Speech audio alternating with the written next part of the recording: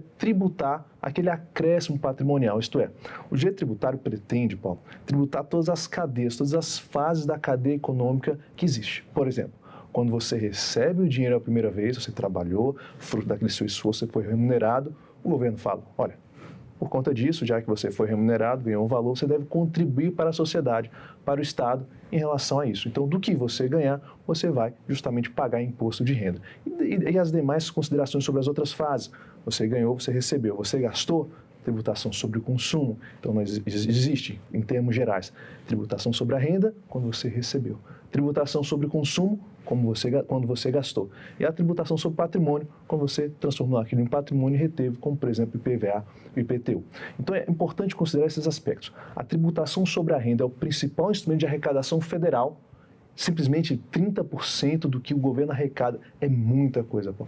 E justamente incide o fato gerador dela, a hipótese de incidência para ser mais específico, é o acréscimo patrimonial daquele indivíduo, justamente no comecinho da cadeia econômica que existe. Não resta dúvida que estabelecer a isenção para quem ganha até 5 mil ou até 7.350, na prática, é a justiça social para o assalariado. Mas o assalariado de classe média, por outro lado, está reclamando que não há reajuste da tabela de devolução do imposto de renda, que essa defasagem já chega a 157,22%. E isso, enquanto isso, os contribuintes pagam 22% a mais do que no ano anterior, quer dizer, no total do bojo do recolhimento dos salários. Então, o que acontece que não está se reajustando? É uma questão, isso também seria uma questão de justiça social, correto? Perfeito. Inclusive está na Constituição que o imposto de renda é um tributo progressivo. Ele deve seguir este caráter, essa característica tão importante. Agora veja, Paulo, alguém muitas vezes tem que pagar a conta. Na maioria das vezes, no sistema tributário, não só no Brasil, mas mundial, a classe média sofre com o aumento de tributação ou a concessão de benefícios. Porque a classe mais baixa, de baixa renda, tem uma série de benefícios, a classe mais alta tem todo um instrumento de planejamento tributário e a classe média fica à deriva muitas das vezes. Justamente, então, esta crítica, essa consideração é muito pertinente, que a classe média faz em relação a reajuste de deduções, e é muito interessante, Paulo, porque antes, com as diversas faixas, nós tínhamos um aumento linear do imposto de renda. Agora, quando você eleva a primeira faixa até 5 mil e depois proporcionalmente até 7.350, quem ganhar 7.500 vai ter um aumento bruto em relação a anteriormente o que pagava. Então, e que é justamente onde está a classe média. Então, sua pergunta é extremamente perspicaz, porque entra nesse detalhe, que a classe média aqui tem, em termos reais, efetivos, um decréscimo em relação ao imposto de renda em relação ao seu caixa. Agora, para a gente não perder o fio da meada, eu vou chamar aqui uma arte que foi feita aqui com relação a quem está isento e quem que tem redução. Ali, a arte diz ali, isenção e redução das alíquotas do imposto de renda de 2026. Isenção para quem ganha até 5.700 e a redução para quem ganha entre R$ 5.000 e até R$ 7.350 por mês. É uma redução parcial, né? Qual foi a justificativa do governo para estender mais essa faixa aí? Veja, o principal é que, quando foi criada essa faixa de isenção, até hoje não foi atualizada. Então, existia muita discussão em seguinte termo. Veja, essa faixa de isenção não é atualizada há muitos anos, há décadas. É necessário uma atualização. O governo não conseguiu chegar a uma atualização completa. Então, ele previu essa atualização até os R$ 5.000. Se fosse esse 5 mil era uma promessa política, inclusive de mais de uma administração federal. Exatamente. Muito tempo pretende-se fazer isso, porque realmente o efeito no caixa é muito grande. Como eu falei no início, o imposto de renda equivale a 30% da arrecadação federal. Qualquer modificação que existe de aumentar a isenção, há uma reverberância muito forte no caixa da administração. Então, sempre houve uma discussão política ferrenha em relação a isso. Então, essa era a principal discussão. Como é que a gente vai atualizar isso e conseguir equalizar o caixa? Se fosse atualizar o que, quando foi promulgada a lei, nessa faixa de isenção lá atrás, deveria ser mais de R$ 10.000 a faixa de isenção. Agora, o governo demonstrou que não é possível chegar a esses números. O que é possível chegar? Foi isso, o demonstrado e com medidas de compensação, como iremos falar. Mas esses 5 mil vão ficar congelados no tempo, porque vai ter inflação, vai ter, embora a inflação projetada não chegue nem a 4% no ano de 2026, mas isso já há alguma movimentação no sentido de reajustar esses 5 mil? Só o tempo vai dizer. Todavia, há uma tábua de salvação que justamente está previsto na lei, que o Poder Executivo tem que elaborar uma planilha, uma política de atualização deste valor. Se vai ser feito e como vai ser feito, só o tempo dirá. Mas para garantir justamente o poder real de compra, para garantir realmente que essa faixa de isenção seja respeitada, é imprescindível que seja colocada essa atualização de forma expressa na lei que virá no futuro. Bom, o Brasil tem um grande contingente de trabalhadores na economia informal. E eles, muitos, talvez a imensa maioria deles, recebam aquele pagamento via Pix, né? Que até foi objeto no início do ano passado de uma grande discussão, você vai ser monitorado pelo Pix e tal, enfim, mas isso é algo que não se comprovou. Como é que o governo vai arrecadar desse pessoal que paga direto ou recebe direto, pulando o sistema declaratório dos assalariados? É uma grande discussão e é um ponto muito sensível para este governo e para os próximos. Por quê?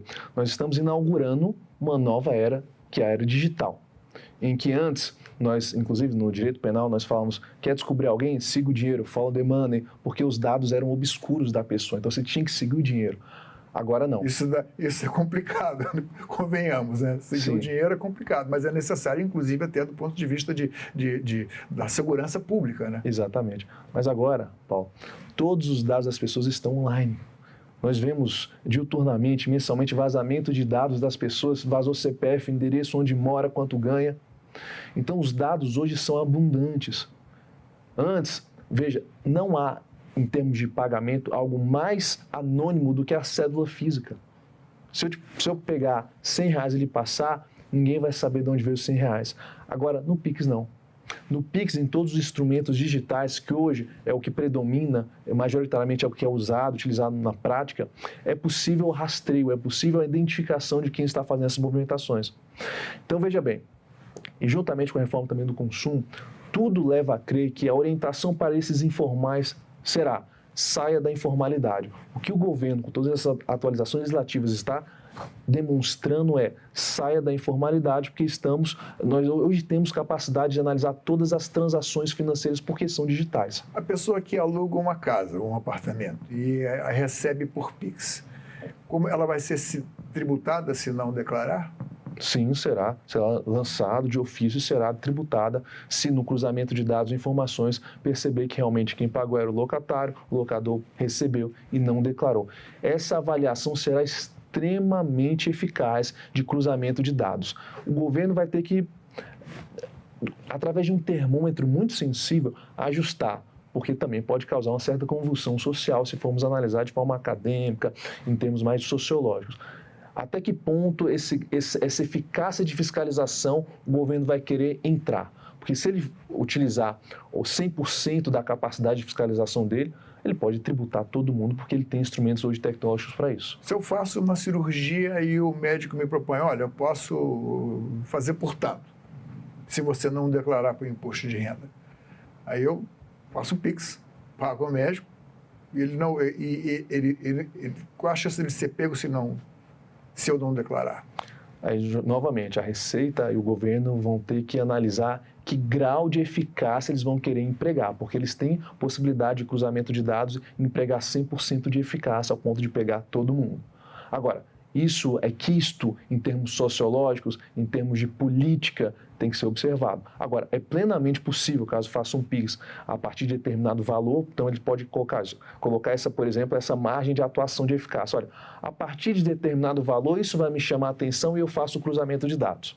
Por R$100, não vale a pena o cruzamento de dados. Agora, por 10 mil, já começa a me interessar e eu vou fazer esse cruzamento de dados. Entende? Quais são os casos? Agora vamos falar sobre coisas práticas, assim. Isenção e abatimento. Mudou alguma coisa na declaração desse ano? O que continua isento, se mudou, o que entrou nessa relação? Veja bem, foram 3 mudanças principais no imposto de renda.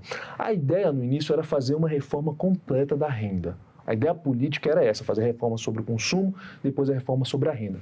Todavia, o cenário na reforma sobre o consumo ficou bastante complexo, de político, de tramitação, difícil. Então, a reforma sobre a renda não se tornou completa. Foi feita uma mini-reforma com base em 3 principais mudanças. Bom, a principal delas é essa, mexeu na base e mexeu no outro extremo, nas altas rendas, no topo. Tá? Na base, aumentou a isenção, foi para 5 mil total e 7.350 parcial, que ficou praticamente total, porque o que se paga é pouco. Mudou no topo, em que se salários mais altos. Salários mais altos, acima de 50 mil por mês e 600 mil por ano, certo? Veja bem, nós tínhamos um problema, uma característica principal no Brasil, que era a seguinte, Paulo. Muitas pessoas constituem empresa, porque veja bem, no cenário capitalista, Paulo, qual que é o sonho de todo empresário? É deixar de ser remunerado e passar a viver de lucro. Esse é o sonho capitalista, entende? Ser patrão. Ser patrão. Vamos pelo lado emocional. Né? Esquece salário. Não quero mais ser empregado de ninguém. Sim. E começou a observar que existiam assimetrias no Brasil. Por quê? Antes dessa lei, quando uma pessoa recebia os dividendos, isto é, a empresa lucrou, teve lucro, vai distribuir o dinheiro para os sócios, essa operação entre empresa e a pessoa física não era tributada no Brasil. Na maioria dos países, ela é tributada, é o que chamamos de tributação sobre os dividendos. E no Brasil não é. Por uma justificativa também interessante. O outro lado da história também tem sua razão, que é a seguinte. Nos outros países, a pessoa jurídica paga um tributo que não é tão alto assim como é no Brasil. No Brasil pode chegar a 34% a alíquota nominal de RPJ mais CSLL. Então, os outros países fizeram uma alíquota menor, então, por exemplo, de 20%, e colocaram mais 10% de tributação. A carga global da tributação ficava 30%. No Brasil, optou-se, lá atrás, por isentar a tributação sobre os dividendos e colocar uma carga mais alta sobre as empresas. Agora, o que se está fazendo com essa lei é o seguinte, tributa também os dividendos, mas não diminui a tributação sobre a empresa. Então, muita gente do outro lado reclama por conta disso. Olha, vocês estão tributando os dividendos, mas vocês não estão equalizando, abaixando a carga sobre a empresa, como acontece nos outros países. E de um outro lado, o governo diz, olha, na maioria dos países tem tributação sobre os dividendos, aqui não tem. Mas eu também não vou colocar uma tributação de dividendos sobre todos os dividendos. Mas eu entendo também a reclamação de vocês. Vou colocar a tributação sobre dividendos, Paulo, a partir de determinado valor, que é das altas rendas, que é de 600 mil anual. 50 mil mensal. Eles falaram o seguinte, olha, muito bem, você quer viver de renda de capital e não viver de salário? Você pode, mas você tem que pagar pelo menos um mínimo de alíquota. Um mínimo. Porque, a partir do que passar dos 50 mil, né? Isso. Você tem que pagar o mínimo de alíquota. 10%, né? 10%. Por quê? Porque em algumas situações, Paulo, observaram que, principalmente lá no topo, que a pessoa conseguia, com o planejamento tributário, pagar a alíquota de 3%. Enquanto quem ganha 10 mil estava pagando em torno de 22% efetivo, a pessoa que ganhava de lucro, 3 milhões por mês, pagava 3% de alíquota.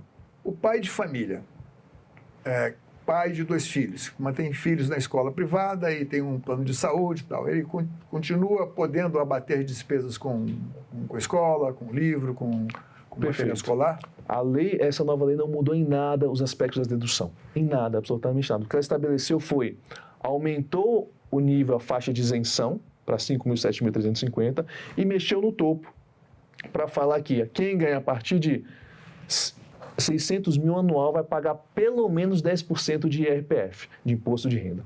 Pelo menos, no Brasil, quem ganha acima de 600 mil vai pagar pelo... Claro, ela faz uma progressividade. Os 10% só chegam quando a pessoa ganha a partir de 1 milhão e 200 por ano. Antes disso, a de 0 a 10, uma progressividade. A partir de 600 mil vai subindo.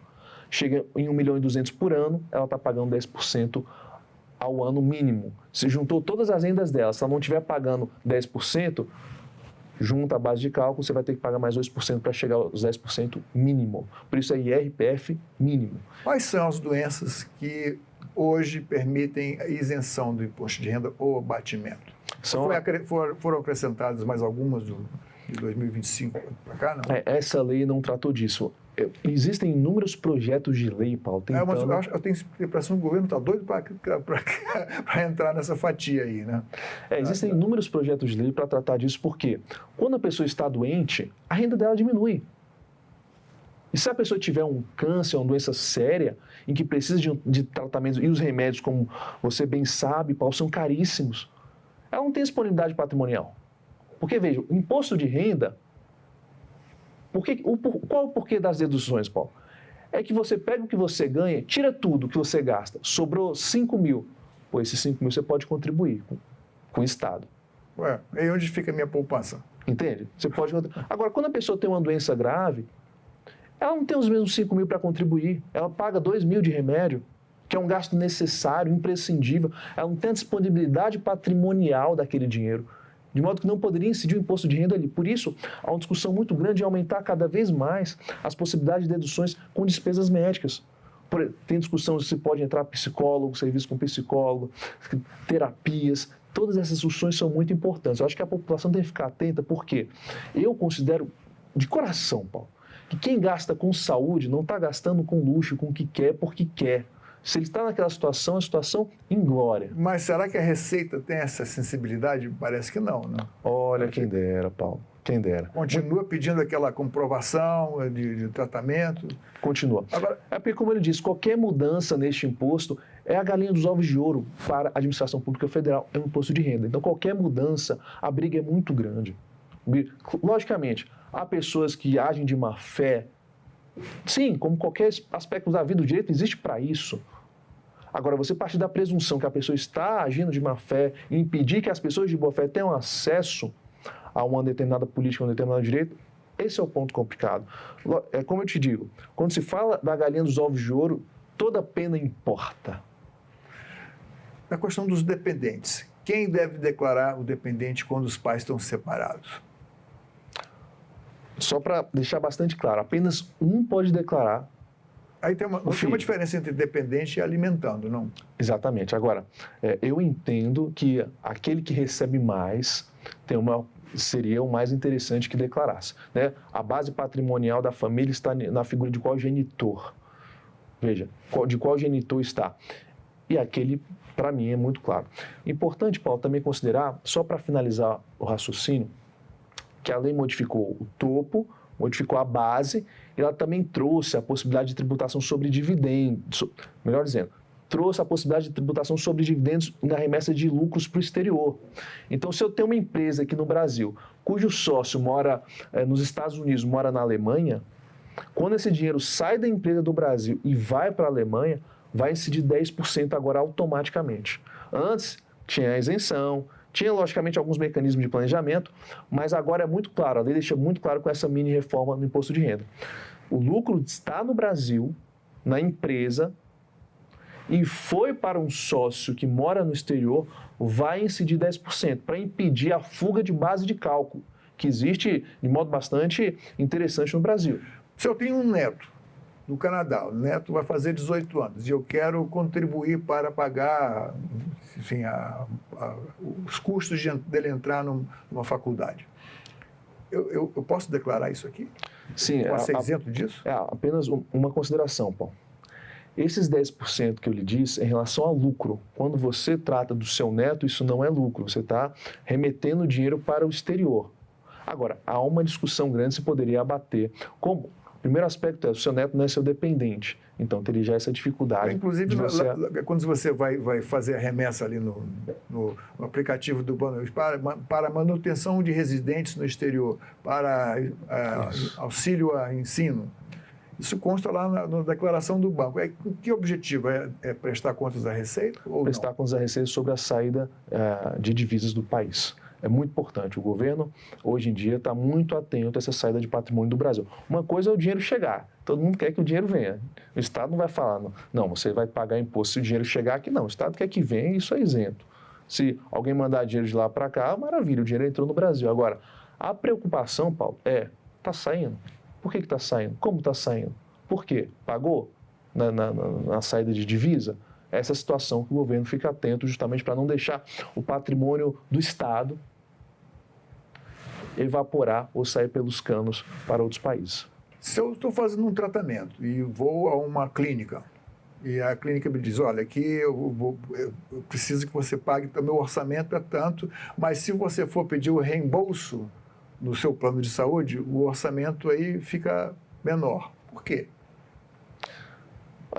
Me ajuda a raciocinar dentro disso aí. Tem vários aspectos, né? Um aspecto também de planejamento tributário, tem um aspecto de os valores relacionados ao plano são menores, inclusive, né? Esse reembolso, essa dinâmica de reembolso, etc. Eu não sei te explicar, Paulo, ao certo o porquê dessa dinâmica empresarial do setor de saúde que se relaciona com essa forma, que são aspectos bastante específicos. Mas sim, de fato, existe essa dinâmica. Quais são os principais erros no preenchimento da declaração, que hoje é feita muito facilitada pelo aplicativo? Até parece que a Receita já tem todos os dados bancários e, enfim, registrados. Hoje facilitou muito, né, Paulo? Já existe uma declaração pré-preenchida, em que basta o contribuinte olhar e verificar em que termos esses estão corretos ou não. Hoje, e cada vez mais esse sistema, Paulo, vai ser mais aperfeiçoado. Entende? Hoje nós já tivemos experiências recentes nos últimos anos em que não tivemos muitas modificações. Eu, por exemplo, não tive nenhuma modificação no meu imposto de renda.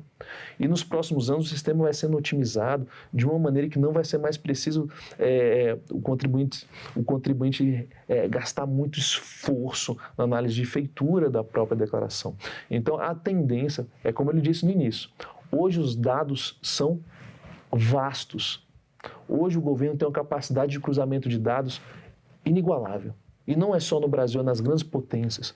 Então, quando o governo coloca uma declaração pré-preenchida em que reflete a realidade de forma praticamente perfeita, quem está preenchendo ali, fala, opa, como é que ele sabe de tanta coisa? Quais são os cuidados de quem está declarando agora e que deve se preparar para se antecipar para não cometer erros na declaração do ano que vem, que vai ser sobre o ano fiscal de 2026? O primeiro passo é estudar. O que não faltam são bons vídeos na internet orientando a pessoa física a declarar. Tem que entender como foi feita essa lei, os requisitos dessa lei, se você está na situação de alta renda, se você entrou na questão da isenção, as possibilidades de deduções. Eu acho que o primeiro passo para o contribuinte eu vou dedicar um tempo do meu dia para dar uma olhadinha nisso e principalmente conversar com o contador, explorar, Paulo. Acho que o mais importante com essa sociedade da informação é a pessoa sentar e estudar. Não são informações difíceis, como você bem sabe, hoje o aplicativo ele te direciona muito bem, são muitas abas de informações de autoconhecimento. Variação patrimonial, qual é o cuidado principal que a pessoa tem que ter? Por exemplo, eu vendi um carro, mas me esqueci de colocar. Perfeito. O dinheiro entra e não se sabe de onde. A Receita sabe? A Receita sabe. É necessário você declarar. Se a variação patrimonial não foi condizente com o recebimento das suas rendas anuais, inclusive de outros anos, isso é observado, não apenas do ano presente e do ano anterior. Há um histórico de declaração dos outros anos. A Receita sabe qual é a sua média de faturamento anual. Valorização de um imóvel. Sou obrigado a ano reajustar o valor? Olha, essa é uma discussão muito grande. Em regra, não é permitido a valorização do imóvel ser colocada, declarada na Receita. Agora, existem algumas leis que surgem que permitem, às vezes o Estado quer recuperar um capital de giro, um fôlego financeiro, ele permite a atualização em que você, naquele momento da atualização, consiga pagar o tributo com alíquota menor. Agora, não é possível, em regra, essa variação de imóvel você declarar, salvo se a lei permitir. Existem, de vez em quando, algumas leis nesse sentido, e são inúmeros os projetos de lei correndo aqui no Congresso Nacional sobre permitir que se atualize para que no futuro, quando aconteça a venda, não aconteça aquela arrecadação muito forte, aquele tributo muito grande, que ele possa ir aos poucos, essa atualização, distensionando a arrecadação do tributo. Consultor Ivan Moraes, muito obrigado pela sua presença aqui. Volte sempre. Obrigado, Paulo. Será um prazer.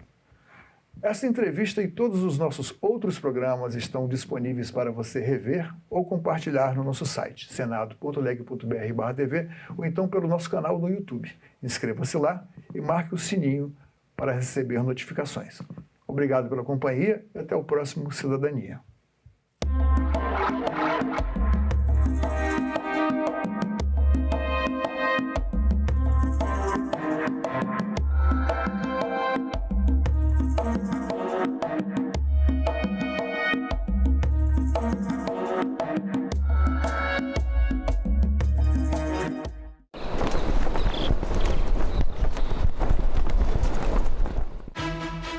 A TV Senado comemora 30 anos com uma programação cheia de novidades.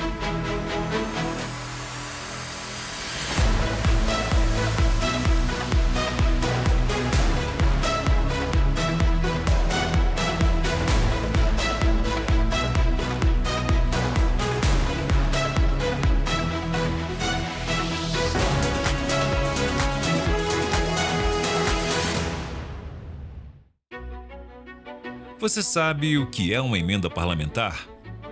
O Orçamento da União define quais ações serão realizadas a cada ano com os impostos arrecadados.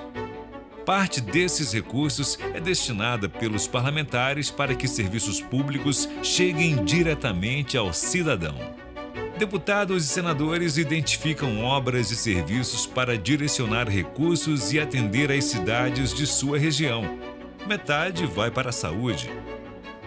As emendas parlamentares podem ser de dois tipos: individuais, apresentadas por um parlamentar, e coletivas, propostas por uma comissão, como a de Educação ou de Segurança Pública, ou por uma bancada, grupo de parlamentares de um estado. Você pode acompanhar cada emenda, da criação à entrega. O Siga Brasil é uma ferramenta desenvolvida pelo Senado para dar transparência ao orçamento. Assim você pode saber quem enviou os recursos, quem recebeu e o que vai ser feito com ele. Você também pode fiscalizar as emendas no site do Congresso, no portal da Transparência do Governo Federal e na plataforma TransfereGov. Acompanhe e fiscalize. Em caso de denúncias, procure o Ministério Público ou os órgãos de controle. Para saber mais, acesse o QR Code. Uma notícia falsa pode vir de quem a gente menos espera, no grupo da família ou nas nossas redes sociais. Mas como saber se uma informação é verdadeira? Agora, as informações sobre o Senado podem ser checadas pelo WhatsApp. Envie texto, link, foto, captura de tela ou vídeo de qualquer notícia duvidosa sobre o Senado Federal. Nossa equipe vai analisar o material e responder se a informação é falsa, verdadeira ou imprecisa. Ficou na dúvida? Senado verifica.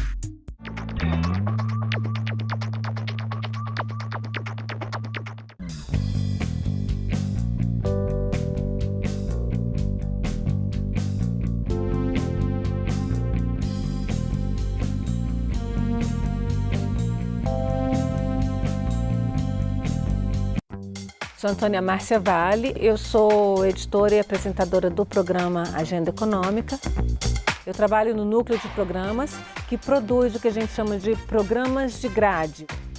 A elaboração de um programa nunca é uma coisa tão simples. Por trás das câmeras tem uma equipe enorme. A gente tem o iluminador, a gente tem os câmeras, a gente tem o contra-regra, tem um diretor de gravação. TV não é uma brincadeira individual, é uma brincadeira coletiva.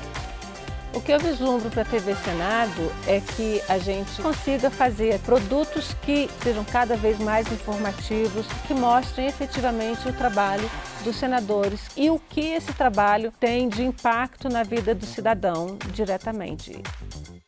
Eu pude participar de momentos históricos do país e isso para mim é muito rico, é impagável.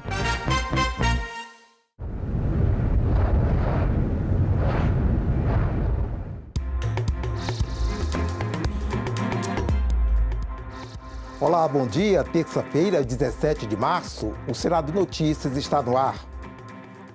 O ministro André Mendonça, do Supremo Tribunal Federal, determinou o recolhimento dos dados sigilosos do dono do Banco Master, Daniel Vorcaro, que estão em poder da CPMI do INSS. Vamos saber os detalhes com o repórter Tiago Tibúrcio. Bom dia, Tiago. Bom dia, André Ricardo. Bom dia aos nossos telespectadores. Essa decisão de devolver os dados de Daniel Vorcaro à Polícia Federal foi tomada na noite desta segunda-feira pelo ministro do Supremo Tribunal Federal, André Mendonça. Vamos colocar na tela, então, essa decisão. Segundo a decisão, há necessidade de preservação do sigilo em relação a aspectos da vida privada de investigados na Operação Compliance Zero. Mendonça também determinou que ninguém tenha acesso ao material. Assim que a CPMI recebeu essa ordem, ela já lacrou a sala cofre e ninguém mais, então, tem acesso a esses dados de Daniel Vorcaro. A decisão também pede para que a Polícia Federal faça uma separação dos dados, retirando de qualquer acesso esses aspectos da vida privada e, após esse processo, então, poderia ser feita a devolução dos dados para a investigação da CPMI prosseguir. Neste momento, nós temos imagens também ao vivo lá da entrada, da porta dessa sala cofre, que neste momento foi desativada. Vamos tentar mostrar ao vivo aí, vemos aí que a Polícia Legislativa do Senado, então, já faz a proteção da sala cofre, né? E realmente aguarda-se agora que essa cooperação interinstitucional entre a CPMI do INSS e a Polícia Federal possa delimitar aí os próximos passos dessa investigação. O presidente da CPMI do INSS, senador Carlos Viana, marcou uma coletiva de imprensa para hoje às 11 horas da manhã para detalhar aí a repercussão dessa decisão do ministro André Mendonça sobre os trabalhos da CPMI e também indicar aí quais serão as consequências para os próximos dias na investigação. Lembrando que até o momento, amanhã na CPMI do INSS é esperada a presença da presidente do Palmeiras, Leila Pereira. André, voltamos ao estúdio. Muito bem, obrigado, Tiago. O repórter Tiago Tibúrcio aí nos atualizando sobre essa decisão do ministro André Mendonça que impacta os trabalhos da CPMI do INSS. 7 reuniões de comissões, sessão especial e deliberativa no plenário do Senado e sessão solene do Congresso. Confira a agenda prevista para esta terça-feira. Daqui a pouco, às 9 horas, a Comissão de Serviços de Infraestrutura tem reunião marcada. O primeiro item da pauta é o projeto que institui a lista nacional de proibição de embarque aéreo por risco à segurança pública e à integridade dos passageiros no âmbito da aviação civil brasileira. Às 9h30, a Comissão de Desenvolvimento Regional e Turismo tem reunião prevista, primeiro para apreciar emendas da CDR ao orçamento deste ano, depois para examinar projetos, como o que prevê normas de proteção ao consumidor de serviços de turismo. Às 10 horas, a Comissão de Educação deve se reunir para examinar projetos. Um deles regulamenta a verificação do rendimento escolar dos estudantes incluídos em regime de exercícios domiciliares por motivo de saúde, gestação, puerpério ou amamentação. Também às 10, a Comissão de Assuntos Econômicos tem reunião marcada e ela terá duas partes. A primeira, para exame de projetos. Um deles torna mais eficiente o processo de exame de pedido de patente pelo Instituto Nacional da Propriedade Industrial, INPI. A segunda parte é uma audiência pública de iniciativa do GT de acompanhamento do Banco Master para debater o papel das auditorias e a proteção do investidor. No mesmo horário, está prevista a sessão especial no plenário do Senado para celebrar e promover o lançamento do Guia da Candidata, neste mês da mulher, com foco na prevenção e no enfrentamento à violência política de gênero. Às 11 horas, a Comissão de Segurança Pública tem reunião marcada. Um dos itens da pauta é o projeto que regula a captação de sinais eletromagnéticos, ópticos ou acústicos em entrevistas ou visitas a presos sobre os quais haja fundada suspeita de envolvimento com organizações criminosas. E logo mais às 14 horas, o plenário do Senado deve se reunir em sessão deliberativa. O primeiro item da ordem do dia é o projeto que inclui os crimes praticados em razão de misoginia, que é o ódio ou aversão às mulheres, na lei de 1989, que pune crimes de racismo. Às 2h30 da tarde, a Comissão Mista da Medida Provisória 1323 tem reunião marcada para examinar o relatório. A MP prevê a concessão do benefício de seguro-desemprego durante o período de defeso, quando a pesca é proibida por lei, ao pescador profissional que exerce a atividade pesqueira de forma artesanal. E às 15 horas, a Comissão de Educação tem nova reunião prevista, dessa vez uma audiência pública para debater os avanços e desafios do Marco Legal da Primeira Infância, que agora, em 2026, completa 10 anos. E às 3h30 está prevista a sessão solene para a promulgação do Acordo Provisório de Comércio entre o Mercosul e a União Europeia. E como vimos na agenda, o acordo entre o Mercosul e a União Europeia, que reduz tarifas de importação, deve ser promulgado hoje pelo Congresso Nacional e entrar em vigor 60 dias depois. O Acordo Provisório de Comércio entre o Mercosul e a União Europeia prevê a redução de tarifas de importação para diversos setores. O decreto legislativo que ratifica o acordo deve ser promulgado em sessão solene do Congresso Nacional, marcado para esta terça-feira. Ele é um acordo que ele fala de acesso de comércio, de serviço, de segurança jurídica, de acordos, enfim. Ele é um acordo super abrangente, né, e que vai beneficiar muito o Brasil. Um acordo que eu tenho certeza que vai levar o país a um outro patamar. Vai abrir muitas oportunidades para o nosso bloco, né, Mercosul, não é só o Brasil, Mercosul e União Europeia. Entre os principais pontos do acordo estão a redução de tarifas alfandegárias para cerca de 91% dos produtos importados pelo Mercosul e 95% dos produtos importados pela União Europeia, a eliminação ou redução de impostos para diversos produtos industriais do Mercosul, como máquinas e equipamentos, automóveis e autopeças, produtos químicos, além de aeronaves e equipamentos de transporte. O estabelecimento de cotas com tarifas reduzidas para produtos agrícolas do Mercosul, como carne bovina, frango, arroz, açúcar e etanol. O acordo também prevê a redução de barreiras comerciais e regras mais claras para investidores estrangeiros, beneficiando setores como serviços empresariais e financeiros, telecomunicações e transporte. O texto foi assinado em janeiro no Paraguai por líderes dos países do Mercosul e pela presidente da Comissão Europeia. A proposta foi aprovada pelo Senado no início de março. A expectativa do governo é de que o acordo entre em vigor em até 60 dias após a promulgação. Sobre o acordo Mercosul-União Europeia, a gente conversa agora com o jornalista Ivan Godoy, da Rádio Senado. Ivan, seja muito bem-vindo aqui aos estúdios da TV Senado. Vamos começar falando dessa coincidência, né? Porque hoje tanto o Brasil quanto o Paraguai estão aprovando em definitivo a entrada em vigor do acordo. É isso mesmo? O Brasil está mais adiantado, porque hoje vai ser a promulgação. Já o Paraguai é o último país do Mercosul que vai aprovar pelo legislativo, né, o acordo. Agora, 9 horas da manhã, começa a votação na Câmara dos Deputados do Paraguai do acordo. Já foi aprovado pelo Senado. Então, no momento que a Câmara dos Deputados do Paraguai aprovar o acordo, o que vai faltar é a promulgação depois. Mas já podemos dizer que, com isso, todos os países do Mercosul terão aprovado o acordo. Nesse sentido, estamos até mais avançados do que a Europa, né? Ivan, falar em países do Mercosul, esses são os 4 países fundadores, mas a Bolívia já é membro permanente, né? A Bolívia não entra ainda nessa aprovação. A Bolívia ainda não entra nisso. Mas ela vai também se unir ao tratado. Ah, muito bem.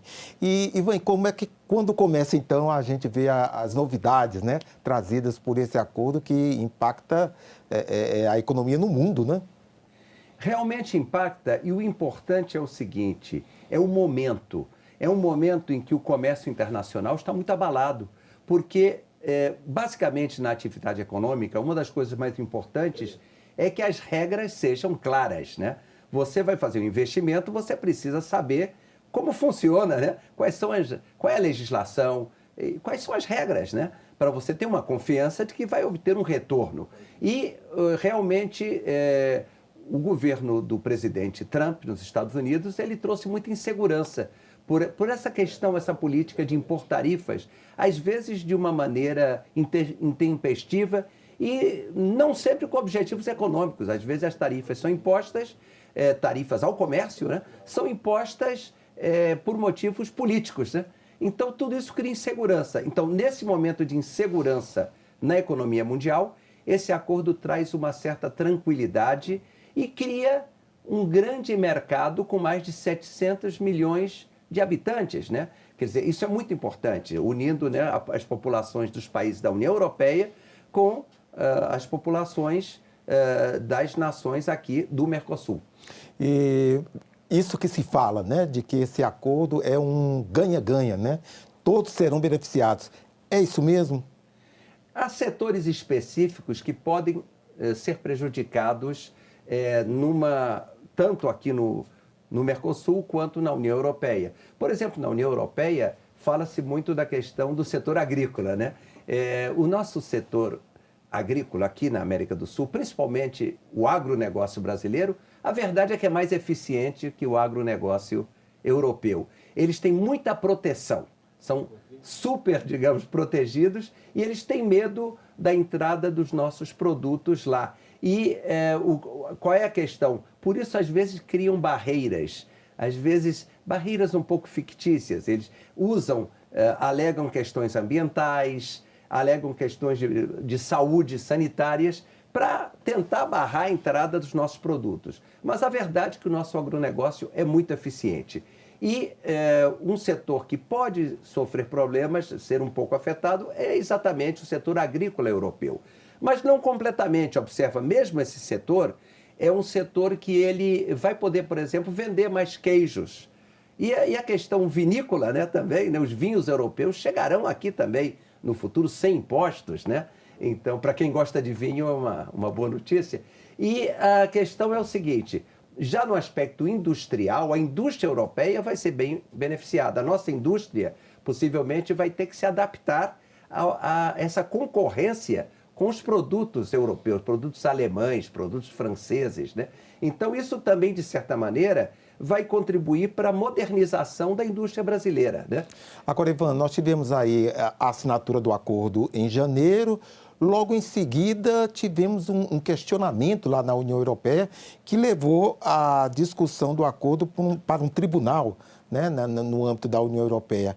Isso dá uma possibilidade ainda de reverter esse acordo? Olha, não se espera que vá reverter. Inclusive, o acordo, na sua parte comercial, já vai entrar em vigor provisoriamente. Isso foi uma manobra para atrasar a aprovação. Dentro do próprio Parlamento Europeu, viram que ia ser aprovado e setores contrários, principalmente a gente vê aí a França, por exemplo, né, o país talvez a ponta de lança dessa oposição ao acordo, fizeram essa manobra de mandar para uma instância judicial que, teoricamente, pode demorar até 2 anos para decidir. Mas o fato real é que a parte comercial já pode entrar em vigor provisoriamente.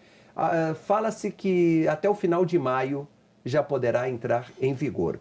E temos que levar em conta que esse acordo é mais do que apenas a questão de tarifas comerciais. Ele é muito mais abrangente. Inclusive, tem fluxo de investimentos, isso é importante, né? O aumento dos investimentos europeus aqui e vice-versa, né? De empresas brasileiras que queiram investir na Europa. Participação em licitações de obras Isso é outra coisa importante, essa parte das compras governamentais. O Brasil, por exemplo, é muito restritivo com isso, para as compras do governo. E aí vai se abrir essa possibilidade das empresas europeias participarem dessas compras, das grandes obras do Brasil. Então, tanto compras, como eu digo, como licitações de obras, né?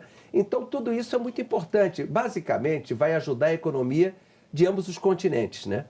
Vai ajudar a economia, digamos, do nosso subcontinente da América do Sul e vai ajudar a economia europeia também. Isso é muito importante, é positivo para ambos os blocos econômicos. Agora, levando-se em conta que alguns setores podem ser afetados realmente.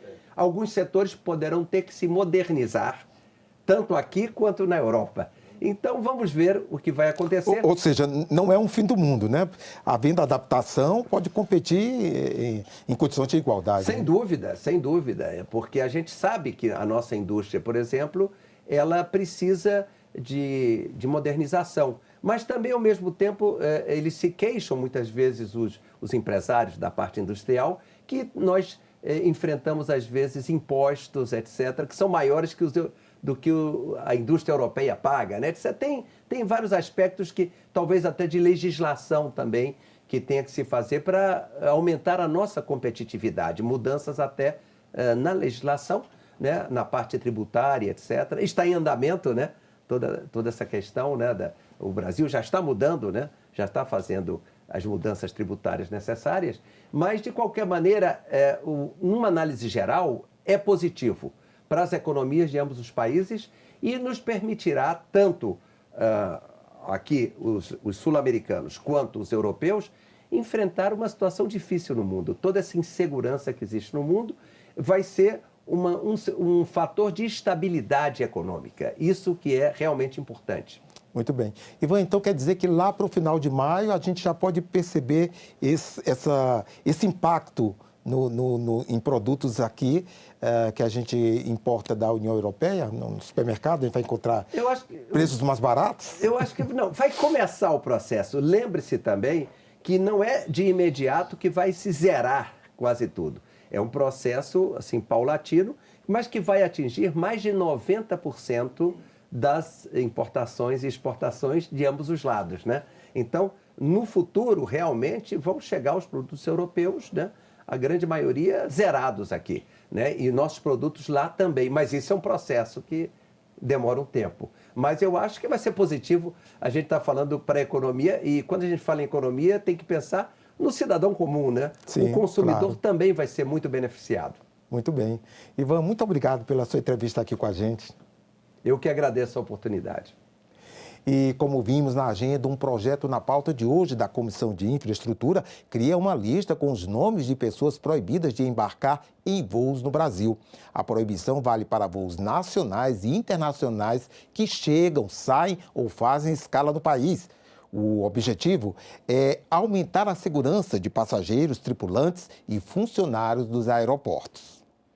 De janeiro a novembro de 2025, 117 milhões de passageiros utilizaram o transporte aéreo, chegando e partindo dos nossos aeroportos. Um aumento de quase 10% em comparação com o ano de 2024. A concentração de pessoas em trânsito, em serviço nos terminais, dentro e fora das aeronaves, muitas vezes favorece um clima de estresse nesses ambientes. Isso pode gerar situações de risco, comportamentos abusivos, atitudes violentas e, não raro, assédio sexual. Para proteger usuários, funcionários e tripulantes, um projeto de lei prevê a criação de uma lista de pessoas proibidas de embarcar em voos no Brasil, a exemplo do que já ocorre em outros países. Um projeto de lei que cria a lista com o nome dessas pessoas está na pauta da sessão deliberativa da Comissão de Infraestrutura do Senado. Começa às 9 da manhã desta terça-feira, 17 de março, e você acompanha ao vivo aqui, senado.leg.br/TV ou no nosso canal no YouTube. E como vimos, o Senado lança hoje o Guia da Candidata. É uma publicação que vai facilitar o caminho das mulheres que sonham com uma carreira política. O Guia da Candidata traz detalhes para orientar todas aquelas que vão se colocar à disposição do Brasil por meio da política. Achamos assim extremamente necessário formular um guia, onde este guia vai ser lançado no mês de março no Senado Federal, através da Procuradoria, de toda uma equipe que se juntou para que pudesse fazer o melhor trabalho em relação ao guia, onde nós vamos constar tanto com o que é violência política de gênero, como o que fazer para poder ser uma candidata competitiva, uma candidata realmente que possa estar aí exigindo seus direitos, e para que a gente possa exigir os direitos a gente tem que conhecer. A cartilha mostra com uma linguagem simples desde os primeiros passos, como, por exemplo, os requisitos para se candidatar. Ser brasileira, não ter pendências com a justiça eleitoral, título eleitoral na cidade em que pretende se candidatar com pelo menos 6 meses de antecedência às eleições. Estar filiada a um partido eleitoral também 6 meses antes da eleição. E idade mínima de 18 anos para vereadora na data do registro da candidatura. Para prefeita, deputada federal ou estadual, 21 anos até a data da posse. Já para senadora e presidente da República, 35 anos até a data da posse. O guia alerta as mulheres sobre critérios de inelegibilidade, como a necessidade da ficha limpa, e sobre a necessidade de desincompatibilização para os casos de ocupar cargo público, exercer função em sindicatos ou atuar em entidades que recebem recursos públicos. Na cartilha produzida pela Procuradoria da Mulher do Senado Federal, que será distribuída gratuitamente, tem também o calendário completo com os prazos para cada etapa da candidatura, dicas de como escolher um partido e orientações específicas sobre os direitos da mulher na política. Essa invisibilidade, né, e essa certa segurança que as pessoas que estão atacando as mulheres através da internet, elas vão fazendo com que nós mulheres, né, sejamos aí atacadas de formas diferentes, né, com esse grande ódio que vai aí descredenciando, descaracterizando a mulher como um ser da vida pública, né, como um ser que pensa, como um ser que pode ocupar os espaços de decisão e poder.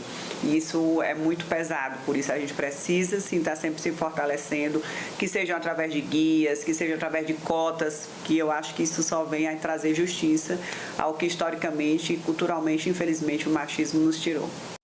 A 4ª edição do Plano de Equidade de Gênero e Raça do Senado foi lançada nesta segunda-feira na Comissão de Direitos Humanos. Os planos de acessibilidade e de sustentabilidade também foram apresentados. Foram apresentados o Plano de Equidade de Gênero e Raça, o Plano de Acessibilidade e o Plano de Sustentabilidade Ambiental. Documentos que definem metas, indicadores e estratégias para ampliar a inclusão, melhorar o ambiente de trabalho e reduzir impactos ambientais nas atividades do Senado. O Plano de Equidade de Gênero e Raça já está na sua 4ª edição e o objetivo é integrar temas como diversidade, inclusão e igualdade de oportunidades à cultura institucional da Casa. A coordenadora do Comitê Permanente pela Promoção da Igualdade de Gênero e Raça, Estela Vaz, informou que todas as secretarias do Senado fazem parte do plano e elencou algumas das ações que a Casa desenvolve. A gente pensa sempre em iniciativas importantes como, por exemplo, a sala de amamentação que nós temos, os fraldários, né, o programa Mãe Nutriz e o Pai Presente, para garantir também essa maternidade, essa paternidade, mas também essa proteção das nossas crianças também, que é um grande objetivo sempre, né, quando a gente fala em temas assim. As campanhas permanentes que nós temos de enfrentamento ao assédio moral e sexual e a todos os tipos de discriminações também. Então, hoje, felizmente, nós temos protocolos na casa, temos a Sala Lilás, por exemplo, que atende a todos esses tipos de discriminações e violências no trabalho. Segundo a diretora-geral do Senado, o plano tem sido referência para outros órgãos e políticas públicas governamentais. No último dia 11 de março, a nossa colega Maria Terezinha, secretária executiva da Rede de Equidade de Gênero e Raça, esteve no Pacto Global, nas Nações Unidas, apresentando o modelo ID, modelo desenvolvido pela Rede de Equidade de Gênero e Raça para as Nações Unidas. Isso mostra quão pode ser ampliado o trabalho que nós fazemos e mostra, ao mesmo tempo, que os desafios que aqui temos são desafios compartilhados pela maioria dos países do mundo. São muitas boas práticas que nasceram nesta casa e que foram copiadas pelo parlamento de diversos países do mundo. O plano de acessibilidade é resultado de um processo onde foram traçadas metas com indicadores que devem ser alcançados. E há também um monitoramento contínuo. É um desafio enorme reunir todas essas ideias, todas essas iniciativas em um plano. Nós recebemos muitas sugestões. O nosso grupo de trabalho, inclusive, conta com representantes das pessoas com deficiência e de pessoas que têm familiares com deficiência. Tá? Então, nós precisamos ouvir muito. A servidora do Núcleo de Coordenação de Ações Socioambientais do Senado disse que um evento para lançar os 3 programas de uma só vez demonstra a convergência e o compromisso do Senado com as pautas. E informou que o Plano de Sustentabilidade Ambiental organiza metas, objetivos e iniciativas administrativas com as diferentes áreas da Casa, voltadas para a promoção de práticas ambientalmente responsáveis dentro do Senado. Essa evolução também pode ser observada na organização dos eixos temáticos do plano. Ao longo do tempo, esses eixos foram sendo ajustados para refletir, de forma mais abrangente, os diferentes aspectos relacionados à sustentabilidade ambiental na gestão pública. A gente vai ter lá um eixo voltado a mudanças climáticas, que é tratado especificamente nesse eixo, mas transversalmente, se formos olhar, tem questão de mobilidade sustentável, gestão de resíduos, a eficiência energética, a questão dos carros elétricos, de carregamento de carros elétricos. Então, nós temos todo um plano voltado a tentar mitigar o máximo possível o impacto ambiental da casa na parte da nossa gestão. Os 20 anos da ANAC, Agência Nacional de Aviação Civil, foram comemorados nesta segunda-feira em sessão especial do plenário do Senado. Garantir a segurança, qualidade e eficiência dos serviços aéreos, definir os direitos e deveres dos passageiros, certificar aeronaves, empresas e profissionais e regular o uso de drones são algumas das atribuições da Agência Nacional de Aviação Civil. Na sessão especial para comemorar os 20 anos da ANAC, senadores, servidores da agência, representantes da indústria da aviação civil e autoridades do setor ressaltaram a importância da criação da agência e os avanços do setor nos últimos 20 anos. Quando a ANAC foi criada, o Brasil transportava cerca de 45 milhões de passageiros por ano. Hoje somos o 3º maior mercado de aviação doméstica do mundo, ultrapassando 100 milhões de passageiros anuais. A agência regula mais de 700 aeródromos em todo o território nacional, certifica aeronaves e profissionais da aviação, defende os direitos dos passageiros e trabalha incansavelmente pela segurança operacional. O Brasil é hoje referência internacional em segurança de voo, reconhecido pela Organização de Aviação Civil Internacional, a OACI, e grande parte disso se deve ao trabalho sério e competente da ANAC. Ao longo dessas 2 décadas, a agência consolidou-se como uma autoridade reguladora técnica, respeitada e alinhada aos mais elevados padrões internacionais de segurança, governança e regulação. É uma agência forte em governança, forte em segurança, forte em promover desenvolvimento, forte em permitir que os entes privados atuem sempre para melhorar e para atender, que é o que a gente está destinado a fazer, que é o que a gente quer e gosta de fazer, que é atender o passageiro, que é conectar o Brasil. Ao longo dessas 2 décadas, a ANAC consolidou-se como uma instituição essencial para a aviação civil brasileira. Atuou na modernização da regulação, no fortalecimento da segurança operacional e na ampliação da transparência nas relações com operadores, usuários e o Estado.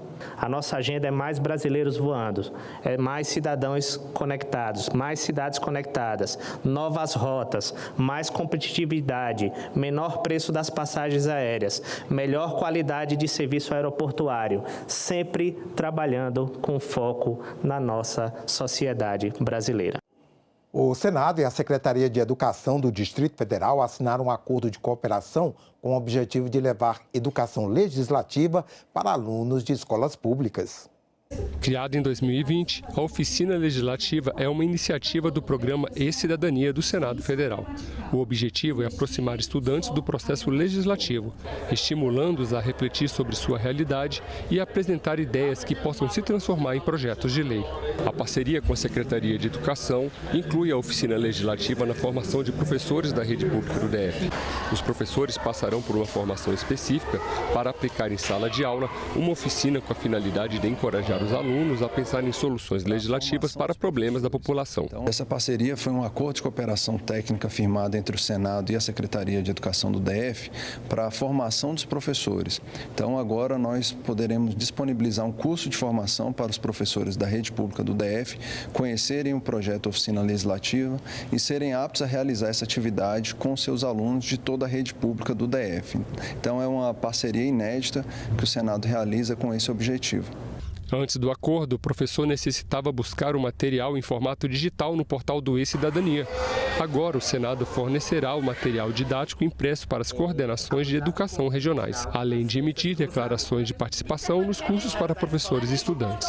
Com esse acordo, a grande novidade é que os professores eles poderão participar desse curso de formação para conhecerem a atividade antes de realizá-la com seus alunos, porque a oficina está disponível para qualquer professor do Brasil realizar. Mas com esse acordo, agora o Senado pode disponibilizar esse curso e os professores da rede pública do DF conhecerem o projeto, se capacitarem, conhecerem o sistema, para depois, então, realizarem essa atividade com seus alunos.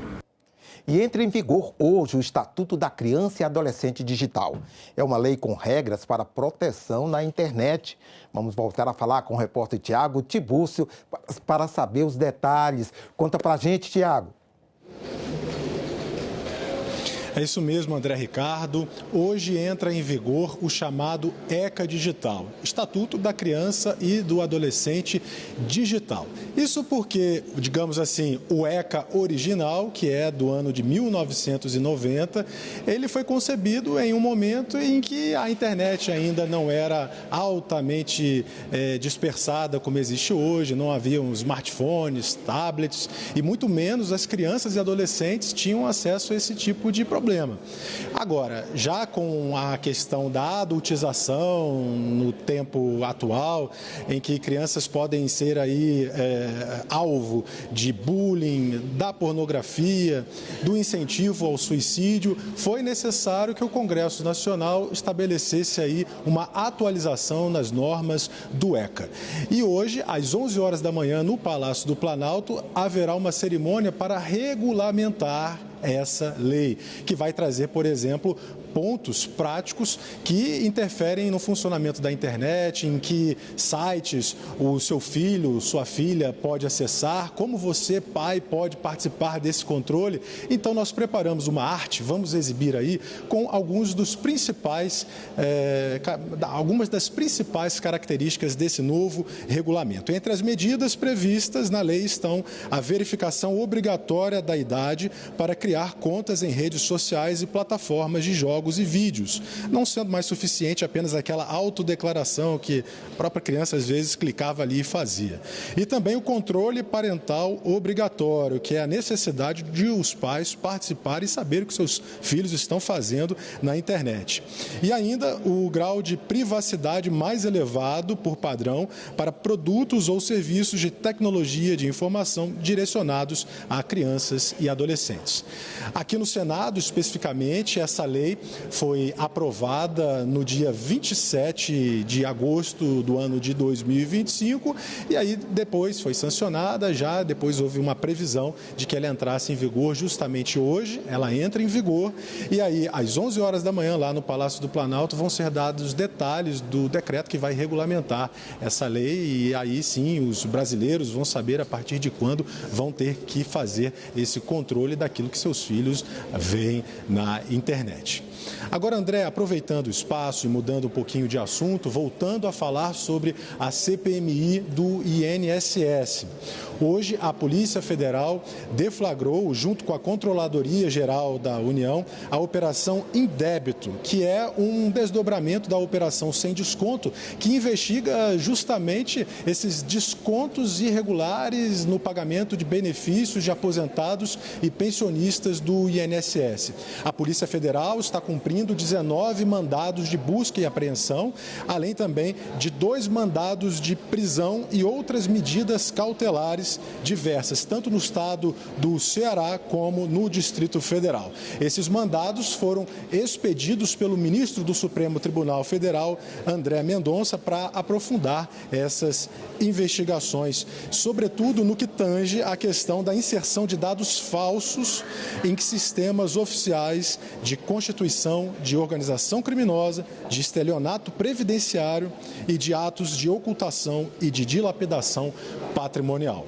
Lembrando que também uma outra decisão do ministro André Mendonça, ontem à noite, exigiu o fechamento da sala cofre da CPMI do INSS, onde estão dados sigilosos do dono do Banco Master, Daniel Vorcaro.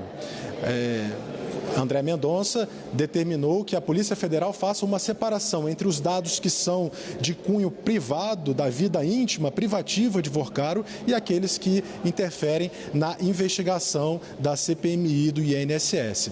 Então, nós temos até imagens, talvez aí, ao vivo lá, da porta da sala, cofre da CPMI do INSS. Podemos mostrar que os policiais legislativos estão fazendo ali a segurança para que nenhuma pessoa entre nessa sala, e os procedimentos administrativos aqui do Senado já foram tomados para que esses dados que estavam em poder da CPMI do INSS fossem devolvidos à Polícia Federal. Às 11 horas da manhã, o presidente da CPMI, senador Carlos Viana, vai conceder uma coletiva de imprensa para falar justamente sobre aí os desdobramentos dessa decisão do ministro André Mendonça sobre os trabalhos da CPMI. E nós vamos acompanhar ao vivo. Voltamos ao estúdio com você. Obrigado, Tiago, pela sua participação. O repórter Tiago Tiburcio falando aí sobre o ECA Digital, sobre essa nova operação da Polícia Federal e que traz impacto aqui nas investigações em curso no Congresso. É isso aí. Nós ficamos por aqui. Você pode rever as reportagens desta edição na nossa página na internet, senado.leg.br/TV. Obrigado pela companhia. Continue sintonizado aqui na TV Senado.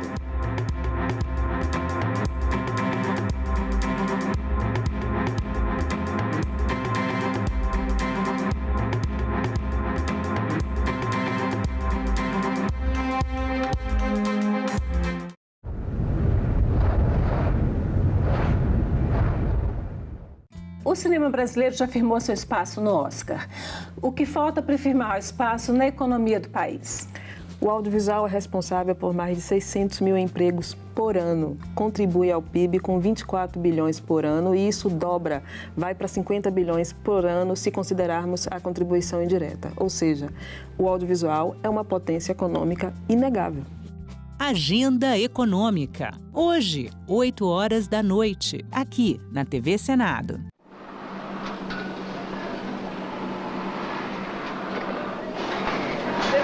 Hace poco incapacitada, apenas es mi primer día que entro a trabajar. Estuve incapacitada esta semana. Dicen los doctores que se debe a lo mismo, que estoy muy nerviosa, que estoy pensando continuamente. O sea que no está aquí mi pensamiento. Pues sí, 3 niños que hay que mantener, dice nada más. Tenemos muy poco el tiempo acá para estar en contacto con la criatura, pues 1 hora al mediodía. Inclusive nos privamos quizás de ir al comedor a comer como corresponde para venir a estar con la criatura acá. Entonces es lógico que en la tarde, en el momento que llegamos, tenemos que dividir las horas que nos quedan el resto del día para estar con el chico y preparar las cosas de la casa porque el otro día ya hay que volver a hacer la rutina.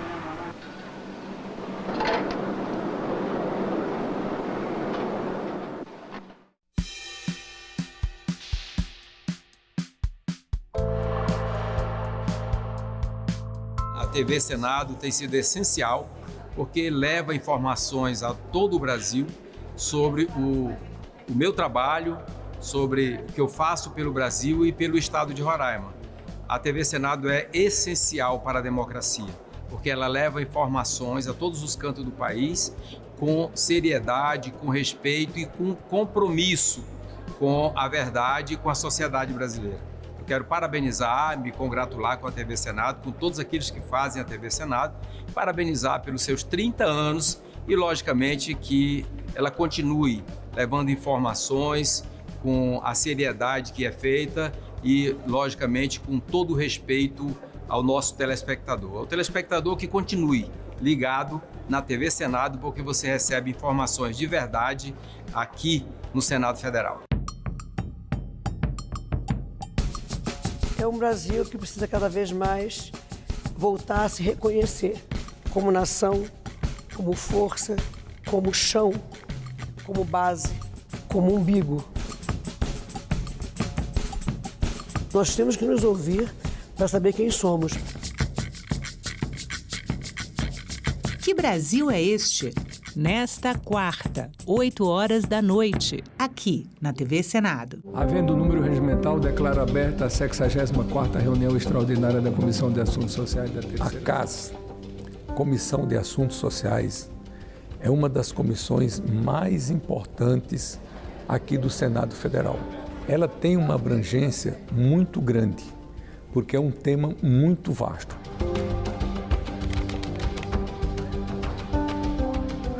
Tudo que é questão de saúde, tudo que é questão de assistência social, de previdência, de questão trabalhista, de emprego, tudo passa aqui na nossa comissão.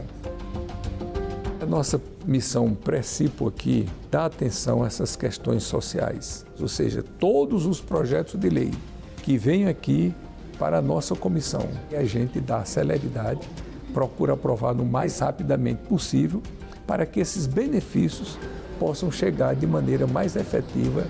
Sim, 11, nenhum não, nenhuma abstenção. O projeto foi aprovado. Bom, eu sou um velho político, né? Porque já estou nessa caminhada há 43 anos. Estou concluindo aqui o meu primeiro mandato de senador, sou professor universitário, sou médico de formação, sou psiquiatra, fui ministro da Saúde e eu entendo que a missão como homens públicos é lutarmos para diminuir essa grande desigualdade social que nós temos. Então, o nosso legado aqui é no final da minha presidência, que eu poder olhar assim, bom, fizemos um bom trabalho em favor da saúde, do emprego, da assistência social, da previdência do nosso país.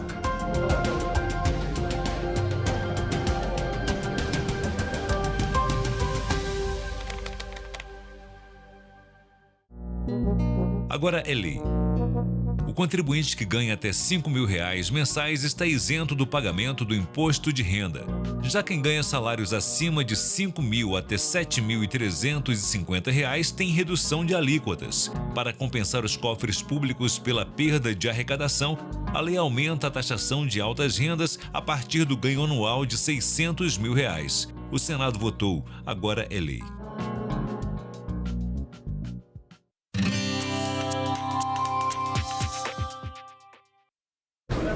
Olá, eu sou a Carla Benevides e este é o programa Argumento.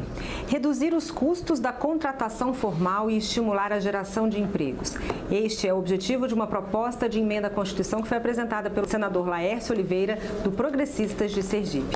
Senador, obrigada pela sua presença. Essa PEC que o senhor, de certa forma, já está sendo conhecida como PEC do emprego, não é isso? Queria que o senhor explicasse para a gente o que ela prevê. Primeiro, é um prazer muito grande, Carla, reencontrar você. Dizer que essa PEC é a PEC 001 de 2026. Portanto, ela já começou bem, com a imagem muito positiva, o primeiro projeto de 2026 que apresentamos à mesa diretora. E como você falou, conhecida como a PEC do emprego, tem movimentado a economia do país inteira numa perspectiva muito positiva de melhorar o ambiente de negócios e principalmente dar uma folga na contratação de pessoas no Brasil. Por que dá uma folga? Porque essa PEC, ela retira os 20%, que é a margem, é aquilo que é pago como patronal por parte dos empregadores, e ao retirar os 20% de contribuição patronal, você consegue dar uma flexibilidade, reduzindo os custos da contratação no Brasil. E todo mundo diz, contratar no Brasil é muito caro, formalizar o emprego é muito caro. Esse é um assunto que a gente escuta bastante. Essa PEC acaba com esse discurso. Contratar no Brasil não fica tão caro. Então, um dos pontos principais que a PEC aponta é exatamente nesse sentido. Ela reduz, então, de 20 para quanto essa contribuição patronal? Pois é, eu esperei a sua pergunta para complementar a função da PEC. A PEC tem 3 funções importantíssimas. Primeiro, a redução do custo do emprego. O que é que ela vai permitir? Ela vai permitir que o empregador ele tenha mais facilidade para ou aumentar o salário dos seus empregados já, ou para fazer novas contratações, porque significa 20% a menos do custo do emprego. Esse é o primeiro ponto. O segundo, muito importante, a tributação passa a ser de 1,4% sobre o faturamento das empresas. O que é que acontece com isso? Todo mundo que tem CNPJ no país terá que contribuir sobre 1,4%. Qual é a regra? Quem emprega mais, paga menos imposto. Quem emprega menos, vai pagar mais imposto. O que é que acontece com isso? Qual é a consequência disso? A contribuição de todos os CNPJs do Brasil, em torno de 1,4%, essa contribuição toda vai para a Previdência Social. Ou seja, a partir de 2027, quando essa PEC entrar em vigor, a Previdência Social entrará numa rota de equilíbrio financeiro. Aposentados e pensionistas terão a garantia que as suas aposentadorias serão cumpridas rigorosamente, sem necessidade de aporte nenhum do governo federal, como acontece hoje. O mundo do emprego mudou bastante. E o que é que acontece, Carlos? É assim, empresas de plataforma, por exemplo, essas plataformas que a gente conhece, uma e outra, todo conhecido, não vou citar nomes aqui. Essas plataformas não contribuem com a Previdência Social. Porque se for plataforma tipo iFood, Uber, quem faz parte dessa plataforma são pessoas anônimas e não há nenhuma contribuição para a Previdência Social. Mas há emprego aí dentro desse ambiente. Então, as plataformas terão que pagar 1,4% do faturamento e essa contribuição, como eu falei, vai para a Previdência Social. Empresas de alta tecnologia. É preciso entender que a tecnologia é importante, mas ela tem um limite. Ela precisa utilizar a tecnologia sim, mas ela precisa entender que a força humana, a inteligência humana, ela é importante em qualquer organização. Então, empresa que investe em alta tecnologia, robotização, inteligência artificial, tem muito poucos empregados. Ou seja, ela vai fazer uma opção. Se eu quiser contratar pessoas para fazer parte do meu time, eu sendo uma empresa de tecnologia, excelente, ele vai pagar um imposto reduzido.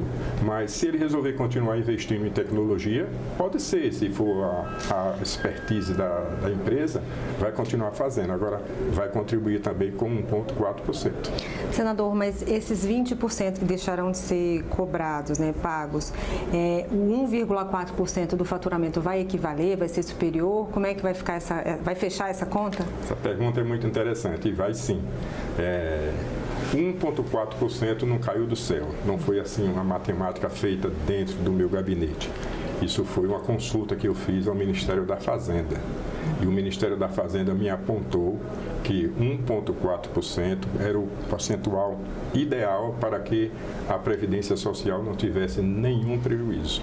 Então, assim, eu tive muita preocupação em fazer essa consulta para que a gente tivesse um número exatamente compatível com a necessidade que a Previdência tem. Então, o senhor conversou com o governo, como é que está essa articulação dentro ali não só com o governo, mas também com os parlamentares em relação a essa proposta? Essa proposta foi muito interessante, ela recebeu 60 assinaturas, uma PEC que precisa de assinatura dos parlamentares para tramitar.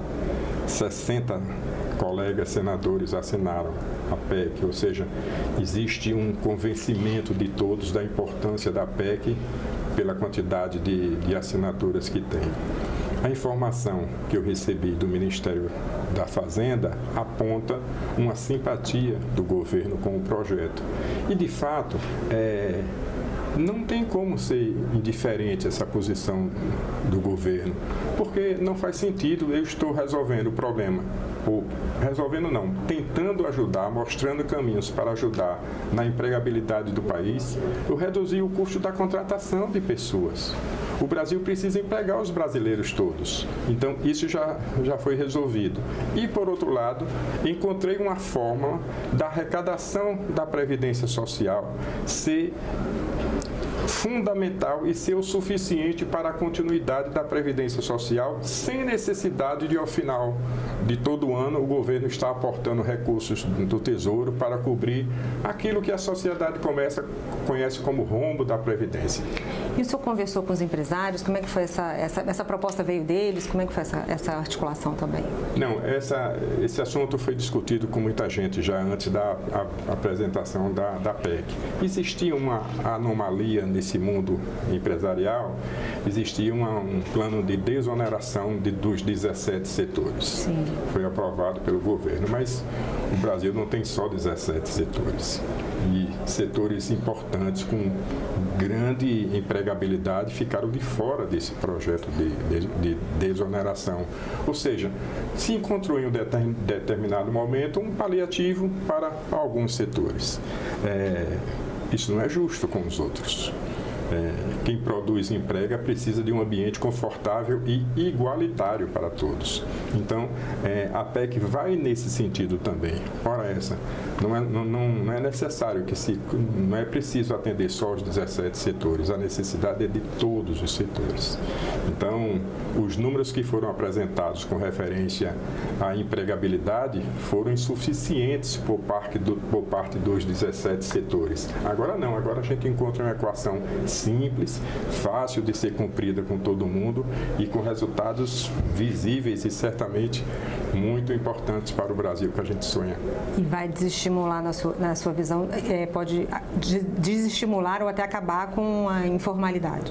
Vai ajudar bastante, porque o conforto de você ter o custo de contratação reduzido, isso vai ser importantíssimo. Outra coisa, essa PEC ataca a má pejotização. A pejotização, na verdade, ela é importante e vai continuar em determinados setores, mas em alguns casos a pejotização burla a Previdência Social e a PEC também corrige isso.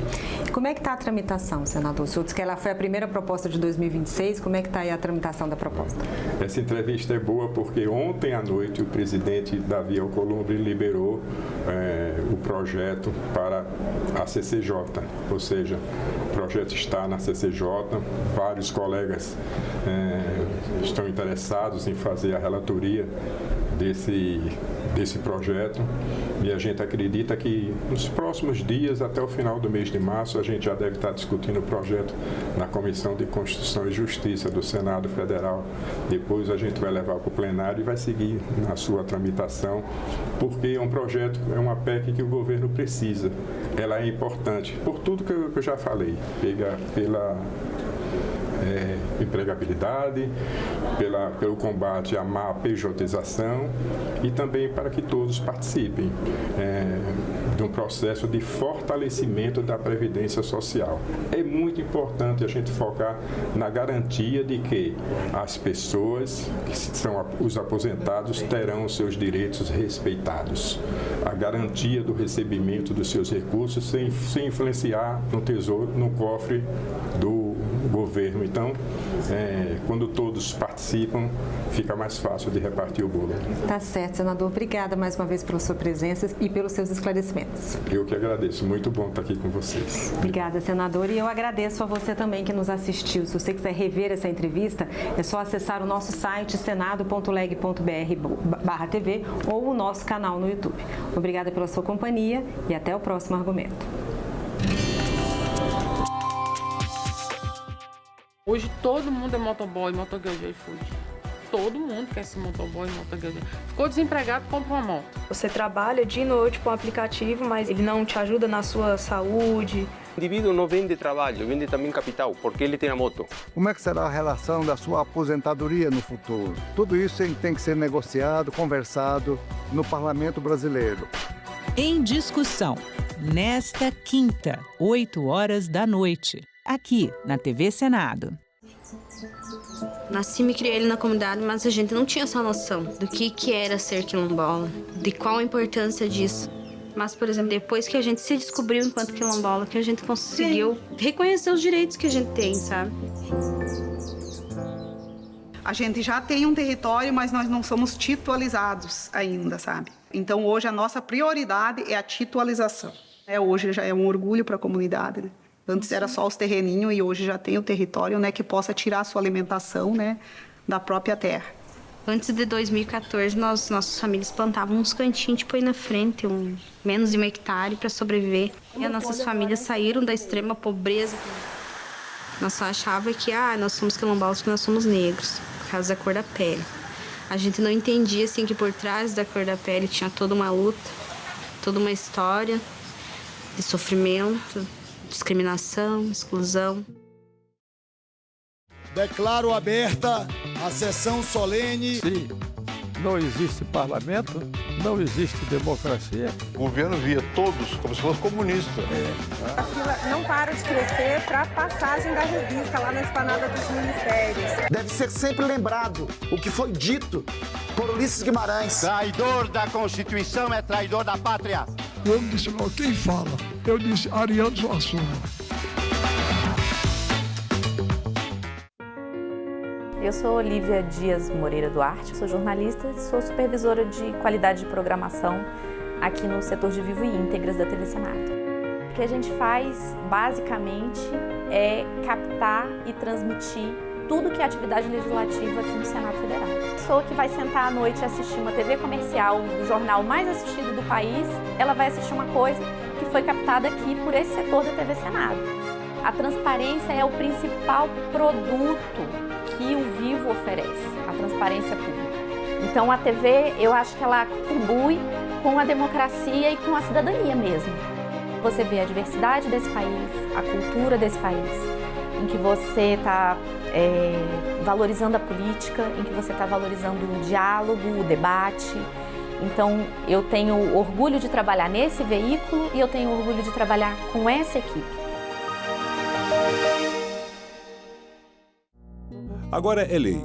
O programa Acredita no Primeiro Passo foi criado para auxiliar na renegociação de dívidas e facilitar o acesso ao crédito de pequenas empresas. O objetivo é a qualificação profissional e a inserção socioeconômica por meio do emprego e do empreendedorismo. Podem participar do programa pessoas inscritas no Cadastro Único, o CAD Único. O Senado votou, agora é lei. Dentro da minha família, eu sempre ouvia, é assim mesmo, homem é assim, ele é muito estourado, você precisa ter paciência.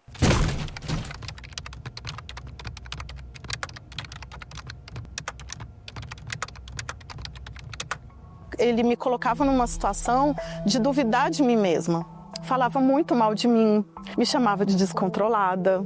Eu guardava uma comida na geladeira, ele tirava. Eu falava, gente, mas eu guardei na geladeira. Não, você tá louca. Ele vendeu o meu carro, me obrigou a vender para pagar uma dívida dele. E era sempre nas ameaças. Se você não fizer isso, eu me separo de você. E eu tinha uma dependência emocional muito grande. Aos finais de semana ele saía e me trancava na chave, levava cartão, dinheiro. A partir do momento que o seu parceiro, o seu companheiro ou algum familiar tenta te vulnerabilizar, tirando a sua autonomia financeira, isso é uma maneira de te enfraquecer. E aí eu comecei o meu despertar e comecei a entender o que eu estava vivendo. Eu não cortava cabelo porque ele não gostava, eu não usava meus piercings porque ele não gostava.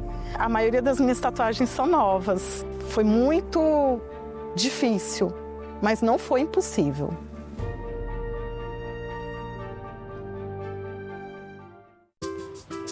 Eu comecei como mesária em 1974. Em 2026, eu quero ser mesária pela primeira vez. É importante contribuir para todo mundo ter eleições justas. A gente se sente útil e valorizado. É muito gratificante. Seja mesária ou mesário voluntário. A democracia nós fazemos juntos. Justiça Eleitoral, a justiça da democracia. Essas 3 letras têm a enorme responsabilidade de transformar a Constituição, de atualizar. Desde 1988, a gente tem em vigor a chamada Constituição Cidadã, que marcou a retomada da nossa democracia. São exatamente essas 3 letras que representam as transformações da sociedade. E daí o nome, Proposta de Emenda Constitucional. Uma forma de atualização desse texto, onde estão os princípios e as normas de todo o funcionamento de um país. Dá para imaginar, que para fazer uma proposta dessas tem que ser algo muito importante. E olha só quem pode fazer.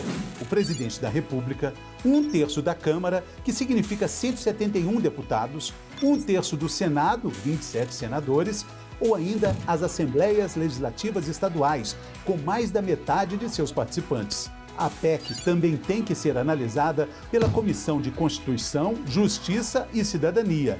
É lá que eles vão analisar se o projeto está em harmonia com a Constituição. Aí depois tem que passar por 2 turnos de votação em cada casa legislativa. Ela pode ser aprovada integralmente, parcialmente ou pode sofrer alterações. E aí tem que começar novamente todo o processo. Tem alguns assuntos que não podem ser abolidos, são as chamadas cláusulas pétreas. Por exemplo, os direitos e as garantias individuais, a separação dos poderes e o voto direto. Uma PEC pode apenas ampliar e nunca restringir esses assuntos. E dentro do que pode ser alterado existem alguns exemplos. A reforma da Previdência, o teto de gastos públicos, a PEC que garantiu direitos trabalhistas das domésticas. Uma PEC, ao ser aprovada, vira emenda à Constituição. E a nossa Constituição já tem mais de 100 emendas. Entender o que é uma PEC é perceber também que tudo começa com o nosso direito de escolha, com o nosso voto. O cinema brasileiro já firmou seu espaço no Oscar. O que falta para firmar o espaço na economia do país? O audiovisual é responsável por mais de 600 mil empregos por ano, contribui ao PIB com 24 bilhões por ano e isso dobra, vai para 50 bilhões por ano se considerarmos a contribuição indireta. Ou seja, o audiovisual é uma potência econômica inegável. Agenda Econômica. Hoje, 20h, aqui na TV Senado.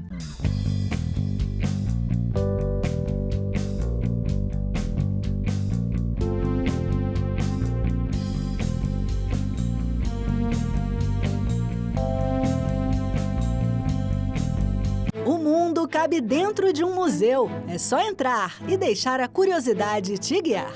Pinturas, esculturas, traços e cores que atravessam séculos e que contam histórias. Cada obra é uma janela aberta para outras épocas, outros olhares e outras culturas. A arte não tem tempo, ela vive e está exposta. Museus, onde o passado encontra o presente e inspira o futuro. Visite, descubra, valorize.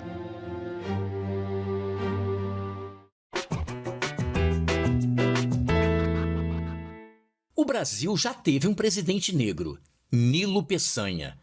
Mas por que pouca gente sabe deste fato? A verdade é que esta informação foi quase que apagada da nossa história.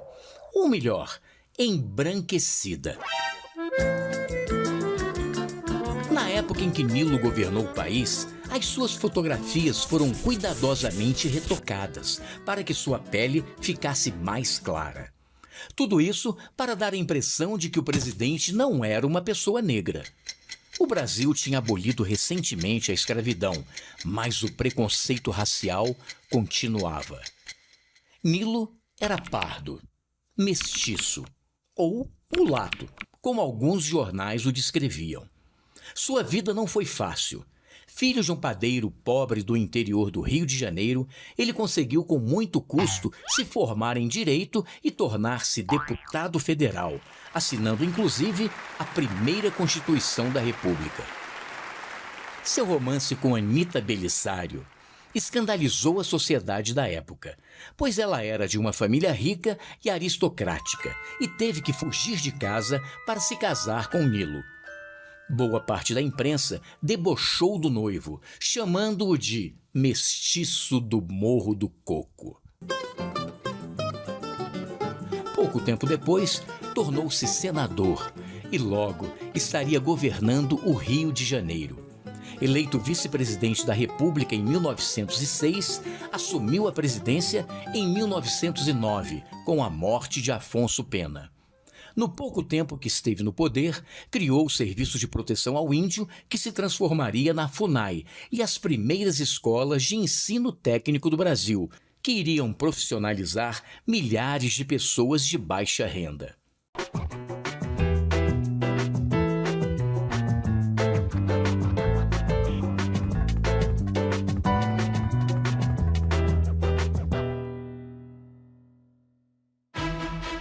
A TV Senado comemora 30 anos com uma programação cheia de novidades.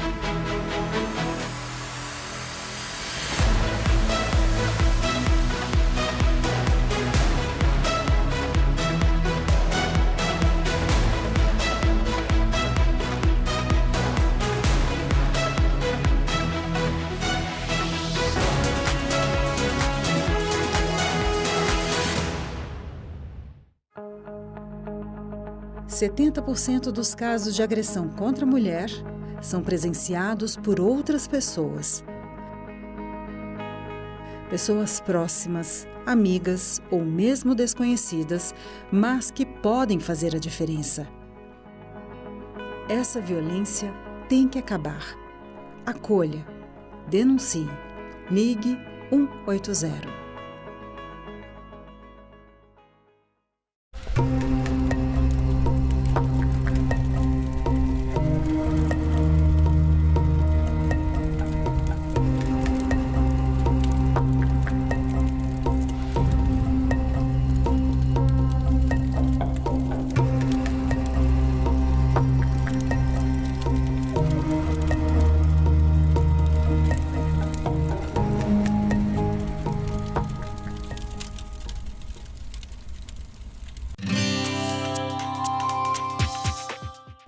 Olá, eu sou a Carla Benevides e este é o programa Argumento. Casos recentes envolvendo violência contra animais reacenderam o debate sobre proteção e responsabilização aqui no Brasil. Em meio a esse cenário, o Senado aprovou um projeto que cria diretrizes para a proteção e o resgate de animais em situações de desastre. Aqui conosco no estúdio está o senador Wellington Fagundes, que é o autor dessa proposta. Senador, muito obrigada pela sua presença. Que bom estar aqui para falar de um tema tão importante, né? Tão importante. Senador, conta pra gente, o projeto ele cria a AMAR, que é Política de Acolhimento e Manejo de Animais Resgatados. Explica pra gente o que prevê essa política. Olha, primeiro, proteção aos animais, né? Esses desastres que acontecem, o primeiro foco são as pessoas, e tá certo, o ser humano acima de tudo, né? Mas você não pode esquecer que o animal abandonado, ele também, além de você deixar um ser vivo, né, você também tem um problema sério, que é a questão das zoonoses. O que são as zoonoses? São as doenças transmitidas dos animais para os homens. Então isso é que é possível em grandes catástrofes, depois vir uma pandemia até, né, porque as doenças, tanto viróticas como bacterianas, pode também virar um caos naquela comunidade. Então, cuidar do animal, ter sensibilidade humana, mas também é questão de saúde pública. Por isso, o nosso projeto prevê que, principalmente, empreendimentos como barragens, a empresa tem obrigação de fazer um plano de manejo sustentável, né, para, primeiro, no alagamento, naquilo que tudo vai acontecer, por exemplo, numa barragem, você tem que fazer o represamento da água. Então, ali você vai ter que tirar os animais, aonde serão relocados esses animais. Então, tudo isso tem que ter responsabilidade de quem vai fazer o empreendimento. Num desastre, mais ainda, né? Esses empreendedores têm que ter também a responsabilidade de cuidar das pessoas e do bioma como um todo, né? E no caso dos animais, porque são seres vivos, seres que... E aí quando a gente fala disso, são os animais domésticos, mas também animais silvestres, né? Sim. E os animais domésticos, pior ainda, porque como está acontecendo agora novamente em Minas Gerais, né? Enchentes, né? Já temos hoje, infelizmente, muitas mortes, né? E a maioria dessas pessoas que morreram também tinham seus animais. E esses animais vão ficar abandonados. Então, o Estado tem que ter uma política de acolhimento. O Estado tem que ter tanto o governo federal como o governo estaduais e os governos municipais também. Cada um dentro da sua alçada tem que ter as suas responsabilidades. Então, o projeto ele prevê, além do cuidado também, no caso de desastres, né? Também no dia a dia, né? E nós temos exemplos inúmeros aí de maltratos dos animais. O senhor falou dessa responsabilização entre os entes federativos, né? União, estados e municípios. Como que essa articulação ela deve funcionar nos casos de uma situação de emergência? Bom, primeiro é o Estado, enquanto Estado, no caso, todo o acidente se dá no município, né? É no município que as coisas acontecem, é onde as pessoas vivem também. E claro, a responsabilidade inicial é do município de cuidar de tudo, né? De cuidar, de recompor a vida das pessoas, de arrumar alojamentos, enfim. Mas o município sozinho não dá conta. Aí é onde entra os outros entes da federação. A União, com política pública definida, defesa civil, de forma muito célere, mas também permanente. E isso, o desastre, a maioria dos desastres, eles poderiam ser evitados. E aí é onde falta o poder público, a ausência do poder público no planejamento. Muitos falam assim, mas isso aqui é porque as pessoas invadiram. Mas o poder público tem que ter a responsabilidade em tudo. Então, nós temos que fazer o preventivo acima de tudo, né? Fazer o preventivo, no caso dos desastres, né? Porque isso vai atingir comunidades e, claro, preventivo também como vai cuidar. No caso, esse projeto especificamente trata dos animais, né? Porque ele é específico para isso, para fazer a proteção aos animais. Então, é a política que envolve desde o cuidado na vacinação, né? Os centros de zoonoses, que está previsto, mas que em pouquíssimos municípios tem, né? Porque esse centro de zoonoses é exatamente para buscar os animais que estão abandonados, para vacinar os animais, castrar os animais. Nós tivemos exemplo da pandemia. Foram 30 milhões de animais abandonados, só cães e gatos. 20 milhões de cães e 10 milhões de gatos. Imagina isso, hoje nós temos uma população de animais domésticos que chega a 180 milhões, quase a população brasileira. E se isso não tem controle, fica na rua, abandonado, é claro que ele é um fator muito grande de doenças dos humanos. Então, por isso tem que ser uma política da União, uma política dos estados e aí lá na ponta os municípios. Então, o nosso projeto prevê exatamente a responsabilização de cada um, né, e a definição do papel de cada um. Então, esse é o projeto, claro, ele tem toda uma dinâmica e também toda uns detalhes que nós não teremos condições de falar aqui em todo o programa. Pois é, senador. Mas que seria bom que depois vocês pudessem, quem está assistindo, entrar nas minhas mídias sociais. Para conhecer os detalhes. Para conhecer os detalhes. E nós vamos fazer questão de colocar, inclusive aqui da própria TV Senado, né? Com certeza, com certeza. Senador, o senhor é veterinário, eu queria avançar nessa discussão. Para essa proposta, para essa situação desses casos recentes, né, de violência contra os animais, principalmente ultimamente, que envolveu inclusive adolescentes e que tem sido estimulado pelas redes sociais, né? O senhor que é um veterinário, repetindo aqui, de que forma o Senado pode atuar? Essa proposta, ela já é uma sinalização, né? Um cuidado com os animais, mas de que forma o Senado pode atuar, o Legislativo pode atuar para impedir, punir esse tipo de atitude? Carla, esse projeto foi feito em 2019.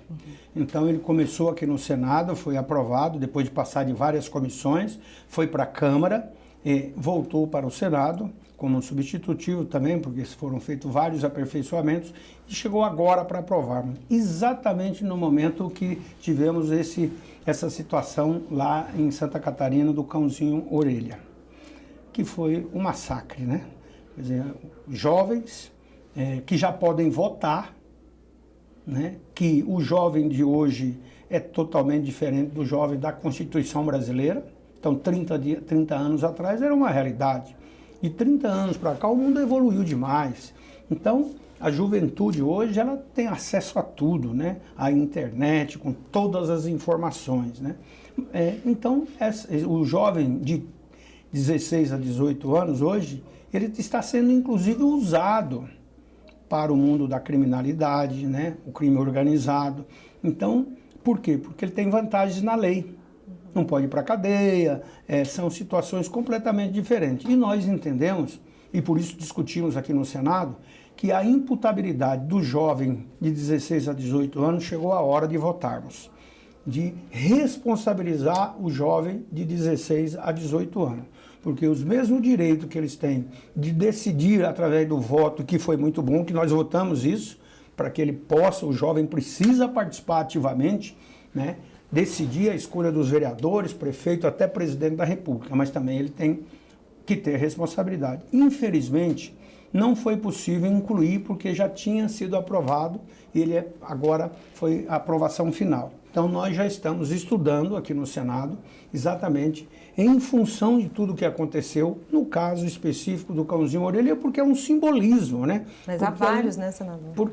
Tem muitos, né, que às vezes a gente nem sabe, né? Mas no caso do cãozinho orelha, chamou a atenção da população brasileira, porque aquilo foi brutal, né? A forma que mataram aqueles animais com sofrimento, aquele animal. E outra coisa, aquele animal, ele era cuidado na comunidade, era um animal querido, que todo mundo cuidava dele, era de rua, mas era da comunidade. Então foram lá esses jovens e fizeram essa brutalidade. Então nós estamos estudando e vamos fazer uma legislação específica nesse caso. Para punir quem quem maltratar animais. Na verdade, é trazer a imputabilidade ao jovem, não só no caso dos animais, incluindo também no caso de maltrato dos animais. Porque também esses jovens hoje pode matar pessoas e não tem a mesma punidade de quem tem a maioridade. Só para a gente finalizar, senador, então o projeto agora que saiu daqui, foi para a Câmara, voltou, agora vai para a sanção. Vai para a sanção. Eu só quero finalizar dizendo assim, pontos específicos do projeto é fornecer equipamentos, garantir atendimento veterinário, disponibilização de alimentação para esses animais abandonados também, oferecer suporte para os animais, tanto de pequeno como grande porte. Vou dar um exemplo. Em muita cidade tem os carroceiros, né, que fazem o transporte na cidade, quanto menor a cidade. Agora eu vi, inclusive, Belo Horizonte, o prefeito está trocando os carroceiros por motos, né? Tudo bem, é importante isso, mas não pode deixar os animais abandonados. Deu a moto, financiou a moto para o carroceiro, mas e os animais deles? Não pode, daqui a pouco, o carroceiro abandona o animal na rua. Então isso tudo tem que ter um projeto, tudo que o prefeito vai fazer, o órgão público vai fazer, tem que fazer inovação, mas não pode abandonar. Então por isso o projeto também traz toda essa responsabilização para o poder público quando ele quer fazer uma transformação na sociedade, como é o caso, esse exemplo de Belo Horizonte. Tá certo, senador. Obrigada pelos seus esclarecimentos, parabéns pela aprovação da proposta e sucesso aí na sanção. Estamos no mundo moderno, mas a gente tem que pensar que a gente tem que deixar um meio ambiente também para as futuras gerações, né? Toda a responsabilidade de cuidar do meio ambiente é compromisso nosso, conosco mesmo e com as futuras gerações. Tá certo, senador, obrigada. E eu agradeço a você também que nos assistiu. Se você quiser rever essa entrevista, é só entrar no nosso site senado.leg.br/tv ou acessar o nosso canal no YouTube. Obrigada pela sua companhia e até o próximo argumento. Agora é lei. Os clientes de bancos poderão solicitar a transferência automática dos salários para o banco de preferência e as instituições financeiras deverão aceitar débitos automáticos entre contas de bancos diferentes. O correntista também terá direito à comunicação prévia de mudanças nas taxas do cartão de crédito e deverá receber alertas sobre débitos e opções de linhas de crédito mais vantajosas. O Senado votou, agora é lei. Justiça Eleitoral apresenta V de Verdade. Em terra de fatos, fake não tem vez. A variedade de assuntos é uma das principais características das redes. Ela também é um dos 5 Vs que tornam difícil separar os fatos das fake news. Isso porque, diante de tantos temas diferentes, a gente nem sempre presta atenção no que está vendo. Quem espalha notícias falsas se aproveita dessa distração, principalmente em época de eleições. Para tentar enganar os eleitores, as fake news se misturam de propósito aos conteúdos verdadeiros. Por isso, a gente precisa tomar alguns cuidados. Consulte a informação em outras fontes ou em sites de checagem de fatos. Desconfie de mensagens muito genéricas e sem informações específicas como datas e locais. E, na dúvida, não compartilhe. Se ligue nos próximos vídeos e não se esqueça, a letra mais importante para a democracia é o V de Verdade. Justiça Eleitoral, a justiça da democracia. A gente também fala tupi. O nome do estado do Maranhão vem do tupi e é formado por 2 termos: mar mais nhan. Mar é uma variação de embará, bará, que vem de Pará e significa mar ou Rio Grande. A outra parte da palavra é nhan, que quer dizer correnteza. Então Maranhão virou Maranhão, que tem na origem o significado de mar grande ou mar que corre. A gente também fala tupi. O cinema brasileiro já firmou seu espaço no Oscar. O que falta para firmar o espaço na economia do país? O audiovisual é responsável por mais de 600 mil empregos por ano, contribui ao PIB com 24 bilhões por ano e isso dobra, vai para 50 bilhões por ano se considerarmos a contribuição indireta. Ou seja, o audiovisual é uma potência econômica inegável. Agenda Econômica. Hoje, 8 horas da noite, aqui na TV Senado. Ó sino da minha aldeia, dolente na tarde calma, cada sua badalada soa dentro de minha alma. E é tão lento o teu suar, tão como triste da vida, que já a primeira pancada tem o som de repetida. Por mais que me tanjas perto, quando passo, sempre errante, és para mim como um sonho, soa-me na alma distante. A cada pancada tua, vibrante no céu aberto, sinto mais longe o passado, sinto a saudade mais perto.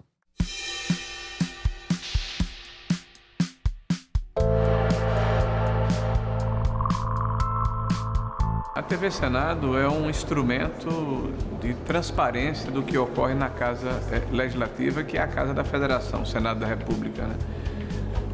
Hoje, com o advento das redes sociais, a TV Senado termina sendo uma extensão do trabalho dos parlamentares.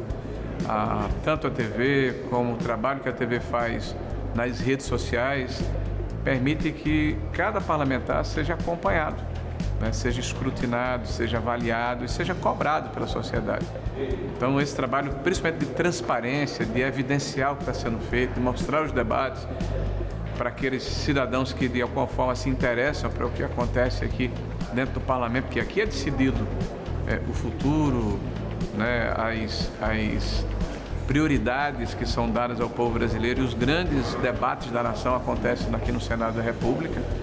A TV Senado, sem dúvida nenhuma, é o veículo para que, e o instrumento para que essa verdade, essa transparência seja mostrada a todos de maneira indistinta e que cada um faça o seu juízo de valor. Então, quero parabenizar a TV Senado, desejar que ela continue se aperfeiçoando, se modernizando e que ela possa continuar a ser esse veículo de informação e de transparência do Legislativo brasileiro, em especial da Câmara Alta. É um Brasil que precisa cada vez mais voltar a se reconhecer como nação, como força, como chão, como base, como umbigo. Nós temos que nos ouvir para saber quem somos. Que Brasil é este? Nesta quarta, 8 horas da noite, aqui na TV Senado. Na rotina de todo dia, os senadores discutem e votam projetos de lei, medidas provisórias, emendas à Constituição e outras propostas legislativas. Um projeto de lei iniciado e aprovado pela Câmara dos Deputados é sempre revisado pelo Senado. Da mesma forma, se uma proposta é apresentada e aprovada pelos senadores, ela também precisa passar pela votação dos deputados antes de ser sancionada ou não pelo presidente da República. Os senadores representam os estados e o Distrito Federal com bancadas iguais. São sempre 3 representantes, independentemente do tamanho da população ou da importância econômica de cada estado. São ao todo 81 senadores. O mandato é de 8 anos, mas a renovação é intercalada entre as eleições a cada 4 anos e assim são escolhidos 1 e 2 senadores alternadamente. Os senadores atuam nas diversas comissões temáticas do Senado, onde são discutidas questões como saúde, economia, educação, transporte, meio ambiente e tecnologia, entre muitos outros temas importantes. Eles também podem fazer parte das comissões parlamentares de inquérito, as CPIs, que têm o poder de investigação de uma autoridade judicial. Os senadores podem julgar e processar nos crimes de responsabilidade o presidente e o vice-presidente da República, os ministros, os comandantes das Forças Armadas. Eles também podem julgar os ministros do Supremo Tribunal Federal, o Procurador-Geral da República e o Advogado-Geral da União. Outra função importante é a de analisar e aprovar as indicações do presidente da República para diversos cargos, como o de ministro do STF. A definição do limite das dívidas da União, dos estados e dos municípios é outra atribuição dos senadores. Essas responsabilidades fazem parte de uma jornada que começa com a sua escolha, com o seu voto. Agora é lei. O teste de cosméticos, itens de higiene e perfumes em animais domésticos e selvagens está proibido. A vedação vale para produtos com fins estéticos e de limpeza corporal. A medida torna necessária a busca por alternativas aos testes em animais. A lei estabelece um prazo de 2 anos para adequação às normas de testagem. Já os testes de medicamentos em animais continuam permitidos. O Senado votou, agora é lei.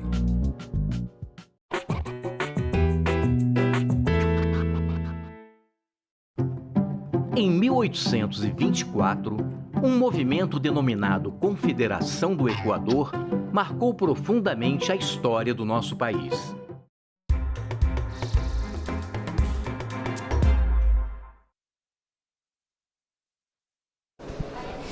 Olá, bom dia. Nós estamos ao vivo aqui nos corredores do Senado, pela TV Senado, e passamos a transmitir agora a Comissão de Infraestrutura, que vai avaliar a proibição de passageiros em voo. Acompanhe. Com o objetivo de verificar e fomentar ações da Agência Nacional de Transportes Terrestres para proporcionar transparência aos contratos de concessão das rodovias federais, especialmente sobre as informações contidas nos programas de exploração de rodovia. Também da Câmara de Lins, São Paulo, ofício 164/2025, que encaminha requerimento aprovado naquele órgão para que a ANEEL seja oficiada acerca das melhorias providenciadas pela Companhia Paulista de Força e Luz no município. Os documentos, nos termos da Instrução Normativa número 12/2019 da Secretaria-Geral da Mesa do Senado Federal, estarão disponíveis para consulta no site desta comissão pelo prazo de 15 dias, podendo qualquer membro deste colegiado solicitar a autuação nesse período. Comunico ainda o arquivamento dos documentos que tiverem que tiveram seu prazo de consulta encerrado. A presente reunião é destinada à deliberação de matérias e requerimentos apresentados à comissão, ocorre de modo semipresencial e contará com a possibilidade dos senadores votarem por meio do aplicativo Senado Digital em caso de deliberações nominais. Presidente. Aqueles que não conseguirem registrar seu voto no aplicativo serão chamados para que o declarem verbalmente. As inscrições para o uso da palavra podem ser solicitadas por meio do recurso levantar a mão ou no chat da ferramenta para os senadores que participam remotamente. Presidente, pois não, sobre o senador primeiro Espiridião. assunto, em que eu sou sócio do senador Jaime Bagatro na questão de, não é uma interpelação, é de busca de uma solução junto à NTT, no caso de Rondônia, ficou acordado que haverá uma inspeção. Isso. No caso de Santa Catarina, a situação é mais grave.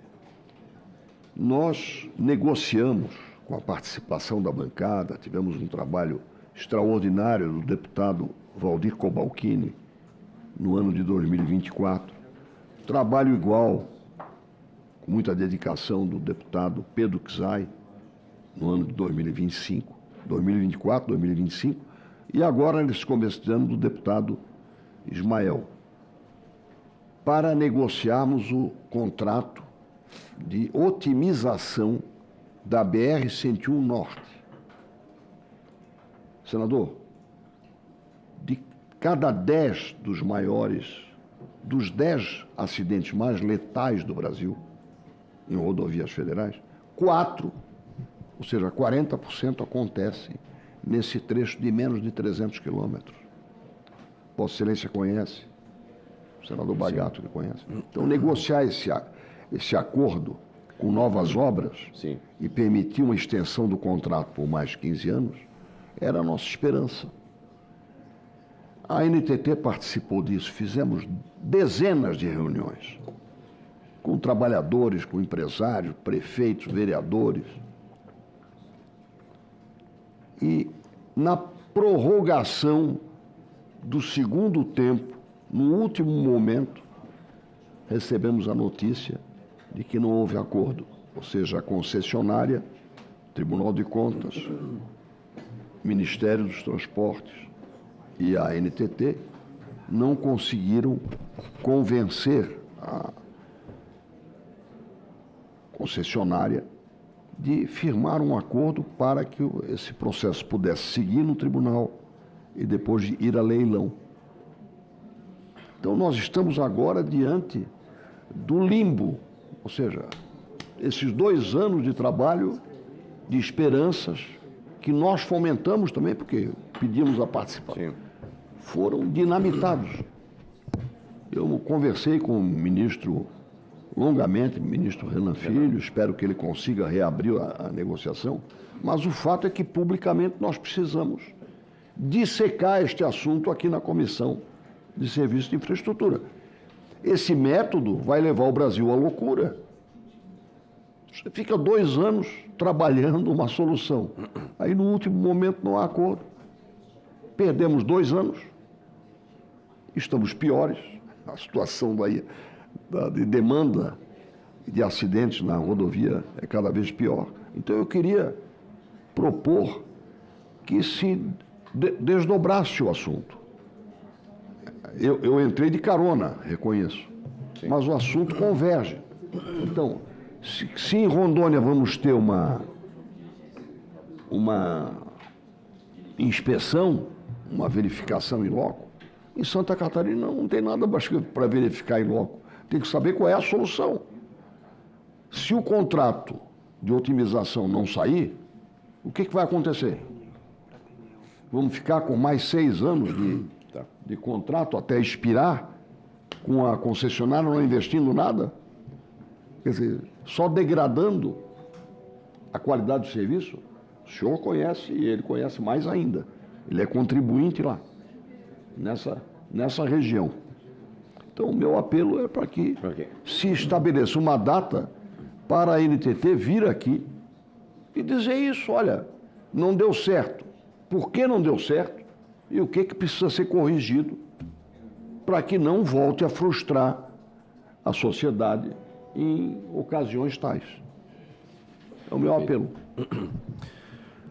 Senador Espiridião, amigo, eu acolho o pedido de Vossa Excelência, no sentido de, assim, o caso de Rondônia é um caso diferente, porque nós já temos, inclusive, um requerimento de diligência aprovado, né, para o estado de Rondônia, e lá há uma necessidade realmente de que a agência vá lá, né, para ver em loco o que está acontecendo no estado de Rondônia ao longo da BR-364, sob a concessão, né, e que possa ouvir também, o setor produtivo, né, que quer falar, né, que quer expressar o seu sentimento, que quer expressar suas preocupações com relação a esse modelo de concessão, onde as obras ficam para depois, né? A cobrança vem antes e a obra vem depois. Então, é uma situação realmente diferente do caso de Santa Catarina. Como foi aprovado no mesmo requerimento, eu vou pedir à secretaria da mesa da comissão que possa fazer o desmembramento, né? É o mesmo requerimento, continua sendo a origem o mesmo requerimento, mas desdobrando em 2 reuniões. Porque Rondônia faríamos primeiro a inspeção e posteriormente poderíamos fazer aqui a audiência pública, sendo o senador Jaime Bagatoli, que é o autor do requerimento, né, entendendo que persiste a necessidade da audiência pública aqui na comissão, a gente faria ela novamente. Se resolvida com a inspeção, com a diligência e a reunião que vamos ter em Rondônia, ficaria superada e nós desdobraríamos então com a reunião, né, de audiência pública acrescida por Vossa Excelência. Nesse caso, eu apenas, e aí o gabinete foi informado, né, tem alguns ministérios e outros órgãos que, quando da aprovação desse requerimento, manifestou interesse em participar. Se não houver divergência, nós deixaríamos em aberto apenas a recomposição da indicação para a participação na audiência pública, já consignado aquele que Vossa Excelência indicou, que é o presidente da NTT, né, apenas com o escopo de convites em aberto para aqueles que manifestaram interesse. Mas eu posso até complementar. Pois não. Além do diretor-geral da NTT, senhor Guilherme Tel, e os assessores que ele achar necessários, a senhora Viviane, eu posso passar depois o nome completo, que é a pessoa do Ministério dos Transportes que acompanha, e um convite ao TCU, já que o assunto, o foro agora é o TCU. Não sei se, não pretendo indicar a concessionária, porque essa já desacordou. Pois não. Fica então consignado consignado dessa forma, né? Vossa Excelência depois faça chegar o nome à comissão do Tribunal de Contas. Diretor-geral da NTT, doutora Viviane, do Ministério dos Transportes, e Tribunal de Contas da União. Ok, e eu deixaria acrescido aqui apenas, como nós estamos fazendo um desdobramento de um requerimento, eu deixaria em aberto, caso haja alguma outra autoridade que tenha pertinência com o assunto e queira participar, fica consignado que a comissão assim o fará, né? Óbvio que sem estrangular aqui um número de convidados que dificulte em absoluto, né, o proveito da reunião, mas faça o desmembramento dos requerimentos e vamos ajustar, portanto, uma data para a audiência pública solicitada por Vossa Excelência, senador Espiridião Amin. Muito obrigado. Agradeço, Vossa Excelência. Item 1 da pauta, projeto de lei 1524 de 2025. Pela ordem, presidente. Pois não, senador Jaime Bagatoli. Eu já tinha conversado com o senador Amin para nós fazer uma inversão de pauta e para o item 2, do qual lá também ele é relator e aqui eu sou relator também de um projeto, de um PL dele aqui no item 2. Obrigado, presidente. Agradeço, Vossa Excelência, por concordância mútua. Vamos ao item 2, não havendo divergência, assim apregou, portanto, o item 2, projeto de lei 5872/2025, terminativo, que denomina a rodovia Engenheiro Rui Ramos Soares, trecho da rodovia BR-282, situado entre os municípios de Florianópolis e São José, no estado de Santa Catarina. Autoria do senador Espiridião Amin, com relatoria do senador Jaime Bagatoli, pela aprovação. Concedo a palavra ao senador Jaime Bagatoli para a leitura do relatório. Obrigado, presidente. Eu queria ir direto para a análise aí. Nos termos do disposto do inciso 1 do artigo 104 do Regimento Interno do Senado Federal, compete a este colegiado opinar sobre proposições que versem, entre outros temas, sobre transporte terrestres, a exemplo da proposição em debate. Ainda segundo essa mesma norma, conforme estabelecido nos incisos 1 dos artigos 49 e 91, foi confiada à Comissão de Infraestrutura a competência para decidir terminativamente sobre o projeto, razão pela qual lhe cumpre apreciar seu mérito. Ademais, em virtude do caráter exclusivo do exame da matéria, compete subsidiariamente a este colegiado, em substituição à Comissão de Constituição, Justiça e Cidadania, pronunciar-se também acerca de aspectos constitucionais, jurídicos, em especial, no que diz respeito à técnica legislativa. Bom dia, estamos de volta. Agora são 10 horas e 10 minutos e nós vamos transmitir agora a Comissão de Assuntos Econômicos, que se divide em duas partes. Na primeira parte, eles vão debater o imposto rural e na segunda parte, eles vão discutir os avanços das investigações do do Banco Master. Você pode continuar a acompanhar a Comissão de Infraestrutura no nosso canal no YouTube. Acompanhe. Moção de apoio da Câmara Municipal de Biringui, São Paulo, anuário do Conselho Administrativo de Defesa Econômica, CAD, ofício C 875 do Ministério do Desenvolvimento e Indústria, os documentos nos termos da Instrução Normativa número 12 da Secretaria-Geral da Mesa do Senado Federal estarão disponíveis para consulta no site desta comissão pelo prazo de 15 dias, podendo qualquer membro deste colegiado solicitar a autuação neste período. O senhor vai querer fazer um informe que chegou o documento do TCU?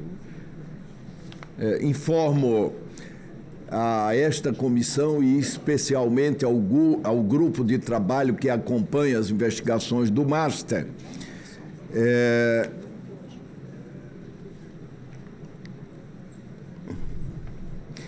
que foram recebidos do Tribunal de Contas da União os processos número 022.95/2025, 001.459/2016, 001.457/2026, 008.216/2025, ponto 8, 005.887/2025, dígito 9, 017.631/2024, 6, 005.868/2025, 4, e o aviso 000.195/2026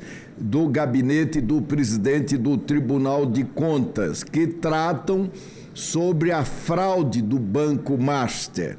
Uma vez que esses processos contêm peças classificadas como sigilosas, esta presidência determina a seguinte regra de acesso aos membros da Comissão de Assuntos Econômicos do Senado Federal. 1. Terá acesso à documentação o senador membro e um assessor indicado por ele. Alan Rick. 2. O senador e seu assessor deverão marcar horário na Secretaria da Comissão de Assuntos Econômicos para comparecer presencialmente a fim de fazer o registro para obter acesso ao sistema onde estão armazenados os documentos. O senador e assessor deverão, neste momento, assinar o termo de confidencialidade para o acesso aos documentos sigilosos. Quaisquer dúvidas deverão ser encaminhadas à secretaria desta comissão. Hoje nós faremos uma reunião ordinária e, em seguida, nós faremos um debate muito proveitoso com a participação de representantes das consultorias. Esse é um assunto fundamental que tem crescido na medida em que se aprofundam as investigações sobre o caso do Master. Nós vamos para a pauta? Nós vamos para a pauta imediatamente. É possível fazer uma inversão de pauta? O item 5, a gente fazer a leitura antes? Faremos isso com muita satisfação. Item 5 da pauta. Primeiro item, portanto, estabelece a obrigatoriedade da presença de médico pediatra nas unidades básicas de saúde, UBS.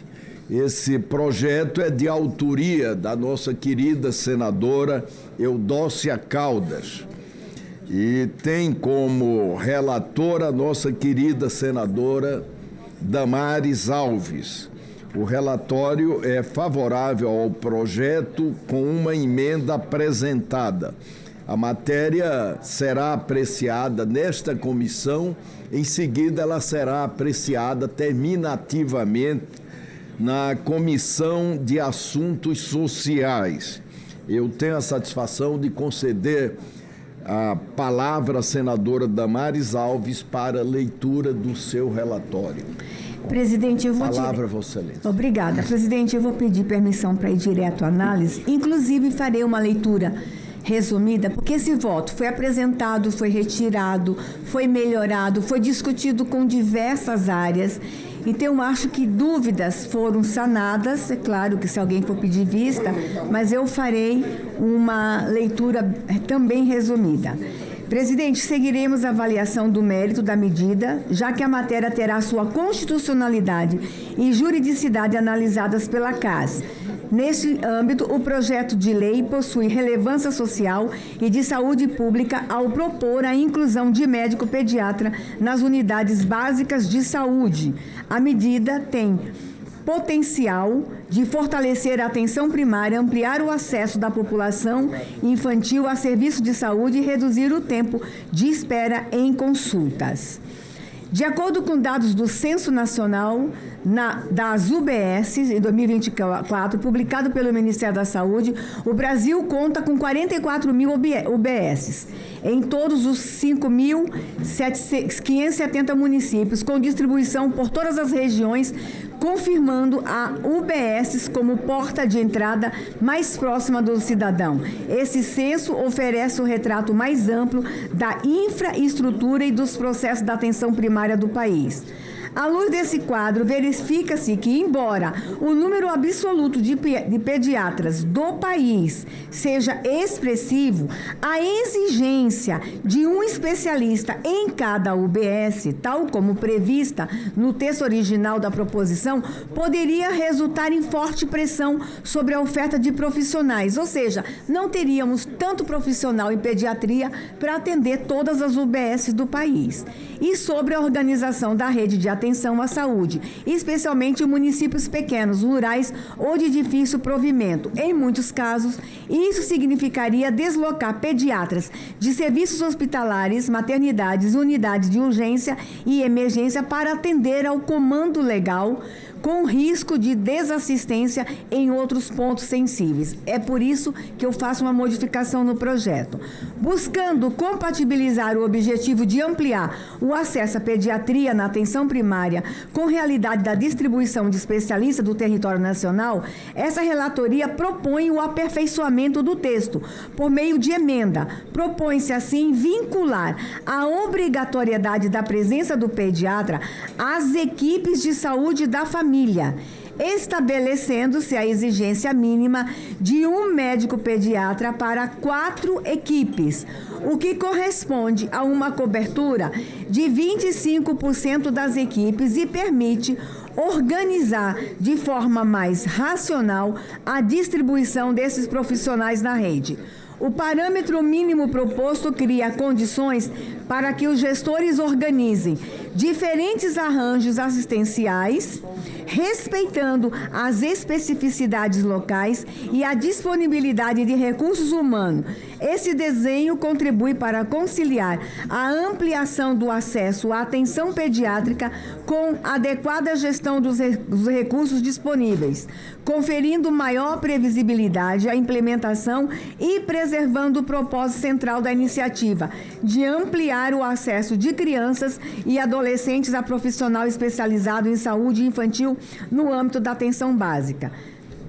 Nesse sentido, presidente, eu busco também o impacto orçamentário desta medida. O atendimento pediátrico continua na atenção primária, reduz custos e melhora a eficiência do sistema de saúde, ao promover prevenção, diagnóstico precoce e manejo adequado de condições comuns. A pediatria diminui a necessidade de internações e atendimentos hospitalares. Cada internação evitada representa economia significativa para o SUS e compensa meses de custeio de um posto pediátrico de uma UBS. Além disso, há benefícios indiretos como a redução de deslocamentos, menor perda de dias de trabalho dos responsáveis e diminuição da demanda em hospitais e UPAs, que reforça a eficiência geral. Portanto, a presença obrigatória de pediatras na atenção primária à saúde, nos termos da emenda proposta por essa relatoria, assegura no mínimo um pediatra para 4 equipes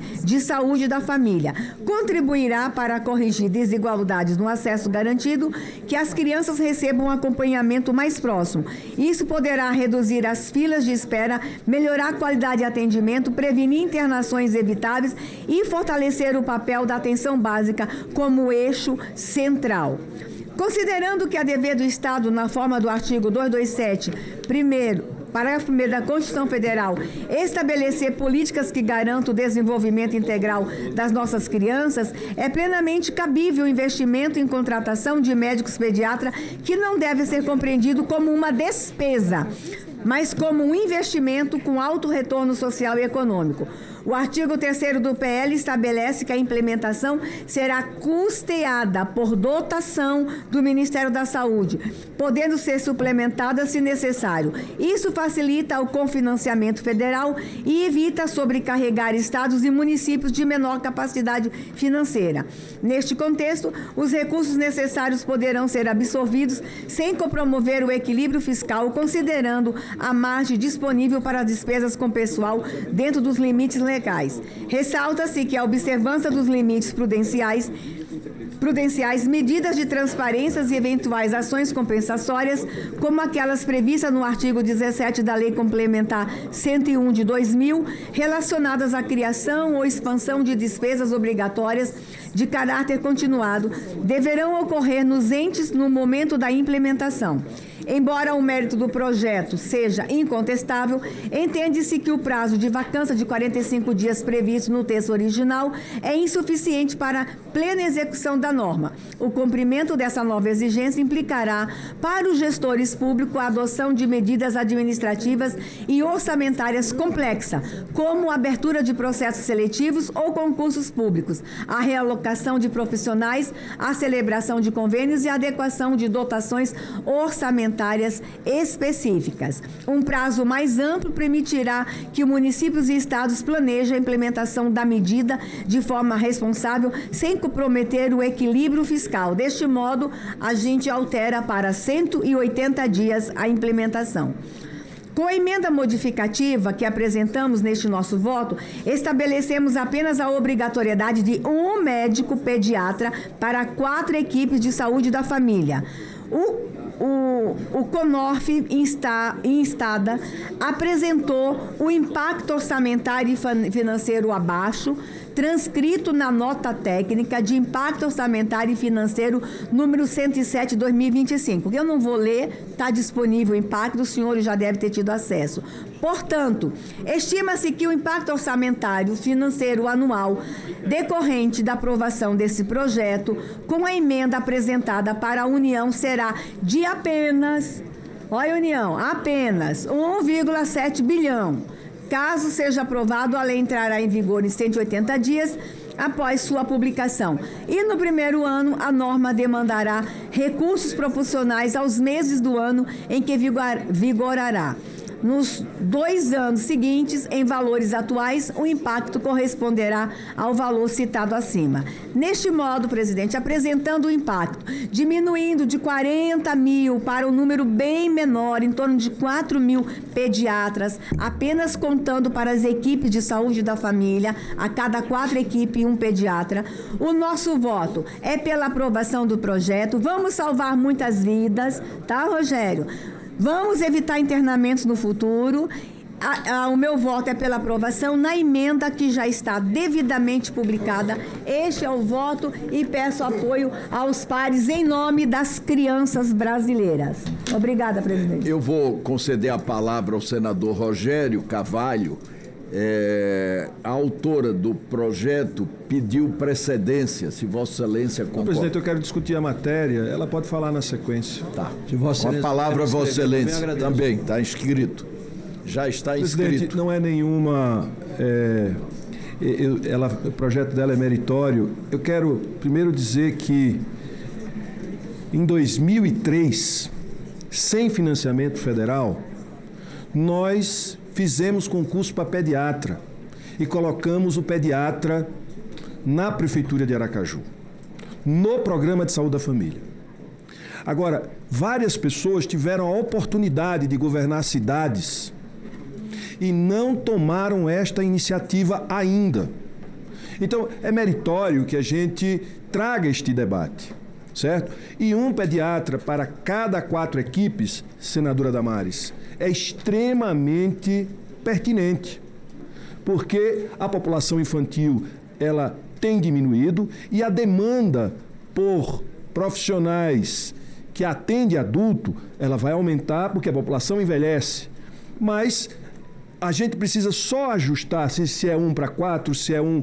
Ou seja, uma cidade que só tem 4 equipes, obviamente, que vai ter uma equipe. Uma cidade que só tem 3 equipes, deve ter um pediatra. Então, essa métrica, eu sugeriria, ou pode ser na próxima comissão, a gente ajustar essa métrica a uma diretriz, dando a diretriz, certo? Mas dando ao Ministério uma certa liberdade para ajustar. Cidades que só tem 2 equipes, ficaria sem um pediatra? Não, deve ter um pediatra. Cidades que têm mais equipes e tem adensamento, mas tem uma população mais envelhecida. Então, eu acho que a gente precisa estabelecer uma métrica baseado no critério populacional e na cobertura e garantindo a universalidade da presença deste profissional em todo o território nacional. Então, de qualquer forma, eu acho que é meritório o projeto de lei. Acho que a contribuição da senadora Damares coloca um elemento fundamental, que é estabelecer uma métrica, certo? Dando condição de que seja possível viabilizar esta política, mas acho que é importante aqueles municípios que já fizeram e que já fazem isso, poder ser ouvido na implementação dessa política. Eu quero chamar a atenção que há 23 anos atrás a gente já tinha o pediatra nas equipes de saúde da família na cidade de Aracaju. E muitas capitais, ainda hoje, não têm este profissional. Por exemplo, Cuiabá não tem. Campo Grande não tem. Maceió ainda não tem. Várias cidades, capitais, ainda não tem. Nós tínhamos em 2003, porque isso é uma necessidade de fato para melhorar a assistência. E quero dizer, presidente, o resultado disso, sabe qual foi? Nós conseguimos, a gente reduziu a nossa mortalidade infantil em mais de 60% em 3 anos. Sabe por quê? Porque introduzimos o UTI neonatal e fizemos um programa de saúde da família com essas esses recursos todos disponíveis. Além disso, conseguimos, como tudo funcionava bem, 96% de cobertura de saúde da família, a gente conseguiu reduzir a mortalidade materna a índices menor do que a mortalidade materna das mulheres assistidas pela rede privada. Então, é possível sim o sistema público prestar uma grande assistência de qualidade e quero cumprimentar tanto a senadora Eudóxia quanto a senadora Damares pelo ajuste que ela fez no texto.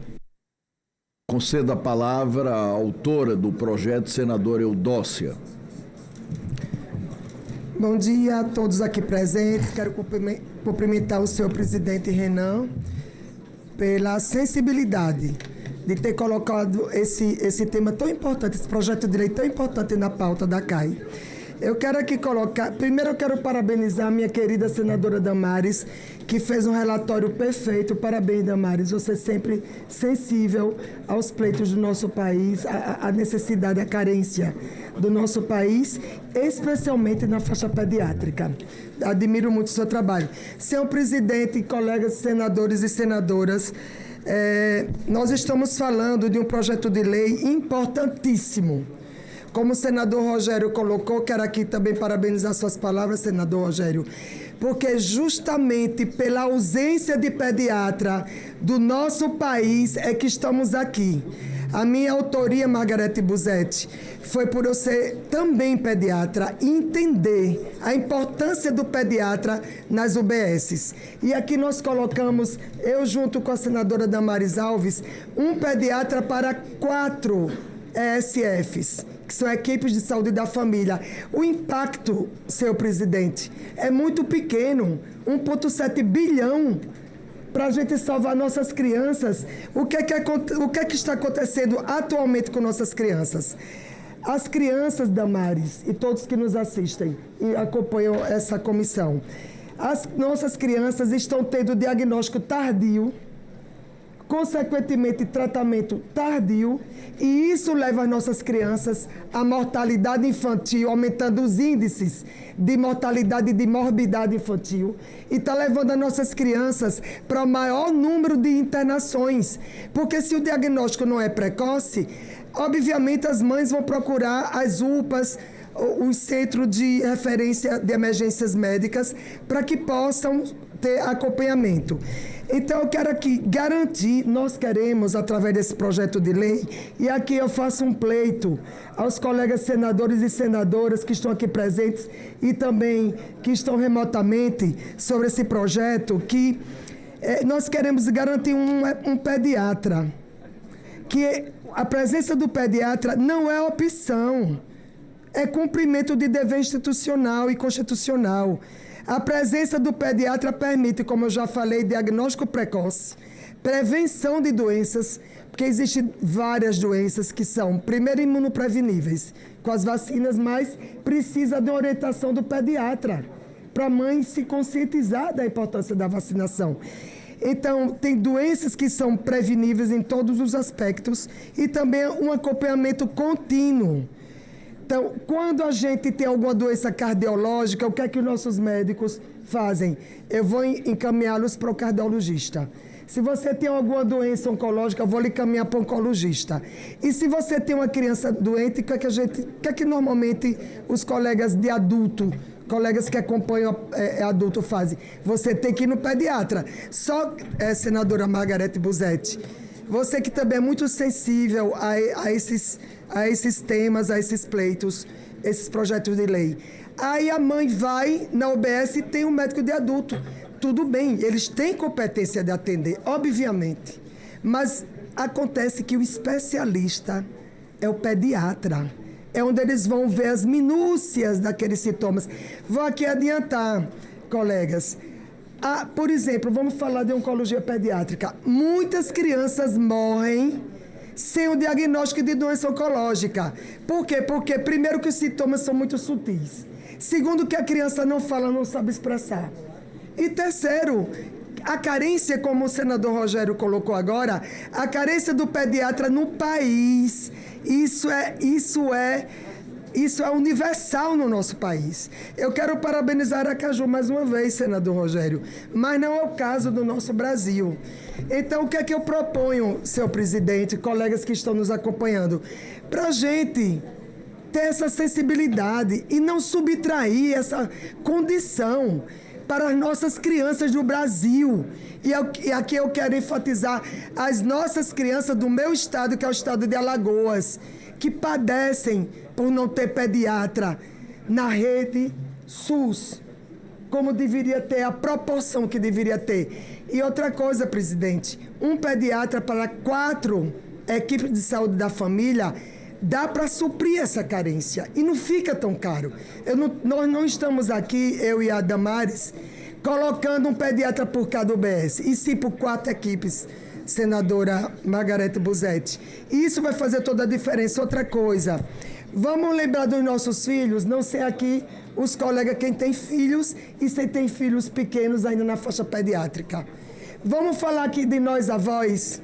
O que é que a gente faz quando o nosso neto ou nossa neta está doentinho? A gente não procura um clínico geral, não. A gente procura o pediatra.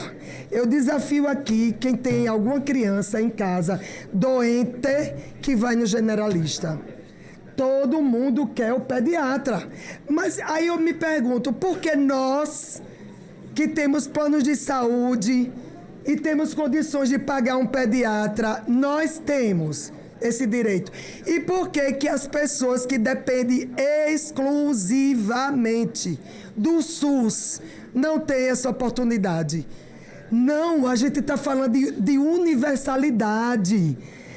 O programa SUS, para mim, viu, senador Rogério, ele é grande e importantíssimo.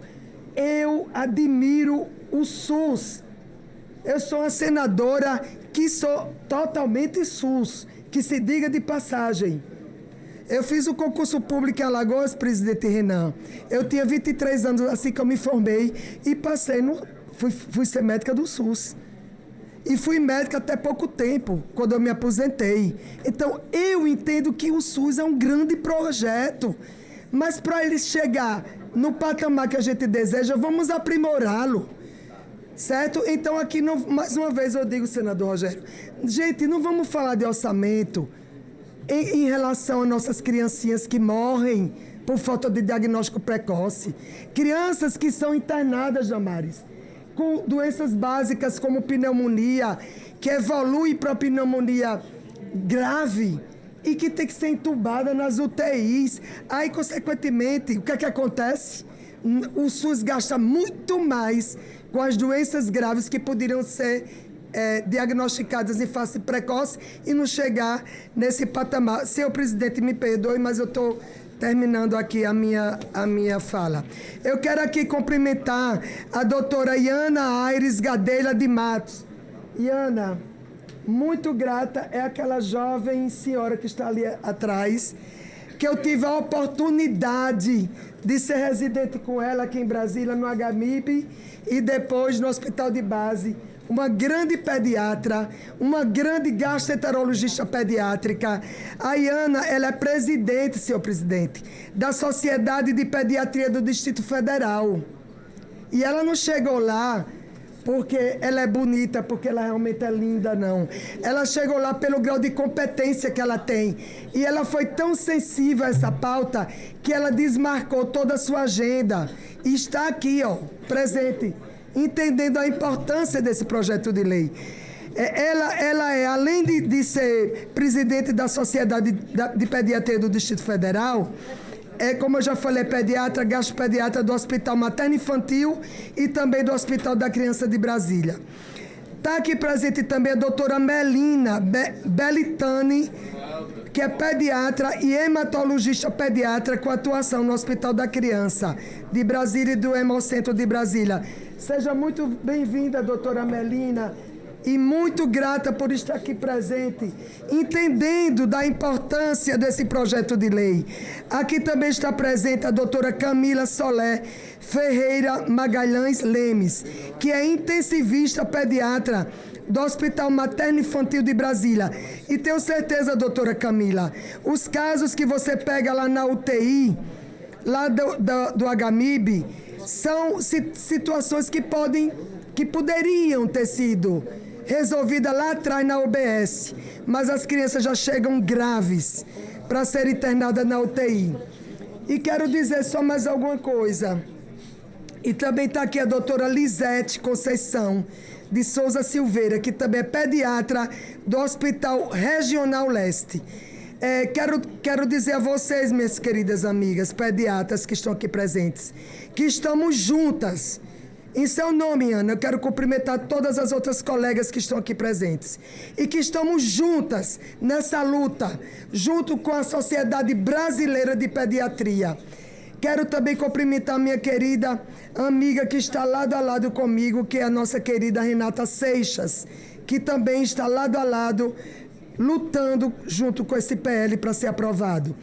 E eu quero colocar o seguinte, que a UBS é a porta-entrada do sistema de saúde. E com o pediatra, melhora a qualidade do atendimento, resolve mais casos na base e evita agravamentos. E sem o pediatra na UBS, há um aumento da procura por UPAs e hospitais. E quero também dizer, senhor presidente, caros colegas, senadores e senadoras, e você também, meu amigo, nosso querido senador Rogério, que também é um colega médico e que com certeza é sensível a esse projeto de lei. Senhor presidente, vamos aprovar aqui. Quero pedir mais uma vez, fazer um apelo a todos os colegas senadores, todas as colegas senadoras que estão aqui presentes remotamente. Colegas e colegas senadores, vamos votar favorável. Não peça vistas. Não peça vistas, meu querido senador Rogério. Mas eu já estou adiantando. Me perdoe. Não é uma acusação, é um pedido. Eu estou aqui defendendo. Licença, eu estou com a palavra. Licença, depois você pede. Senhor presidente, pela ordem. Não estou lhe acusando. Eu acho que você já veio. Pronto, senador Rogério, muito grata por você ter concordado. E me perdoe se eu coloquei de uma forma... Não, meu amigo, eu não tô. Não. Senador Renan, pela parte. Senador Rogério, me perdoe, não sei se você entende sobre isso. Peraí, eu não lembro da outra vez que eu fiz isso, presidente. Não lembro. Senador Rogério, eu tenho a maior admiração pela Vossa Excelência. Não quis, me perdoe, não quis aqui. Tá perdoada? Pronto, fui perdoada, presidente. Muito obrigada, senador Rogério, não era o meu interesse. Então, vamos aprovar, presidente. Primeiro, com a graça de Deus, porque eu sou evangélica, sou cristã e Deus está em todo momento na minha vida.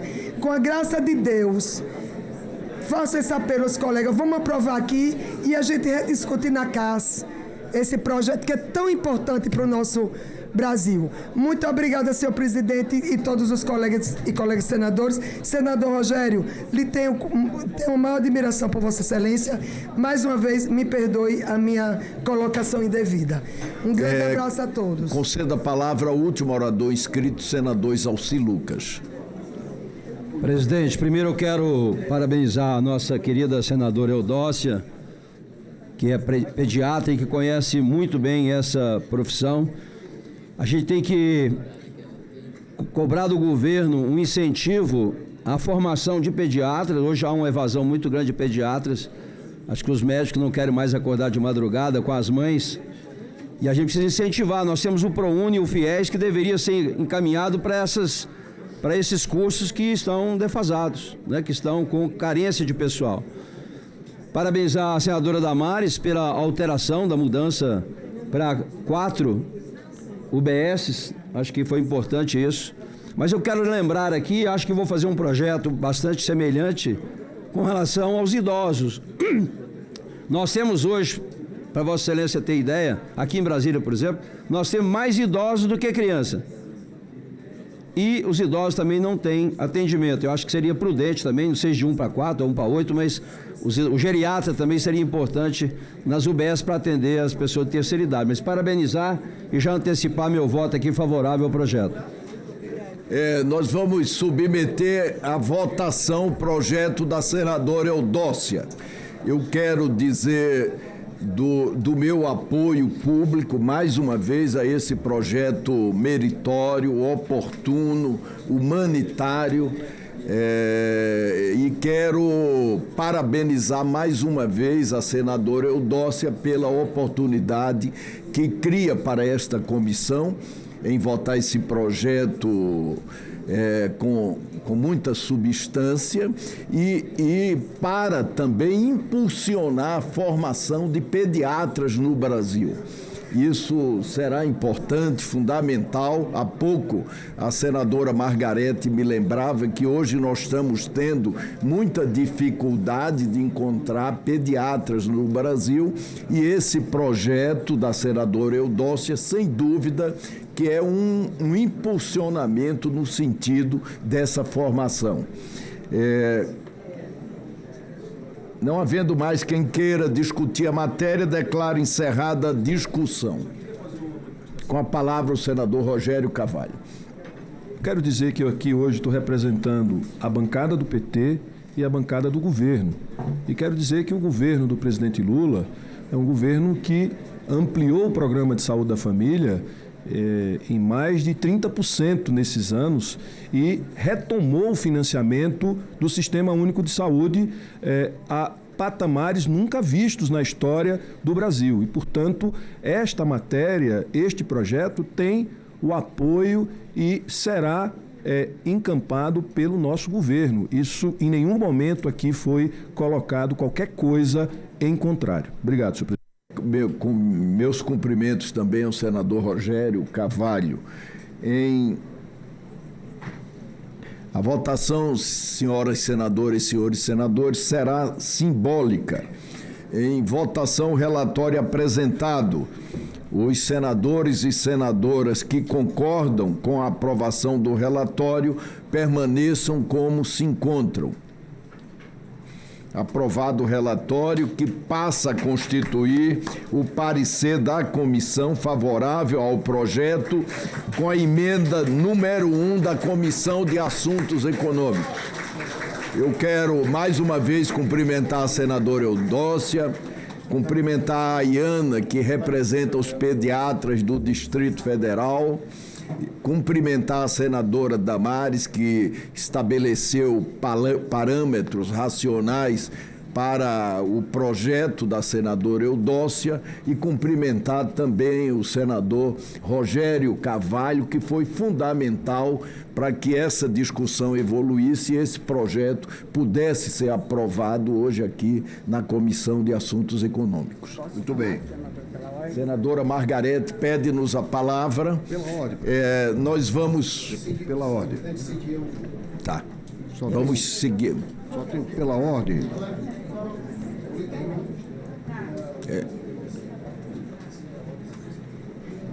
Fala. Eu só gostaria de parabenizar senadora Damares, senadora Eudócia, pelo projeto, pelo brilhante projeto. Em Cuiabá, nós temos pediatra nas UPAs. Nós não conseguimos nas UBSs, porque há um desincentivo ao pediatra no país. Então, eu vi com bons olhos, meritório esse projeto e necessário. Então, parabéns à relatora, parabéns à autora. Obrigada, presidente. Senador Esperidião Amin. Pela ordem, presidente, além de rápida... Uma palavra, Vossa Excelência. Além de rápida, nós pela aprovação, especialmente a senadora Eudócia e a senadora Damares, as animadoras do projeto, com muito conhecimento e com muita autoridade moral e política para tratar disso, tem um pedido a fazer a Vossa Excelência. 2. Presidente, nós vamos ter um ano curto. E eu peço que o senhor designe relatores de 2 projetos. Projeto 4621, que é a Política Nacional de Incentivo à Fabricação de Motores, um projeto de minha autoria. E o projeto 1830, que estabelece um limite para a tarifa de Itaipu. Eu não vou entrar aqui no detalhe, mas é um escândalo. É um escândalo os dispêndios que são feitos pela administração de Itaipu, no caso a brasileira, que são lançados na conta de luz, especialmente das 11 unidades, os 10 estados federados, do Sul, Sudeste e Centro-Oeste, e o Distrito Federal, que são compradores obrigatórios da energia de Itaipu, e pagam sobre uma tarifa que deveria ter sido reduzida, porque a Itaipu está amortizada, passaram 50 anos da sua construção, e a tarifa é onerada por despesas não operacionais, como, por exemplo, 2 bilhões para a COP, convênios com 399 municípios do Paraná, 43 do Mato Grosso do Sul, e obras que não têm nada a ver com a operação de uma grande hidrelétrica que é motivo de alegria. Então, a forma de calibrar a tarifa é porque toda a energia que nós compramos da empresa brasileira. E se estourar o limite, o governo é que tem que pagar, e não o usuário. Então, eu peço a designação do relator, sem entrar no mérito. Oportunidade para designar o senador Laércio Oliveira para ser o relator do primeiro projeto, e para o segundo projeto eu tenho a honra de designar o senador Hamilton Mourão. Muito bem, presidente. Tá bom? Pela ordem, senhor presidente. Pela ordem, senador Nelsinho Trade, com a palavra, Vossa Excelência. Senhor presidente, com a anuência do colegiado, eu já tinha conversado com Vossa Excelência a respeito do PL 1365 de 2023, que está aguardando ser pautado, do piso nacional dos médicos e dentistas. Então eu gostaria que Vossa Excelência, numa próxima oportunidade possível, colocasse em pauta para que ele pudesse seguir a sua tramitação dentro dessa casa. Os médicos e os dentistas estão esperando a tramitação desse projeto desde 10 de junho de 2025. Então, Vossa Excelência já tinha me dito que iria me atender, eu reforço essa solicitação para Vossa Excelência. Muito obrigado.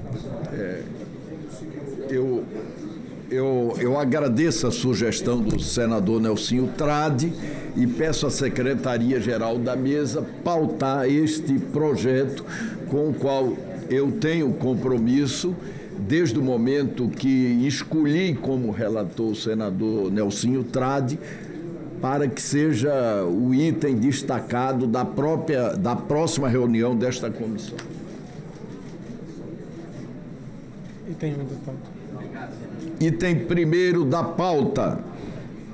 Presidente, eu tinha conversado com Vossa Excelência sobre aquele item 6, se desse para fazer a inversão dessa pauta aí. Senhor presidente, eu solicito...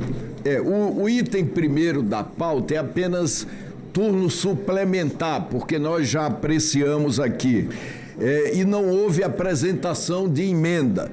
Então, item 1º da pauta, turno suplementar do substitutivo oferecido ao projeto número 2697 de 2023.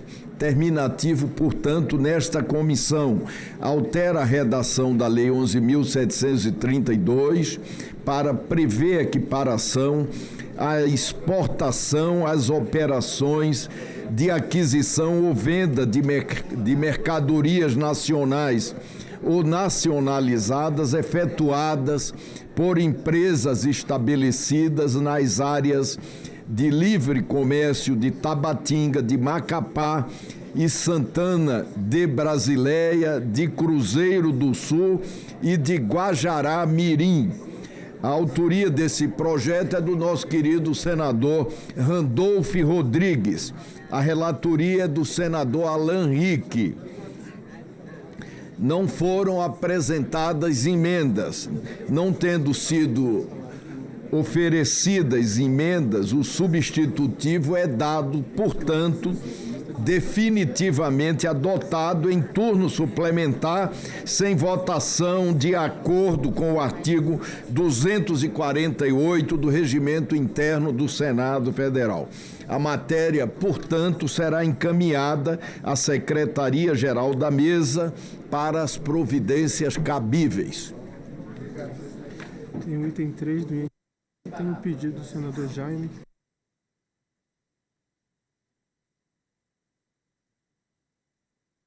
Do senhor...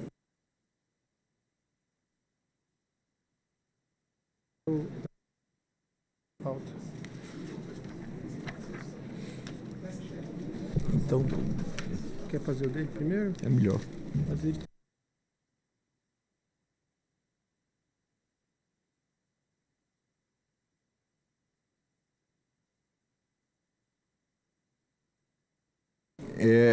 Item 6º da pauta.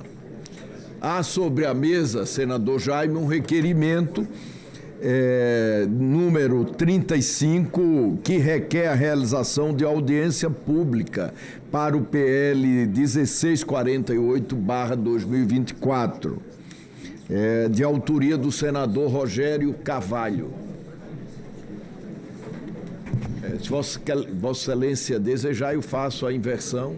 Senhor presidente, veja bem, desde 5 de fevereiro que a gente já protocolou esse relatório aqui na CAI, desde 5 de fevereiro, esse PL, o 1648, é um PL do senador Jaime Campos, é uma situação crítica que nós temos vendo sobre essa situação do ITR, aonde a União com os municípios, quem não fez o convênio, é 50-50, a União que fez, os municípios que fizeram o convênio, é 100%, esse imposto ele fica para o município. Os municípios têm que entender que ele não é, esse imposto, ele é um imposto regulatório, ele não é um imposto arrecadatório. E aí nós temos uma grande divergência sobre essa situação. Está aqui o senador Fernando Farias, que foi relator também lá na CRA sobre essa situação. Nós já discutimos, acatamos aqui na última sessão que a gente teve aqui, da senadora Augusta Brito, acatamos inclusive a emenda dela, e a gente eu preferia que esse relatório voltasse em pauta, e nós precisamos resolver essa situação. Se nós não resolvermos, é uma situação caótica em todos os municípios do Brasil. Senador Rogério Carvalho. Tem uma demanda da CNM, da Confederação Nacional dos Prefeitos, por conta do impacto que a aprovação desse projeto vai gerar na arrecadação dos municípios. É grande o impacto. Então, a ideia da gente fazer uma audiência pública é chamar o Ministério da Fazenda, chamar a Confederação Nacional dos Municípios, para que a gente possa discutir, porque não adianta a gente aprovar aqui e depois, sem ter uma alternativa, desse projeto não ser vetado, porque compromete a arrecadação de outros entes, não é nem o ente federal. Como mesmo o senador falou, essa arrecadação fica nos municípios, é um problema. Então, por isso que eu estou pedindo encarecidamente que a gente possa fazer esse debate numa audiência pública. Jaime Bagato, se há uma proposta de encaminhamento comum para discutirmos a matéria. Senhor presidente, isso já foi discutido, inclusive, com pessoas do governo. Nós já discutimos essa situação. E aqui ninguém está abolindo nenhum tipo de arrecadação. Porque esse imposto é sobre a terra nua. Ele não é sobre a benfeitoria. E ninguém está causando nenhum prejuízo para nenhum município. O que aconteceu, senhor presidente? O que aconteceu é que os municípios hoje, eles estão querendo fazer avaliação venal das propriedades, e isso está incorreto. Esse imposto ele não é arrecadatório, ele é um imposto regulatório. Então é isso que nós precisamos entender, E veja bem, esse imposto ele não pode gerir impacto sobre as benfeitorias. Ele nunca aconteceu. Isso aconteceu nesse momento que a União passou para os municípios que fizeram o convênio. Pode fazer, o senhor, senador, o senhor sabe que na PEC dos caminhoneiros, a minha mediação ajudou a gente a aprovar a PEC e foi para o plenário. Sou senador nos primeiros 3 anos de mandato, já teve uma PEC aprovada aqui no Senado. E eu ajudei na aprovação porque fiz a mediação e a gente conseguiu chegar num consenso. Então, uma matéria dessa natureza, a Confederação Nacional dos Prefeitos fez uma solicitação para que a gente pudesse fazer esse debate com a presença deles. Eu estou pedindo a Vossa Excelência para que a gente possa conceder essa oportunidade à Confederação Nacional dos Prefeitos e aí traz o Ministério da Fazenda para poder esclarecer a todos os senadores essa matéria. Eu me comprometo com Vossa Excelência de nós marcarmos imediatamente a audiência pública e tentarmos vencer essa etapa da discussão. Sim, presidente, mas tem que ser marcado de imediato. Não, marcaremos hoje mesmo, como pede Vossa Excelência. Senhor presidente, apenas para parabenizar a condução de Vossa Excelência, dizer aos senadores que aqui o palco daqui é a divergência e nada melhor do que um comprometimento desse para esclarecer os fatos, para ver se o senador Laércio ou o senador Rogério vão ter esclarecidos a partir do momento que isso ocorrer e com a tranquilidade que é peculiar à condução de Vossa Excelência, garantindo ao autor a celeridade, eu penso que chega num denominador comum de um bom termo. É apenas esse registro, senhor presidente.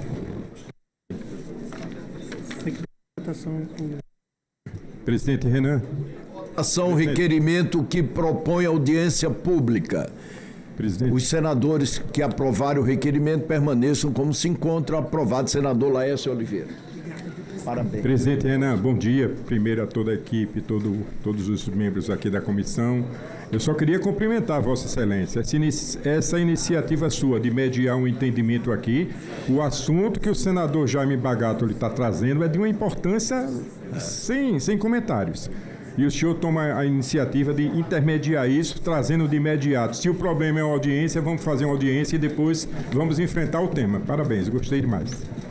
Senador Jaime Bagato. Presidente, eu lhe agradeço pelo seu empenho e que nós podemos marcar essa audiência o quanto mais rápido possível. Obrigado, presidente. Obrigado. Faremos isso imediatamente, senador Jaime Bagato. O item 3 da pauta, eu convido o senador Laércio Oliveira para que eu possa rapidamente fazer a leitura deste parecer. Deixa eu sentar naquela cadeira ali. Sentar.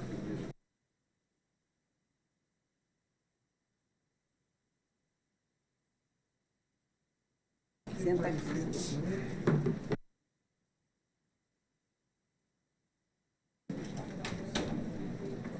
Item 3. Item 3. Projeto de Lei 4972 de 2019, não terminativo, que altera a Lei 5.648 de 11 de dezembro de 70, que cria o Instituto Nacional de Propriedade Industrial e dá outras providências para determinar que os recursos oriundos dos serviços realizados pelo INPI sejam reinvestidos no próprio Instituto. E a Lei número 9.279, de 14 de maio de 1996, que regula direitos e obrigações relativos à propriedade industrial, para tornar mais eficiente o processo de exame de pedido de patente pelo Instituto Nacional de Propriedade Industrial, INPI.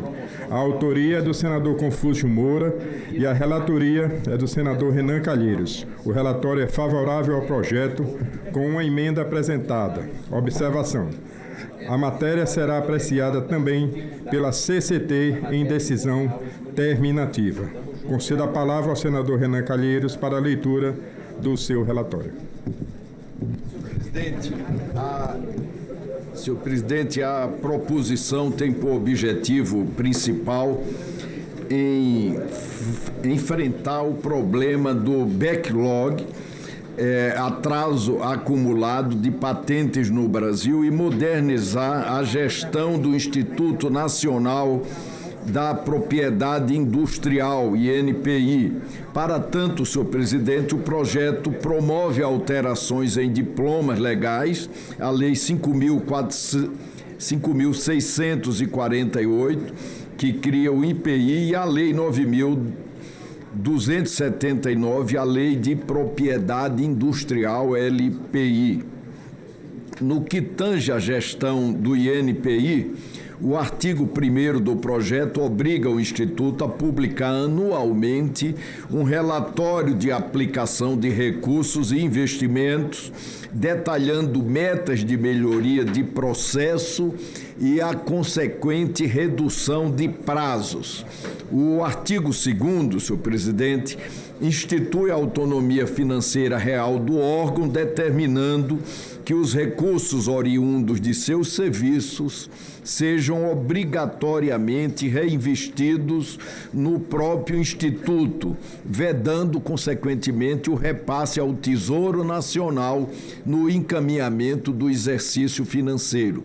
Quanto ao processo de patentes, o artigo 3º da LPI para reduzir prazos processuais significativos. Assim, presidente, reduz o sigilo do pedido de patente para 12 meses, reduz o prazo para requerimento de exame de 36 para 18 meses e reduz prazos de apresentação de documentos e manifestações do depositante para prazo de 30 dias. Por fim, senhor presidente, o artigo 4º revoga o parágrafo único do artigo 40 da Lei 9.279, dispositivo que permitia a extensão do prazo de vigência da patente em caso de demora na sua concessão pelo INPI. O voto, senhor presidente, diante do exposto, o voto é pela aprovação do projeto de lei número 4.972 de 2019, rejeitando-se a emenda número 1 e sugerindo-se a seguinte emenda: suprima-se o artigo 4º do projeto de lei número 4.972 de 2019, renumerando-se o seguinte. Este é o parecer, senhor presidente. Agradeço. E recebemos hoje, por fim, uma emenda da senadora Margarete Busetti. A emenda tem mérito, mas entendemos, senhor presidente, que ela desfiguraria o objetivo maior, o coração do próprio projeto, que é, como disse anteriormente, encurtar o prazo para a obtenção das patentes. Perfeito. Agradeço a relatoria do senador presidente Renan Calheiros e, para discutir o assunto, eu concedo a palavra ao senador Exalci Lucas. Por favor, senador. Presidente, eu tive o privilégio de, por 2 vezes, ser secretário de Ciência e Tecnologia e vim para o Congresso, tanto da Câmara como do Senado, para a gente mudar realmente todo o marco regulatório dessa área. Então, a gente botou inovação na Constituição, votamos todo o marco regulatório de Ciência e Tecnologia, modificamos tudo. Recentemente, aprovamos o fim do contingenciamento do FNDCT, mas a questão do INPI ficou para trás. Realmente, há muitos anos que nós estamos tentando resolver essa questão do INPI, que não adianta também a gente diminuir prazo se não der condições de trabalho, como foi dito lá no Banco Central, né? Nós estivemos no Banco Central, o presidente Galipo disse, olha, não adianta vocês mandarem um monte de atribuições se não der condições financeiras para a gente bancar isso, porque nós não temos pessoal. E INPI é a mesma coisa, falta pessoal, falta equipamento, falta tudo. E aí esse projeto, então, vai nos ajudar muito. Nós perdemos muitas patentes no Brasil, né? Eu comecei a estudar isso aqui na época do BINA. O BINA, que é aquele, quando aparece o número de quem ligou, é aqui de Brasília. e o cara passou anos e anos, morreu e, coitado, ele não recebeu patente nenhuma dessas operadoras todas do mundo. Então, eu quero aqui parabenizar, né, o Confúcio pela autoria e o belo relatório também do senador Renan Calheiros. Então, manifesto aqui meu voto favorável. Agradeço ao senador Exalci Lucas. Não havendo mais quem queira discutir, eu encerro a discussão. A votação será simbólica. Em votação, o relatório apresentado. Os senadores que concordam com o relatório permaneçam como se encontram. Aprovado o relatório, que passa a constituir o parecer da comissão favorável ao projeto com a emenda número 1 da CAI. A matéria vai à Comissão de Ciências, Tecnologia, Inovação e Informática. Devolvo a presidência ao presidente Renan Calheiros.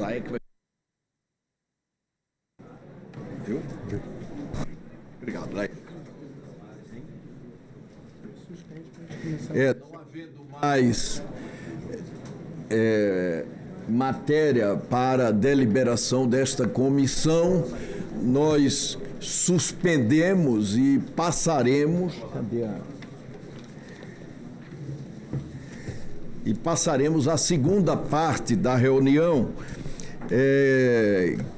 destinada à realização de audiência pública da Comissão de Acompanhamento do Banco Master, para debater o tema "Quando os balanços enganam, o papel das auditorias e a proteção do investidor". Eu convido para compor a mesa.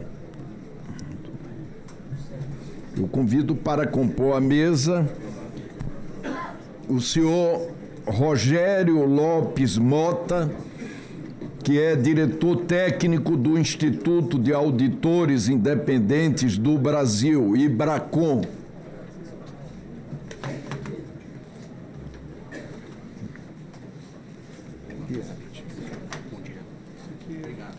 Nelson, obrigado a você.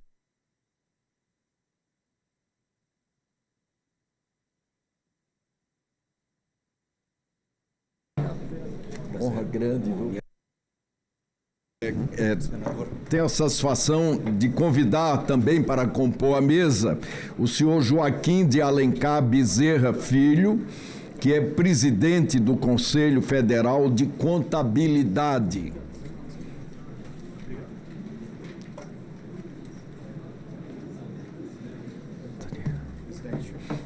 Uma honra grande, viu? Muito obrigado pela sua presença. Convido para compor a mesa também o senhor Fábio Pinto Coelho, que é superintendente de normas contábeis e de auditoria da Comissão de Valores Mobiliários.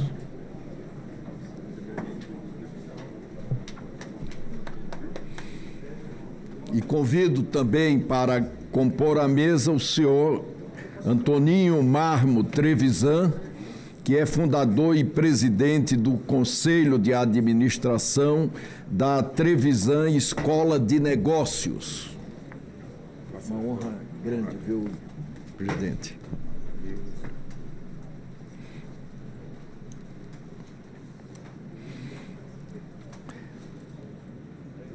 Antes de passar a palavra aos nossos convidados, eu gostaria apenas de dizer que nos últimos dias o tema das auditorias independentes voltou ao centro do debate.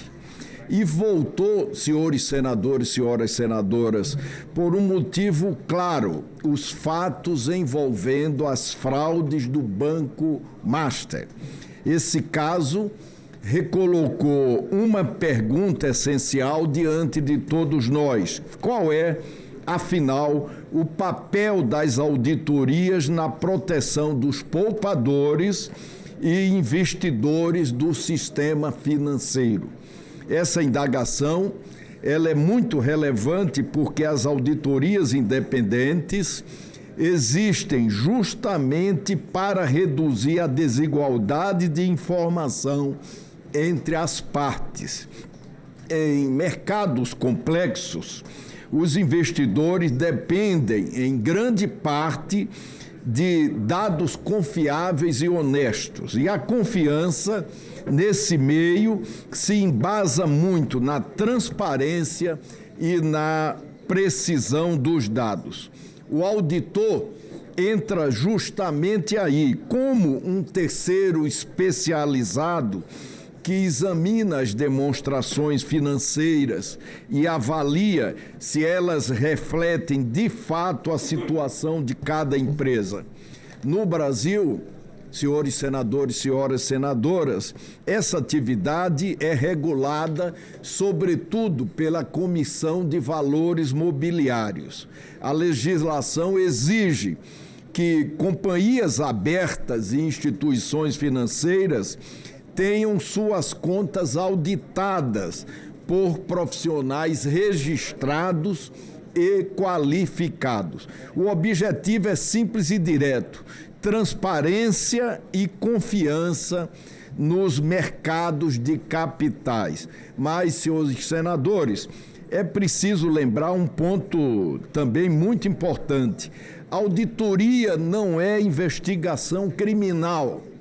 Ela trabalha com testes, com amostragem, com procedimentos técnicos. Sua função é emitir uma opinião sobre as demonstrações financeiras. E essa opinião não é garantia absoluta de inexistência de fraude. É preciso registrar isso de modo claro para evitar interpretações exageradas sobre o papel do auditor. Ainda assim, mesmo com essa ressalva, casos como o Banco Master obrigam-nos a uma série de reflexão. A fraude do Master ensejou nesta comissão a criação de um grupo de trabalho para fazer o acompanhamento das investigações, acessá-las na medida do possível e na medida que permita-nos a legislação e propor, afinal, o aperfeiçoamento institucional, o aperfeiçoamento das legislações. Eu concedo, em primeiro lugar, a palavra ao senhor Rogério Lopes Mota, que é diretor técnico do Instituto dos Auditores Independentes do Brasil, IBRACON. Nós vamos conceder a palavra inicialmente por 10, 15 minutos. Se for necessário, obviamente, nós prorrogaremos, mas para as palavras iniciais apenas, neste que pretendemos ser um debate fundamental para que nós e o Brasil, fundamentalmente, possa compreender o papel das auditorias hoje no Brasil. Com a palavra, o senhor Rogério Lopes Mota. Obrigado, senhor presidente. Primeiro, gostaria de dar bom dia a todos os senadores e senadoras que estiverem aqui presentes, aos demais que estão aqui acompanhando essa relevante comissão. Em nome do IBRACON, em meu nome, em nome do IBRACON, gostaria de dizer que é uma grande honra de estar presente, de participar dessa comissão. Por isso, agradecemos o convite. O grande objetivo aqui do IBRACON é de contribuirmos com a evolução, que é uma das missões do IBRACON, contribuir com a evolução do ambiente regulatório, mercado de capitais e mercado financeiro. Primeiro, uma apresentação pessoal. Meu nome é Rogério Mota, sou diretor técnico do IBRACON há 5 anos e também sou um contador e atuo na área de auditoria independente há 30 anos. Bom, primeiro fazer uma breve apresentação do IBRACON. O IBRACON é uma instituição que tem 55 anos. Ela surgiu no momento em que o Brasil passava por uma necessidade de desenvolvimento do seu mercado de capitais. E nesse momento, o IBRACON teve uma enorme contribuição e continua tendo para o desenvolvimento desse ambiente regulatório. Por isso acreditamos que é apropriado a nossa participação nessa comissão. O IBRACON hoje é uma associação sem fins lucrativos, é um fórum, foi criado eminentemente como um fórum técnico para contribuir no desenvolvimento regulatório, como eu disse. Somos aproximadamente 1.500 profissionais que são associados ao IBRACON, profissionais da área de auditoria e também próximo de 90 firmas de auditoria associadas. O IBRACON, desde o seu início, ele tem desempenhado esse papel relevante na contribuição com os diversos reguladores no desenvolvimento da regulamentação e do ambiente, propiciando um ambiente econômico favorável para os negócios. Importante dizer que a profissão do auditor independente, ela tem aproximadamente 180 anos, é uma profissão extremamente relevante e ela tem contribuído desde então para o desenvolvimento econômico ao redor do mundo. Tá? Hoje o IBRACON ele tem um papel que ele continua sendo um fórum técnico, ele tem um papel de trabalhar continuar contribuindo com os profissionais no desenvolvimento dos seus profissionais, seus associados, oferecendo capacitação técnica, treinamentos e, entre outras, também o IBRACON continua contribuindo com os diversos reguladores no desenvolvimento das normas. O IBRACON tem convênios com o Banco Central, CVM, também com o Conselho Federal de Contabilidade e atua com apoio técnico, promovendo o debate, assim mesmo como também com fóruns internacionais. Por ser uma atividade extremamente regulamentada, hoje é importante também dizer que a atividade de auditoria ela é bastante regulada, tá? Ela já tem bastante regulação, tem bastante supervisão e tem diversas normas que são aplicadas.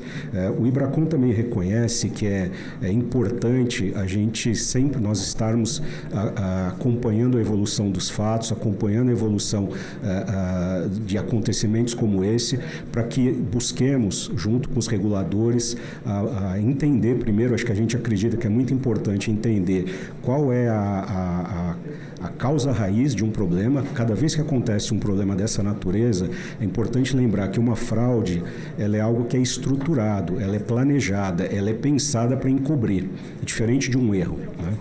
Então, o IBRACON tem trabalhado nesse sentido. Outro ponto importante é que os trabalhos de auditoria, eles também têm uma relevância importante porque eles trazem uma segurança, um nível de segurança para a informação que é utilizada pelos diversos tomadores de decisão, para tomada de crédito. Então, a informação financeira, a informação contábil, ela é fundamental na análise da saúde financeira da empresa. E para isso, para que os tomadores de decisão, seja para fornecimento de capital em geral, seja empréstimo ou investindo, eles tenham uma maior segurança nessa informação que é fornecida. Outro ponto importante também dentro do nosso debate também, esclarecer, uma grande preocupação do IBRACON hoje tem sido uma dificuldade até comunicar e esclarecer, acho que o presidente foi bem preciso aqui nos comentários, esclarecer o que é auditoria independente, qual a sua área de atuação, o que a auditoria faz e o que aonde tem as suas limitações. Como o presidente bem colocou aqui, a auditoria independente ela não tem o poder de investigar, de polícia, ela não tem a capacidade de fazer uma investigação de fatos ou não tem acesso a movimentações financeiras fora da empresa. Quando um trabalho de auditoria é feito, ele é limitado a o que é feito dentro de uma empresa, né? Então, a gente busca, tem muita dificuldade quando uma fraude é cometida usando entidades ou estruturas que estão fora da empresa, que aparenta ser o caso aqui, que foram utilizados com base em notícias, que fundos de investimento foram utilizados para contribuir com essa fraude. Isso dificulta muito o trabalho do auditor. O IBRACON também, ele de alguma forma, ele vem acompanhando, acho que é importante frisar aqui para os senhores, que um projeto de lei que foi aprovado nessa comissão e também aprovado na Casa, no Senado, que é o projeto de lei 2581. O projeto de lei 2581, ele é um projeto que ele tem 4 grandes propostas. Primeiro, cria a figura do denunciante de boa-fé. Já há pesquisas internacionais que demonstram quando uma fraude, parte das fraudes são descobertas por meio de canais de denúncia. Os canais de denúncia, eles permitem que contribuem para a identificação da fraude. E a proposta dessa lei é um canal de denúncia público, onde as autoridades teriam acesso a essa regulação ou essa notificação que fosse feita e atribuindo também, dando uma segurança para o denunciante e também uma compensação financeira. Outro ponto importante desse projeto é a tipificação da fraude. Ele trata a fraude como crime, a fraude contábil, a fraude financeira. Outro ponto importante, reforça a governança das empresas.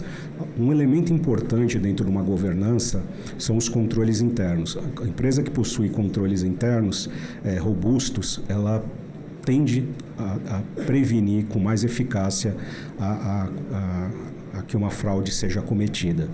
Tá? Então, outro ponto também importante, que é um tema que o IBRACON também discute muito, é o tema chamado responsabilidade do auditor independente. Há uma mistura, geralmente, uma certa falta de clareza sobre dentro desse conceito, qual é o papel do auditor. É importante dizer que o auditor ele não é parte da administração, por isso que ele é independente.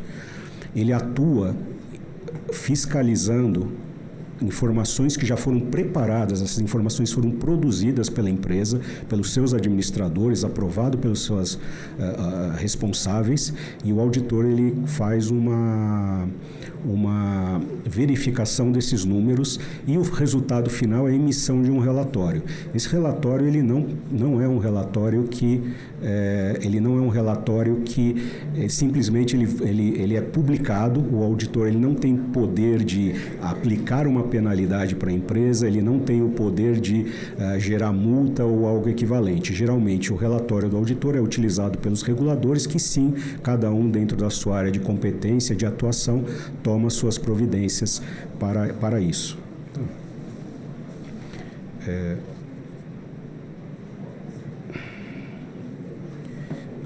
Eu acho que esses são os meus pontos principais, presidente. Nós agradecemos ao senhor Rogério Lopes Mota, diretor técnico do Instituto dos Auditores Independentes do Brasil, da IBRACON, e concedo a palavra com muita satisfação ao senhor Joaquim de Alencar Bezerra Filho, presidente do Conselho Federal de Contabilidade. Bom dia a senhores e senhoras senadores e senadoras aqui presentes, presidente Renan, saudando também a mesa, meus colegas Rogério Mota, catedrático, professor Trevisan.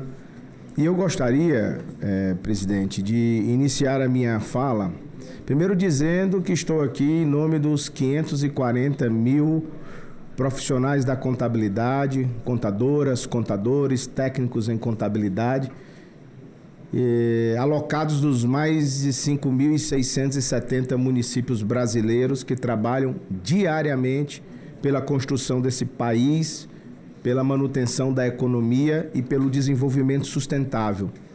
E eu gostaria de iniciar com uma premissa fundamental. A confiança nas informações econômicas e financeiras é um dos pilares de estabilidade do mercado, de qualquer mercado. E a auditoria independente existe exatamente para fortalecer essa confiança. Eu fico muito tranquilo de olhar para este plenário desta comissão e ver dois profissionais da contabilidade que exercem mandatos de senadores da República, senador Isalci, senador Laércio Oliveira. Porque, não obstante a capacidade dos senhores e das senhoras de compreender, há, na razão da ciência técnica, um olhar mais apreciado sobre o impacto da contabilidade e até na formulação das leis deste Congresso que envolvam aspectos diretos e indiretos da contabilidade. O Conselho Federal de Contabilidade participa desse sistema e eu gostaria de deixar isso muito bem frisado, não por nenhum interesse corporativo. Nós estamos, enquanto instituição de Estado, responsável por regular a profissão contábil no Brasil, qualificar, fiscalizar o exercício da profissão contábil. Esta é a missão. Acima de tudo, proteger a sociedade através da garantia da informação confiável no nosso país, com a integridade do trabalho técnico. O senador Renan, presidente, colocou de forma muito clara, e é preciso que a gente destaque, porque às vezes há uma distorção da compreensão do papel da contabilidade, do papel da auditoria no mercado. Às vezes há um conflito sobre a atribuição das responsabilidades. E eu preciso dizer que a auditoria independente, ela é sim um mecanismo de governança, mas ela é a parte. Ela é uma parte, ela não é o todo da governança. Ela serve para aumentar a transparência das demonstrações financeiras, para fortalecer a disciplina informacional das empresas, das organizações, para ampliar a comparabilidade e a confiança no mercado. Ora, no Brasil, as normas brasileiras de contabilidade e as normas brasileiras de auditoria, editadas pelo Conselho Federal de Contabilidade, assumem o protagonismo da adoção internacional. Eu poderia afirmar aos senhores e às senhoras de que a regulação contábil brasileira, as normas brasileiras de contabilidade, são uma das mais evoluídas no mundo, porque já adotam os padrões globais de interpretação dessas normas. O Brasil é protagonista em várias destas normas. E sobre o ponto de vista informativo, eu poderia afirmar que as nossas normas estão alinhadas às melhores práticas globais. Mas eu preciso destacar o limite dos objetivos de um parecer de auditoria. Que essa é a razão muitas vezes mal compreendida. Como muito bem colocou aqui o presidente Renan, a auditoria independente não fornece certeza absoluta. A auditoria independente, ela é baseada e a própria norma NBCT 200, que trata dos objetivos gerais do auditor, estabelece que a auditoria oferece segurança razoável e não garantia absoluta. Por que oferece segurança razoável? Porque a auditoria trabalha com teses e amostragens, não trabalha com a análise da população completa dos atos e fatos que permeiam a empresa. A auditoria trabalha com as evidências disponíveis, não trabalha com as evidências indisponíveis. A auditoria trabalha com as informações fornecidas pela administração, não com as informações não fornecidas pela administração. Aliás, o primeiro ato de uma auditoria independente quanto contratada é receber da administração a carta de responsabilidade da administração, em que nesta carta os administradores se comprometem com a veracidade dos fatos, com as informações que são entregues aos auditores, para em sua análise contemplar a avaliação de riscos e os julgamentos profissionais. Portanto, a auditoria é sim um instrumento poderoso de governança, mas ela não substitui os controles internos da empresa, não substitui a responsabilidade da administração, não substitui o funcionamento adequado da governança. É bom lembrar que qualquer instituição tem outros institutos de governança: Conselho de Administração, Conselho Fiscal, Comitê de Auditoria, Comitê de Compliance, Diretoria e também a auditoria independente. Portanto, como disse, é parte. E é claro, quando a governança falha, os controles falham. E quando os controles falham, a qualidade da informação disponibilizada aos auditores também falham. Também falham. A provocação desta audiência pública, que, aliás, é a oportunidade que a gente tem para poder debater e contribuir com a melhoria regulatória do país, traz até em seu enunciado uma frase icônica, que a imprensa também gosta da frase, né?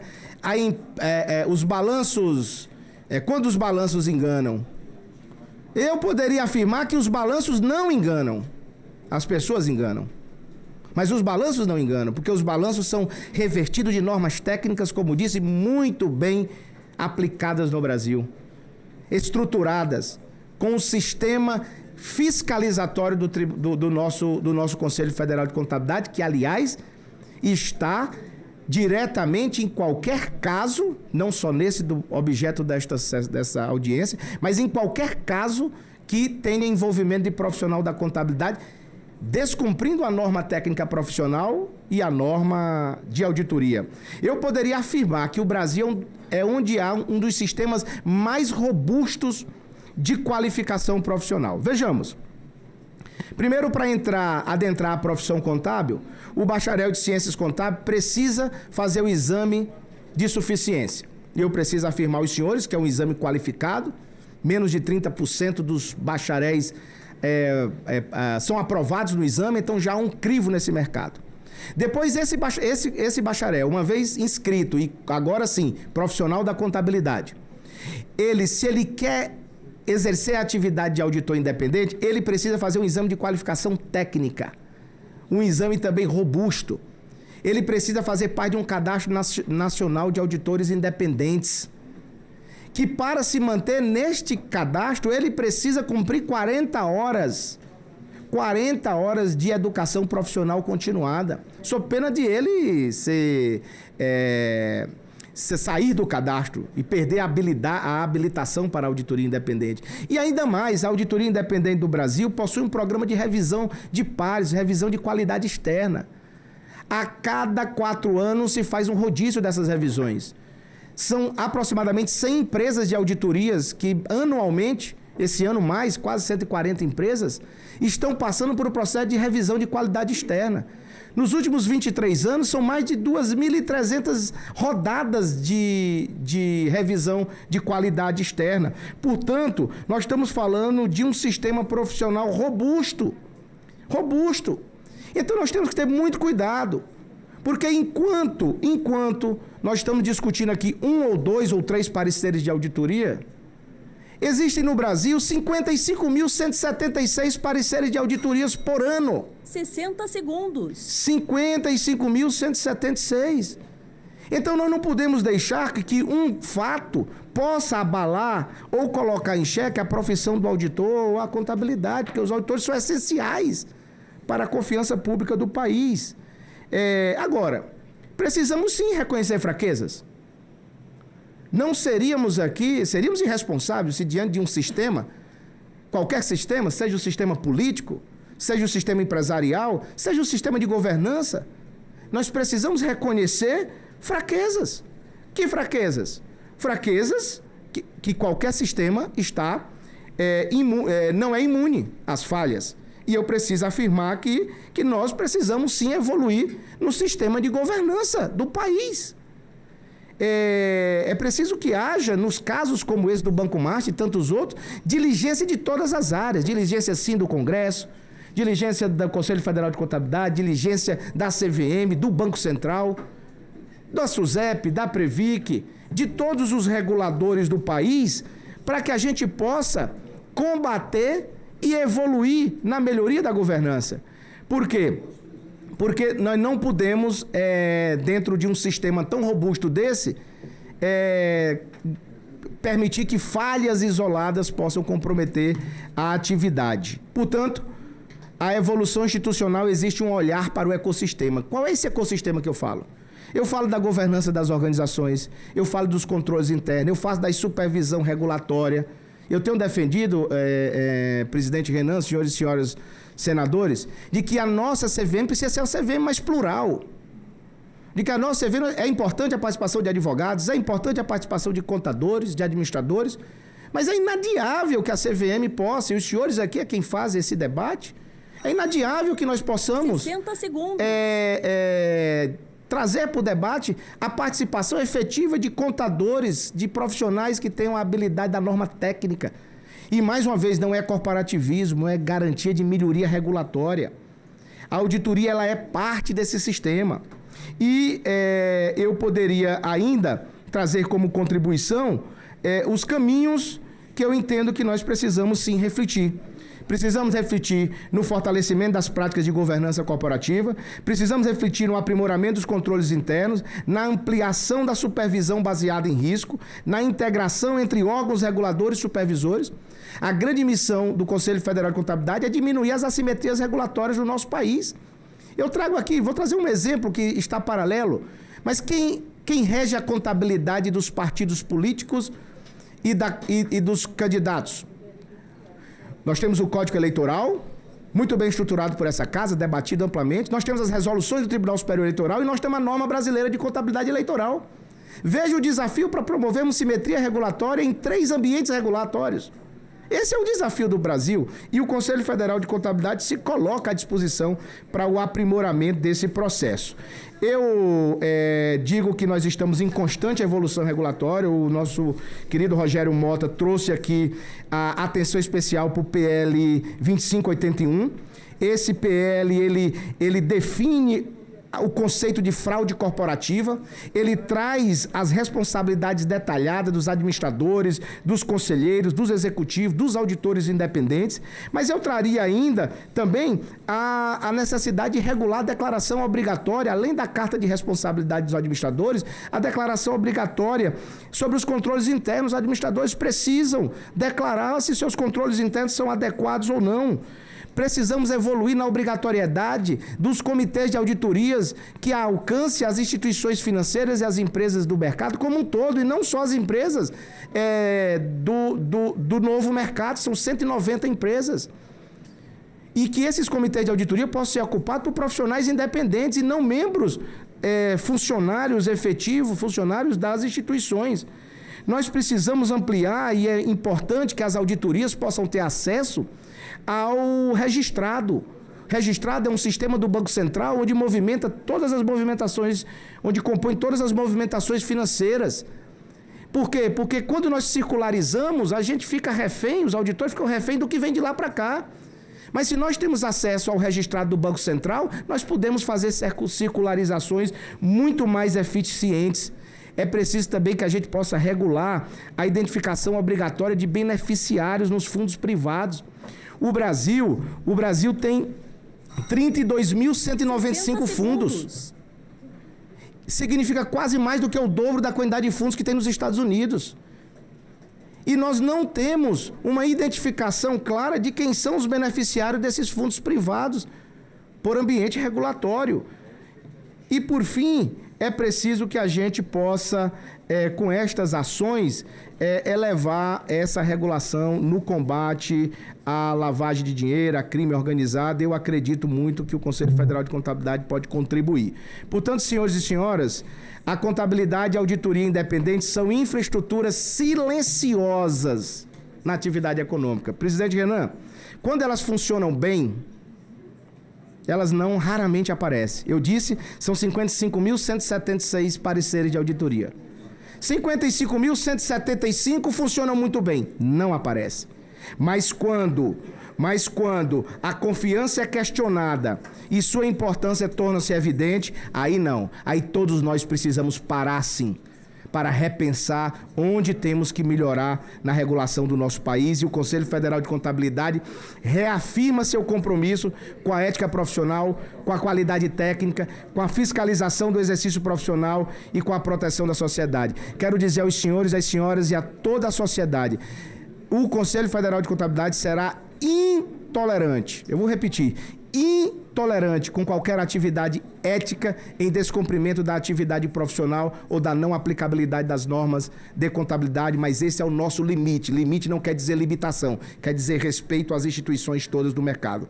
Nosso objetivo permanente é elevar a credibilidade da informação contábil, fortalecer a segurança jurídica e melhorar o ambiente de negócio. Presidente Renan, senhores e senhoras senadores, muito obrigado pela oportunidade de trazer aqui a voz da contabilidade brasileira. Eu concedo a palavra ao senhor Fábio Pinto Coelho, superintendente de normas contábeis e de auditoria da Comissão de Valores Mobiliários. Bom dia, senhores senadores, senhoras senadoras, presidente, integrantes da mesa. Primeiro eu gostaria rapidamente de me apresentar. Eu sou servidor público da CVM desde 2014.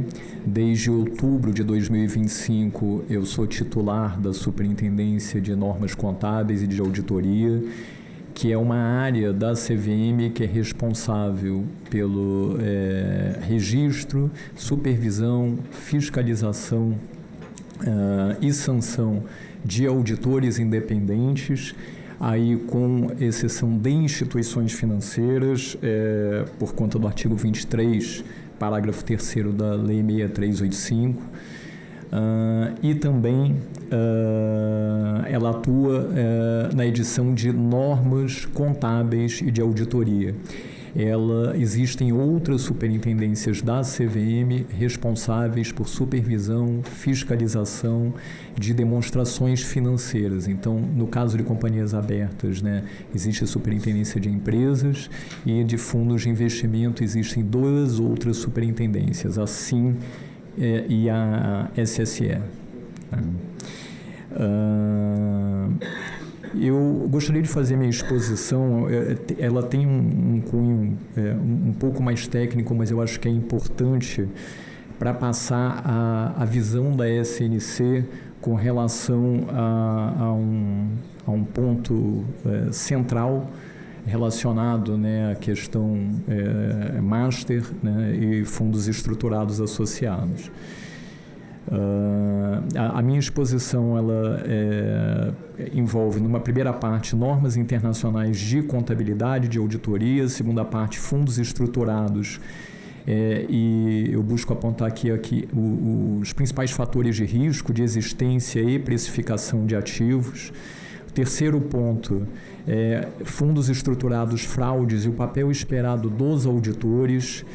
E o quarto ponto, sugestões de melhoria relacionadas às atividades de auditores independentes. Com relação às normas internacionais de contabilidade e auditoria, o Brasil, desde 2007, né, iniciou esse processo de adoção de normas internacionais de contabilidade e auditoria, basicamente, né, a fim de reduzir o custo de observância, né, de emissores, e também levar informações úteis, né, para investidores de forma geral, incluindo aí investidores internacionais que têm uma parcela significativa dos investimentos no mercado de capitais brasileiro. E nesse processo foi inserido também no artigo 183, inciso 1º da Lei das SA, em que esse artigo estabelece a aplicação em instrumentos financeiros, em direitos e títulos de crédito, se estabelece a avaliação pelo valor justo, né? Esse conceito de valor justo tem uma acepção técnica, né, em contabilidade, que é central aqui na minha exposição. O que o valor justo significa, né? O que ele pretende? Que a mensuração seja feita com base num valor que represente um valor de mercado, né? Então, isso pode ocorrer em 3 níveis, basicamente, de acordo com a norma. No primeiro nível, é mais fácil, né, fazer essa mensuração. Por exemplo, se tem um mercado organizado, né, se tem uma carteira de ações da Petrobras, é fácil pegar a cotação da Petrobras e fazer o registro do ativo no fundo. Você tem um segundo nível, onde você não consegue essa informação direta, mas você pode utilizar informações em mercados, né, correlatos, para fazer o cálculo do valor. E você tem o nível 3 do valor justo, em que você não tem essas referências, né? Então, normalmente se fazem estimativas com relação a esse valor, né?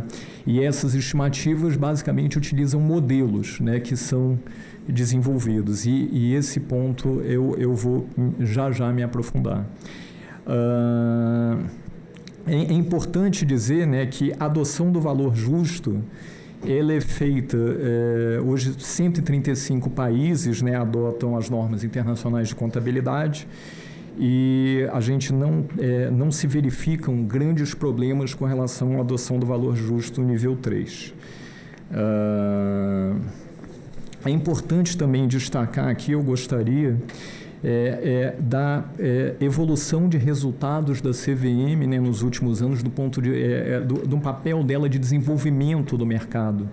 Isso já foi objeto da apresentação do presidente da CVM aqui, só para destacar a questão de crescimento no mercado de fundos de investimento, que foi feita na ocasião de 123% entre 2014 e 2025.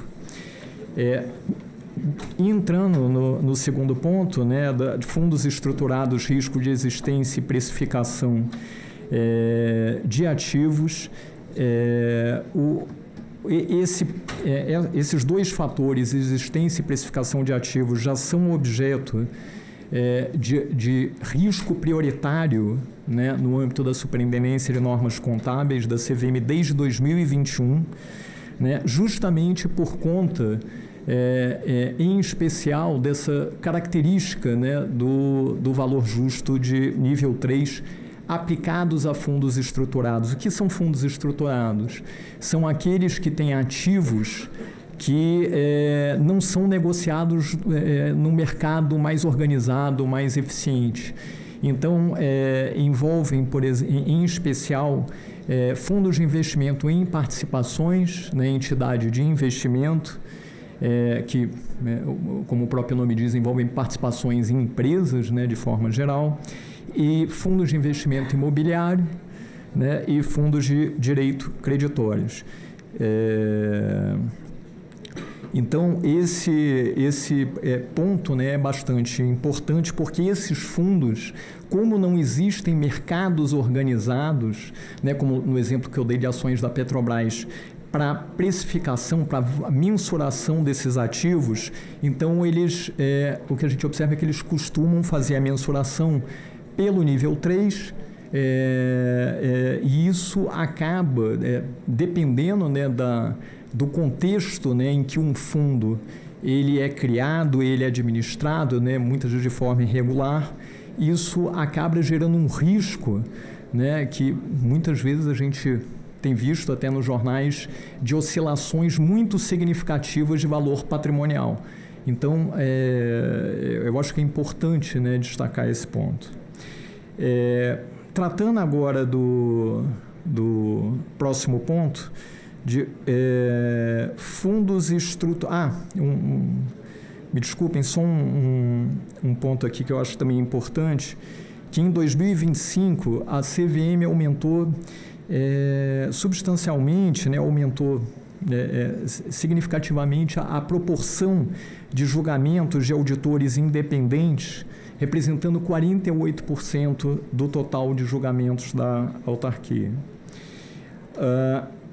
Com relação à análise aqui do próximo ponto, que são fundos estruturados fraudes e papel esperado das auditorias independentes, é importante, e isso já foi citado aqui nas apresentações, destacar as linhas de defesa que existem no sistema de controles internos, que devem existir, né? E o primeiro responsável, no caso de fundos de investimento, de acordo com as normas, é o administrador fiduciário.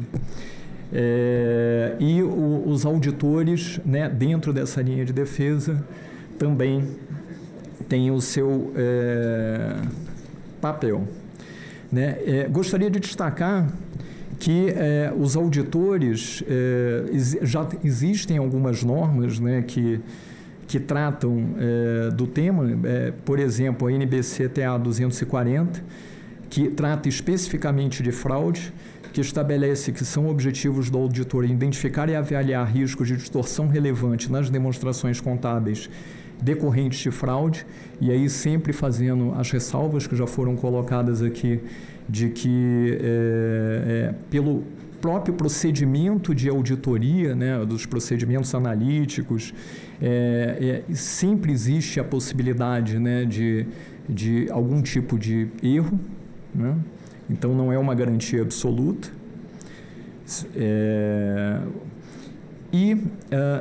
Partindo aqui, por conta do tempo, né, para questões de sugestões de melhoria, com base até na experiência que a Superintendência de Normas Contábeis tem nas atividades, né, de fiscalização, sanção, no âmbito da supervisão baseada em risco, em que os relatórios estão publicados, estão disponíveis na internet com relação aos resultados que foram alcançados. A primeira sugestão aqui seria resgatar, né, a essência do valor justo. Ele, quando é instituído pela norma, ele busca retratar a realidade econômica financeira das empresas, né? E o que as evidências internacionais indicam que o problema não é o valor justo nível 3, é como ele hoje está sendo praticado em alguns casos no Brasil. 60 segundos. Então, aqui a sugestão é se criar um regime jurídico mais, dado o risco inerente, se criar um regime jurídico mais robusto, né, para bloquear para gerir esse risco inerente, né? O problema não é o risco ser alto, o problema ele não está com os devidos controles e a devida responsabilização, muitas vezes. Outro ponto é o desenvolvimento de norma com procedimentos mínimos de auditoria a serem realizados em fundos de investimento, com ênfase na existência e precificação dos ativos.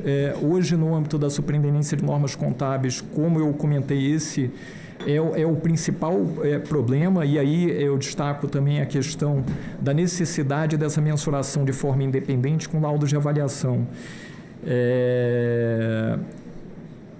Outra sugestão seria a questão do julgamento profissional, se explicitar na NBC-TA 200 que ele não possa, né, ou que não possa ser usado para deixar de executar procedimentos mínimos de auditoria. Então, se os procedimentos são mínimos, eles devem ser executados. E por fim, né, a questão a sugestão, utilização de novas tecnologias, né, como, por exemplo, a inteligência artificial, para reduzir os riscos nos procedimentos de auditoria. Esses riscos, muitas vezes, são associados à amostragem, né, natural, inferência estatística, mas hoje se consegue superar bastante esse tipo de problema com o uso de inteligência artificial. Então, sei que já existem, né, iniciativas nesse sentido nas empresas de auditoria, mas só para reforçar. Desculpem ter me alongado, mas eu acho que era importante esses comentários. Agradeço, presidente. Agradecemos as palavras iniciais e concedo a palavra ao senhor Antonino Marmo Trevisan, fundador e presidente do Conselho de Administração da Trevisan Escola de Negócios. Muito obrigado, senador. Prazer enorme estar aqui. Muito obrigado, meus colegas que já me antecederam. Eu vou tentar ser mais rápido para não cansá-los, apenas abordando aqui a experiência de um veterano na auditoria, né, senador Mourão. Lá quando comecei minha carreira, em 1970, um jovem de 20 anos, morador na periferia de São Paulo, eis que abre uma oportunidade de carreira. É a melhor carreira de todas que vocês possam ter no Brasil e no mundo. Por quê? Pega um jovem de diferentes posições sociais, possibilita que você aprenda, você entra e você tem logo 360 horas aula para saber o que é auditoria. Então, vocês imaginem um jovem de 20 anos começando a carreira e, senador, o que ele primeiro ouve é do nosso mestre, ali era um inglês que dizia: a partir de hoje, os senhores são responsáveis pela auditoria do Tesouro da Rainha da Inglaterra. É para a gente ter uma imagem, senador Fernando, do que é esse trabalho. Você é levado a trabalhar num ambiente regulatório, num ambiente civilizado, o que me leva, inclusive, a falar sobre um filme que todos vocês viram, que a gente pode sempre citar, que é o Casablanca, né? Numa cena histórica onde ali o chefe da polícia, diante do assassino, diz: procurem o bandido, mas prendam os suspeitos de sempre. Esse é um perigo, senador, que a gente corre, como disse aqui o nosso presidente do Conselho Federal de Contabilidade. O auditor, ele tem uma tarefa que não é individual. Se trabalha primeiro em equipe. São equipes, cada um deles procedendo a um determinado papel dentro de um trabalho onde ele espera que as regras sejam cumpridas, onde ele espera que haja civilidade e onde ele espera que ele não esteja lidando com quadrilhas, bandidos, organizações criminosas. É assim que é possível existir a auditoria. Os senhores podem pesquisar. Países truculentos, não existe auditoria. Por uma razão óbvia, é impossível auditar a farsa, o golpe, a organização criminosa. Não há a menor hipótese deste auditor, de qualquer outro auditor, não perseguir o seu caminho fora das regras que ele tem, quando de um lado tem alguém que está falseando, criando figuras que não são reais para a contabilidade, estabelecendo formas de fraude organizada, e que o auditor, eu estou aqui com o relatório do auditor independente do Banco Master, ele diz isso. Mas a pergunta é sempre essa: ninguém viu? Os jornalistas não viram? Os jornalistas foram ver o relatório do auditor independente, que auditou? Ele teria dito que havia fraude, que havia omissões, que havia perigo? Sim, ele disse. Mas acontece que ninguém lê.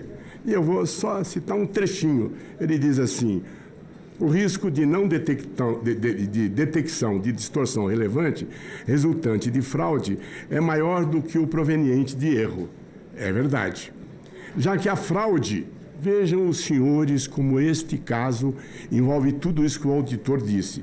Já que a fraude, meu caro diretor da CVM, pode envolver o ato de burlar os controles internos, conluio, e eu pergunto aos senhores, houve conluio, senador? No caso que nós estamos aqui analisando? Houve, sem dúvida. Falsificação?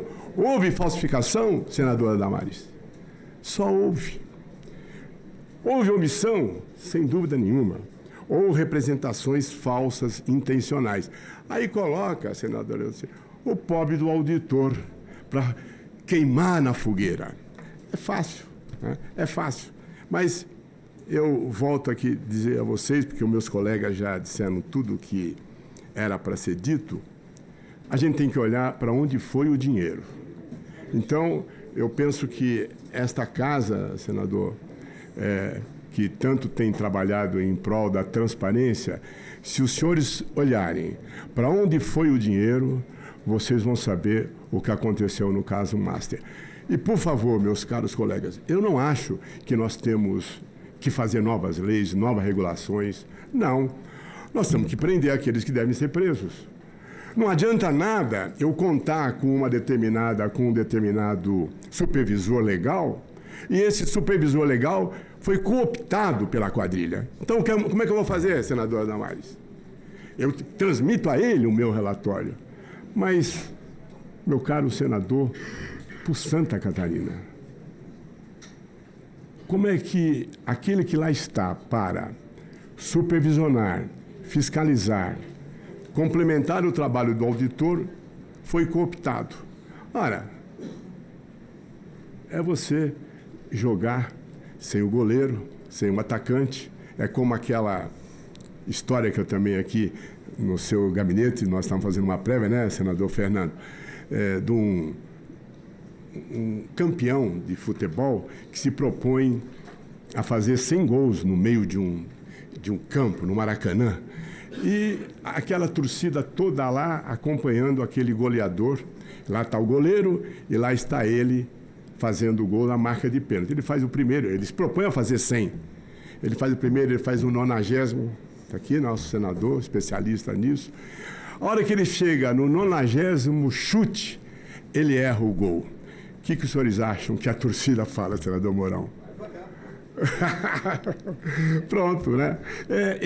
Então é mais ou menos o que nós estamos olhando aqui. Eu tenho muito temor, eu estou com 76 anos, segunda-feira faço 77 anos, falando sobre esse assunto lá em Lisboa com outros colegas, que o CFC organizou um encontro de contabilidade e auditoria de país de língua portuguesa.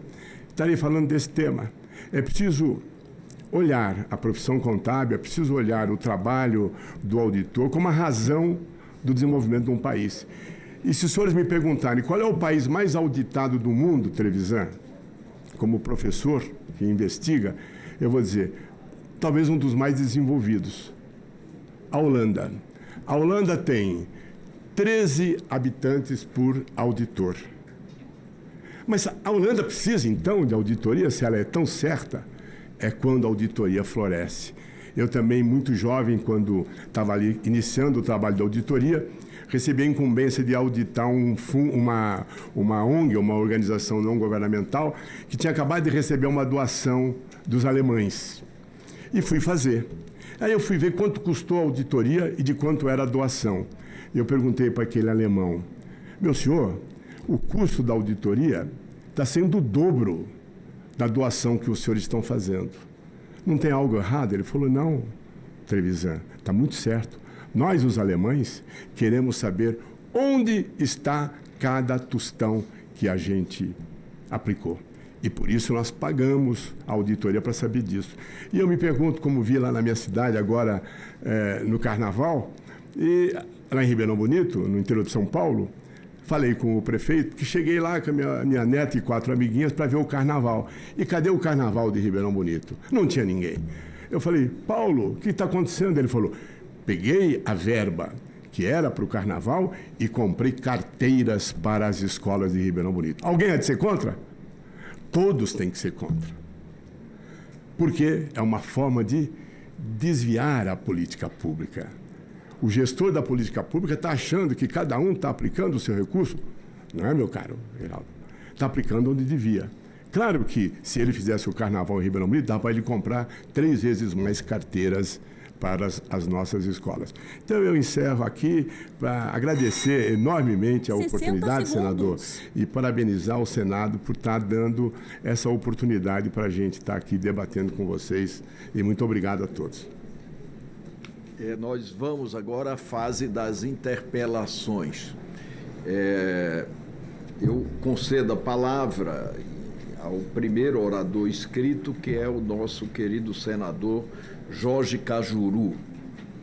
Em seguida, nós temos as inscrições do senador Isalci Lucas, do senador Esperidião Amin, do senador Fernando Farias, da senadora Damares, e eu próprio tenho também algumas perguntas a fazer. Com a palavra, o senador Jorge Cajuru.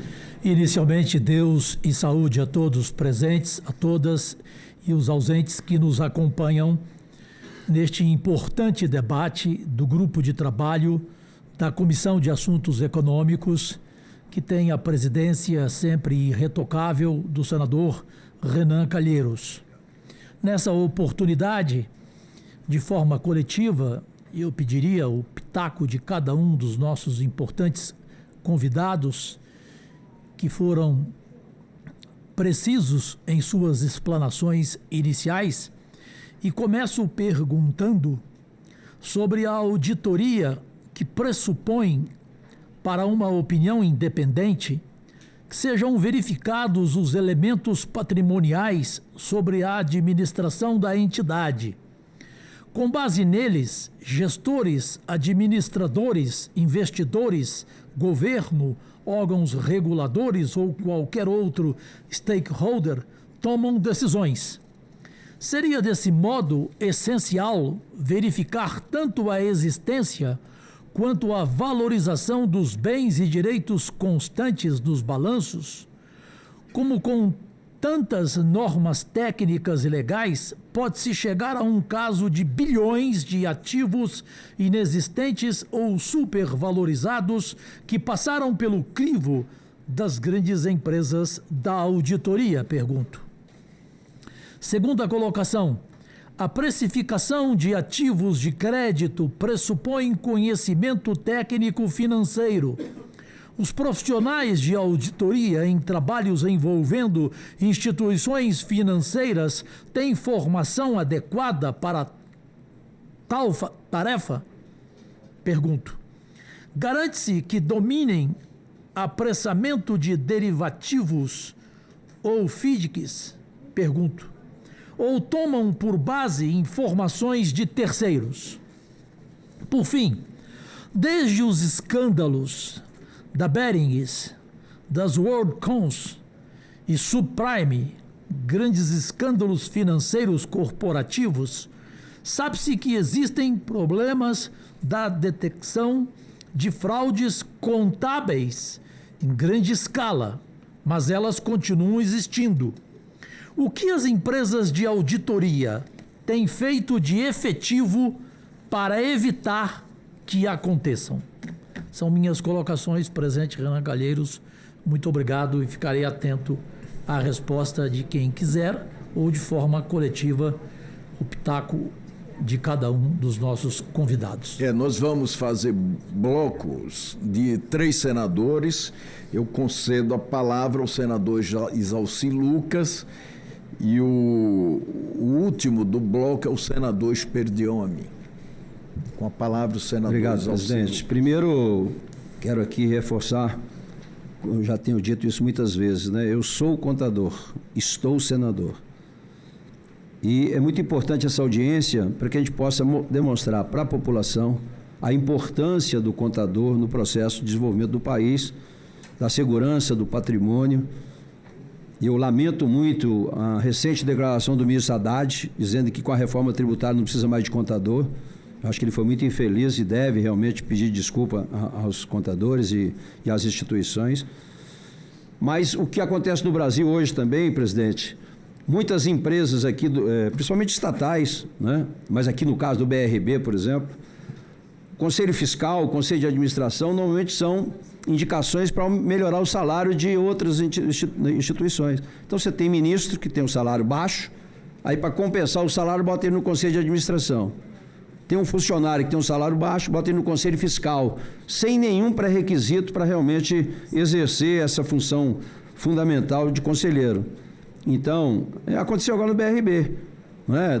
Fazia parte do Conselho de Administração a secretária, a chefe de gabinete do governador, e que influenciou na aprovação dessas atas que foram colocadas. Então, isso nós precisamos realmente mudar a forma de escolha. Tem projeto tramitando aqui, apesar que eu era do Portinho, o Portinho botou só advogado, e pelo contrário, tem mais contador nesses conselhos para realmente apurar. Eu vou aqui, rapidamente, fazer algumas indagações, mas mais no sentido de divulgar e a população entender um pouco mais, porque eu tenho conhecimento, mas muita gente não entende isso. Eu gostaria de aproveitar essa audiência da TV Senado para que os leigos possam entender um pouco mais. Então está aqui. As auditorias possuem mecanismos suficientes para identificar operações estruturadas que possam mascarar risco ou distorcer a real situação de um banco? Quando uma instituição auditada cultiva proximidade com autoridades do executivo, do sistema judiciário e de órgãos de controle, ainda que essa proximidade não constitua prova ilícita, isso não cria ao menos um risco objetivo de intimação regulatória ou complacência institucional? Na visão dos senhores, as normas brasileiras tratam de forma suficiente desse risco de captura por relacionamento? Em situações em que a inconsistência relevante são identificadas, qual o dever da auditoria em comunicar diretamente aos reguladores, como o Banco Central e também na Comissão de Valores Mobiliários? Como se dá a coordenação entre a auditoria independente e os órgãos supervisores, como o Banco Central e a CVM, quando são identificados riscos relevantes? Como funciona na prática a responsabilização civil ou administrativa das auditorias quando falhas relevantes em processo de auditoria contribuem para prejuízo a investidores. Os atuais relatórios de auditoria fornecem informações suficientemente claras para os investidores não especializados compreender o risco envolvido? Há necessidade de aperfeiçoar a padronização e a linguagem dos relatórios de auditoria para ampliar a transparência e a compreensão por parte dos investidores? Os atuais mecanismos de supervisão das auditorias por parte do regulador são suficientes para prevenir falhas sistêmicas? Considerando os riscos envolvidos em instrumentos financeiros emitidos por instituição bancária, os investidores estão recebendo informações adequadas sobre o risco de crédito e liquidez? Então, são perguntas que eu gostaria de deixar aqui, eu vou passar depois para a mesa, mas para a gente realmente mostrar para a população, porque, como foi dito aqui, Trevisan, as pessoas querem culpar o auditor. E Vossa Senhoria colocou muito bem, no relatório de auditoria, especificamente, está demonstrado tudo que aconteceu e que aí coube ao Conselho de Administração tomar a decisão e tomar a decisão equivocada. Não foi baseado realmente no parecer da auditoria. Então, essas considerações para que vocês possam, inclusive o Conselho Federal, não é, com relação à punição de auditores que possam ter alguma relação, não é, com relação a esse caso. Era isso, presidente. Obrigado. Senador Esperidião, a mim, com a palavra, Vossa Excelência. Mais uma vez eu quero cumprimentá-lo pela iniciativa, ainda em pleno recesso, de iniciar os trabalhos, iniciar o trabalho, os trabalhos do nosso grupo de trabalho, que tem contribuído muito, junto com a imprensa e com a Polícia Federal, especialmente, não exclusivamente, para se evitar o abafa na causa desta reunião. A causa desta reunião é o Banco Master e o conglomerado que o acompanha. E o fato de que o desenrolar desta fraude não foi uma coisa de um ato só. Foi um ato, primeiro, de grande público e de grande palco. Muitas estrelas. O que contribuía para tentar abafar. Quero lembrar um fato pitoresco, para não dizer outra coisa. As primeiras provas coletadas por determinação do ministro Toffoli foram depositadas, e Vossa Excelência reclamou muitas vezes, no gabinete do presidente do Senado. Então, isso mostra que havia muito mais ânimo de esconder, de abafar, do que de apurar. Mas quanto ao nosso escopo aqui, quero fazer duas perguntas. O senhor ouviu, e os que estávamos na audiência com o presidente do Banco Central, a reclamação dele de que o Banco Central não tem alcance sobre as casas da moeda. São casas da moeda, especialmente os fundos privados. Eles emitem dinheiro ou não? Quer dizer, o sujeito compra cártulas do BESC, são da sua época, não da minha. Pelos cabelos brancos, o senhor deve ter emitido essas cártulas. Cártulas do BESC avalia por 850 milhões de reais, depois contabiliza que o patrimônio é de 6 bilhões e fica por isso. E isso não é objeto de fiscalização do Banco Central, é da CVM. Deu para entender? Quem foi que deu a estatística aí dos fundos? Foi o senhor lá? Quantos são? O dobro dos Estados Unidos, não é? É isso? Quantos desses são fundos privados? Hein? Ou seja, pessoal, isso aí é casa da moeda. Compro por 2 milhões, essa matéria é de ontem, e vendo por 295. E no final das contas ainda recebo de volta o imposto de renda. Quer dizer, são flashes do que nós estamos sabendo agora. A primeira coisa, o que nós podemos fazer para suprir aquela queixa do presidente do Banco Central, Galípolo? Eu assumi, aquele dia, ele disse, eu quero a sugestão. E agora queremos da CVM também. Qual é a sugestão para coibir isso? Porque se não for possível coibir essa fraude estimulada pela incapacidade de avaliar o conteúdo de mérito dos valores, dos ativos que integram esses fundos, não temos que fazer nada, então. Vamos fechar os fundos. Vamos impedir que o Brasil alavanque dinheiro. Alavancagem é uma coisa natural. R$1 tem que circular para valer mais do que R$1 e poder impulsionar a economia. Agora, se ele gera fundos podres e ativos podres a ponto de um banco desse porte comer 40% ou 45% do FGC, não é isso? 45% do FGC já foi consumido. Daqui a pouco nós vamos acabar com o sistema financeiro. Por falta de auditoria. Quando eu digo auditoria, é de mérito. Eu declaro que isso aqui é um copo de cristal produzido na Boêmia, boto no fundo e os outros, os otários, botam dinheiro bom. Quando eu for ratear, adivinha quem perdeu o dinheiro e quem ganhou? Então, este é o mérito da questão. Primeira coisa, os senhores têm a obrigação, especialmente a CVM, de dizer o que é que falta para fiscalizar, já que o Banco Central disse que até lá eu vou. Aliás, o próprio ministro Haddad disse isso. Ele nos alertando, olha, vocês prestem atenção, porque é a CVM que responde por isso. Ou vocês não ouviram essa manifestação? Bem no começo. A CVM é vinculada ao Ministério da Fazenda. Então, não é comigo ou é comigo? E as nomeações de caráter político. Esse foi o segundo ponto. O grande mal feito pela decisão monocrática do ex-ministro Ricardo Lewandowski, que permitiu que 587 cargos de conselheiro, de coisa que o valha, deixassem de suprir essas indicações, de satisfazer os requisitos previstos pela lei das estatais, que já vigorava há 9 anos, pelo menos.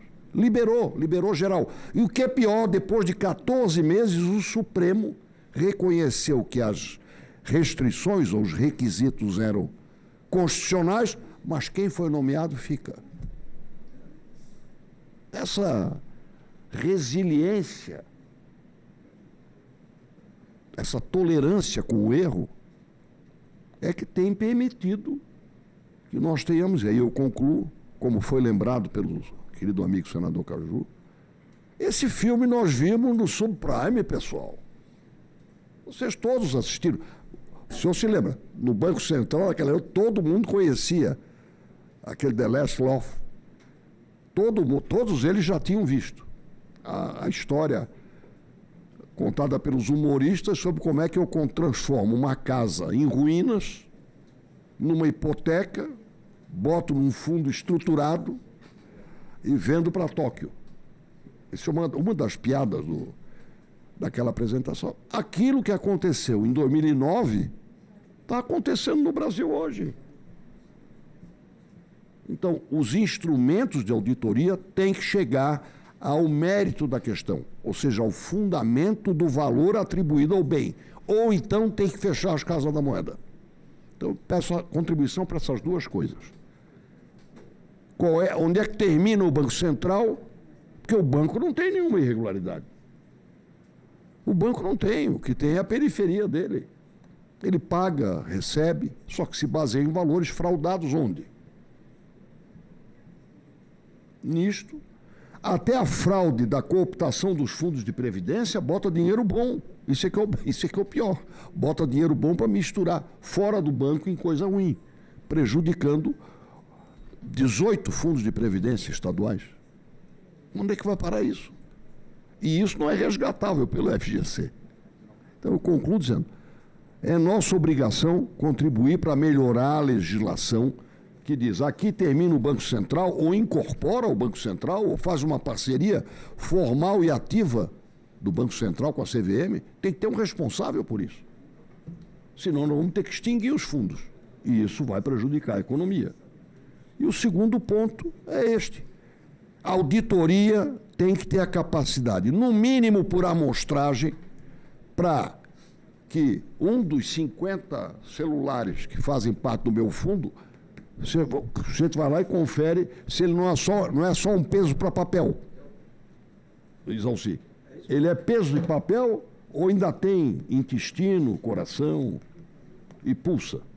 É só isso. Essas duas contribuições. Eu acho que os senhores têm a obrigação de trazer. O sistema não é robusto nem é seguro. Nem seguro, nem robusto. Ele é um A380, sem piloto, e ninguém sabe o que tem lá dentro. Obrigado. Para estimular o debate, eu proponho que cada um dos convidados possa dizer especificamente para responder o senador Isalci, especificamente para responder o senador Esperdião ou o senador Cajuru. Isso não será exclusivo. Qualquer um dos senhores também poderão complementar, de modo que possamos estimular esse debate nas poucas horas que nos restam ainda para a programação do plenário do Senado Federal. De modo que os senhores fiquem à vontade. Nós tivemos uma pergunta do senador Cajuru, uma pergunta também, aliás, várias perguntas feitas pelo senador Isalci Lucas e 2 perguntas feitas pelo senador Esperdião a mim. Quem deseja, em primeiro lugar, a palavra? Uma palavra, o senhor Joaquim de Alencar Bezerra Filho, especificamente para responder. Ok. Obrigado, presidente Renan. Agradecer aos senadores Cajuru, senador Isalci Lucas e senador Esperidião a mim pelas perguntas. Eu vou pontuar daquilo que compete ao Conselho Federal de Contabilidade. Então, ao senador Cajuru, eu quero reafirmar que os contadores e as contadoras do Brasil, os auditores, eles estão sim preparados. Nós temos o sistema mais robusto de qualificação profissional do país. Somos uma das poucas profissões que temos um programa de educação continuada. E para que haja manutenção desses profissionais na atividade da auditoria, a necessidade da formação de 40 horas mínimas de capacitação, essas capacitações na área das normas de auditoria, na área da aplicabilidade prática da auditoria. Então, eu gostaria de reafirmar esse compromisso e dizer que, mais uma vez, a auditoria ela é parte de um sistema robusto de governança, onde tem gestores, administradores, controladores, conselho fiscal, conselho de administração e tantos outros instrumentos de governança. E a auditoria é a força técnica para garantir que as normas estejam devidamente implementadas. Ao senador Isalci Lucas, eu quero tratar de 3 pontos. Primeiro, corroborar e dizer que isso tem sido uma defesa da contabilidade brasileira.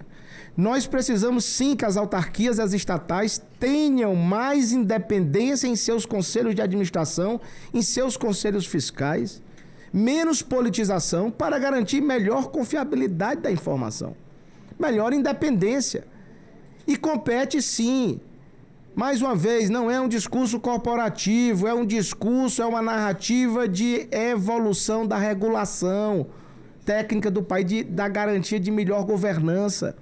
Claro, se você tem num conselho de administração, num conselho fiscal, profissionais capacitados e habilitados para poder ajudar a administração a tomar decisões, é muito mais seguro. Portanto, eu quero corroborar ao senador Isalci Lucas e dizer que as normas brasileiras de contabilidade, estão sim, como eu disse, preparadas. Uma das maiores regulações do mundo é a contabilidade brasileira. Como é que se constrói uma norma de contabilidade no Brasil? Primeiro, com uma vasta discussão em audiência pública, onde o mercado participa. Não são normas feitas em gabinete. São normas feitas com a discussão ampla da academia, do mercado, da sociedade em geral, onde participam os reguladores do país. Aliás, enquanto o Conselho Federal de Contabilidade normatiza para o Brasil, nós temos, e aí já respondendo a segunda indagação, nós temos uma integração com os outros reguladores, CVM, Banco Central, SUSEP, Previc, Academia, que é o nosso CPC, Comitê de Pronunciamentos Contábeis, onde essas instituições estão mensalmente analisando e promovendo a adoção das normas brasileiras aos padrões internacionais. Então, há integração, sim. Agora, respondendo à pergunta final, e o CFC vai punir os auditores? O CFC, eu disse, nós seremos intolerantes, punirá qualquer profissional da contabilidade que agir aeticamente.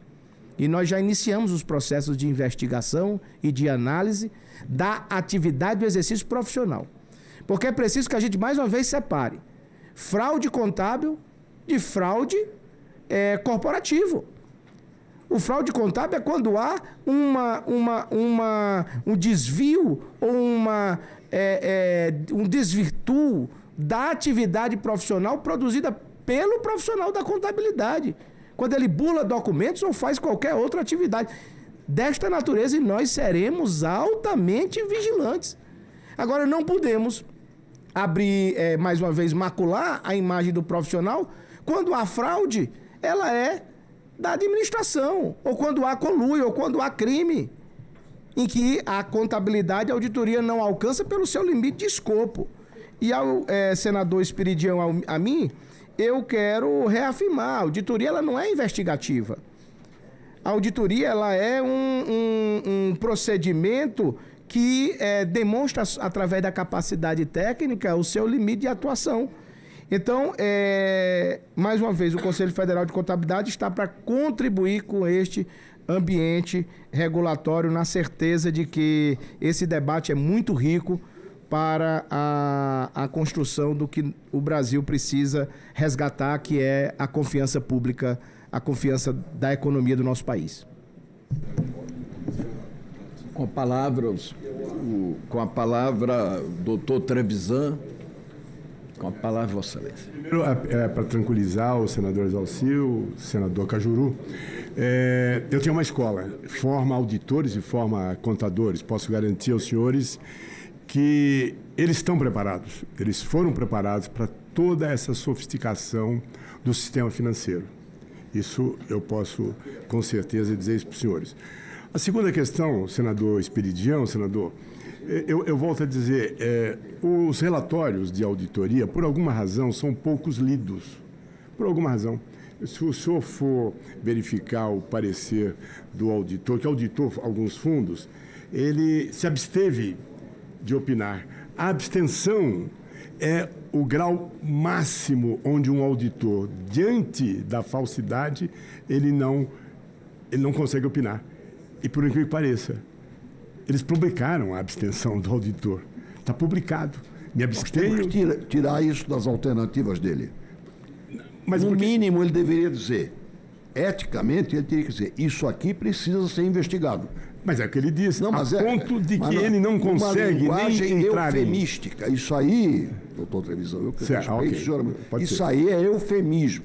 Abstenção? Isso, claro. O senhor pede para eu opinar, eu digo assim, dada a bagunça que eu estou encontrando, eu não tenho condições de opinar. Eu não consigo, investiguem mais. Pois é, eu publico isso. O que mais isso eu posso tem que fazer? publicar. Mas é isso que está publicado. O auditor fez isso. Ele se absteve. Pois é. Isso aí na socialite é luva de pelica. Entendi. Olha, claro. Isso aí, cá para nós. Agora o senhor tem que concordar comigo. Concordo. Deu certo a advertência dele? Ninguém leu. Não, pois é. Então tem que, aqui ó, tem que usar um palavrão. Mas o senhor tocou num ponto. O palavrão é o seguinte, olha, isto aqui recomenda que se faça um aprofundamento de investigação, porque foge à minha percepção. E ele faz isso. Ele manda para o Banco Central e manda para a CVM. Porque ele não tem esse poder de fazer isso. Mas agora nós temos que dar esse poder e essa responsabilidade. Bota em negrito, bota com ponto de exclamação. Isso é a sugestão que vocês têm que dar. Olha, mas, senador, nós temos que recomendar que se faça um aprofundamento. Eu paro por aqui. Entendi. Mas só para alertar todos os meus companheiros que aqui estão e diante desse tempo todo, né, que eu veio na minha vida para aprender auditoria. O auditor não é a polícia, o auditor não é o fiscal, o auditor não tira uma empresa da Bolsa de Valores, ele manda para os órgãos reguladores. Os órgãos reguladores tomam conhecimento imediatamente da situação. O senhor vai me perguntar, então, por que não tomaram as decisões e foram fazer isso que o senhor disse? Isso eu não sei te responder.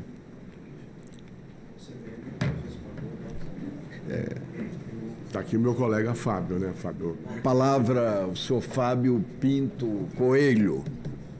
Obrigado, presidente. Agradeço senadores pelas perguntas.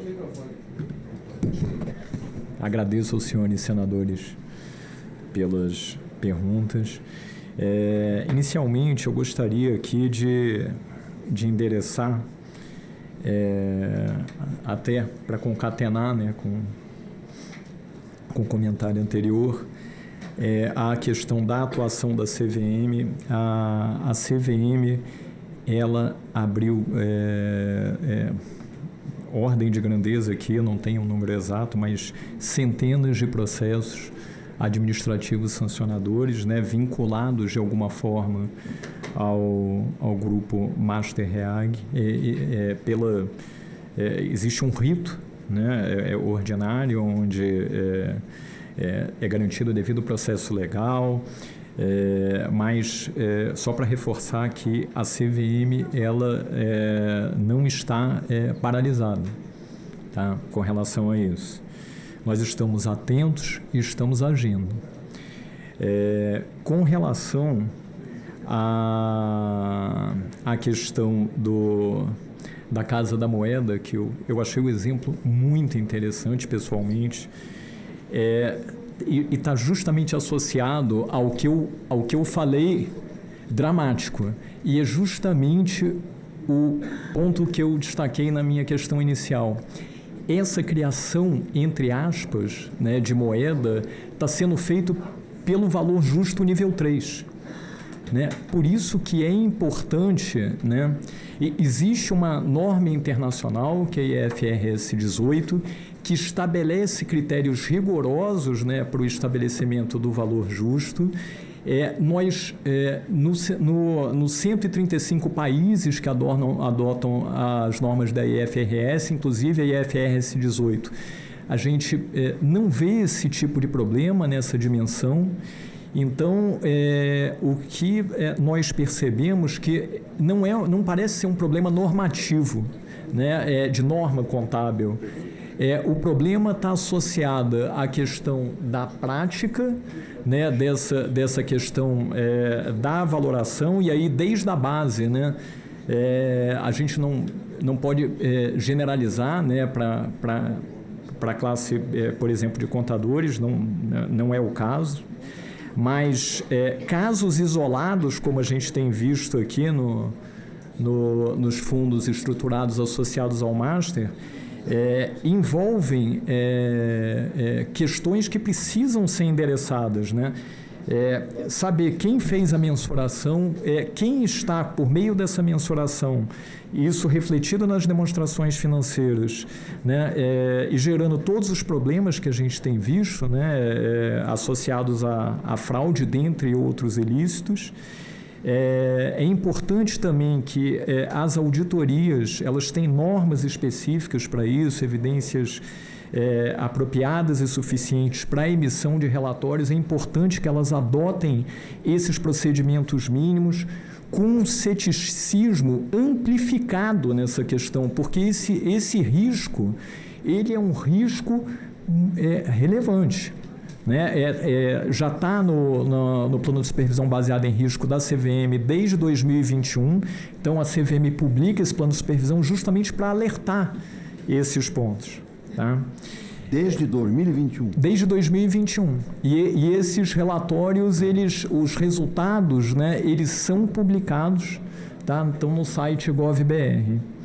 Presidente, só sem querer interromper, já interrompendo, tanto a CVM como o Banco Central e o Tribunal de Contas da União, por exemplo, eu, quando fui deputado, eu fiz uma auditoria em 2010 do Ministério do Esporte, detectando lá mais de 20 processos de fraude.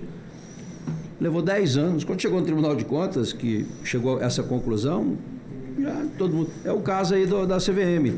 Essa questão do fundo, quer dizer, tem vários processos, mas a hora que chegar à conclusão disso aí, já não tem mais jeito, já foi feita a liquidação. Então tem que melhorar essa questão dos prazos e a estrutura da CVM, que eu acho que também tem sérios problemas lá. A CVM está com quantos cargos de direção vagos? Tem 3 cargos, só 2 ocupados, e isso tem impactado o volume de julgamentos, né? E isso se reflete na estrutura organizacional da CVM. Só nessa linha, senador, para efeitos comparativos, nós falamos aqui que a quantidade de fundos de investimento, né, aqui no Brasil é o dobro dos Estados Unidos. O órgão responsável pelas auditorias, por supervisão de auditorias nos Estados Unidos, que é o PCAOB, ele tem 900 profissionais. A área a gerência, né, que está sob a minha gestão na CVM, focada na supervisão de auditores, tem 16 funcionários. Então, nos Estados Unidos existe... Quantas filiais o Banco Central americano tem? Lembra? Essa pergunta... Ou seja, os Estados Unidos têm um Banco Central descentralizado, mas tem menos fundo do que nós.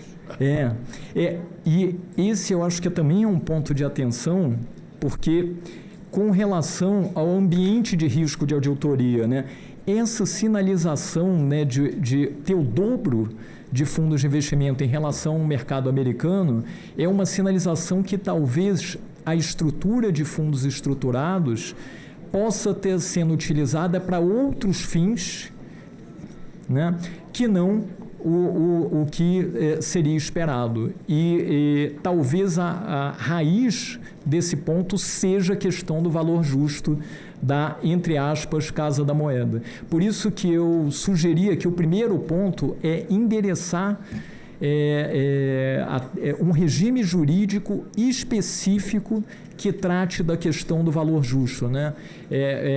Atuação de profissionais, características desses relatórios, a questão da importância da independência, né, desses profissionais na elaboração desses documentos e de laudos de avaliação, por exemplo.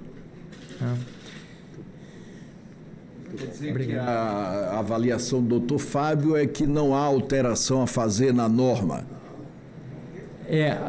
A minha sugestão é que se desenvolva um regime jurídico próprio que trate da questão do risco, né, valor justo, que envolve os profissionais, né, que fariam isso, porque existe um conhecimento complexo associado, né, de natureza inclusive econômica, né, financeira, que está associado a esses modelos de avaliação, né? Então, dado o risco que isso representa para o sistema, é importante que se tenha o tratamento mais rigoroso. Mudança da lei, presidente. Pelo contrário. Porque é ineficaz. Perfeito. Ineficaz. Perfeito. A lei tem que ser mais eficaz. Pelo menos determinar.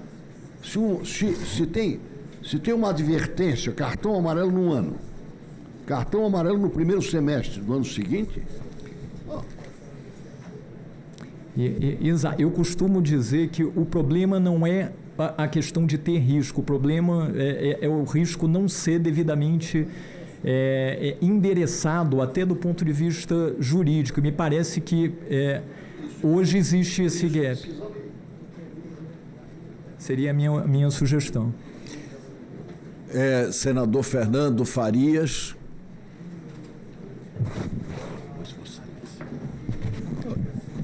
Obrigado, presidente. Não, eu só quero ressaltar que a auditoria é uma coisa muito importante, principalmente nesse mercado financeiro. E todo mundo tem confiança nas empresas de auditorias. Mas eu vi aqui que os auditores do Banco Master fizeram a ressalva com relação ao balanço. E a gente pode achar que houve omissão do Banco Central? Alguém pode ir da CVM? Alguém pode responder alguma coisa assim?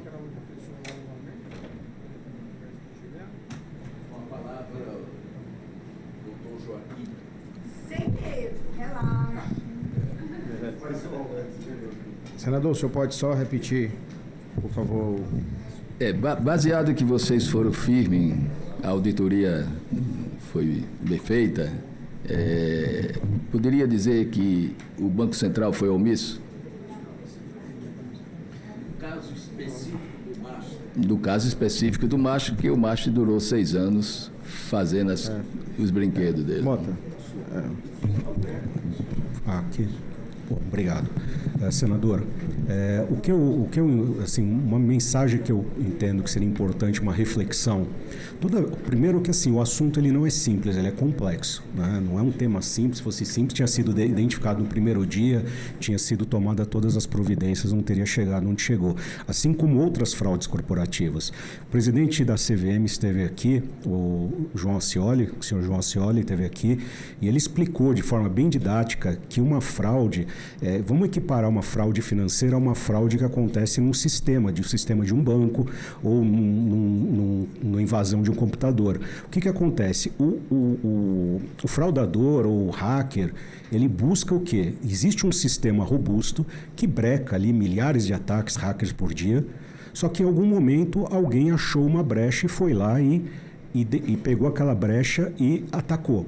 Certo? Eu faço um paralelo aqui com o que aconteceu e na minha visão, acho que o principal ponto é entender a causa raiz do problema. Isso é um ponto fundamental, porque se nós não entendermos a causa raiz do problema, é muito difícil endereçar o problema. A gente vai tomar uma série de medidas, né? Os senhores, a sociedade vai tomar uma série de medidas e talvez essas medidas ainda não sejam suficientes.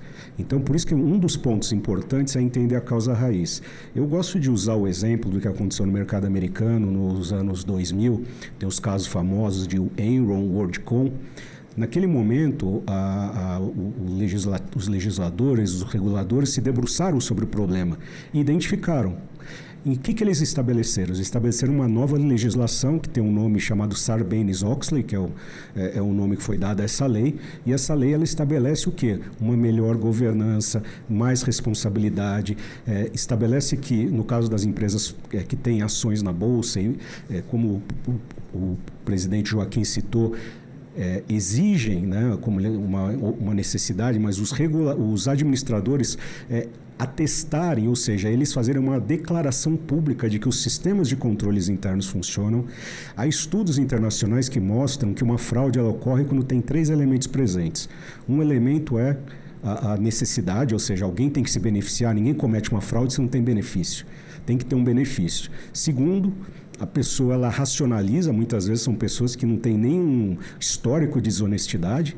E terceiro, a oportunidade. Como nasce a oportunidade? Quando você tem um ambiente de controles internos muito fracos.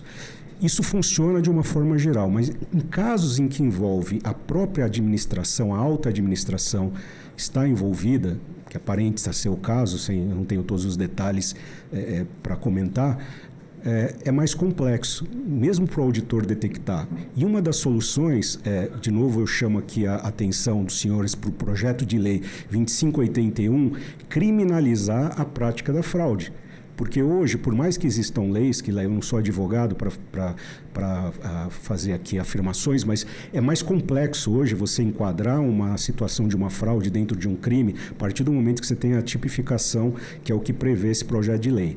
Então, assim, novamente, antes da gente buscar quem falhou, a gente precisa entender onde houve a falha. Que, de fato, aconteceu alguma coisa ninguém está discutindo, ninguém está se omitindo de discutir, mas é importante, novamente eu insisto, nós entendermos a causa, a raiz do problema. Sem entender isso, nós não conseguimos endereçar o problema.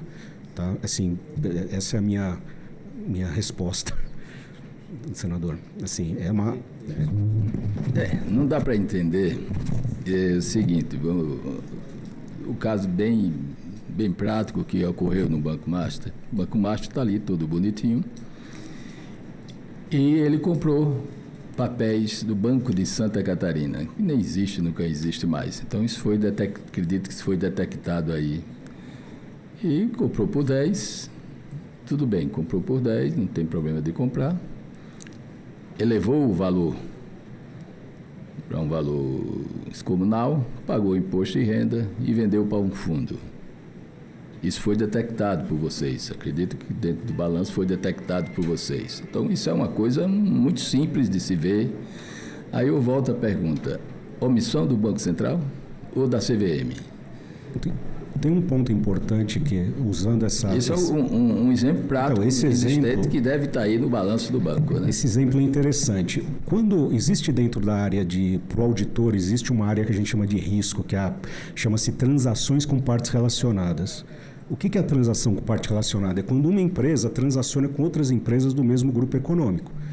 Então é importante que regra contábil, a norma contábil prevê e exige que toda transação com parte relacionada seja divulgada e o auditor analisa geralmente essas transações como uma área de risco. É claro que ele vai tentar entender qual a natureza das transações, como elas aconteceram, se foi dentro de uma condição de mercado.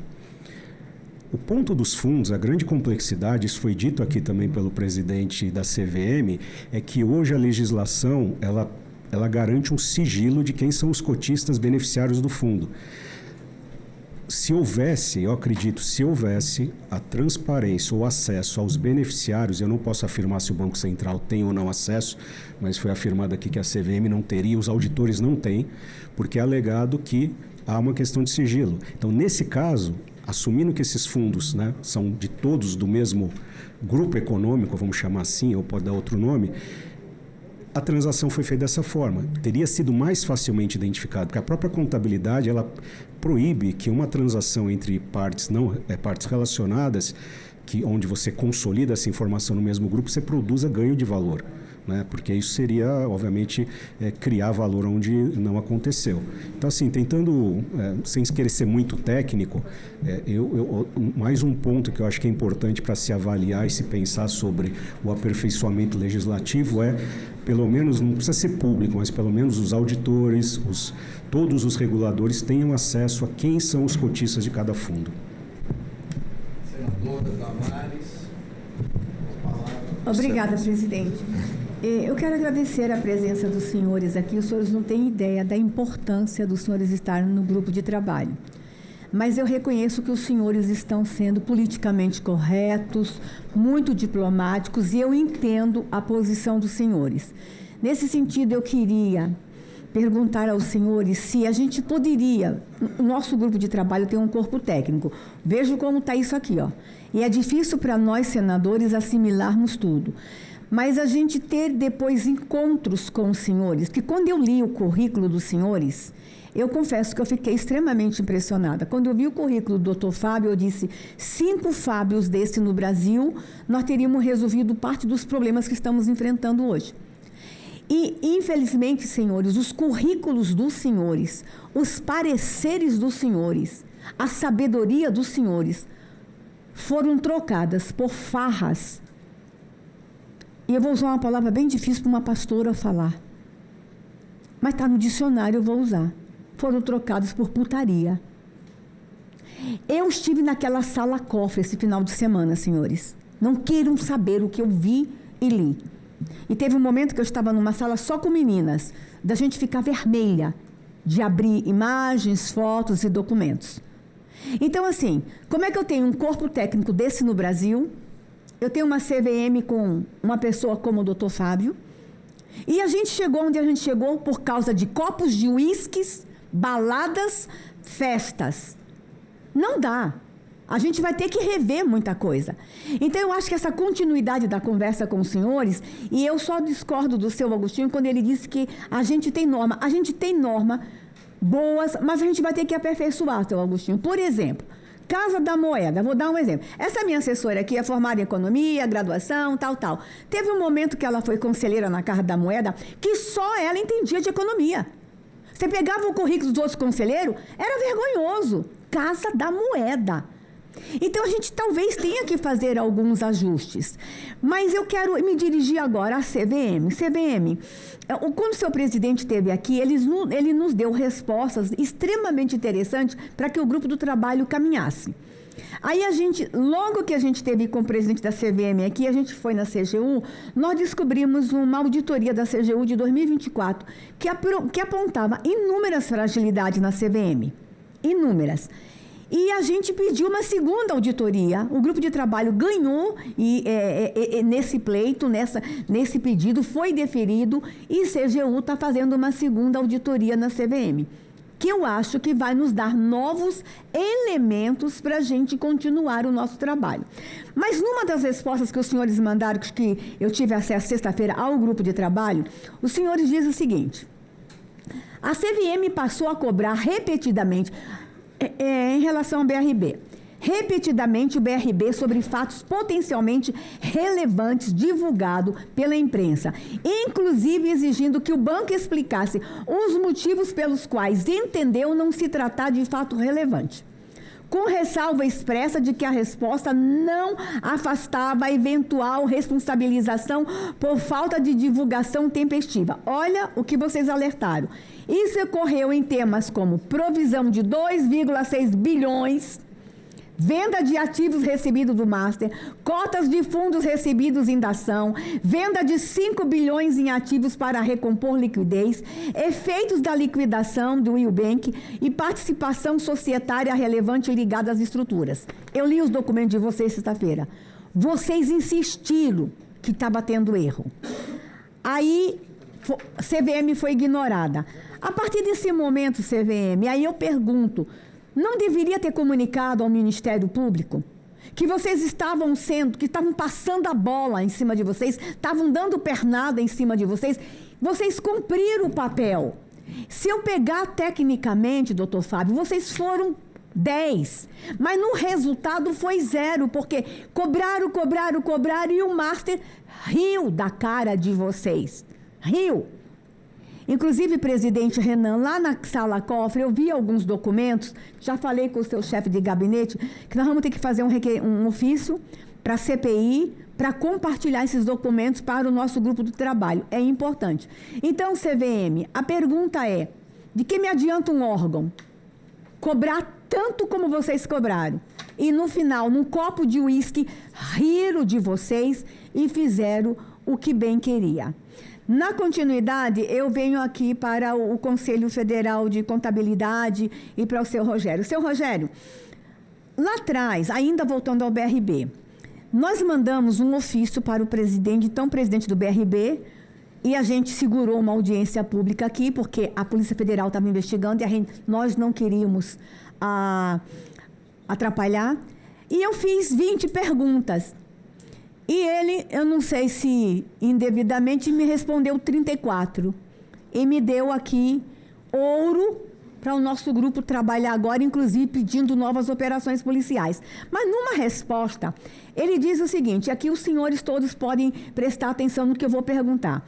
Em relação a diligências, o BRB selecionou a empresa tal, eu não vou dizer o nome por uma questão de... Ela pode ser inocente, como assessor contábil, financeiro e estratégico, e o escritório de advocacia tal, como assessor jurídico da transação. Os trabalhos das duas diligências estão sendo conduzidos pela tal auditora e pelo tal escritório de advocacia, cujos relatórios finais, após concluídos, serão apresentados aos órgãos de administração do BRB para análise e encaminhamento às outras instituições. Fui lá agora e perguntei, cadê o relatório dessas duas instituições, a auditora e o escritório de advocacia? Aí o atual presidente disse, Nossa! Nunca sabíamos que teve essa auditoria e esse escritório. Inclusive, senador, eu acho que isso aqui vai dar uma nova operação da Polícia Federal. A pergunta é, senhores, ao todos, quem habilita esse escritório de advocacia para dar pareceres, para esses pareceres serem aceitos pelo Banco Central, em detrimento da sua auditoria da CVM? Esses escritórios estão se habilitando aonde? Eu sou advogada, montar um escritório ali na esquina e começar a dar parecer para fundos e bancos para ganhar processos lá no Banco Central? Quem que habilita esses escritórios? Quem habilita essas empresas? Eu teria milhões de perguntas. Mas eu preciso dizer aqui, tem alguma coisa errada. Riram de vocês. E escritóriozinhos de advogado, eu não vou dizer o nome para não ser processada, deu parecer, porque esses escritórios dão parecer de acordo com o que o cliente está pedindo, gente. Então, a pergunta fica aqui. Como podemos melhorar os conselhos? Tá? Tem um projeto de lei aqui, mas a gente pode rever isso. Como esses escritórios são escolhidos? E a CVM, as fragilidades apontadas em 24 foram corrigidas? A CGU vai encontrar outras aí na próxima auditoria. E no final eu quero depois que vocês me garantam que eu posso, com o grupo técnico, sentar individualmente com cada um, sem câmeras, não é nada secreto, mas é só para a gente fazer perguntas que eu sei que é constrangedora para vocês responderem publicamente. Obrigada, presidente.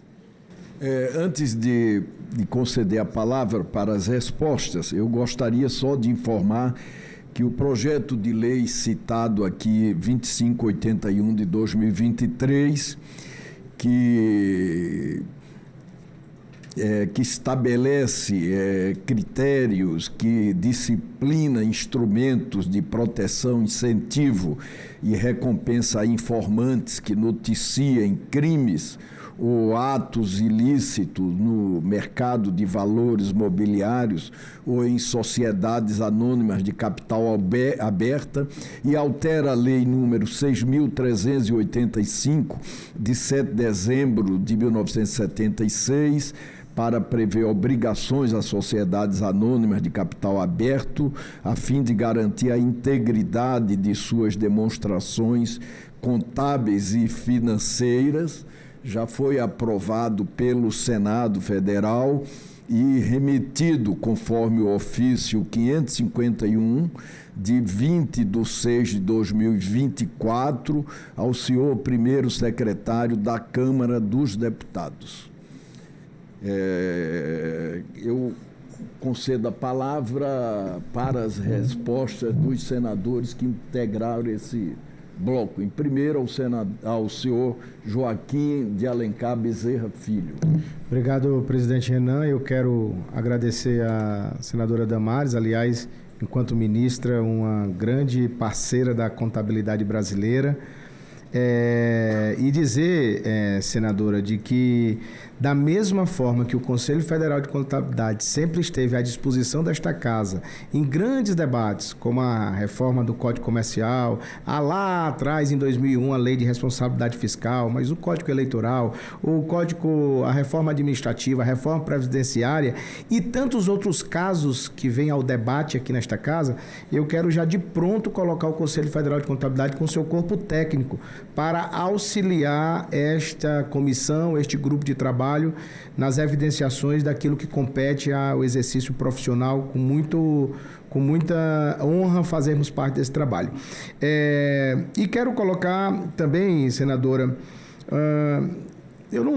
a senhora colocou aí na sua fala escritório de advocacia, em algum momento escritório de contabilidade.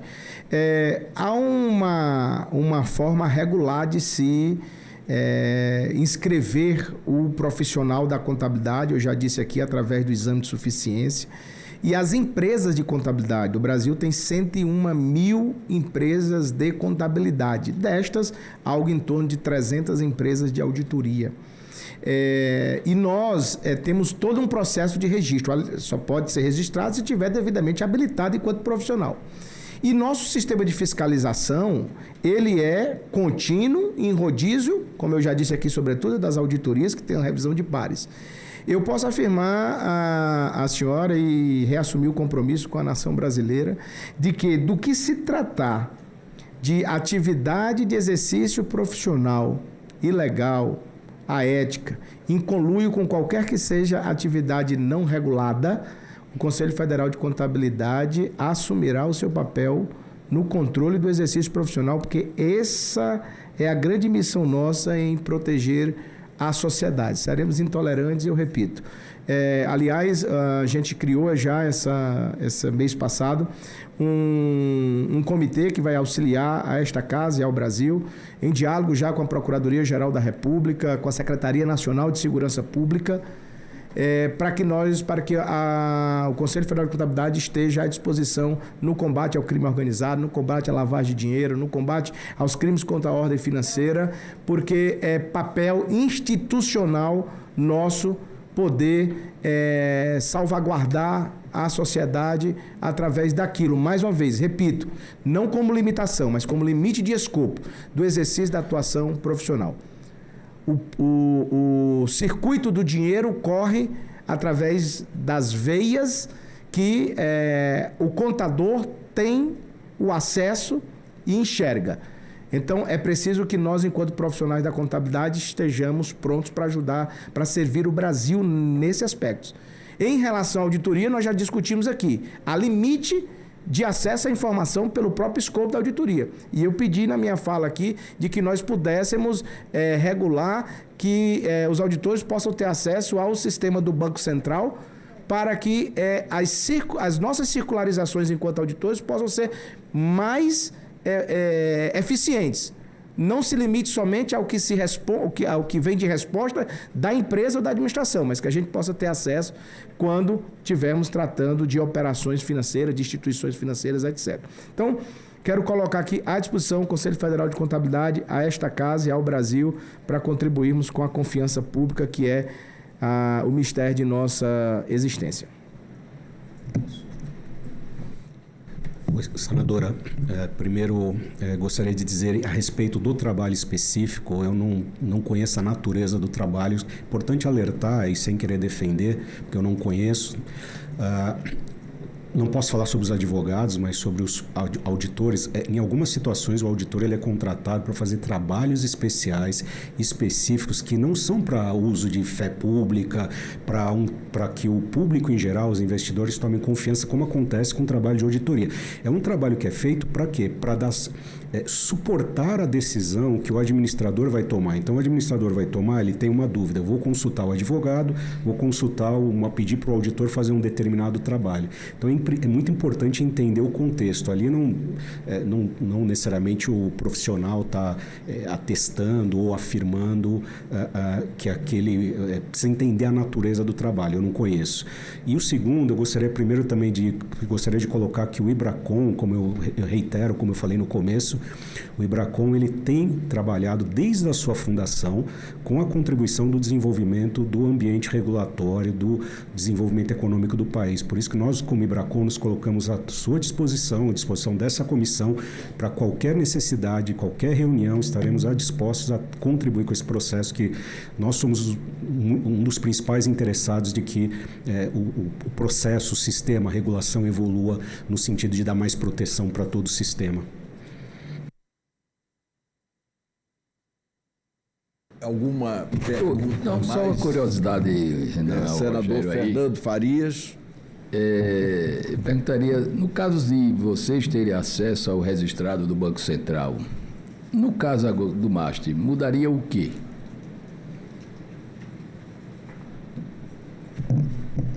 O senhor diz, no caso, acesso às informações. Sim, o registrado, você falou aí do Banco Central, mudaria o quê no caso MAST? Supondo que vocês teriam acesso. Falando pelo papel da auditoria, a auditoria trabalha com amostragem. Você vai fazer uma circularização pedindo informações sobre determinados lançamentos ou movimentos financeiros. O auditor tem que se basear na resposta da circularização, que vai trazer o limite da informação. Tendo acesso ao registrado, se tem acesso a toda a movimentação financeira efetiva, a todas as informações sem o trabalho da própria amostragem.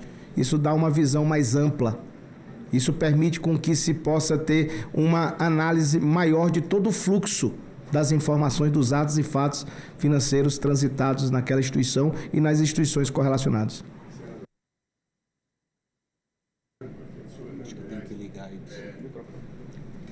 Com a palavra, o professor Trevisan. Adicionando ao que o Joaquim acabou de dizer, isso melhora brutalmente a evidenciação. Talvez seria o grande sonho aqui deste contador, deste auditor, para que dessemos velocidade aos trabalhos. Como aqui se viu, tudo foi uma questão de tempo. A organização criminosa, ela foi muito rápida. Em 6 anos se construiu tudo que nós vimos. Mas os reguladores, os auditores, eles não tiveram tempo suficiente para alertar a sociedade. E a hora que você atua em conjunto com o Banco Central, certamente a evidenciação fica muito mais efetiva e muito mais rápida e, portanto, não teríamos isso que o senador Fernando acabou de dizer, o prejuízo para a sociedade, né? E eu queria só encerrar da minha parte, senador, se me permite, e sugerir o grupo de trabalho. Há um texto que foi publicado pelo seu digníssimo chefe de gabinete, chamado O Auditor na Corte. Por acaso, você publicou essa semana. Esse texto ele está baseado num histórico que foi julgado nos Estados Unidos sobre caso muito parecido com o que aqui estamos. E o juiz, ao encerrar essa questão, ele disse, isso foi em 1894, agora eu entendo o papel do auditor. O auditor está mais para um cão de guarda do que um cão de caça. Então, eu recomendo, senadora, olhar esse vídeo que nós usamos na nossa faculdade, que ele é muito instrutivo de qual é o papel. Somos um cão de guarda. O cão de caça é o auditor forense, aquele que vai lá verificar a fraude porque ela já é conhecida. Nós não. Estamos procurando guardar o patrimônio da sociedade. Certo, Helder? Senadora Damares... com a palavra o doutor Fábio Pinto Coelho. Grato, presidente. Inicialmente eu gostaria de agradecer pela pergunta e pelos comentários da senadora Damares. Com relação, né, a questão, né, da atuação da CVM, fragilidades que a CVM tem. A CVM, ela reconhece, né, até pela apresentação que foi feita aqui do presidente, ela reconhece que existem necessidades de melhorias nos processos de supervisão, fiscalização, sanção.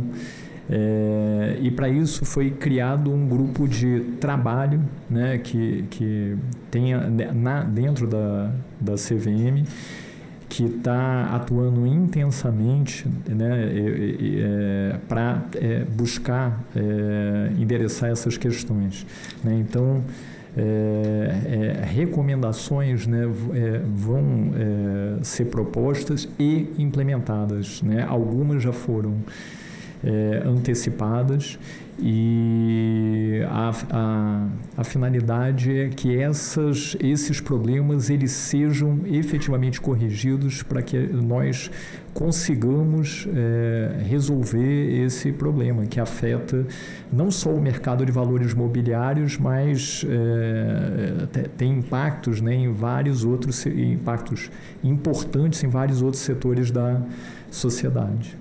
Então... Antes de encerrarmos, para que nós pudéssemos compreender inteiramente a atuação das auditorias, eu gostaria de fazer algumas perguntas. Por exemplo, qual a função da auditoria interna e da auditoria externa independente no mercado financeiro e no mercado de capitais? Quem é que poderia objetivamente responder?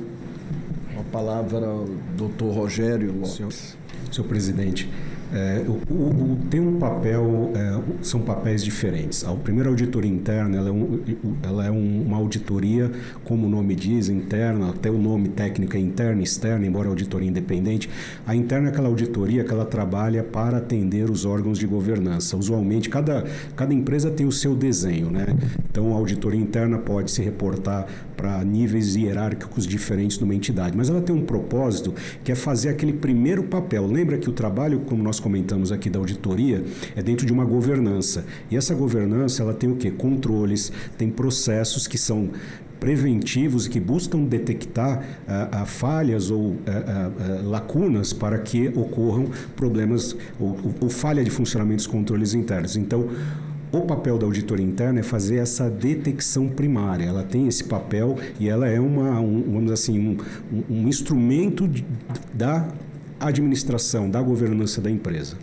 Em relação à externa? Então, a externa ela já tem um outro papel. Quando ela chega na empresa, as informações já estão prontas, ela segue um padrão. A auditoria interna não necessariamente tem um programa de trabalho, uma norma específica para o trabalho do auditor. A auditoria externa, sim, ela é muito mais regulada, o nível de exigência sobre independência é bastante elevado. O auditor tem uma série de restrições, que ele não pode ter interesses financeiros, entre outras coisas, não pode ter alguém da família trabalhando em cargo-chave da administração. Então, é um outro papel, mas ele busca, no final, assegurar as demonstrações financeiras. A auditoria interna vai depender muito do desenho e o propósito que ela foi criada. Ela não tem uma normatização específica. Uma outra pergunta seria o seguinte, objetivando o esclarecimento do público em geral, qual o papel, por exemplo, do Banco Central, de sua diretoria de fiscalização e da própria CVM na interlocução com as auditorias externas independentes? Quem poderia nos... Obrigado, presidente. E uma outra pergunta na sequência é assim, a diretoria de fiscalização do Banco Central e a CVM, elas examinam os pareceres e relatório das auditorias independentes quando, por exemplo, há indícios de lacunas ou mesmo falhas, como no caso do Banco Master? Obrigado, presidente, pelas perguntas. Começando pela última, a CVM ela supervisiona e fiscaliza as auditorias externas independentes que atuam no mercado de capitais. No caso específico do Banco Master, as auditorias elas são supervisionadas pelo Banco Central por conta do artigo 26, parágrafo 3º da 6385, é uma exceção, ainda que a CVM ela atue na supervisão de instituições financeiras quando são companhias abertas. Com relação à primeira questão da interlocução da CVM com auditores independentes, a CVM ela supervisiona os relatórios de auditoria dos auditores independentes e nesse aspecto específico eu acho que é importante destacar que quando se tem uma situação de fraude como essa, o grande problema não vem dos relatórios que estão com opinião modificada, foi citada aqui a questão do relatório com abstenção, opinião adversa. O grande problema, o grande risco é quando existem irregularidades na entidade auditada e o auditor ele não aponta isso nos relatórios. Existem evidências a partir de 87 relatórios de auditoria que foram analisados pela CVM, que existe uma discrepância grande entre relatórios sem ressalva associados ao Grupo Master, ou seja, dizendo, né, que as demonstrações estão de acordo, né, com as normas contábeis e refletem a realidade econômico-financeira da companhia. Então, o percentual de relatórios sem ressalva, no caso do Grupo Master, foi bem inferior do que a média de relatórios sem ressalva que a gente encontra na indústria de fundos como um todo.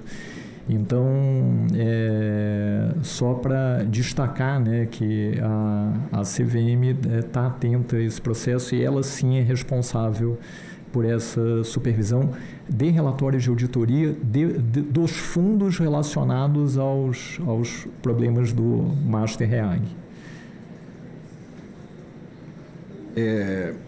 No caso específico das auditorias independentes, qual é a atribuição do Conselho Federal de Contabilidade com relação a essas auditorias independentes?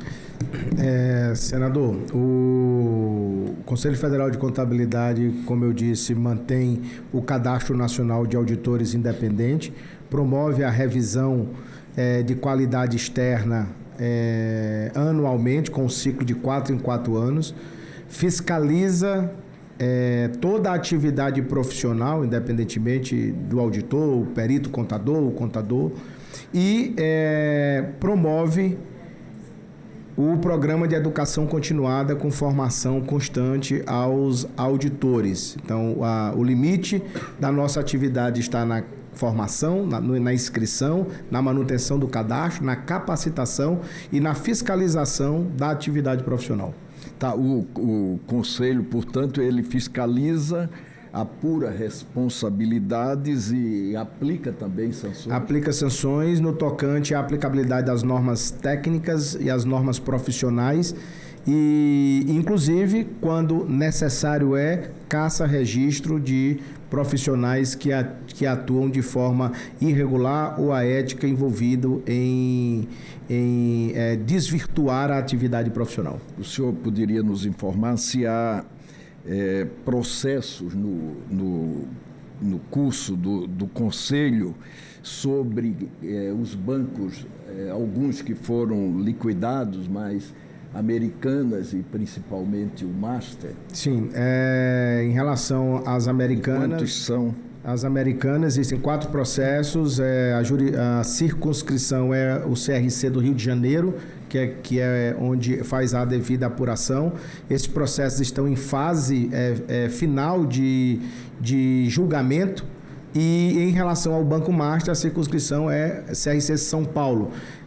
O processo, toda a instrução processual já iniciou e nós deveremos acompanhar rigorosamente nas 2 instâncias. No Tribunal de Ética Regional e no Tribunal Superior de Ética, que fica acoplado no Conselho Federal de Contabilidade. Agora uma outra pergunta acerca do papel das auditorias em um processo de fusão, de aquisição, como foi a tentativa de compra do conglomerado Master pelo Banco de Brasília. Especificamente em processo de fusão e aquisição, como atuam as auditorias internas e as auditorias externas? Para uma melhor compreensão aqui do grupo. Geralmente, quando você vai incorporar uma empresa, é feito uma avaliação do patrimônio e esses valores são integrados. É feito uma auditoria, é dado um parecer e esses valores são integrados ao balanço da empresa incorporadora. Eu também queria só adicionar um comentário do colega Joaquim, que no caso Americanas, inclusive, foi criada uma comissão de sindicância.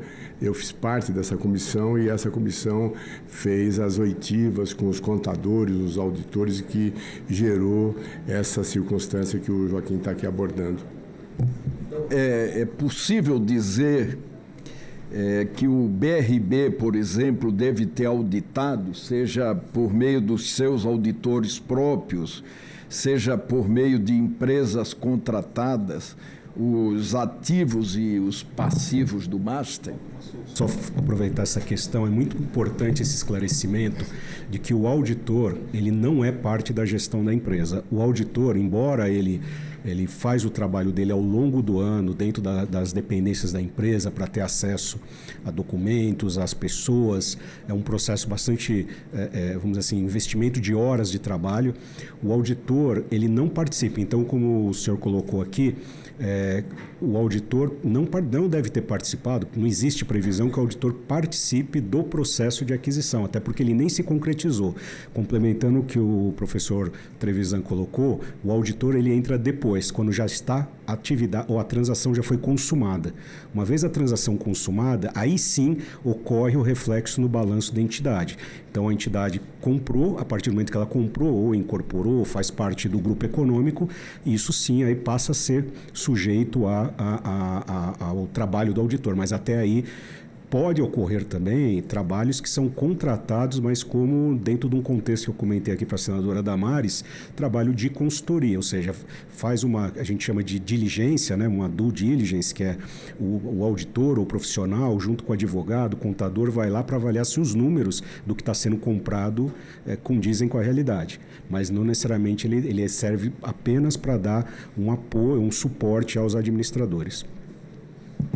E, no caso, essas pessoas contratadas, elas examinam a efetiva existência, no caso do BRB, dos ativos e a correção dessas demonstrações financeiras? Então, nesse caso, como a transação da aquisição, eu entendo que a gente está falando da aquisição da entidade, ela não aconteceu. Então, o trabalho que pode existir, aí vai depender do que a administração, como esse trabalho é específico para a administração, é diferente de um trabalho de auditoria, que aí sim tem toda uma padronização, o profissional que foi contratado, seja advogado, contador, ele vai seguir o que a gente chama de escopo de trabalho. Porque muitas vezes o adquirente fala, não, eu só preciso que você confirma para mim por exemplo, os estoques. Eu não estou preocupado com outros ativos da empresa, não estou preocupado com caixa. Isso depende do que foi contratado. Em processos como esse, por acaso uma eventual descoberta de irregularidade, estou falando no caso do BRB, pela equipe do BRB, se seria de praxe comunicada à administração superior? Então, no caso de um trabalho de auditoria, quando o auditor ele detecta a possibilidade de uma fraude, ou muitas vezes a própria companhia detecta dentro dos seus canais de comunicação. A fraude pode acontecer dentro de uma empresa de todos os níveis, desde o nível hierárquico mais baixo até envolvendo a alta administração. Ela pode acontecer ali desde um recibo de táxi que o profissional alterou, pediu para o taxista alterar, antigamente com outras. Isso é uma fraude que ela está desviando o recurso da empresa, embora a magnitude bem menor, desde uma fraude que pode ter uma magnitude maior. O que geralmente se faz quando ocorre uma situação dessa, a administração, a governança é envolvida, se estabelece existe um protocolo, normas que regulam como fazer, mas usualmente é feita uma investigação interna, onde um perito, um auditor forense é envolvido, e o auditor da companhia, ele acompanha o processo, o auditor externo, ele faz um acompanhamento para ver se houve uma apuração. Porque quando ocorre uma fraude, é importante detectar de novo quem causou a fraude. Uma vez foi detectada por uma determinada pessoa, grupo de pessoas, o que é esperado é que, primeiro, essas pessoas sejam afastadas e, segundo, avaliar qual foi o impacto daquela fraude para que se corrija nos balanços. Senador Fernando Farias. É só para eu ter conhecimento, esses fundos satélites aí, eles foram auditados? Olha, a informação acompanhando por mídia, acho que são aproximadamente, nós detectamos, a gente fez um acompanhamento no IBRACON, aproximadamente 50 fundos foram citados dentro só da operação Compliance Zero. Eu não tenho precisão para dizer exatamente qual fundo estava envolvido no processo. O que nós vimos, alguns não estavam auditados, porque não deveriam estar, mas não cumpriram com o requerimento. Segundo, tinham outros fundos que, e eu não posso afirmar se esses fundos foram utilizados. Esses fundos, existe uma regra atual que ela não exige auditoria quando um fundo é criado naquele ano. Então, eu criei um fundo esse ano e encerrei, supostamente, o exercício em 31 de dezembro. Esse fundo foi criado em novembro. Para aquele ano de dezembro, aquele exercício não é requerida auditoria. A auditoria só vai ser requerida para o próximo ano.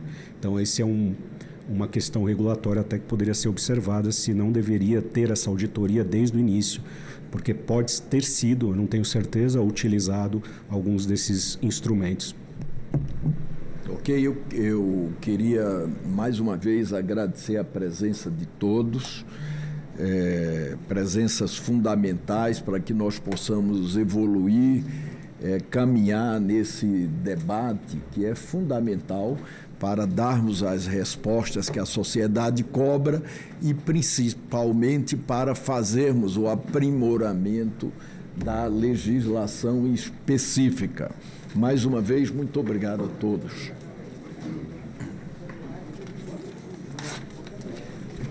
Muito obrigado.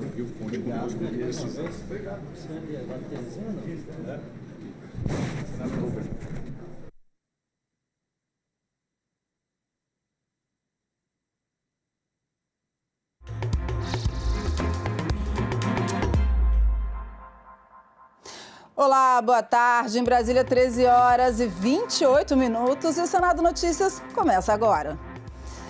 A Polícia Federal vai recolher nesta tarde as informações sigilosas do dono do Banco Master, Daniel Vorcaro, que estavam em poder da CPMI do INSS. O recolhimento foi ordenado pelo ministro André Mendonça, do Supremo Tribunal Federal. Policiais legislativos de prontidão. Desde que a ordem do ministro André Mendonça chegou, eles passaram a vigiar a entrada da sala-cofre da CPMI do INSS. Pela decisão, nenhum parlamentar ou assessor pode ter contato com os dados sigilosos do dono do Banco Master, Daniel Vorcaro. Segundo André Mendonça, há necessidade de preservação do sigilo em relação a aspectos da vida privada de investigados na Operação Compliance Zero. O presidente da CPMI concordou com a decisão. As informações de foro íntimo do senhor Vorcaro, com quem quer que seja, não interessam a investigação. Isso somente prejudica o nosso trabalho. O que interessa a nós é o relacionamento dele com entes da República, com o sistema financeiro e o esclarecimento de onde foi parar o dinheiro roubado dos brasileiros. A Polícia Federal vai recolher as informações da sala-cofre. E o presidente da CPMI vai acompanhar todo o procedimento. Eu vou me reunir com a Advocacia do Senado, já convoquei uma reunião para as 15 horas hoje, para que a gente possa avaliar a decisão, porque nós temos que cumprir. Primeiro, nós temos que seguir as regras. E, ao mesmo tempo, fazemos um questionamento ao gabinete do ministro de quando esse material será devolvido assim que as informações privadas forem retiradas desse escopo.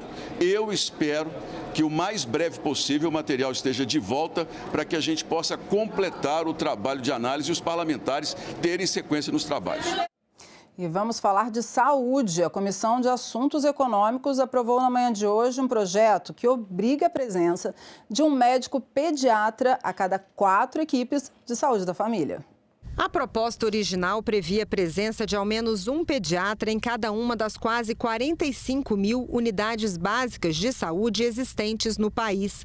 Mas a relatora apresentou uma emenda mudando esta obrigatoriedade para um pediatra a cada 4 equipes de saúde da família. Segundo a senadora Damares Alves, a mudança busca ampliar o atendimento infantil sem provocar falta de profissionais nas próprias UBSs e também em hospitais, maternidades e serviços de urgência. O parâmetro mínimo proposto cria condições para que os gestores organizem diferentes arranjos assistenciais, respeitando as especificidades locais e a disponibilidade de recursos humanos.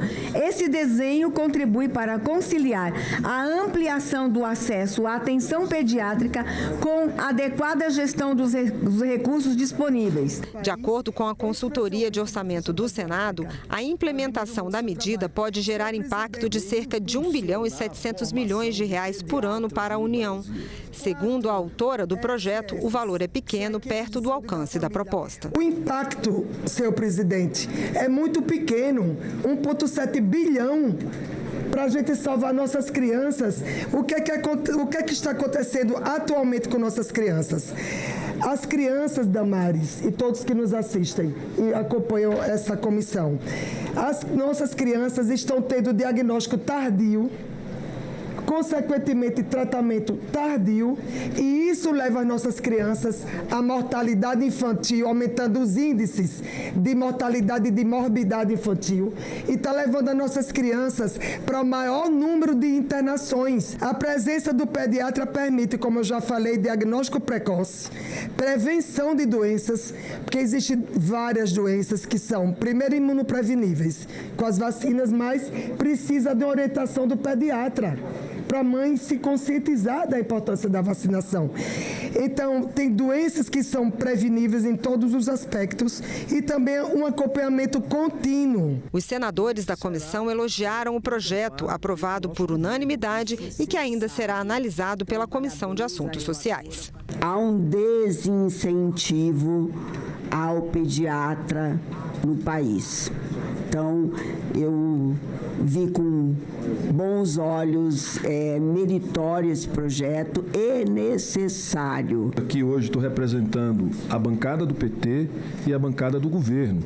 E quero dizer que o governo do presidente Lula é um governo que ampliou o programa de saúde da família em mais de 30% nesses anos e retomou o financiamento do Sistema Único de Saúde a patamares nunca vistos na história do Brasil. E, portanto, esta matéria, este projeto tem o apoio e será encampado pelo nosso governo. A Comissão de Assuntos Econômicos aprovou ainda um projeto que reduz o prazo para a concessão de patentes no Brasil e determina que os recursos gerados pelo Instituto Nacional de Propriedade Industrial, o INPE, sejam investidos no próprio Instituto. O objetivo é acelerar a concessão de patentes e estimular a inovação no país. Reduz o sigilo do pedido de patente para 12 meses. Reduz o prazo para requerimento de exame de 36 para 18 meses. E reduz prazos de apresentação de documentos e manifestações do depositante para prazo de 30 dias. Eu tive o privilégio de, por 2 vezes, ser secretário de Ciência e Tecnologia e vir para o Congresso, tanto da Câmara como do Senado, para a gente mudar realmente todo o marco regulatório dessa área. Então, a gente botou inovação na Constituição, botamos todo o marco regulatório de Ciência e Tecnologia, modificamos tudo. Recentemente, aprovamos o fim do contingenciamento do FNDCT, mas a questão do INPI ficou para trás. Realmente, há muitos anos que nós estamos tentando resolver essa questão do INPI, que não adianta também a gente diminuir prazo se não der condições de trabalho. O projeto sobre patentes ainda será votado na Comissão de Ciência e Tecnologia. Auditores sugeriram o uso de inteligência artificial e canal de denúncias para prevenir fraudes, como a do Banco Master. Eles participaram de audiência no grupo de trabalho criado pela Comissão de Assuntos Econômicos para o caso do banco, liquidado pelo Banco Central. Qual o papel das auditorias independentes na proteção dos poupadores, investidores do sistema financeiro? E como melhorar a regulação para evitar fraudes como a do Banco Master? Participantes da audiência pública concordaram que a auditoria tem um papel importante na governança, mas chamaram a atenção para os limites da atividade. A auditoria independente não fornece certeza absoluta.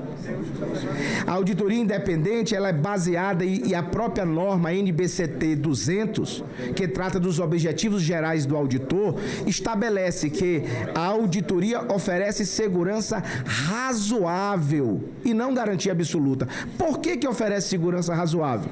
Porque a auditoria trabalha com teses e amostragens, não trabalha com a análise da população completa dos atos e fatos que permeiam a empresa. A gente busca, eu tenho muita dificuldade quando uma fraude, né, cometida usando entidades ou estruturas que estão fora da empresa, que aparenta ser o caso aqui, que foram utilizados com base em notícias, que fundos de investimento foram utilizados para contribuir com essa fraude. Isso dificulta muito o trabalho do auditor. A fraude do Master ensejou nesta comissão a criação de um grupo de trabalho para fazer o acompanhamento das investigações, acessá-las na medida do possível e na medida que permita-nos a legislação e propor, afinal, o aperfeiçoamento institucional, o aperfeiçoamento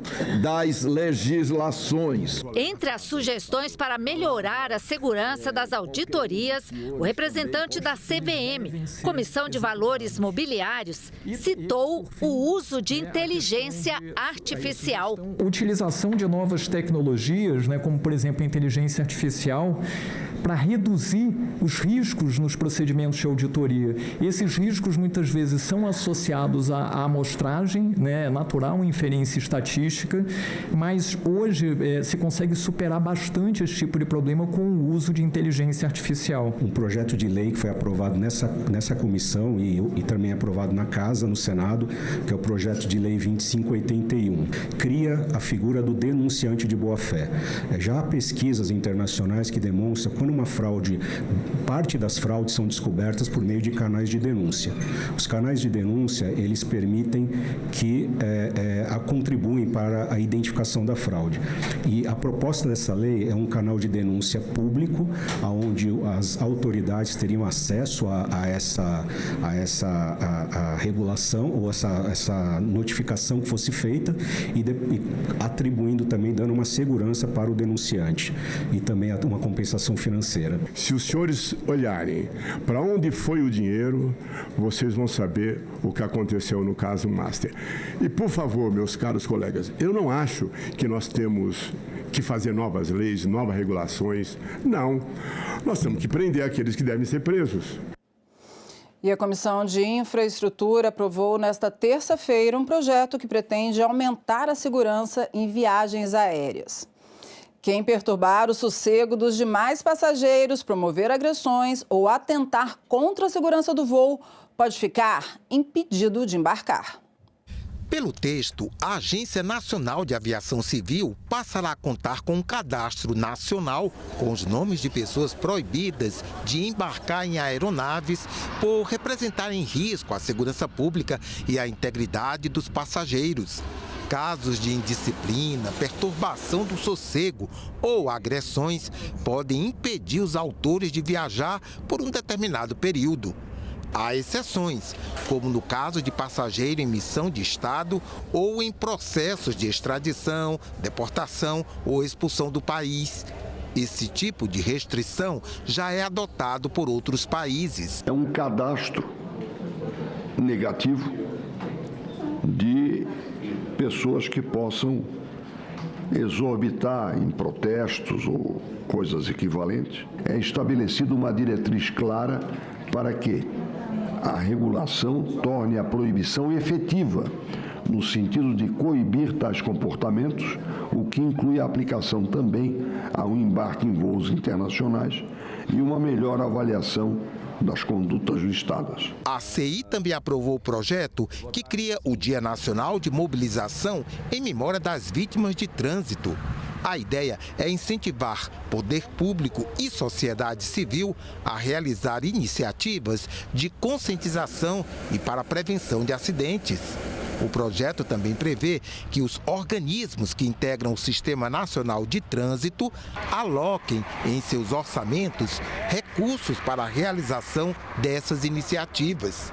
Se virar lei, o Dia de Mobilização em Memória das Vítimas de Trânsito deve ser comemorado todo ano no terceiro domingo de novembro.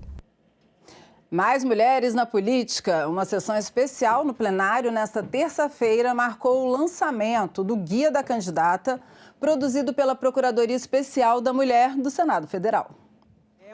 O guia da candidata, que será distribuído gratuitamente, tem o calendário completo com os prazos para cada etapa da candidatura, dicas de como escolher um partido e orientações específicas sobre os direitos da mulher na política. Esse guia, ele é destinado a mulheres que sonham em representar suas comunidades em câmaras municipais, em assembleias legislativas, na Câmara das Deputadas e dos Deputados, no Senado Federal ou em prefeituras, como também a lideranças comunitárias, ativistas, jovens, mulheres negras, mulheres trans, indígenas, rurais e de periferia que precisam de orientações objetivas para disputar eleições. Durante a sessão especial, a senadora Augusta Brito, procuradora especial da mulher no Senado, explicou a importância dessas orientações para as mulheres na política. A política não é neutra, ela ainda é atravessada por desigualdades de gêneros, raça e classe que impõem obstáculos concretos à participação feminina. Então, mulheres enfrentam dificuldades maiores de acesso a financiamentos, às redes de apoio, à visibilidade, bem como são alvos mais frequentes de ataques, de desinformação e de violência política. O guia alerta as mulheres sobre os critérios de inelegibilidade, como a lei da ficha limpa, e sobre a necessidade de desincompatibilização para os casos de ocupar cargo público, exercer função em sindicatos ou atuar em entidades que recebem recursos públicos. Mas, além disso, o guia trata de assuntos mais delicados, como a violência política e os preconceitos sofridos pelas mulheres em todos os níveis do poder. E nós, mulheres do Senado Federal, sofremos de forma cotidiana violência de gênero. Esta é uma realidade. Hoje, se não gritarmos, se não lançarmos um guia da candidata, não existe guia de candidato, Augusta. Por que não existe? Porque todas as portas estão escancaradas para eles. Nós temos que criar zaps para nós temos que criar guias, nós temos que falar todo dia na televisão que a gente é candidata, ainda correndo o risco de ser suplantada pelos partidos ou pelas lideranças políticas. Esta é uma verdade. Não é fácil ser mulher. Não é fácil ser a bola da pancada, né? Toda hora alguém bate na gente. Toda hora alguém quer ocupar o nosso lugar. Querem ocupar nossas cotas, querem ocupar os nossos recursos financeiros para as campanhas, querem ocupar as nossas vagas para tudo. Eu vim de uma carreira militar onde eu via os homens brigando para que uma mulher não saísse coronel e eles ocupassem aquela vaga. Eu vim para a política e vejo toda hora os homens querendo ocupar as vagas das mulheres em vários cargos. É importante destacar que este guia reconhece que as mulheres não vivem os mesmos desafios da mesma maneira. Ele reconhece a pluralidade das experiências femininas no Brasil e fala também para mulheres indígenas, negras, quilombolas, periféricas, trans, do campo, das águas e de povos e comunidades tradicionais.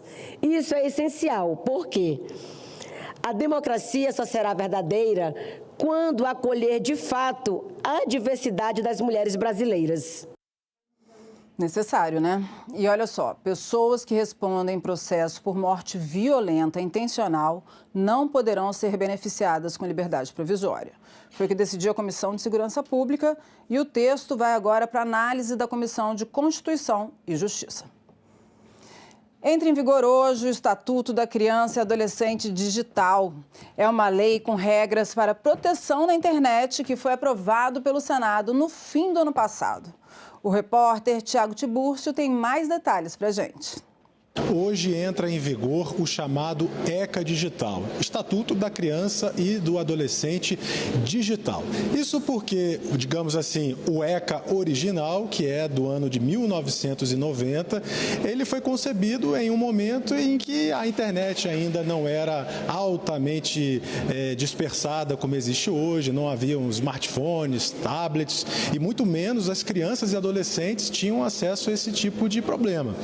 Agora, já já com a questão da adultização no tempo atual, em que crianças podem ser aí alvo de bullying, da pornografia, do incentivo ao suicídio, foi necessário que o Congresso Nacional estabelecesse aí uma atualização nas normas do ECA. Preparamos uma arte, vamos exibir aí com algumas das principais características desse novo regulamento. Entre as medidas previstas na lei estão a verificação obrigatória da idade para criar contas em redes sociais e plataformas de jogos e vídeos, não sendo mais suficiente apenas aquela autodeclaração que a própria criança às vezes clicava ali e fazia. E também o controle parental obrigatório, que é a necessidade de os pais participarem e saber o que seus filhos estão fazendo na internet. E ainda o grau de privacidade mais elevado por padrão para produtos ou serviços de tecnologia de informação direcionados a crianças e adolescentes. Terça-feira, com muitas reuniões aqui no Senado. Vamos ver agora quais são as atividades previstas para esta terça-feira. Daqui a pouquinho, às 14h, o plenário do Senado faz sessão deliberativa. O primeiro item da lista de votações é o projeto que inclui os crimes praticados em razão de misoginia, que é o ódio ou aversão às mulheres, na lei de 1989, que pune crimes de racismo. Às 14h30, a Comissão Mista da Medida Provisória 1323 tem reunião marcada para analisar o relatório. A MP prevê a concessão do benefício de seguro-desemprego ao pescador profissional que exerce a atividade pesqueira de forma artesanal durante o período de defeso, quando a pesca é proibida por lei. E às 15h, a Comissão de Educação tem nova reunião prevista, dessa vez uma audiência pública para debater os avanços e desafios do Marco Legal da Primeira Infância, que agora em 2026 completa 10 anos. E às 13h30 está prevista a sessão solene para a promulgação do Acordo Provisório de Comércio entre o Mercosul e a União Europeia. O Acordo Provisório de Comércio entre o Mercosul e a União Europeia prevê a redução de tarifas de importação para diversos setores. O decreto legislativo que ratifica o acordo deve ser promulgado em sessão solene do Congresso Nacional, marcado para esta terça-feira. Ele é um acordo que ele fala de acesso de comércio, de serviço, de segurança jurídica, de acordos, enfim. Ele é um acordo super abrangente, né, e que vai beneficiar muito o Brasil. Um acordo que eu tenho certeza que vai levar o país a um outro patamar. Vai abrir muitas oportunidades para o nosso bloco, né, Mercosul, não é só o Brasil, Mercosul e União Europeia. Entre os principais pontos do acordo estão a redução de tarifas alfandegárias para cerca de 91% dos produtos importados pelo Mercosul e 95% dos produtos importados pela União Europeia, a eliminação ou redução de impostos para diversos produtos industriais do Mercosul, como máquinas e equipamentos, automóveis e autopeças, produtos químicos, além de aeronaves e equipamentos de transporte. O estabelecimento de cotas com tarifas reduzidas para produtos agrícolas do Mercosul, como carne bovina, frango, arroz, açúcar e etanol. O acordo também prevê a redução de barreiras comerciais e regras mais claras para investidores estrangeiros, beneficiando setores como serviços empresariais e financeiros, telecomunicações e transporte. O texto foi assinado em janeiro no Paraguai por líderes dos países do Mercosul e pela presidente da Comissão Europeia. A proposta foi aprovada pelo Senado no início de março. A expectativa do governo é de que o acordo entre em vigor em até 60 dias após a promulgação. E o senador Nelson Trade conversou mais cedo com a nossa equipe sobre a expectativa da promulgação desse acordo do Mercosul com a União Europeia. Vamos ver. 27 anos depois do seu nascedouro, finalmente chega o grande dia.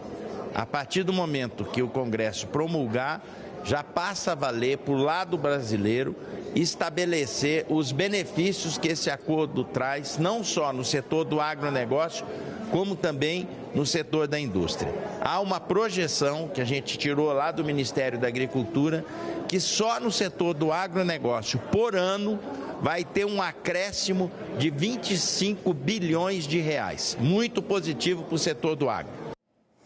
O Senado e a Secretaria de Educação do Distrito Federal assinaram um acordo de cooperação com o objetivo de levar a educação legislativa para alunos de escolas públicas.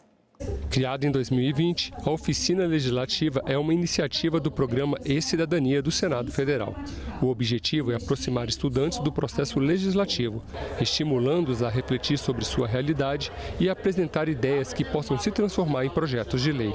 A parceria com a Secretaria de Educação inclui a Oficina Legislativa na formação de professores da rede pública do DF. Os professores passarão por uma formação específica para aplicar em sala de aula uma oficina com a finalidade de encorajar os alunos a pensar em soluções legislativas para problemas da população. Essa parceria foi um acordo de cooperação técnica firmado entre o Senado e a Secretaria de Educação do DF para a formação dos professores. Então, agora nós poderemos disponibilizar um curso de formação para os professores da rede pública do DF conhecerem o projeto Oficina Legislativa e serem aptos a realizar essa atividade com seus alunos de toda a rede pública do DF. Então, é uma parceria inédita que o Senado realiza com esse objetivo. Antes do acordo, o professor necessitava buscar o material em formato digital no portal do E-Cidadania. Agora, o Senado fornecerá o material didático impresso para as coordenações de educação regionais, além de emitir declarações de participação nos cursos para professores e estudantes. Com esse acordo, a grande novidade é que os professores eles poderão participar desse curso de formação para conhecerem a atividade antes de realizá-la com seus alunos, porque a oficina está disponível para qualquer professor do Brasil realizar. Mas com esse acordo, agora o Senado pode disponibilizar esse curso e os professores da rede pública do DF conhecerem o projeto, se capacitarem, conhecerem o sistema, para depois, então, realizarem essa atividade com seus alunos. E nós ficamos por aqui. Você pode rever as reportagens dessa edição na nossa página na internet, senado.leg.br/TV. Muito obrigada pela companhia e até a próxima.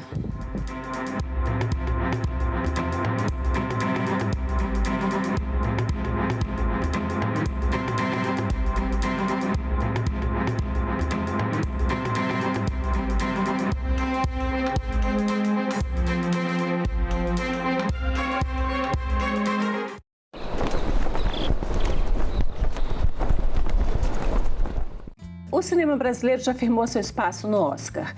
O que falta para firmar o espaço na economia do país?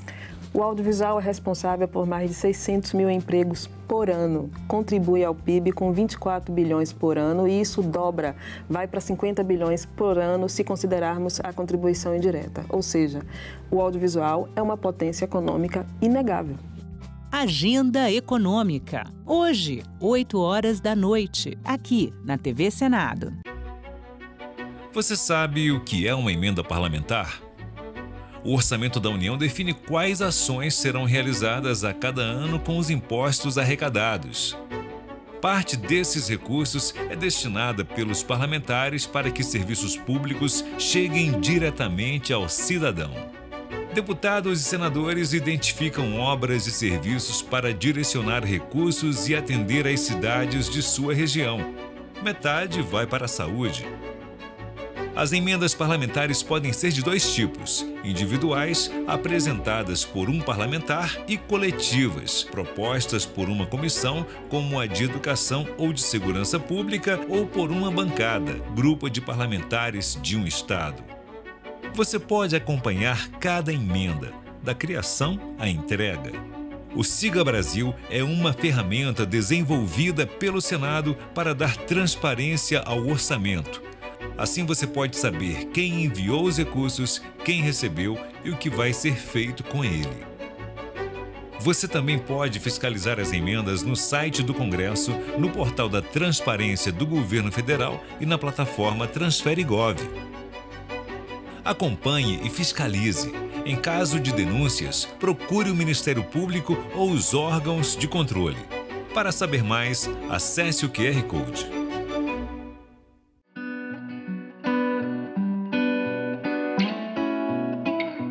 Hay muchas cosas que se nos son impuestas socialmente, a las mujeres son peores y mayores las cargas sociales que se nos imponen y cuando te replanteas algo tan grande, tan impuesto y tan omnipresente como el amor romántico, surgen muchos planteos de qué es lo que realmente querés. Pero me habían hablado un montón de homosexualidad y nunca me habían dicho, pero mirá que es algo que te puede, de lo que vos podés formar parte. Compartimos un montón de puntos, pero los clics de cada quien son los de cada quien y nos unimos en las ganas de hacer algo con esos clics y de charlarlo y de contar también las partes que nos angustian de eso y tenernos las unas a las otras ha sido genial en este camino.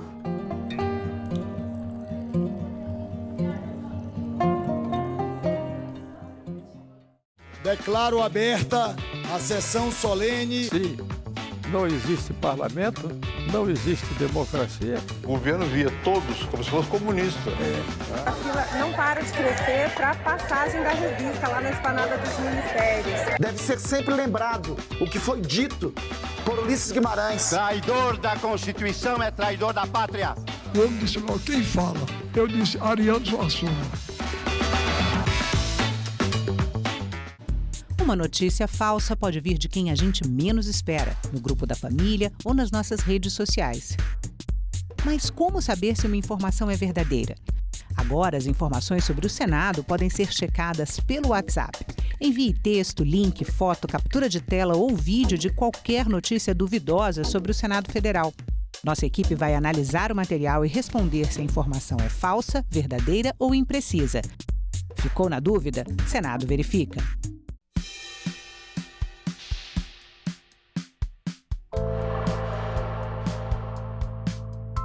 Primeiro, eu estou muito feliz em viver esse momento.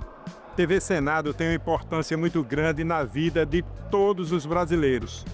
Como tem importância na minha vida. E ela é importante porque a gente comunica tudo o que acontece no Brasil, a história, tudo que essa casa viveu nesses 200 anos, e a gente celebra isso com muita alegria. É muito importante essa sintonia estabelecida com a sociedade, porque existe uma marca que a TV Senado construiu durante esse tempo todo. O povo confia na TV Senado. Todas as matérias, todos os artigos, tudo aquilo que a TV Senado divulga, as pessoas acreditam, porque as pessoas se identificam com os programas, com a série histórica que a TV Senado de vez em quando apresenta, com as informações, com o jornal que comunica tudo o que acontece no nosso dia. Portanto, eu estou muito feliz em poder hoje participar nesse momento e dizer a todos vocês, parabéns TV Senado, valeu muito a pena e é muito bom conviver com vocês aqui na nossa rotina. Os 30 anos vai ser muito bem celebrado e eu faço parte dessa história. Valeu, gente. Você sabe o que é uma emenda parlamentar? O Orçamento da União define quais ações serão realizadas com os impostos arrecadados. Parte destes recursos é destinada a emendas parlamentares. Deputados e senadores direcionam recursos para obras e serviços em sua região. Você pode acompanhar e fiscalizar as emendas no portal Siga Brasil, no site do Congresso, no portal da Transparência do Governo Federal e na plataforma TransfereGov.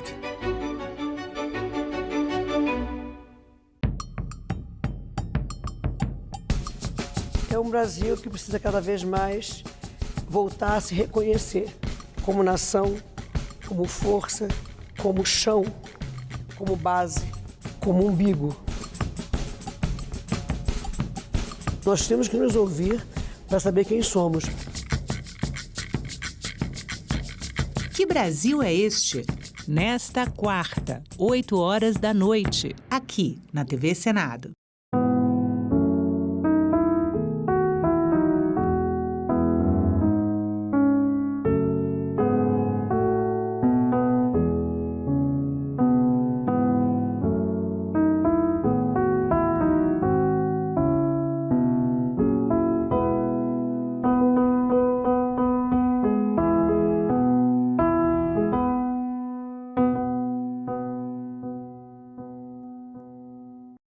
Hoje todo mundo é motoboy, motogirl de iFood. Todo mundo quer ser motoboy, motogirl. Ficou desempregado, compra uma moto. Você trabalha de noite com o aplicativo, mas ele não te ajuda na sua saúde. O indivíduo não vende trabalho, vende também capital, porque ele tem a moto. Como é que será a relação da sua aposentadoria no futuro? Tudo isso tem que ser negociado, conversado no Parlamento Brasileiro. Em discussão, nesta quinta, 8 horas da noite, aqui na TV Senado.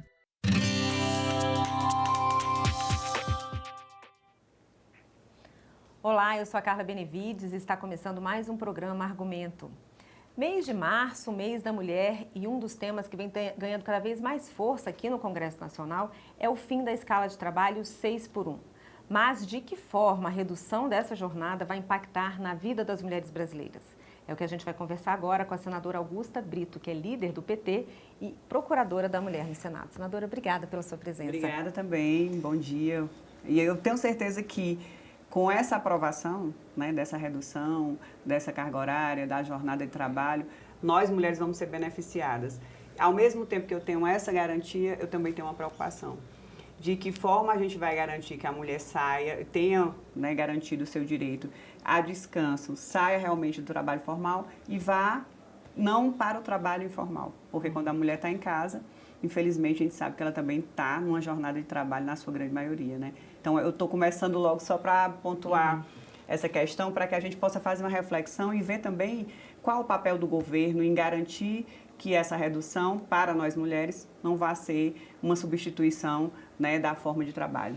É porque além do trabalho formal, a mulher geralmente tem uma dupla e uma tripla jornada, né? A gente tem um dado aqui que, segundo o IBGE, as mulheres dedicam em média 21 horas por semana aos afazeres domésticos e aos cuidados com familiares. Isso é mais ou menos o dobro do tempo que os homens dedicam. Exatamente. Então, a gente tem que pensar, obviamente, né, garantir essa redução, que é importantíssimo para mulheres, para trabalhadores, homens e mulheres, mas com esse olhar diferente, mais uma vez, para a questão das mulheres, exatamente porque a gente tem condições diferentes.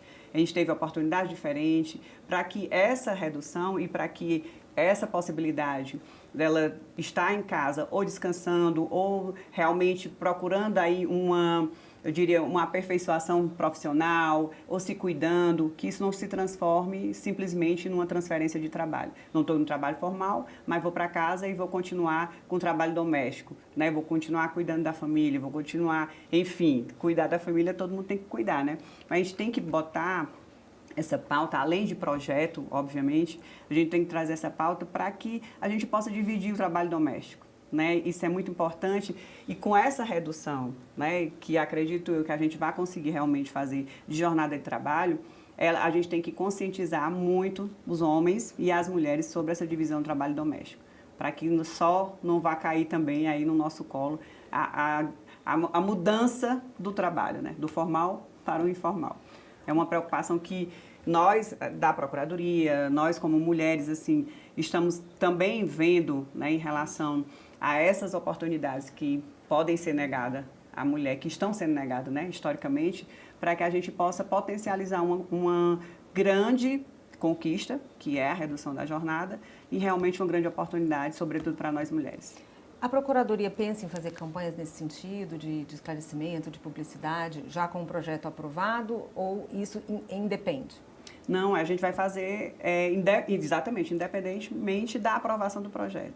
Porque a aprovação desse projeto não tem nenhuma discussão da grande necessidade, da possibilidade de abrir oportunidades, especialmente para as mulheres, né, de várias formas, mas sempre levando essa questão da preocupação também dessa transferência e como fazer para evitar só a transferência do local do trabalho, né? Sair do formal para o informal, para nós mulheres, sobretudo, que isso acontece com as mulheres, né?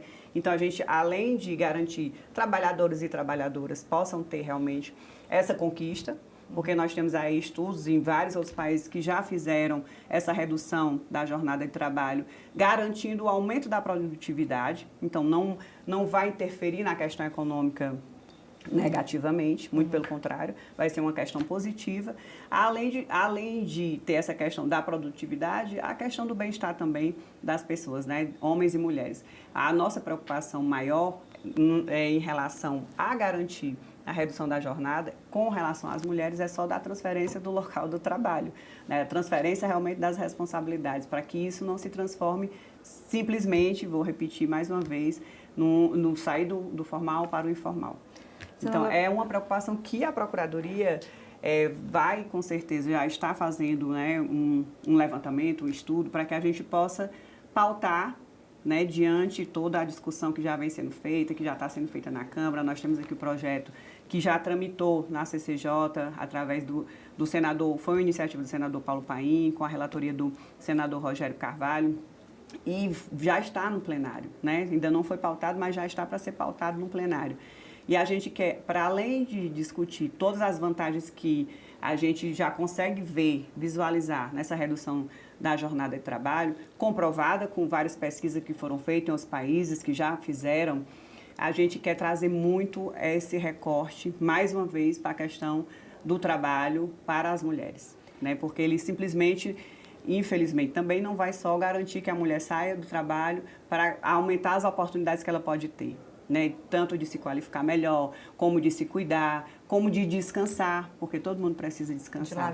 De lazer, enfim, de viver de uma forma mais feliz, né? Então, a gente quer garantir realmente essa discussão, né, com esse viés, pela importância que ele tem e chamar atenção realmente à responsabilidade também, tanto das instituições ou do governo, o que realmente a gente pode fazer para garantir, da sociedade como um todo, né? Porque se está se falando aqui de uma questão muito cultural também, de mudança de comportamento, de realmente dividir tarefas dentro de casa. Então, é um assunto que eu acredito que ele tem que ser muito bem discutido, falado e achado oportunidades, assim, achado soluções para que a gente garanta realmente que ela possa ter esse benefício. A senhora falou do setor produtivo, né, nessa questão de perder, né, que se fala muito, né, de vai acabar afetando a economia, enfim. O setor produtivo, o setor de comércio, o setor de serviços, eles costumam empregar. É muito comum a gente ver mulheres, né, principalmente no setor de serviços. Então, uma redução dessa pode realmente impactar. A gente consegue ver essa mudança, seria assim, o impacto disso, principalmente nas mulheres? Com certeza, positivamente, né? Exatamente por abrir essas oportunidades, que é o que a gente espera, que realmente o projeto já está se propondo a fazer, para ela se capacitar, ou para ela se cuidar, ou para ela realmente ter o lazer, ou enfim, descansar. Então, isso aumenta muito porque é um grande número de mulheres que vão ser beneficiadas, né? São praticamente 33 milhões de trabalhadores formais que podem ser beneficiados com essa medida.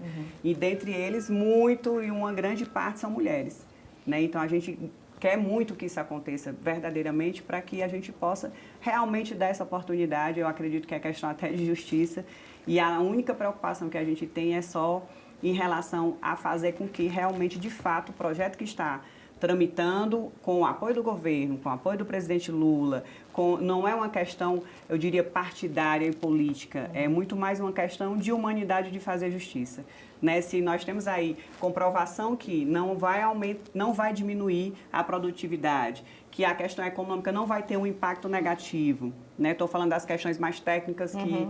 Então, a questão humana também tem que ser observada, né? Porque é um projeto, para além de redução de jornada, ele está aumentando oportunidades, ele está realmente fazendo justiça, né, às pessoas, os trabalhadores e trabalhadoras que precisam realmente desse descanso.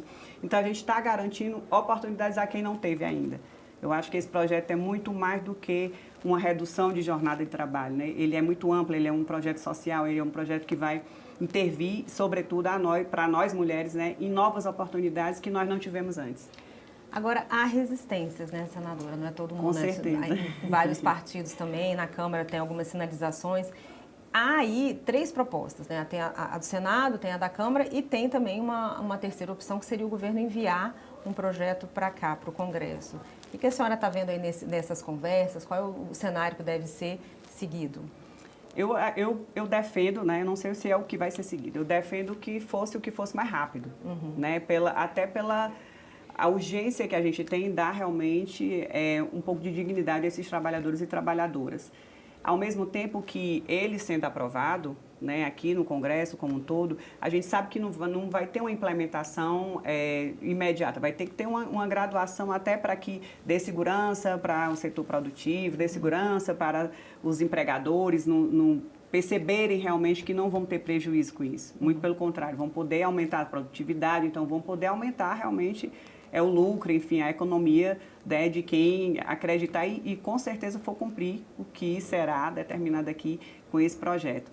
Então, eu vejo positivamente, eu defendo, obviamente, o projeto que vai ser o mais rápido, né? E eu defendo muito o projeto do senador Paim, não por ser um senador do PT, mas por ter sido o primeiro, né, já está tramitando há vários anos aqui, por já estar no plenário, por já ter sido aprovado na CCJ, então, pela agilidade também que ele pode dar nesse processo, né? Então, não é tirando, né, nenhuma importância de nenhum outro projeto, muito menos o da Câmara, que eu acho que foi o que levantou também essa pauta, né, para a mídia, e que a gente está vendo aí que 70%, né, das pessoas, da população, é a favor realmente dessa redução, né? No mês da mulher, o que as mulheres podem esperar de articulação da Procuradoria e também até da bancada feminina para essa proposta? Só para a gente finalizar. Pronto.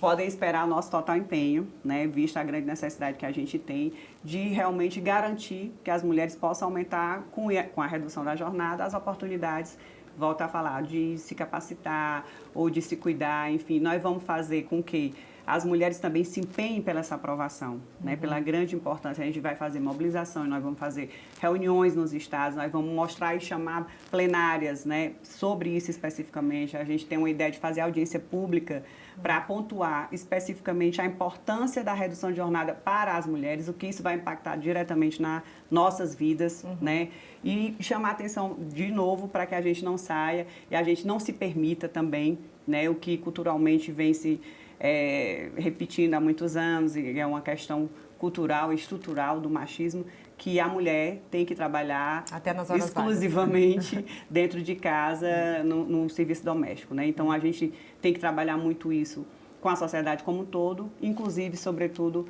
também com nós mulheres, que já naturalizamos, que isso há tantos anos já vai sendo naturalizado, que é uma estrutura machista, né, por homens e mulheres, pela sociedade, da responsabilidade, do cuidado do lar, do cuidado doméstico, da vida privada, ser exclusivamente da mulher, né? Então, a gente tem que mostrar, não, nós mulheres estamos aí para sair para a vida pública, porém que isso não vai nos penalizar, porque eu vou sair para a vida pública e vou ainda ficar na pública, vou ter meu espaço, meu emprego, mas eu não posso aqui também abandonar a vida privada, obviamente, mas eu tenho que dividir as tarefas sobre isso. Né? Eu acredito que é uma questão de justiça. Tá certo, senadora. Obrigada pela sua entrevista e pelos seus esclarecimentos. Também.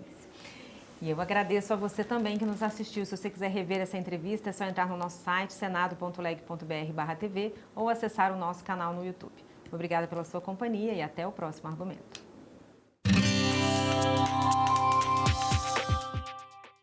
O cinema brasileiro já firmou seu espaço no Oscar.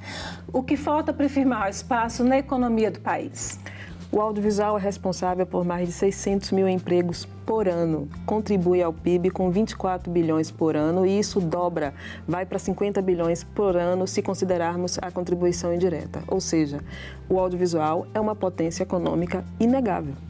Agenda Econômica. Hoje, 20h, aqui na TV Senado.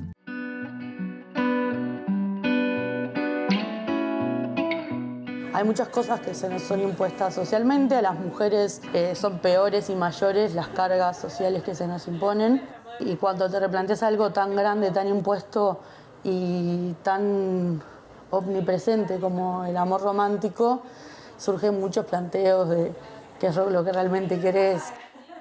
Pero me habían hablado un montón de homosexualidad y nunca me habían dicho, pero mirá que es algo que te puede, de lo que vos podés formar parte. Compartimos un montón de puntos, pero los clics de cada quien son los de cada quien y nos unimos en las ganas de hacer algo con esos clics y de charlarlo y de contar también las partes que nos angustian de eso, y tenernos las unas a las otras ha sido genial en este camino.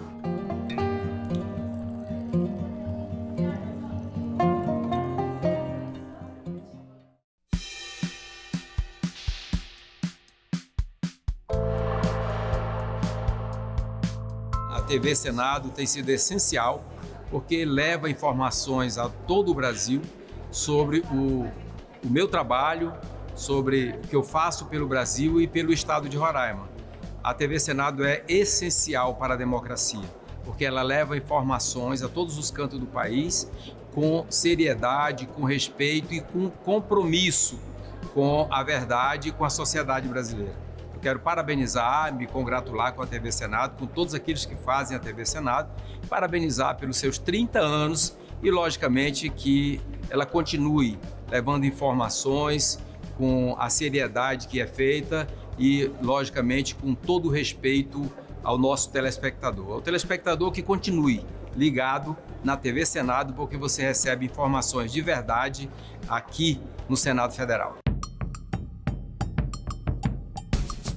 É um Brasil que precisa cada vez mais voltar a se reconhecer como nação, como força, como chão, como base, como umbigo. Nós temos que nos ouvir para saber quem somos. Que Brasil é este? Nesta quarta, 20h, aqui na TV Senado.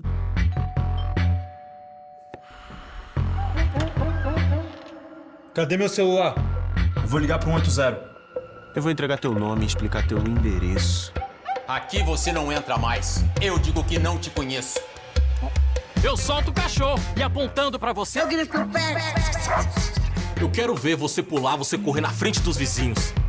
Você vai se arrepender de levantar a mão pra ela.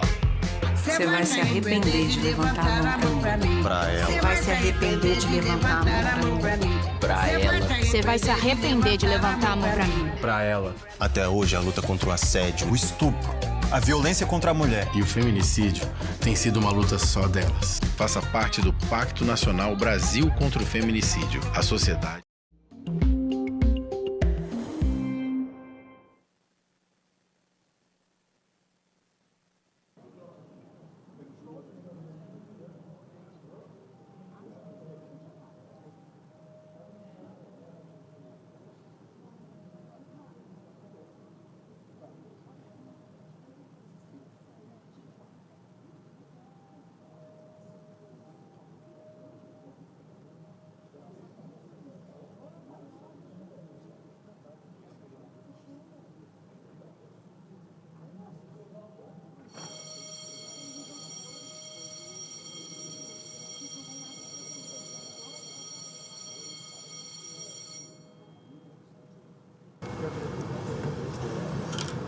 Sessão deliberativa ordinária semipresencial, dia 17/3/2026. A número regimental. Declaro aberta a sessão. Sobre a proteção de Deus, iniciamos os nossos trabalhos. As senadoras e os senadores poderão se inscrever para o uso da palavra por meio do aplicativo Senado Digital, por lista de inscrição que se encontra sobre a mesa ou por intermédio dos totens disponibilizados na casa. Os senadores presentes remotamente e inscritos para o uso da palavra poderão fazê-lo através do sistema de videoconferência.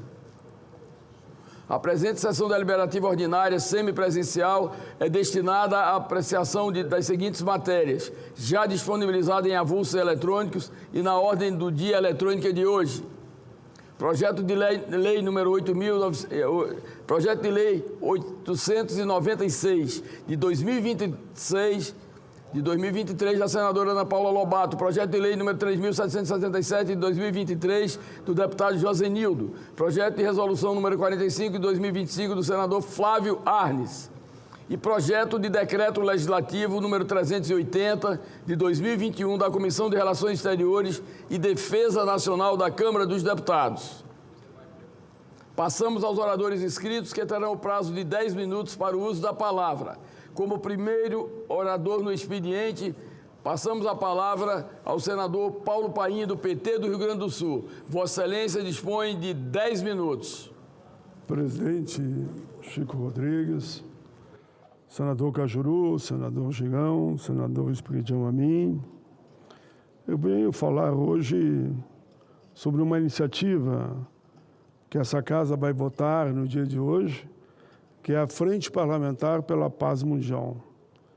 Quero agradecer ao presidente do Senado, Davi Alcolumbre, que depois de uma reunião que tivemos com aqueles que propuseram essa importante frente, ele pautou, então, a matéria no dia de hoje.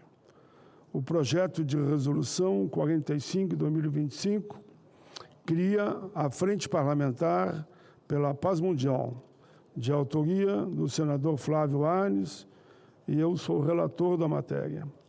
A ideia foi sugerida pelo Dr. Ulisses Riedel.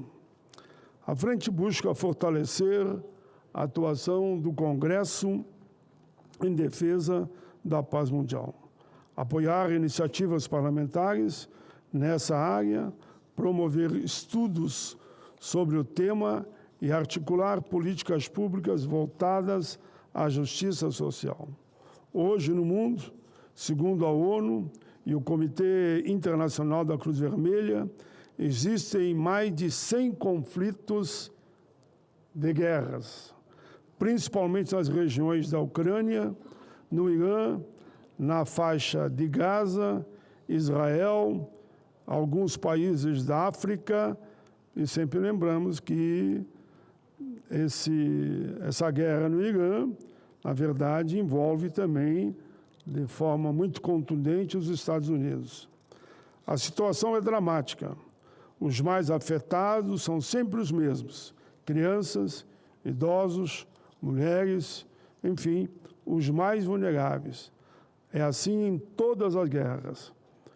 Lembro aqui de Bob Dylan, na canção Mestres da Guerra, onde ele disse: vocês que fabricam grandes armas, vocês que fabricam aviões letais, vocês que fabricam todas as bombas, vocês que se escondem por trás dos muros, vocês que se escondem por trás das mesas, é que são os autores dessa matança. John Lennon e Yoko Ono compuseram a canção Imagine, nos convidando a sonhar com um mundo sem guerras, sem divisões, onde a humanidade viva como uma só. Diz a canção: imagine todas as pessoas vivendo o presente. Imagine todas as pessoas compartilhando o mundo inteiro. Imagine todas as pessoas vivendo a vida em paz. E o mundo será um só. Que essa frente parlamentar seja um instrumento concreto de construção de um mundo mais justo, solidário e, sobretudo, em paz. Vai ser votada no dia de hoje e, por isso, eu faço antecipadamente esse pronunciamento. Senhor presidente, quero ainda entrar num outro tema. Entrou em vigor nessa terça-feira o chamado ECA Digital, sancionado pelo presidente Lula, uma legislação que representa um avanço histórico na defesa dos direitos humanos em plena era da internet. Quero registrar o meu reconhecimento a essa iniciativa. Trata-se de uma medida necessária e urgente e profundamente alinhada com os princípios do Estatuto da Criança e do Adolescente, agora adaptados ao novo tempo, o tempo das redes sociais, dos jogos online, das plataformas digitais.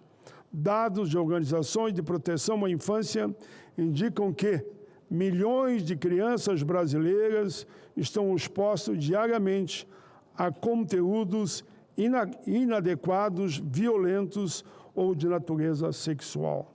Isso eu falei no Brasil, mas outros milhões e milhões no mundo estão submetidos a esses novos tempos das redes sociais. Há relatos crescentes de adultização precoce, de exploração de imagem de menores e até de aliciamento em ambientes digitais. Segundo denúncias recebidas por canais oficiais de direitos humanos, apenas nos últimos anos, o Brasil registrou milhares e milhares de ocorrências relacionadas a crimes cibernéticos contra crianças e adolescentes, incluindo pornografia infantil e incentivo à automutilação, são números que não podemos ignorar. O ECA Digital vem exatamente para enfrentar esse cenário.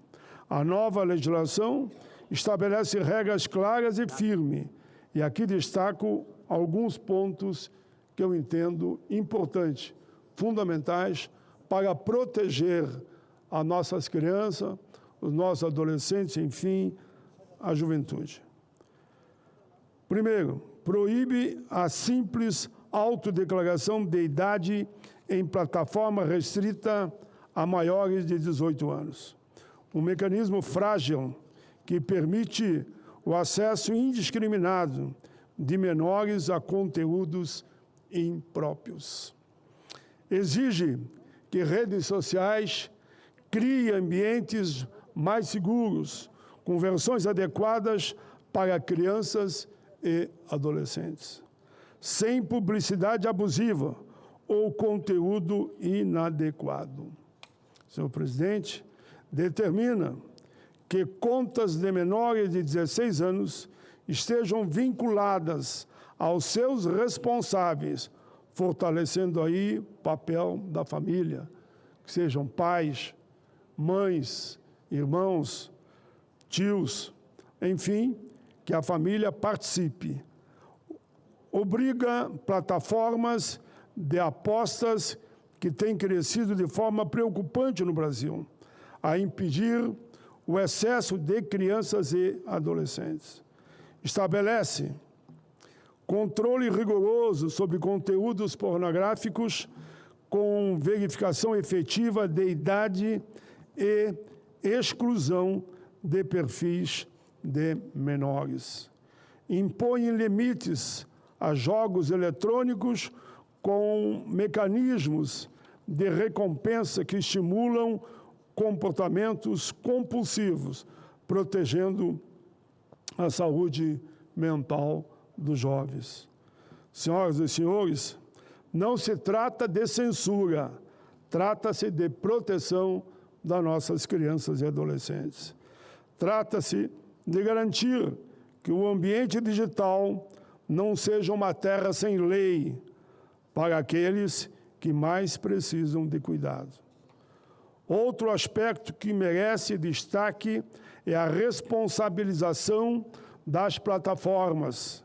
Empresas com mais de 1 milhão de usuários jovens deverão apresentar relatórios sobre denúncias e medidas adotadas. Isso é transparência, isso é compromisso com toda a nossa gente. Resultar em multas que chegam a 50 milhões, além de suspensão das atividades. Ou seja, não é uma lei simbólica, é uma lei com força, com instrumentos reais de punição e fiscalização. Quero também destacar o papel da Autoridade Nacional de Proteção de Dados, que passa a ter novas atribuições como agência reguladora nesse campo. Mas é importante, senhor presidente, Chico Rodrigues, dizer ainda, nenhuma lei será suficiente se não houver um esforço conjunto do nosso povo contra essas barbaridades. O próprio ECA, eu tive a alegria de estar na Câmara e defendi e votei a favor do ECA. O próprio ECA digital estabelece que essa é uma responsabilidade compartilhada entre Estado, família e plataformas digitais. Eu acrescento, também da escola, da sociedade civil, de todos nós. Essa legislação vai em encontro dos direitos humanos. O Brasil dá hoje um passo assim importante, não é o último, dessa longa caminhada em defesa das nossas crianças e adolescentes. Ainda haverá regulamentações, aperfeiçoamentos, desafios na implementação. Termino dizendo, senhor presidente, proteger a infância é proteger o futuro do Brasil, é proteger a nossa gente brasileira. É isso, presidente, agradeço a Vossa Excelência. Assistindo atentamente ao pronunciamento de Vossa Excelência, senador Paulo Paim, Vossa Excelência se refere aqui de uma forma muito direta e muito determinada à questão da guerra, das guerras que se multiplicam no mundo nesse exato momento da nossa história. Só para falar de duas e algumas outras manifestações bélicas de algumas expressões da política mundial, nós falamos aqui da guerra do Irã, né? Hoje contra os Estados Unidos e Israel, uma guerra fratricida que, na verdade, é imperdoável. Não existe análise que possa, na verdade, aplaudir. Pelo contrário, sempre apontando o dedo do que tem realmente provocado para milhares de pessoas, crianças, jovens, velhos, adolescentes, tudo enquanto. Então, temos também a guerra da Rússia contra a Ucrânia, que é outra guerra inexplicável, que já vem se arrastando há anos, e nós olhamos na televisão, assistimos às entrevistas, às viagens, às discussões, às negociações dessas expressões que são dirigentes máximos desses países, e nós vemos, na verdade, como parece que não existe nenhum sentimento humano naquelas pessoas. Não, parece que eles não veem crianças e pessoas de todas as idades morrendo sem ter nada a ver com a sanha da ganância e, acima de tudo, de um poder internacional que é o que se verifica. Portanto, nós nos preocupamos, e aqui do lado, do nada, houve realmente a intervenção na Venezuela, questão de regime, nós não questionamos, apenas dizemos que não de uma forma que venha a matar o ser humano. Uma vida só é importante, uma vida só, imagina milhares e milhares de vidas.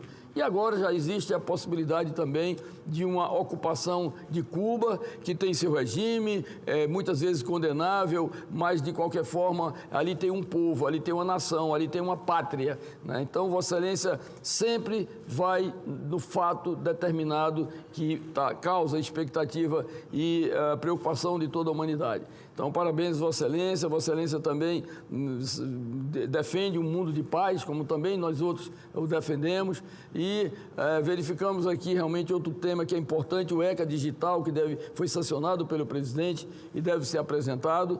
É um segmento fundamental dos direitos humanos, nessa área digital, nesse mundo da internet hoje, onde tem que ter limite para todos, né, para tudo, né? E nós entendemos que essa proteção a crianças e adolescentes ela é fundamental. A fiscalização do Estado brasileiro ela tem que ser feita em tempo real, 24 horas por dia. Portanto, as penalidades é muito simples para o grau de destruição da sociedade que ela apresenta. Portanto, esses dois temas mostram exatamente que Vossa Excelência sempre está no olho do furacão. O fato é a notícia e, informando a população brasileira, se sabe que este cenário, neste cenáculo da democracia, que é o plenário do Senado Federal, da Câmara Alta do país, se manifesta, inclusive, em vozes tão expressivas, respeitadas e reconhecidas como Vossa Excelência, senador Paulo Paim. Então, parabéns pelo seu pronunciamento. Concedo a palavra ao próximo orador inscrito no pequeno expediente, senador Jorge Cajuru, do PSB de Goiás. Vossa Excelência dispõe de 10 minutos.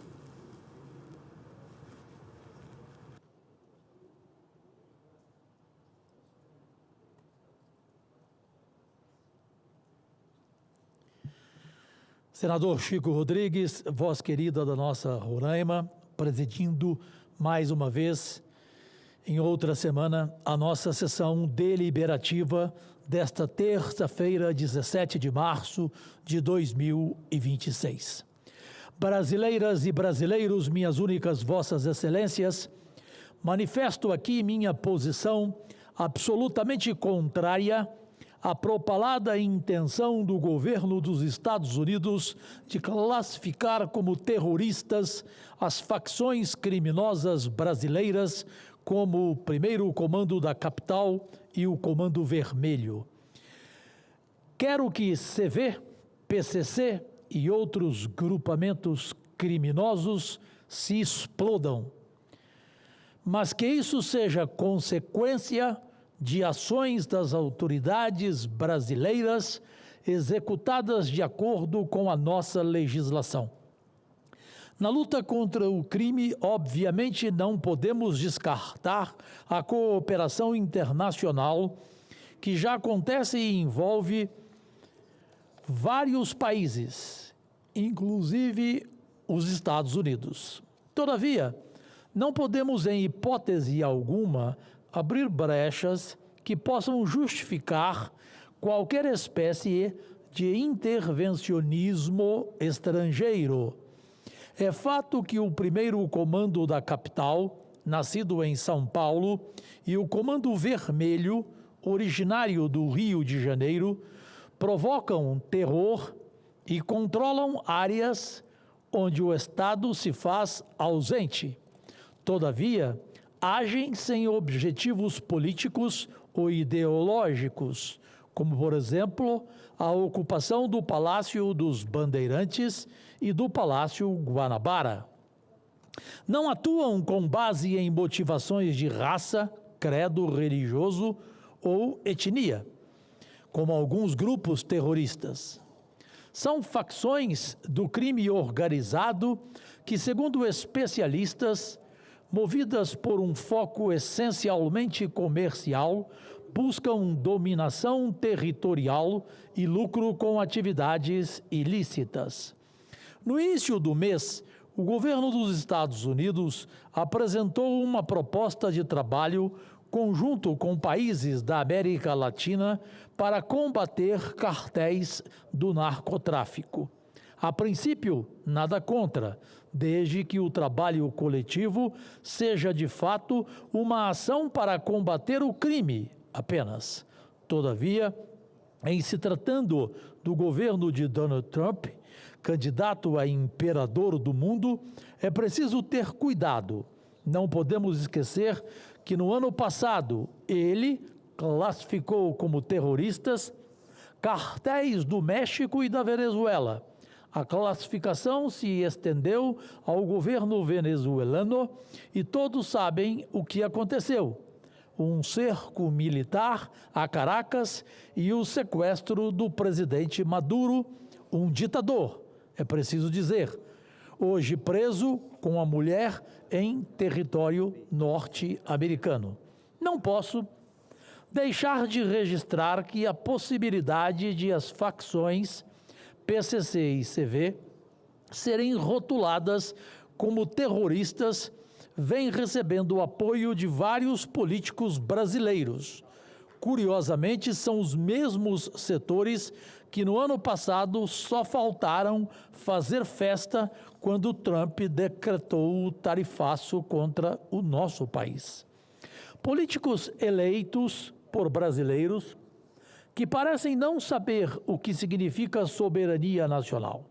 Gente que se encaixa numa antiga rotulação que considero a de entreguistas. Para combater com eficácia o crime cada vez mais transnacional, nós precisamos, evidentemente, de cooperação e atuação conjunta com outros países. Mas essa ação em nosso território é uma responsabilidade exclusiva do Estado brasileiro. O Brasil tem a obrigação de reafirmar um princípio básico das relações internacionais.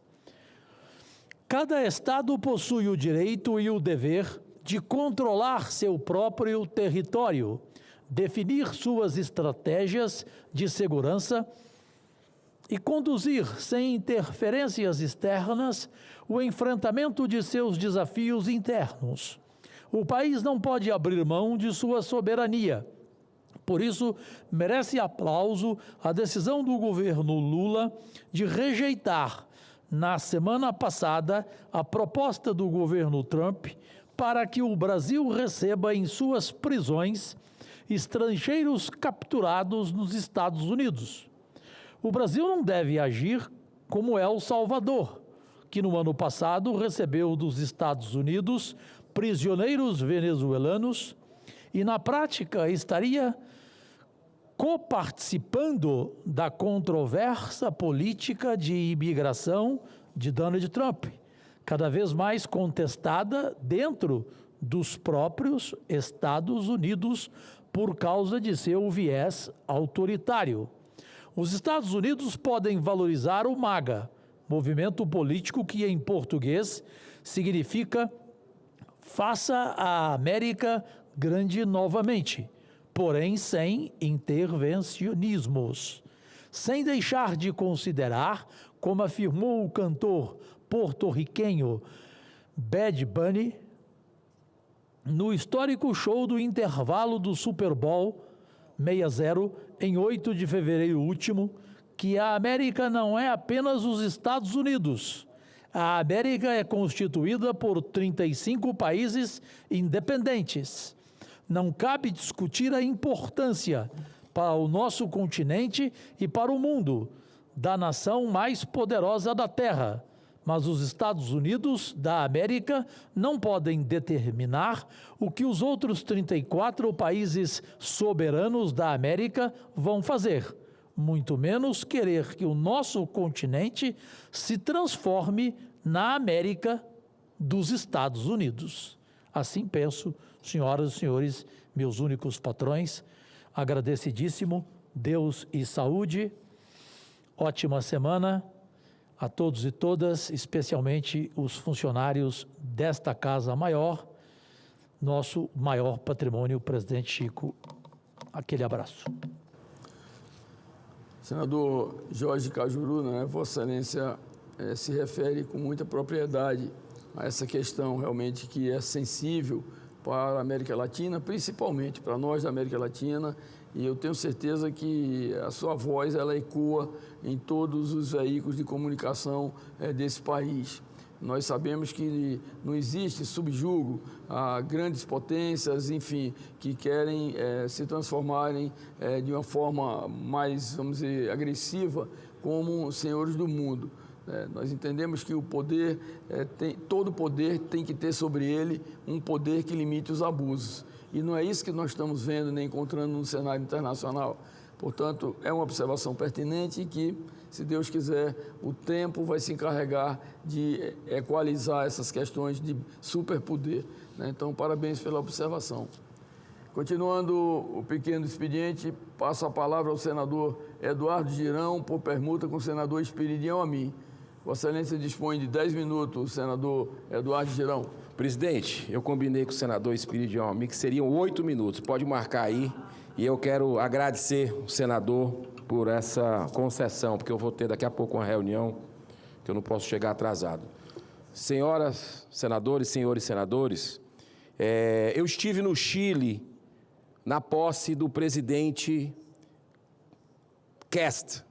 Foi eu, senador Flávio Bolsonaro, tive a oportunidade de conhecer, ainda no Summit, de Madrid, 2 anos atrás, o então pré-candidato que agora ganhou as eleições. Um homem simples, mas de muito compromisso com o livre mercado, com a vida, com a família. Ele tem 9 filhos e eu tive a oportunidade de, lá no Palácio de la Moneda, participar dessa posse. E eu subo hoje a essa tribuna para tratar de um tema que, embora pareça distante da realidade cotidiana, nossa, toca diretamente em algo essencial, a credibilidade das instituições internacionais e o papel que o Brasil escolhe desempenhar no cenário global. Eu refiro-me à recente e precipitada articulação dos governos Boric, lá do Chile, enquanto presidente, de Cláudia Pardo, do México, e, lamentavelmente, do presidente Lula, senador Marcos Pontes, que formalizaram aí a candidatura da senhora Michelle Bachelet ao cargo de secretária-geral das Nações Unidas. O perfil da senhora Bachelet, especialmente sob a ótica de sua atuação internacional, é marcado por uma contradição profunda. De um lado, a imagem de uma líder progressista, até aí tudo bem. De outro lado, a realidade de uma gestão omissa e seletiva. Quando analisamos sua passagem pelo Alto Comissionário da ONU, Comissariado da ONU de 2018 a 2022, o que vemos não é uma defesa dos direitos humanos, mas sim uma diplomacia de conveniência que blindou ditaduras ideologicamente alinhadas com ela. Na Nicarágua, onde o regime Daniel Ortega perseguiu e extinguiu a oposição, em Cuba, com a falta de posicionamento incisivo com a representação a militantes na China, ela só veio reconhecer alguma coisa quando estava saindo, aos 45 minutos do segundo tempo. É importante destacar, essa preocupação não é isolada no Brasil. No próprio Chile, parlamentares já levantaram suas vozes. O senador João Manuel Rojo Edwards fez um pronunciamento contundente, denunciando o viés ideológico dessa candidatura e alertando para os riscos de se aprofundar a politização, a instrumentalização de organismos internacionais que já estão com muita falta de credibilidade, como o caso da ONU. A gente vem acompanhando. Inclusive, eu acho muito deselegante acontecer uma antecipação, um assodamento, sabendo que o Chile estava elegendo um novo presidente e que o povo mudou totalmente o seu viés, né? Quis um novo presidente de direita, de valores e princípios em defesa da vida e da família. A nomeação de Bachelet não foi um ato de Estado planejado sob a égide do interesse nacional. Foi uma corrida contra o relógio, ideológica. O governo Boric, no Chile, ciente de que o cenário político interno mudou, e para muito melhor, com a eleição de Kast, apressou-se em lançar esse nome antes que pudessem oferecer uma alternativa, alinhada com a realidade do povo chileno, que se confirmou nas urnas. E o Brasil, sob a atual gestão de Lula, serviu de caudatário dessa manobra. Quero deixar claro desta tribuna, esta não é uma indicação do Estado brasileiro. É uma indicação pessoal e ideológica do presidente Lula. É o uso do Itamaraty como extensão de um partido político para aparelhar a maior organização multilateral do mundo. Infelizmente, a ONU atravessa uma crise de legitimidade sem precedentes. Eu já usei essa tribuna para falar isso. Por militância de determinados grupos, a ONU vem se transformando em imensa plataforma de propagação de pautas radicais da esquerda. Pauta de aborto, liberação de drogas, restrição à liberdade de expressão, liberdade religiosa, uma leniência com governos ditatoriais que não representam os verdadeiros anseios da população. A ONU foi concebida como um espaço de promoção de paz, lá atrás, da dignidade humana, da cooperação entre nações. Mas, ao longo dos anos, temos visto uma crescente captura dessas instituições por agendas ideológicas que não representam o verdadeiro interesse dos povos.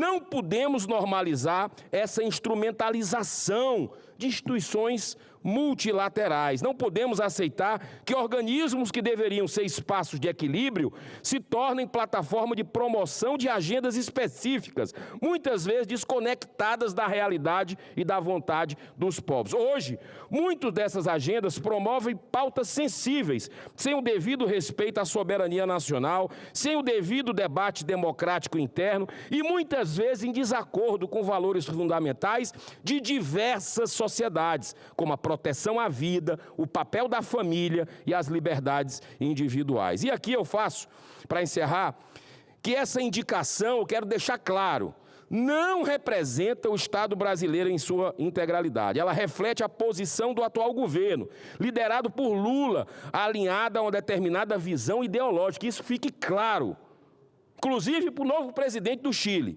que a oposição não concorda com isso. O Brasil é maior do que qualquer governo, ainda mais num governo de fim de linha, como é o governo Lula, que está terminando. Se Deus quiser, vamos mudar.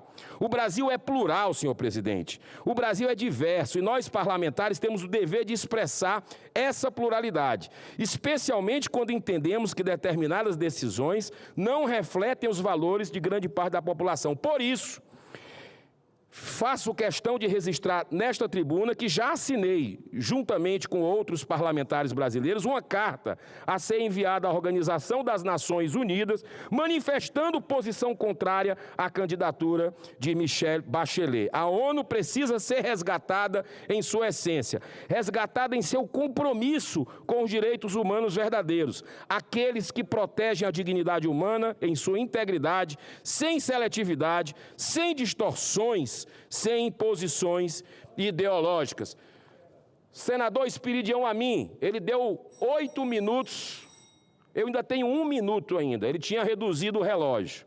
E eu quero agradecer mais uma vez ao senhor e dizer para quem nos ouve, o Brasil não concorda.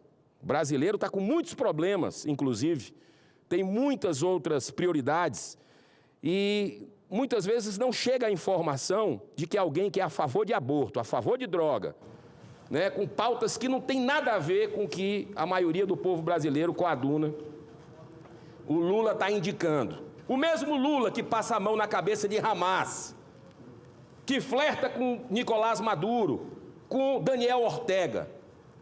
Não aceitamos isso e que fique claro para o povo amigo chileno. Muito obrigado, senhor presidente. Vossa Excelência, pela condescendência da mesa, Vossa Excelência poderia ainda completar seus 10 minutos, mesmo que isso aí não impediria o brilho também do pronunciamento do senador Esperidião Amin. Não são 2 minutos que iria impedir o brilho do senador Esperidião Amin. Então, quero agradecer a Vossa Excelência e dizer que o seu pronunciamento vai ser divulgado em todos os veículos de comunicação do Senado. Muito obrigado, presidente. Obrigado. Com a palavra, o senador Esperidião Amin. Vossa Excelência dispõe de 10 minutos, mas antes eu gostaria de comunicar que às 15h30 haverá uma sessão solene destinada à promulgação do Decreto Legislativo número 14 de 2026, que aprova o texto do Acordo Provisório de Comércio entre o Mercosul e seus Estados partes, de um lado, e a União Europeia do outro, assinado em Assunção, Paraguai, 17 de janeiro de 2026. Portanto, fica aqui o registro e após a promulgação desse decreto, no plenário do Congresso Nacional, retornaremos à sessão aqui do Senado. Registramos a presença na galeria da comitiva de oficiais militares das Nações Amigas, conforme informações da assessoria parlamentar do Exército Brasileiro. Com a palavra, o senador Esperidião Amin. Vossa Excelência dispõe de 10 minutos. Senhor presidente, prezado amigo Chico Rodrigues, é com grande alegria que eu registro aqui a presença do vereador Alexandre Machado, da nossa querida Palhoça, município que vive um momento de grande desenvolvimento. E aproveito também para registrar a presença entre nós dos vereadores Iagan Dadan e Mauro, ambos da cidade de Itapema, que é também um exemplo de progresso, de desenvolvimento e de empoderamento, especialmente no turismo. Ambas as cidades convivem com um problema cuja solução, eu disse aqui nesta tribuna na terça-feira da semana passada, é urgente e é emergencial, que é a nova capacitação do trecho norte da BR-101, especialmente afetando o município de Itapema e toda a região norte, e a cidade de Palhoça, onde fica localizado o nosso Morro dos Cavalos e o desafio de transpor aquele obstáculo de uma maneira segura. Em ambos os casos, nós estamos empenhados, junto ao Ministério dos Transportes, junto à NTT, junto ao TCU, para termos uma solução decente. E nós não vamos descansar enquanto não se fizer justiça em relação a Santa Catarina. Mas eu ocupo aqui a tribuna, presidente, para fazer um registro e uma advertência. Todo mundo sabe por onde anda o prestígio, não apenas do Supremo Tribunal Federal, mas dos poderes da nossa federação em face dos últimos escândalos, especialmente do INSS, que é cruel e debochado porque afeta os de menor poder aquisitivo, e o escândalo do Banco Master, que mostra para a sociedade brasileira que boa parte da elite que a dirige, boa parte da elite que constitui o cerne dos poderes constituídos, gostaria mesmo de abafar esse escândalo. E tentou, e vai tentar de novo. Não vai descansar. Hoje de manhã, na CAI, nós vimos o sistema de auditoria como é vulnerável. a ponto de se poder dizer, como eu dizia, todos aceitaram, que esses fundos de investimento são verdadeiras casas da moeda, nem sempre de moeda verdadeira, muitas vezes de moeda falsa, que resultam em fundos podres. Mas, enquanto isso acontece, nós vemos com satisfação o presidente do STF falar em autocontenção do Supremo Tribunal Federal. Pois está aí um bom momento para a autocontenção se materializar, deixar de ser um discurso. Nesta semana, presidente, o inquérito das fake news completa 7 anos. 7 anos de tirania, de inquisição, de intimidação, de blindagem, especialmente de integrantes do Supremo Tribunal Federal. Se o jornalista lá do Maranhão está querendo descobrir se o carro que o ministro Dino usa é ou não é do Tribunal de Justiça, abre um inquérito contra ele. Com base no quê? No inquérito 4781, fundado há 7 anos. Porque o inquérito não tem capa, não tem nome. É contra quem? É contra o Espiridão? Não, mas ele pode entrar. Está aberto para isso.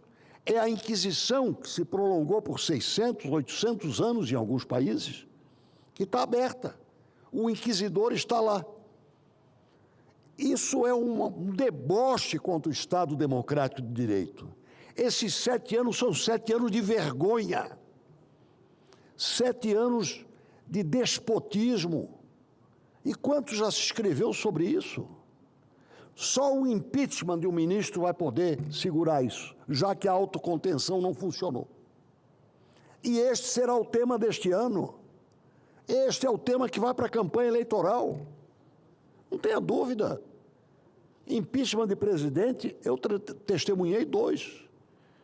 Impeachment, perda de mandato de deputado, de senador, eu também já presenciei. Mas os que se consideravam até há pouco acima das leis, já perceberam que parou. Não tem mais lugar para isso. Não existe mais essas excelsas criaturas que não podem ser criticadas. É democracia. Ninguém pode estar acima da lei. E este inquérito vive até um momento peculiar. O presidente Fachin falou ontem, numa aula, ninguém pode estar acima da lei. O Supremo não pode se imaginar um ente político que veio de Marte e está acima dos terráqueos. Mas há um fato. Agora, quando o senador Alessandro Vieira está sendo processado por ter revelado circunstâncias do contrato do escritório da esposa do ministro Alexandre Moraes, surgiu uma luz no fim do túnel. Ele não foi mandado para o inquérito das fake news. O escritório vai processá-lo. Até aí tudo certo. Se o escritório teve o seu interesse ferido, ele tem legitimidade para processar quem o teria injuriado. O que não tem cabimento é ficar o ministro lá, se falar contra mim, eu boto no inquérito das fake news. Fica lá no sigilo, ele investiga e ele julga. Presta atenção, a vítima é o investigador e o juiz, como aconteceu no inquérito do 8 de janeiro, que um dia vai ser revisado.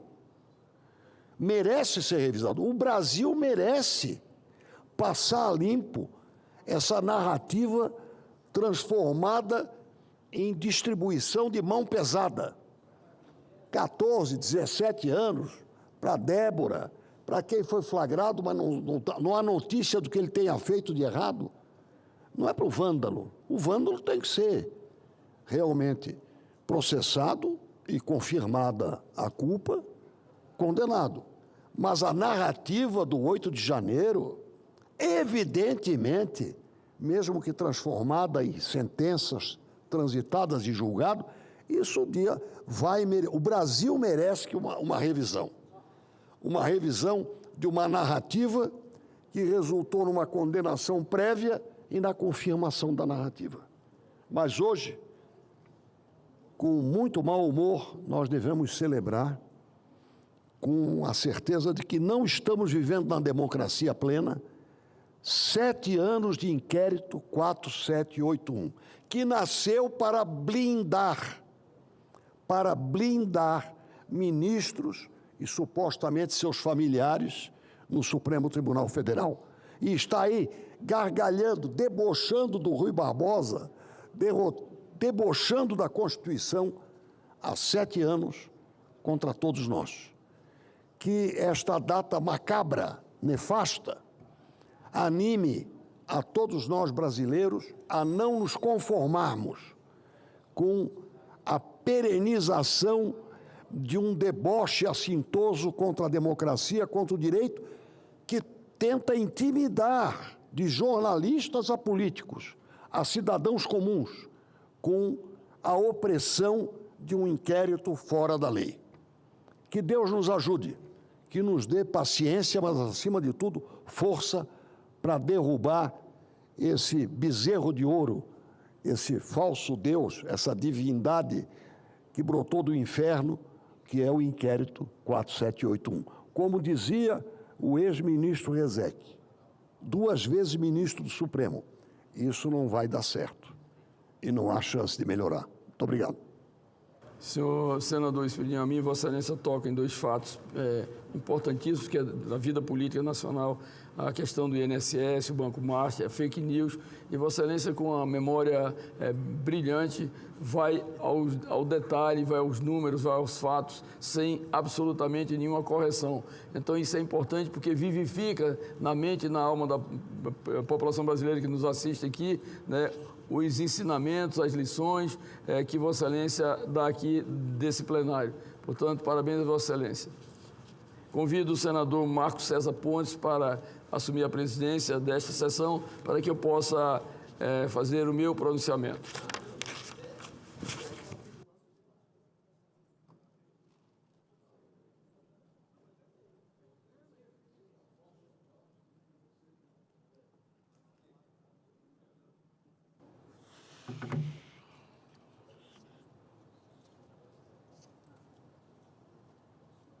Com a palavra, senador Chico Rodrigues, de Roraima. Meu caro senador Marcos César Pontes, colegas senadores e senadoras, falamos aqui da importância da relação entre o Brasil, Roraima e a República Cooperativa da Venezuela. Como senador por Roraima e presidente do Grupo Parlamentar Brasil-Guiana, tenho a honra de celebrar a profundidade e a força da relação que une o Brasil e a Guiana, e de maneira muito especial o estado de Roraima. Uma relação que não é apenas diplomática ou comercial, é histórica, geográfica, humana e estratégica para o futuro de toda a nossa região. Uma relação de amizade de longa data. Roraima é o portal terrestre entre o Brasil e a República Cooperativa da Guiana. A fronteira que nos separa do mapa é, na verdade, o ponto exato onde nossas economias, nossas culturas e nossas aspirações se encontram. Somos vizinhos não por acaso, mas por destino compartilhado. Nos últimos anos, essa parceria transfronteiriça avançou como jamais havia avançado. O comércio entre Roraima e a Guiana ultrapassou 102 milhões de dólares entre 2019 e 2024, consolidando o nosso estado como o 3º maior exportador brasileiro para o país vizinho. Em 2025, a Guiana chegou a representar 27% das exportações de Roraima, em determinados períodos, tornando-se um dos mercados mais relevantes para o setor produtivo local. A relação entre Roraima e a Guiana não é circunstancial. É o resultado de um esforço diplomático diálogo entre governos, articulação entre empresários e integração entre os nossos povos. É a demonstração clara de que o desenvolvimento da Amazônia não se fará de forma isolada, mas em cooperação entre irmãos fronteiriços. Hoje, produtos roraimenses como milho, derivados de soja, carne, máquinas e equipamentos abastecem o mercado guianense, fortalecendo assim nossa agricultura e a nossa indústria. E do lado guianense, importamos fertilizantes e insumos estratégicos para a nossa produção rural, demonstrando uma relação econômica complementar e mutuamente benéfica. Estamos vendo surgir um eixo econômico novo na América do Sul. Um eixo que passa por Boa Vista, por Lethem e por Georgetown, impulsionado pelo comércio, pela integração e, principalmente, pela visão de futuro. Esse eixo é reforçado agora pela mobilização de ambos os países para, finalmente, operacionalizar o acordo de transportes terrestres, que permitirá um fluxo mais eficiente e seguro de cargas e pessoas, reduzindo barreiras e aproximando ainda mais os nossos mercados. Mas a importância dessa relação vai além dos números. Ela está no intercâmbio cultural entre os nossos povos, na convivência diária nas cidades de fronteira, na cooperação em segurança, agricultura, energia, infraestrutura e desenvolvimento social. Está no reconhecimento de que povos amazônicos têm desafios comuns e soluções construídas juntamente. A Guiana vive um momento extraordinário de expansão econômica, impulsionada por descobertas energéticas que estão transformando seu papel no mundo. Eu costumo dizer que dormimos como uma Dubai ao nosso lado. Com a descoberta de grandes reservas de petróleo e sua exploração iniciada em 2019, a Guiana é o país que mais cresce no mundo. De uma das economias mais pobres da América do Sul de antes, a Guiana está se tornando um dos maiores PIBs per capita da região. E é fundamental que essa prosperidade alcance também a região de fronteira, criando oportunidades, empregos e inovação, além do crescimento para guianenses e brasileiros, especialmente para o nosso querido estado de Roraima. E é fundamental que essa prosperidade alcance também a região de fronteira.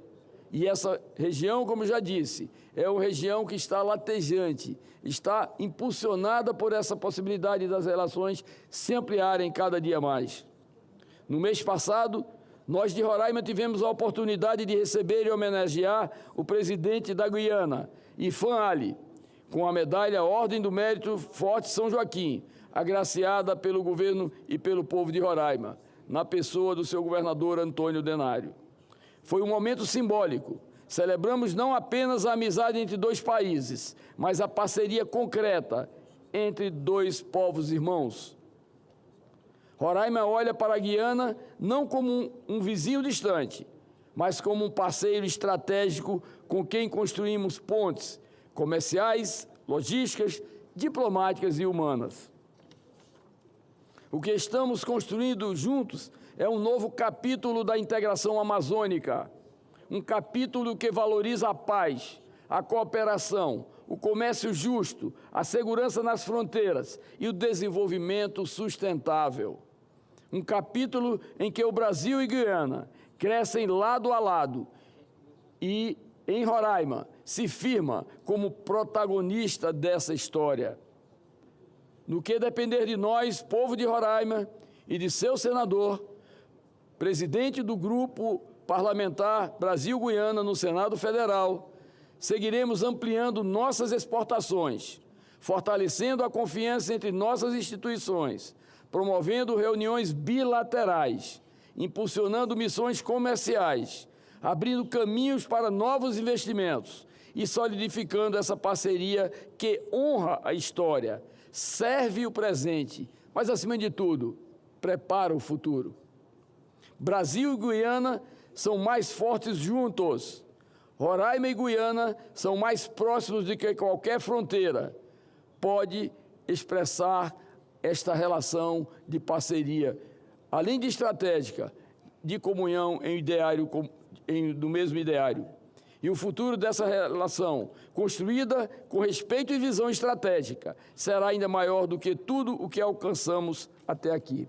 Senhor presidente, nós que temos a oportunidade, o Brasil que tem a oportunidade de conviver com a República Cooperativa da Guiana, lado a lado, são mais de 1.000 quilômetros de fronteiras, Nós somos o estado mais setentrional do Brasil. Roraima é o estado mais ao norte do Brasil, é o estado mais setentrional do Brasil.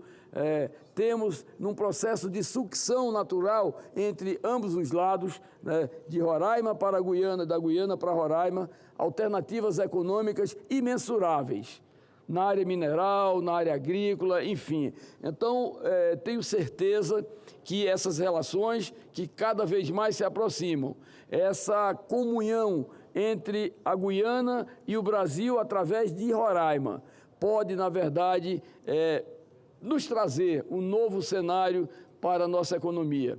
E claro que nós entendemos que o governo brasileiro precisa cada vez mais criar mecanismos de aproximação com a República Cooperativa da Guiana, porque, como já disse aqui antes, é uma nova Dubai, São mais de 15 bilhões de barris de petróleo descobertos e já em exploração, que, na verdade, mostra a pujança, a fortaleza e, acima de tudo, a perspectiva de um Estado desenvolvido com uma interferência genial em toda a região.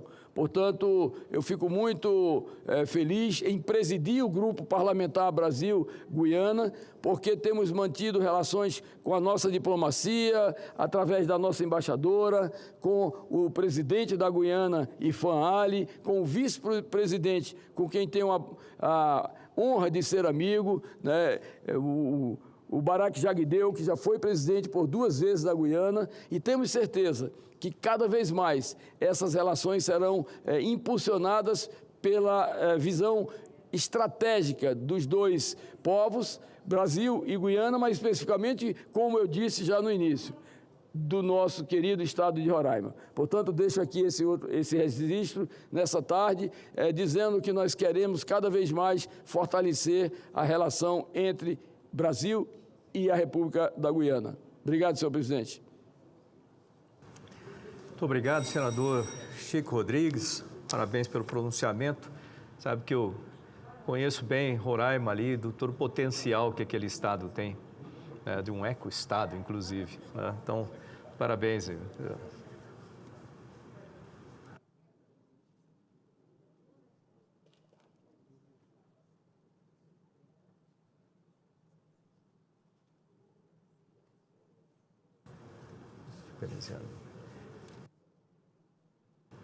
Passa a palavra ao senador veneziano Vital do Rego, do MDB da Paraíba, para seu pronunciamento. Presidente, que alegria revê-lo. Minhas saudações, meus cumprimentos a Vossa Excelência, extensiva a todos os demais outros companheiros presentes em nosso recinto, o sagrado recinto político do Senado Federal, o senador Espiridão Amin, meu querido, estimado senador Nelsinho Trade, senador amado e muito querido de todos nós, Chico Rodrigues, que nos antecedeu, aos senhores presentes, senhoras e senhores jornalistas que fazem a cobertura diária dos nossos trabalhos, de forma especial a todos os brasileiros. Senhor presidente, senador Chico Rodrigues, eu ocupo mais uma vez essa tribuna e faço com o dever de reconhecimento a iniciativas que foram promovidas pelo governo federal durante esses 3 últimos dias,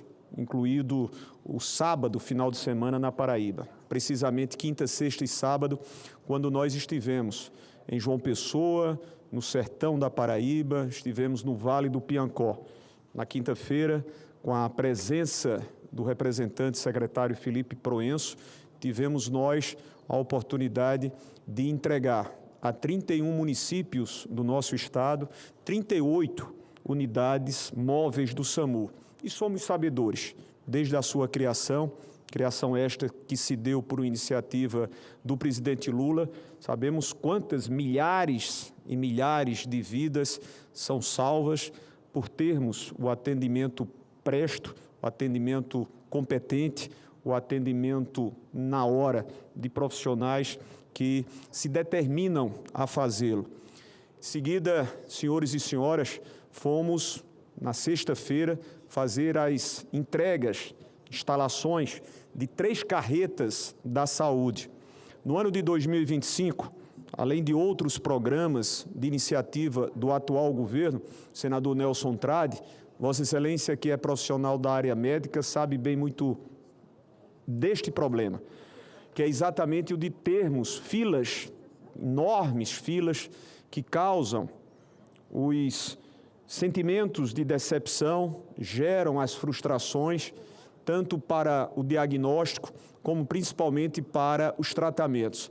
E quando eu me refiro a Vossa Excelência, isso angustia o profissional da medicina, porque quando enxerga num paciente que precisa ter a rapidez na identificação de uma possível patologia, para que também, de forma rápida, possa ser um tratamento dispensado, a fim de que uma cura possa ser buscada, possa ser tida e obtida, muitas das vezes a decepção, a frustração em razão de um óbito, em razão da perda desta pessoa, isso causa, de fato, dores, trazem extremamente a essas pessoas, a esses cidadãos envolvidos, uma frustração enorme.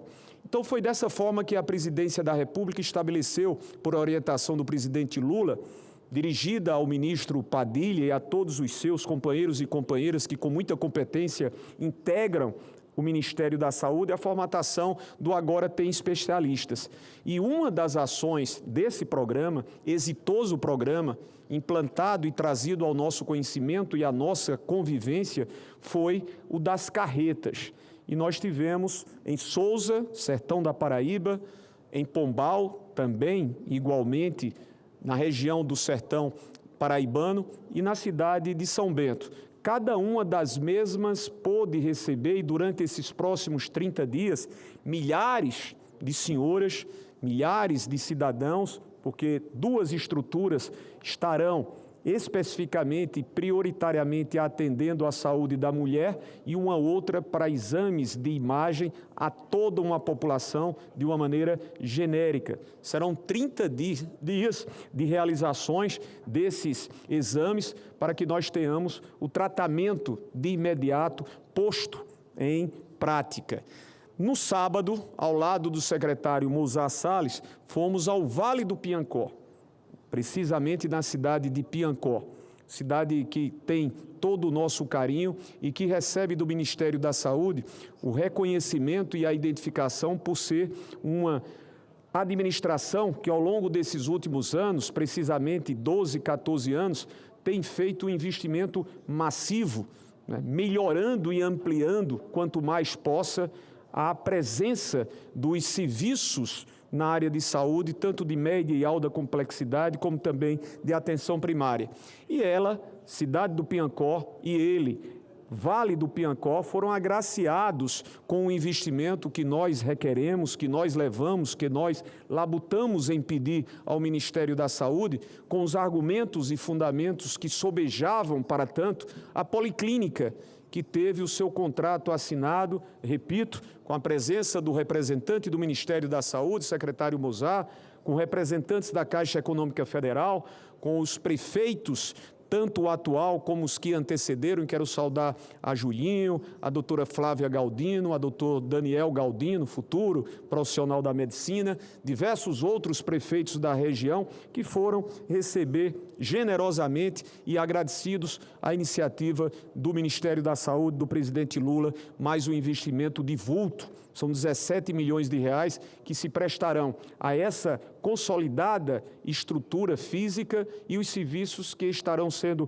prestados a todos os mais de 120 mil cidadãos daquela área. Portanto, presidente, é fundamental que nós levemos ao Brasil, e é isso que eu proponho sempre quando ocupo essa tribuna, ou quando tenho outras oportunidades, sejam em entrevistas, sejam em outros ambientes, de fazer esses devidos esclarecimentos, de fazer as devidas prestações de conta e de propor o bom ou a boa comparação entre o que está sendo produzido pelo presidente Lula e pelo seu governo, por todas as pastas e por todas as áreas, com aquilo que outrora nós não tivemos, antes de 2023.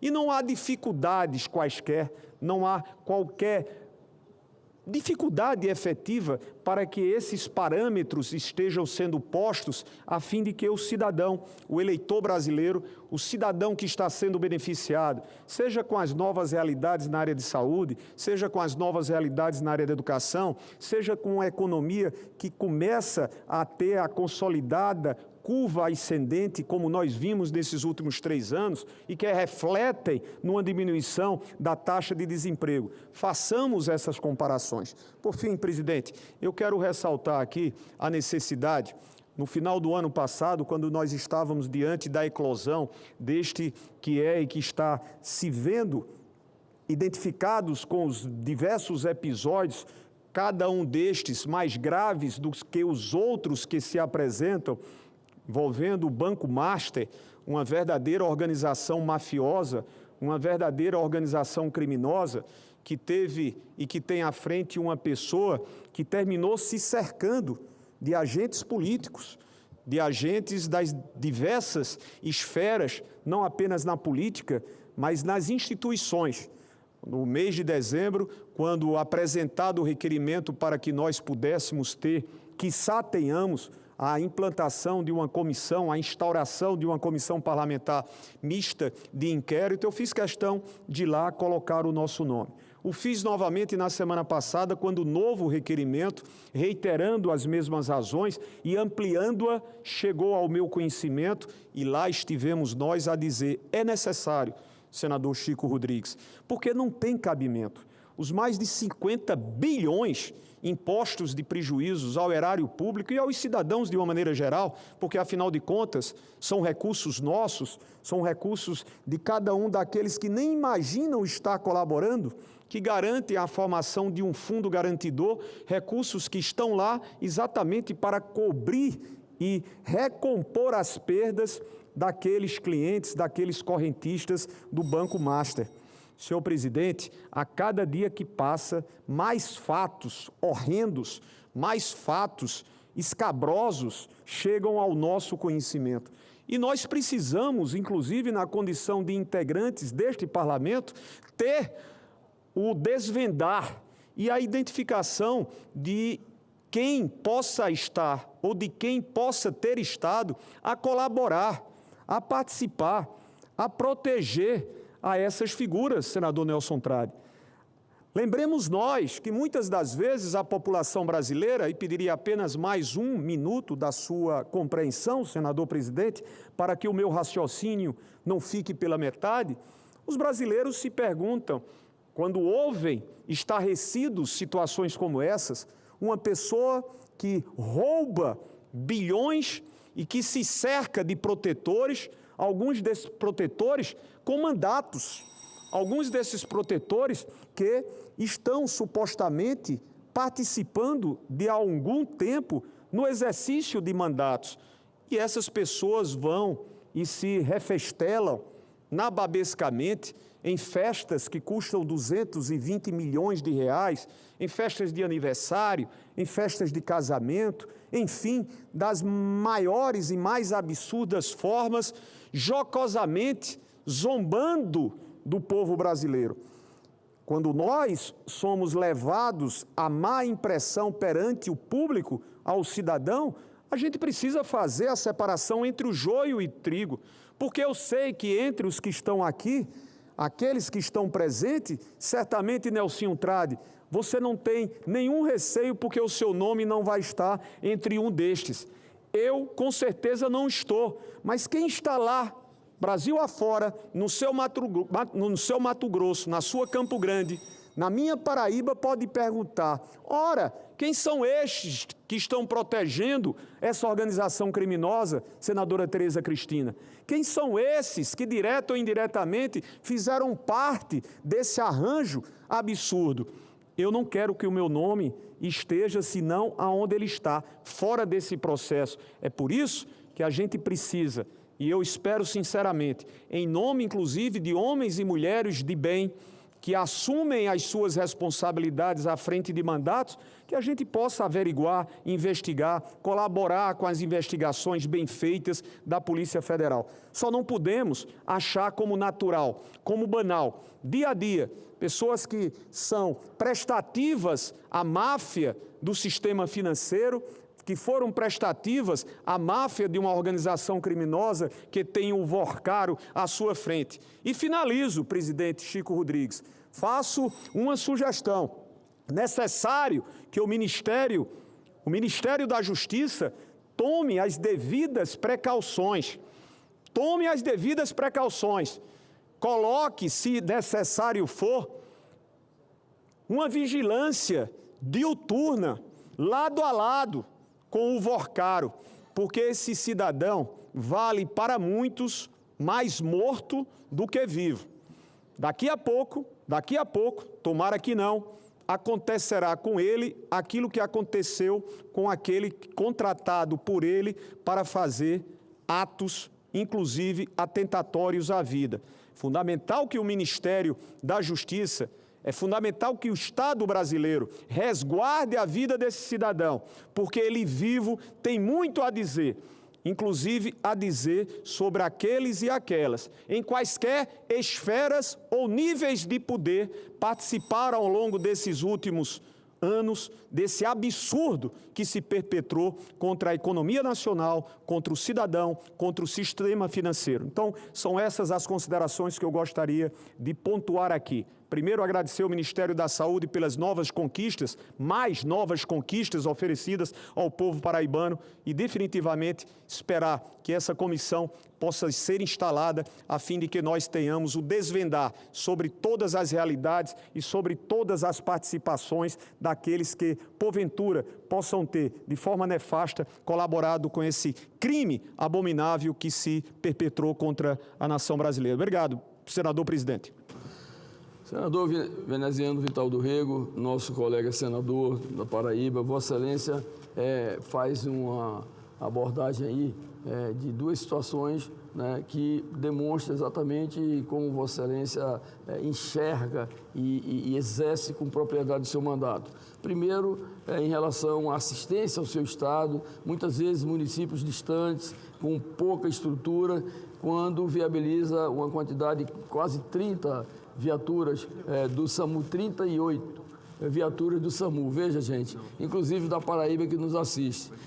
Uma ação dessa do senador veneziano Vital do Rego demonstra esse compromisso indissociável do seu mandato, mostra exatamente a preocupação pela assistência da sua população e, lógico, que isso revigora qualquer mandato. Isso aí mostra exatamente a capacidade de articulação de Vossa Excelência, porque eu que o diga também, porque com muita dificuldade ainda conseguimos levar 19 ambulâncias SAMU do governo para o nosso estado. Então, isso aí realmente deixa uma marca indelével na memória da população lá da Paraíba. E também um caso que está aí no cotidiano das pessoas, essa questão do Banco Master, que deve realmente se encontrar um caminho de apuração. Um ano eleitoral, um ano de muito envolvimento da classe política, mas o fato é maior do que a política. Esse fato do Banco Master não pode ser esquecido. Tem que ter uma solução e uma apresentação para a sociedade brasileira para saber como é que desaparece 50 bilhões de reais.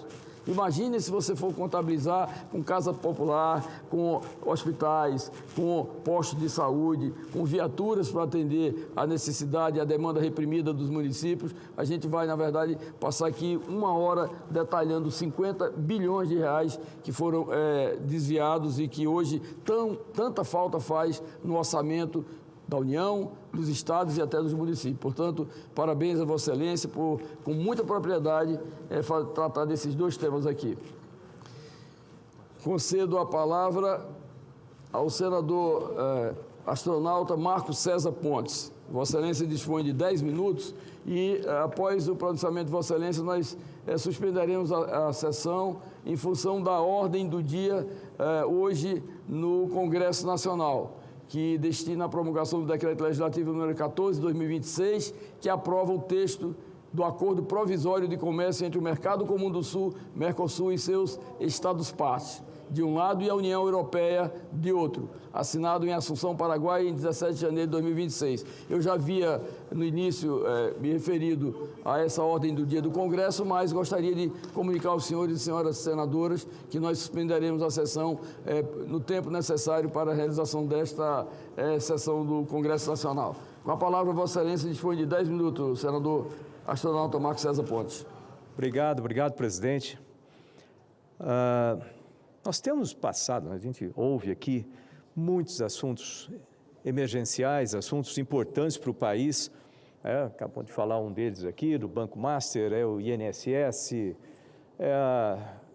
descontrole fiscal, a questão de saúde. São muitos problemas e muitos assuntos que acabam tomando a pauta, né, o tempo todo. Mas é importante a gente prestar atenção em outros assuntos que também têm ocorrido. E um deles, muito preocupante, diga-se de passagem, é a reforma do Código Civil brasileiro. Eu vou chamar a atenção aqui hoje para isso. O Congresso Nacional está diante de uma proposta que pretende reformular profundamente o Código Civil brasileiro, que é um dos pilares do nosso ordenamento jurídico. E é preciso dizer com toda clareza, uma mudança dessa magnitude não pode ser feita às pressas, nem sob o pretexto genérico de modernização. O Código Civil não é uma lei comum. Ele organiza a vida privada de mais de 200 milhões de brasileiros. Disciplina contratos, famílias, patrimônio, sucessões e responsabilidades. Em outras palavras, ele é a espinha dorsal da segurança jurídica no país. E é justamente essa segurança que está em risco. O projeto em discussão promove centenas de alterações no sistema do direito civil. Para aqueles que não prestaram atenção ainda nisso, prestem muita atenção. Aqueles que nos acompanham pela TV Senado, pelas redes, prestem muita atenção, procurem informação sobre isso. Muitas dessas alterações introduzem conceitos vagos, abertos e sujeitos à interpretação de grande amplitude. Isso significa, na prática, transferir cada vez mais o poder de decisão para o judiciário. Não preciso nem falar a preocupação com relação a isso. Aumentando a incerteza sobre o que é ou o que não é permitido nas relações privadas. Ora, um país que já vive com níveis altíssimos de judicialização não pode aprovar uma reforma que multiplique conflitos e aumente a imprevisibilidade jurídica. Esse cenário acaba atendendo a um grupo restrito que pretende ampliar e perpetuar um judiciário cada vez mais intervencionista, que muitas vezes extrapola as funções constitucionais que lhe foram atribuídas, enfraquecendo o sistema de freios e contrapesos, e impondo os anseios de uma minoria à sociedade brasileira, que certamente não concorda com isso e vem, dia após dia, manifestando-se nas ruas e nas redes sociais. Então, essa participação do judiciário, que deveria se conter dentro da sua incumbência no equilíbrio dos poderes, preocupa demais. E essa alteração do Código Civil pode trazer mais problemas com relação ao desequilíbrio entre os poderes. Empresários, investidores, profissionais liberais e famílias, todos precisam de regras muito claras. Contratos precisam ser respeitados, direitos precisam ser previsíveis, porque o que está em jogo aqui é simples.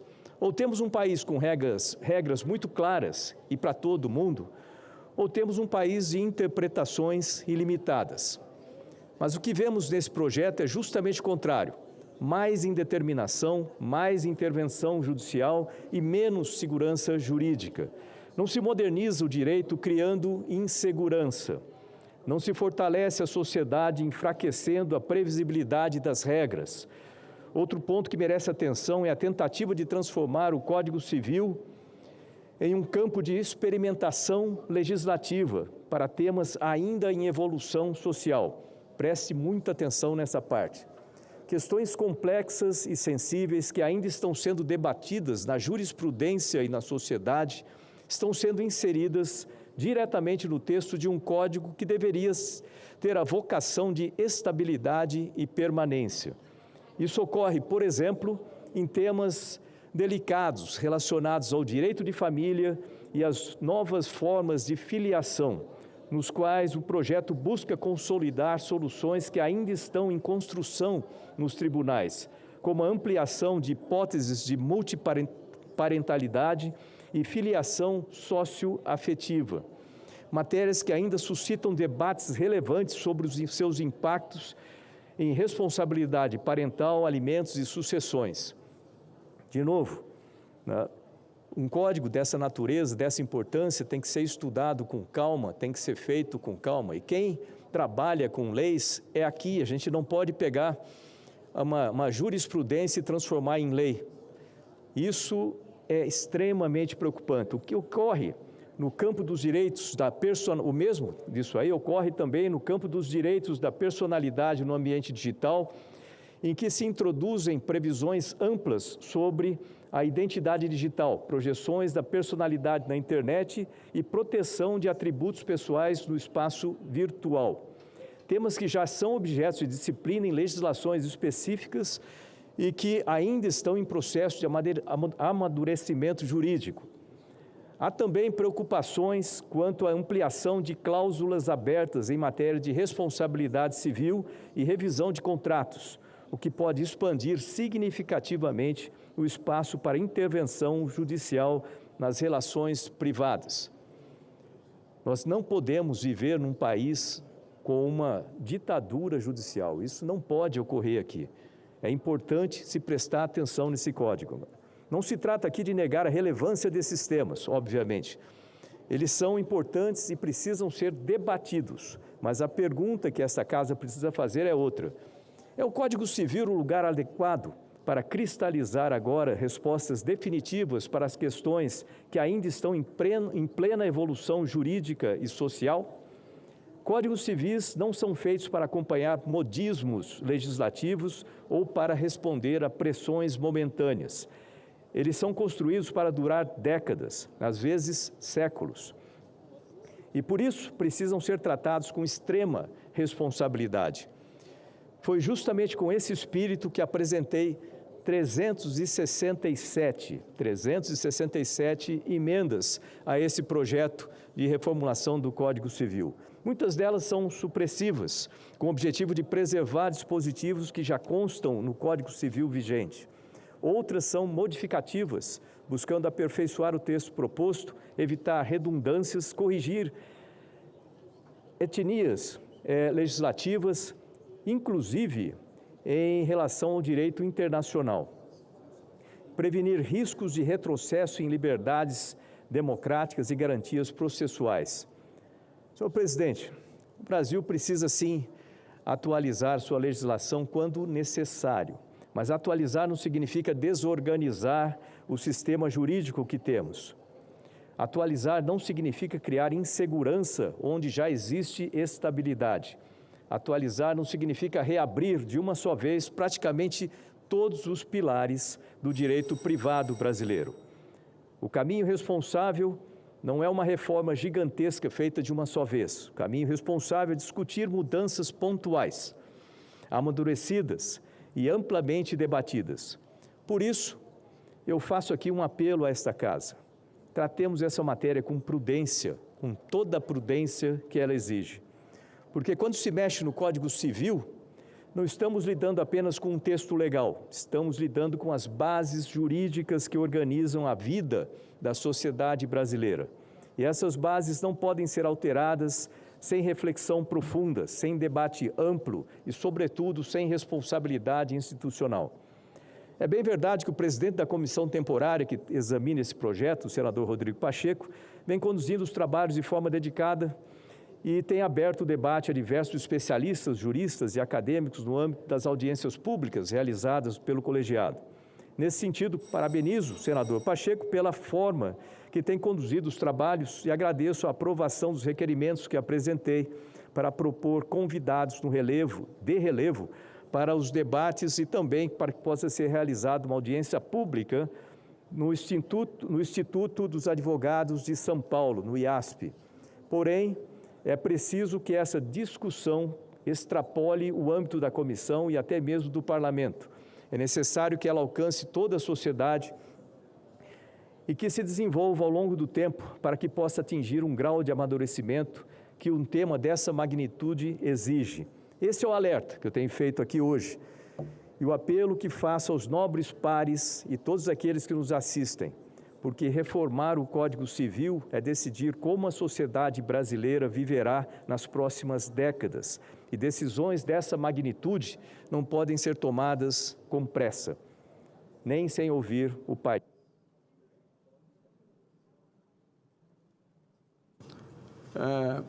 Vossa Excelência, senador astronauta Marcos César Pontes, faz um pronunciamento aqui que ele vai, obviamente, alcançar toda a sociedade brasileira.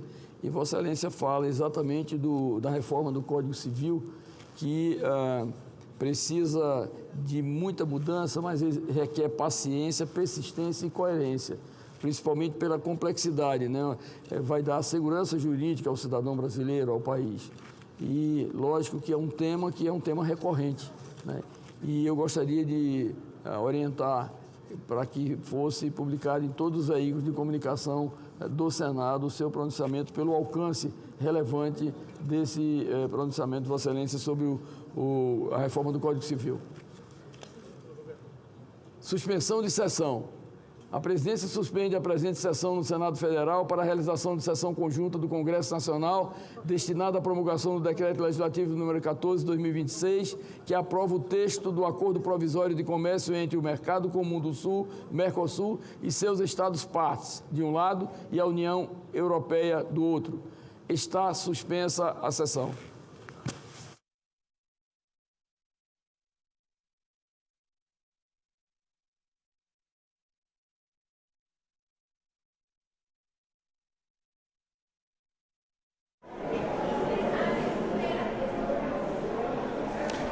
Horas e 41 minutos em Brasília. Nós estamos aí então acompanhando a programação do Senado hoje, que tem a sua sessão plenária suspensa neste momento. Daqui a pouquinho deve ser retomada até para a promulgação numa sessão solene do Congresso Nacional do Acordo Mercosul-União Europeia. Nós vamos mostrar a promulgação deste decreto legislativo.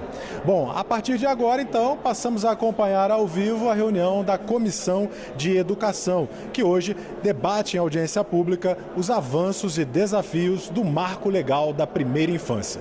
Vamos acompanhar. Da renda, da educação, do acesso à informação, da água, saneamento, moradia, proteção ao trabalho infantil e também segurança alimentar. E quando a gente observa essas dimensões, a gente percebe que essas privações elas se reforçam mutuamente, né? Então, uma criança que não tem acesso a saneamento é uma criança que vai ficar mais doente, é uma criança que, consequentemente, vai faltar mais à escola, que vai também ter, ao longo da sua adolescência e na sua juventude, menos acesso a oportunidades. Ou uma criança que tem uma baixa nutrição, ela vai ter muito provavelmente vai ter um maior atraso no seu desenvolvimento infantil, no seu desenvolvimento cognitivo. Isso vai impactar também em educação e renda. Então, como é que a gente consegue olhar para todas essas dimensões? E quando a gente observa os avanços de entre 2017 e 2023, a gente observa uma melhoria importante, mas a gente também observa que ser criança no Pará é muito diferente do que ser criança em Santa Catarina, né? Ser uma criança em São Paulo é muito diferente do que ser uma criança no Piauí. Então, essas desigualdades, elas são regionais, elas permanecem, né? Então, é sempre importante a gente pensar nesses avanços, nesses desafios da primeira infância, a partir dessa ótica de equidade. E aqui a gente observa também que há estados em que piorou, né? Não é a maioria, mas um ou outro a gente observa que houve esse decréscimo. E, além disso, a gente tem uma crença, né, no nosso país de que o problema do Brasil é a desigualdade socioeconômica. Mas a gente observa também que existe evidências importantes da desigualdade racial. Então, uma criança negra e uma criança branca, elas vivem experiências completamente diferentes de infância. E aqui não tem o dado de crianças indígenas por uma questão metodológica, mas a gente sabe também que crianças indígenas têm seus direitos violados diariamente há décadas. E aqui, ainda na pauta de desigualdades raciais, eu trago um dado do estudo do Unicef, que é o Panorama de Violência Letal e Sexual contra Crianças e Adolescentes no Brasil, que foi lançado no ano retrasado, e que tem, enfim, uma série de dados muito importantes, mas eu trago um que eu chamo a atenção, que é o fato de que um menino negro tem 4 vezes mais chances de ser assassinado do que um menino branco e 21 vezes mais chances de ser assassinado do que uma menina branca na mesma idade, né? Então, a gente tem uma desigualdade racial, uma desigualdade territorial, mas também uma desigualdade de gênero, né? Então, como é que é essa experiência de um menino negro desde a primeira infância, né? Que é quando, muitas vezes, ele deixa de ser lido como um menino sujeito de direitos e ele passa, muitas vezes, a ser lido como um menor, né? Então, ele deixa, muitas vezes, de ser alvo de proteção, mas de ser apenas alvo. E, dito isso, a gente já tem também inúmeras evidências que mostram que crianças negras e indígenas sofrem racismo pela primeira vez nos primeiros anos de vida. E que bom também falar depois do Vital, que já chamou a atenção para esse fato também, né? Como é que as nossas políticas públicas podem e devem ser antirracistas desde os primeiros anos de vida, entendendo que o racismo, ele também acontece até antes do nascimento, né? Quando a gente olha os dados referentes a acesso e qualidade de pré-natal, violência obstétrica, entre outros. E aí, encerro... Nossa, mas só encerro minha fala para compartilhar um pouco das estratégias que o Unicef tem adotado nos últimos anos e atualmente também para pensar a primeira infância a partir dessa ótica de equidade e de garantia de direitos. E dentre as nossas estratégias principais, eu destaco o Primeira Infância Antirracista, que é uma parceria que nós temos, uma estratégia que nós temos em parceria com o Ministério da Igualdade Racial, o Ministério da Educação, o Ministério da Saúde, dos Direitos Humanos e do Desenvolvimento Social, e também o nosso estímulo e fomento aos planos municipais da primeira infância no âmbito do selo Unicef. Então, a gente fomenta e catalisa a existência desses planos em mais de 2.277 municípios do semiárido e da Amazônia Legal Brasileira. E nessa edição a gente está propondo que essa revisão desses planos eles sejam feitos a partir dessa abordagem étnico-racial também, para que a gente consiga, de alguma forma, dar luz para a existência dessas crianças que têm seus direitos mais violados constantemente e sem deixar ninguém para trás. Obrigada. Nós que agradecemos, Maíra, sem sombra de dúvida, toda a experiência, né, e mobilização que o Unicef faz em torno desse tema são muito importantes para nós. Agora nós vamos passar a palavra para senhora Sônia Isoyama Venâncio, coordenadora geral de Atenção à Saúde das Crianças, Adolescentes e Jovens do Ministério da Saúde. Sônia, você tem a palavra para os seus 10 minutos iniciais. Nós estamos lhe vendo bem, dê um alô para ver se o som está bom. Muito obrigada. Tá bom também. Gostaria... Tá bom? Vocês estão ouvindo? Tá ótimo. Então, boa tarde a todas as pessoas. Eu gostaria de agradecer à senadora Tereza Leitão pelo convite, dizer que é um prazer, né, participar desse momento, desse debate, com tantas pessoas e tantas instituições que têm trabalhado incansavelmente, né, para a gente poder fortalecer as políticas voltadas à primeira infância no Brasil. Então, eu vou compartilhar aqui.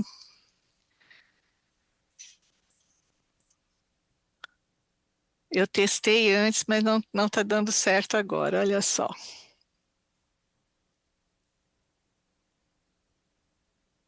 Pronto. Vocês só confirmam para mim, por favor, se vocês estão conseguindo enxergar em tela cheia? Estão conseguindo ver a apresentação? Estamos, Sônia. Tá bom, obrigada.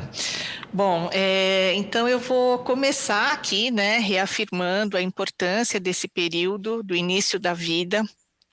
A gente tem evidências hoje da neurociência mostrando, então, né, que o neurodesenvolvimento ele se dá de uma forma mais intensa nesse período da primeira infância e, em função, né, dessa neuroplasticidade, esse período significa para nós uma janela de oportunidades onde as intervenções, né, elas têm um resultado muito favorável. Então, a gente não pode perder, né, a oportunidade de fazer intervenções voltadas ao desenvolvimento na primeira infância. Só também reforçar que a primeira infância ela vem sendo tratada como uma prioridade no contexto global, especialmente com a inclusão nos Objetivos de Desenvolvimento Sustentável, né, com uma meta aí específica voltada à promoção do desenvolvimento na primeira infância, e como Maíra, né, já mostrou, eu não vou detalhar aqui, o UNICEF e a Organização Mundial da Saúde para apoiar os países, né, no alcance dessa meta dos ODS, lançaram esse modelo de cuidado integral, e eu só vou reforçar aqui, porque a Maíra já detalhou, mas que esse modelo aponta a importância da intersetorialidade, né, de a gente trabalhar ações articuladas de saúde, nutrição, educação, segurança, proteção, né, o desenvolvimento social e os cuidados responsivos, e que o nosso marco legal da primeira infância, né, ele está em total consonância com esse modelo, uma vez, né, que a intersetorialidade é tratada de forma prioritária no nosso marco legal. Em relação aos desafios, né, eu vou destacar aqui, inicialmente, a questão das desigualdades que a gente tem. Então, isso se reflete em vários indicadores da primeira infância, mas eu trouxe aqui um indicador da saúde, a mortalidade infantil, mostrando que, apesar de a gente ter, felizmente, uma redução, uma queda da mortalidade infantil no Brasil, né, essas linhas mostram as diferenças entre as macro-regiões do país, né? Então, apontando que a gente tem taxas mais expressivas nas regiões norte e nordeste. Então, isso impõe muitos desafios, né, quando a gente pensa em políticas públicas para a primeira infância. Trago aqui também duas pesquisas apoiadas pelo Ministério da Saúde. Então, a primeira é a PNAD contínua de 2022. Aqui a gente aponta, né, a prevalência de suspeitas de atraso no desenvolvimento, segundo a raça-cor, e a gente vê que esse risco é maior, né, entre as crianças pretas, 16,7%, pardas, 13,6%, e em relação às crianças brancas, essa prevalência é menor, de 11%. Então, isso reforça as falas de Vital e da Maíra também, em relação à importância da gente pensar em estratégias antirracistas desde a primeira infância, né? A gente vem trabalhando no Ministério da Saúde a estratégia PIA, Primeira Infância Antirracista, juntamente, né, com outros ministérios, em parceria com o UNICEF, exatamente para a gente poder reduzir essas desigualdades. E uma outra pesquisa que é o projeto PIPAS, que foi realizado em 12 capitais e Distrito Federal em 2022 também, mostrando, né, que as crianças em pior situação socioeconômica, no caso, né, da coluna azul, né, que é o quintil de maior pobreza, tem uma exposição menor a atividades de estímulo, né? 66% das crianças foram expostas, então, a atividades como conversar, cantar, brincar, e quando a gente vê as crianças, né, com melhor situação socioeconômica, no último quintil, o vermelho, a gente vê 86%. Então, é uma diferença muito grande, né, aí mediada pela situação socioeconômica dessas famílias. Aí, como avanços, eu queria destacar, né, acho que um grande avanço do nosso marco legal é exatamente a instituição da Política Nacional Integrada da Primeira Infância.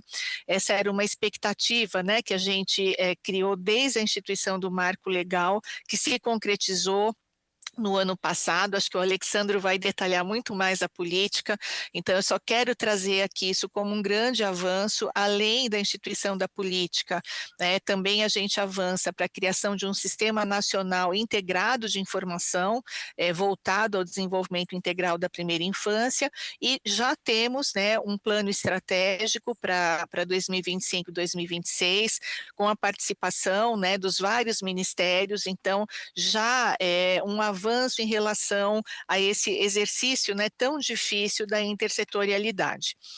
Eu vou destacar aqui, então, né, dentro dessa Política Nacional Integrada da Primeira Infância, o Ministério da Saúde coordena um eixo, que é o Viver com Saúde, que busca, então, a garantia do cuidado integral à saúde e, basicamente, então, a gente procura implementar e fortalecer a nossa Política Nacional de Atenção Integral à Saúde da Criança, a PNAISC.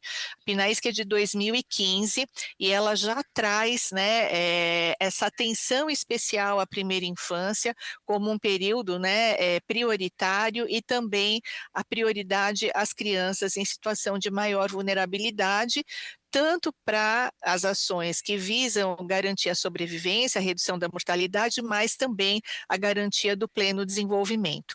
E aqui, assim, rapidamente eu trouxe algumas ações, né, que eu acho que são ações que podem ter um grande impacto para o alcance desses objetivos, começando então com a revisão da Rede Cegonha. As portarias foram publicadas em 2024, então a Rede Aline, né, que é a revisão da Rede Cegonha, é uma estratégia para a organização da rede de atenção à saúde materna e infantil. Isso é muito importante, né, porque o nosso maior componente da mortalidade infantil é a mortalidade neonatal, que acontece no primeiro mês de vida.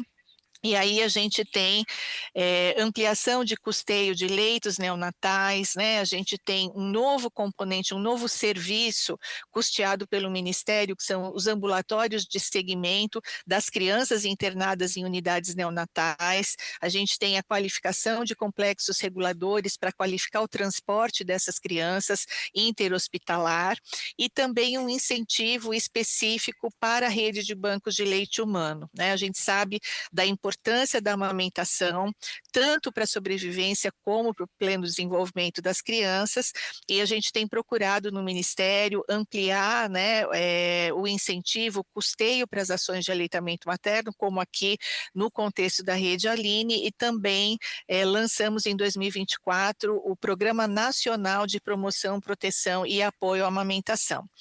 Um outro avanço muito importante 60 segundos. Para reduzir internações e mortalidade, a incorporação da vacina contra o vírus sincicial respiratório para gestantes, e o Nirsevimab, que é para prevenção, né, das infecções pelo VSR também para as crianças prematuras. Queria destacar mais um ponto aqui, que é a qualificação da atenção primária para o cuidado no desenvolvimento da criança. Então, nós estamos incentivando a implementação de boas práticas, fizemos uma parceria com a Unicef para ampliar a iniciativa Unidades Amigas da Primeira Infância, retomamos também a distribuição da caderneta da criança em 2024, lançamos a caderneta digital da criança, vamos distribuir, essa é uma ação prevista para esse ano, kits para avaliação do desenvolvimento infantil para todas as UBS do país, acompanhada, né, também da realização de oficinas de formação de multiplicadores para fortalecer a vigilância do desenvolvimento.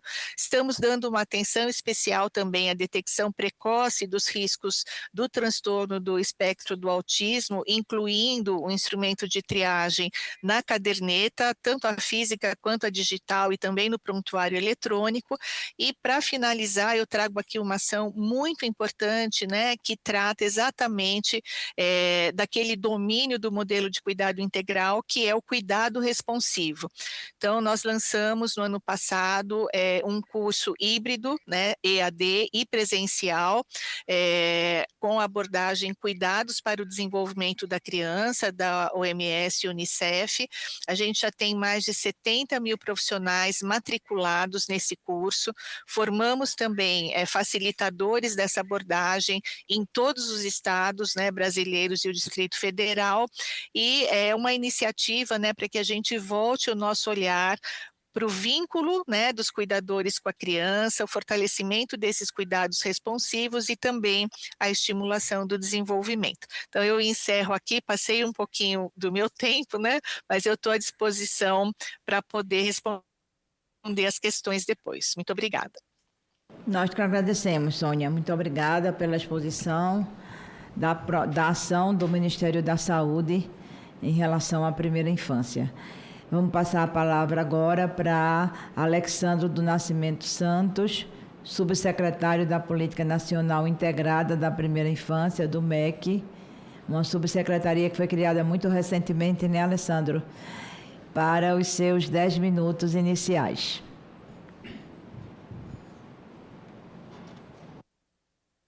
Muito boa tarde, querida senadora Tereza Leitão.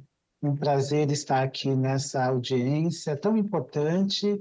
Em seu nome, eu também cumprimento todas as senadoras e senadores da República e aos meus colegas aqui de painel, gente tão importante e que colabora tanto para a gente cuidar melhor.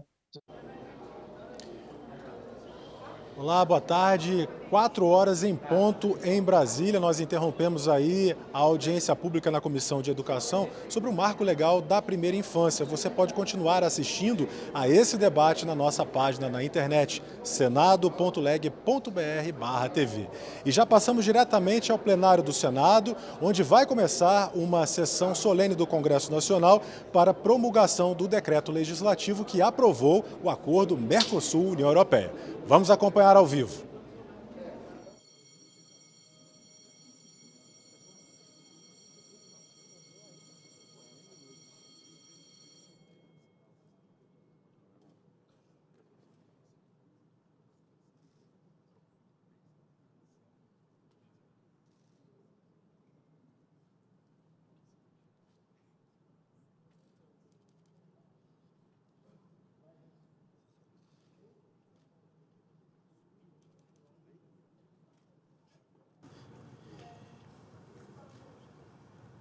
Meus cumprimentos a todas as autoridades aqui presentes, nossos cumprimentos à imprensa, nossos agradecimentos aos diplomatas, a todos que vieram abrilhantar esta histórica sessão solene de promulgação no Congresso Nacional. Cumprimentar os servidores do Senado Federal, as servidoras, a todos que direta e indiretamente contribuem diariamente para o bom exercício do Parlamento Brasileiro, do Congresso Nacional. Declaro aberta a sessão solene do Congresso Nacional destinada à promulgação do Decreto Legislativo número 14 de 2026, que aprova o texto do Acordo Provisório de Comércio entre o Mercado Comum do Sul, Mercosul, e os seus Estados-partes, de um lado, e a União Europeia, de outro, assinado em Assunção, Paraguai, em 17 de janeiro de 2026. O decreto é oriundo da mensagem número 93 de 2026, pela qual o Poder Executivo submeteu o texto do acordo à deliberação no Congresso Nacional, conforme o rito estabelecido pela nossa Constituição Federal. A mensagem foi submetida à apreciação da representação brasileira no Parlamento do Mercosul, sob a relatoria do deputado Arlindo Quinalha. Como resultado, a representação apresentou o projeto de decreto legislativo número 41 de 2026, pela aprovação do texto do acordo. O projeto teve tramitação iniciada na Câmara dos Deputados, onde foi relatado pelo deputado federal Marcos Pereira. Em seguida, a matéria foi debatida e deliberada no Senado Federal, sob a relatoria da senadora Tereza Cristina. Compõe a mesa com esta presidência o excelentíssimo senhor vice-presidente da República, Geraldo Alckmin, o excelentíssimo senhor presidente da Câmara dos Deputados, deputado federal Hugo Mota, o excelentíssimo senhor ministro de Estado das Relações Exteriores, embaixador Mauro Vieira, a senhora senadora Tereza Cristina, relatora do projeto no Senado Federal, o senhor deputado federal Marcos Pereira, relator do projeto na Câmara dos Deputados, o senhor senador Nelsinho Trade, presidente da Comissão de Relações Exteriores do Senado Federal, o senhor deputado federal Arlindo Quinaglia, também ex-presidente da Câmara dos Deputados, presidente da representação brasileira no Parlamento do Mercosul, e também o senhor senador, segundo vice-presidente do Senado Federal, Humberto Costa, também vice-presidente do Parlamento do Mercosul.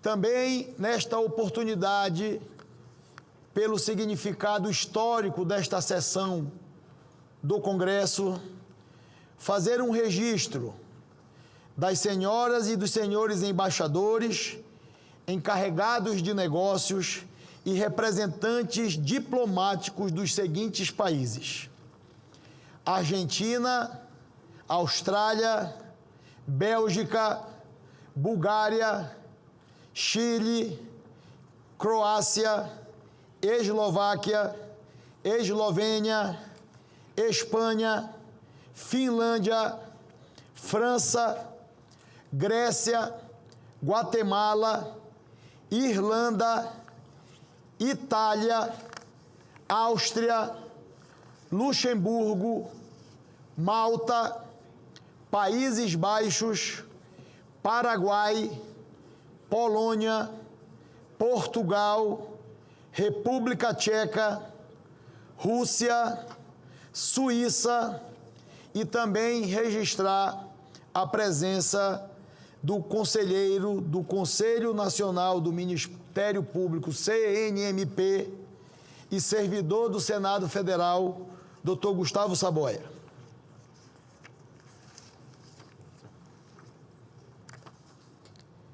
Gostaria de convidar a todos para, em posição de respeito, entoarmos o hino nacional brasileiro.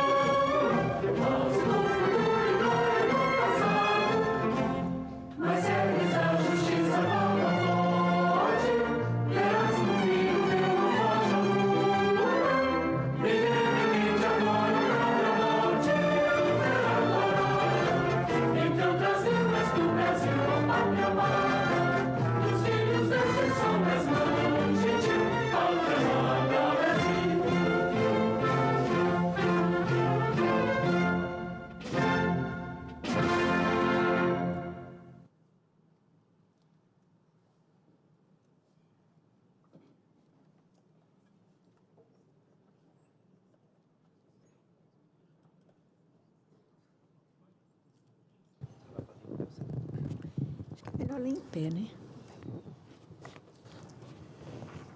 Encontram-se sobre a mesa os autógrafos do Decreto Legislativo número 14 de 2026. A senhora senadora Tereza Cristina fará agora a leitura do autógrafo do Decreto Legislativo. Decreto Legislativo número 14 de 2026.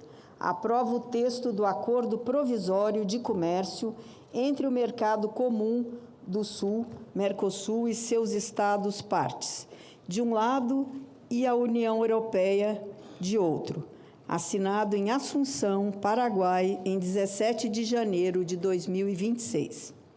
O Congresso Nacional decreta, artigo 1, fica aprovado o texto do Acordo Provisório de Comércio entre o Mercado Comum do Sul, Mercosul e seus Estados partes, de um lado, e a União Europeia, do outro, assinado em Assunção, Paraguai, em 17 de janeiro de 26. Parágrafo único. Nos termos do inciso 1 do caput do artigo 49 da Constituição Federal, ficam sujeitos à aprovação do Congresso Nacional quaisquer atos que possam resultar em denúncia ou em revisão do referido acordo, bem como quaisquer ajustes complementares que acarretem encargos ou compromissos gravosos ao patrimônio nacional. Artigo 2º. Este decreto legislativo entra em vigor na data da sua publicação. Brasília, 17 de março de 2026.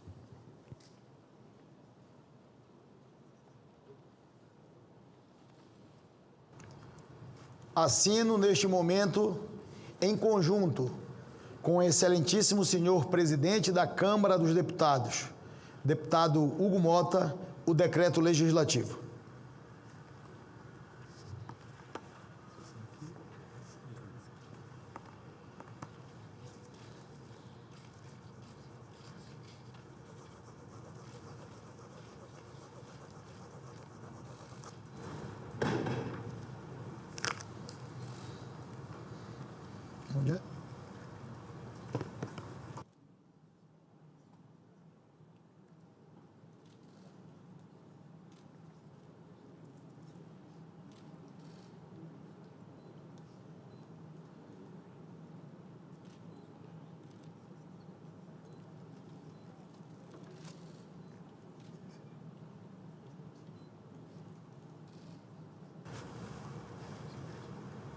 Gostaria de convidar a todos os integrantes da mesa a aporem as suas assinaturas ao decreto.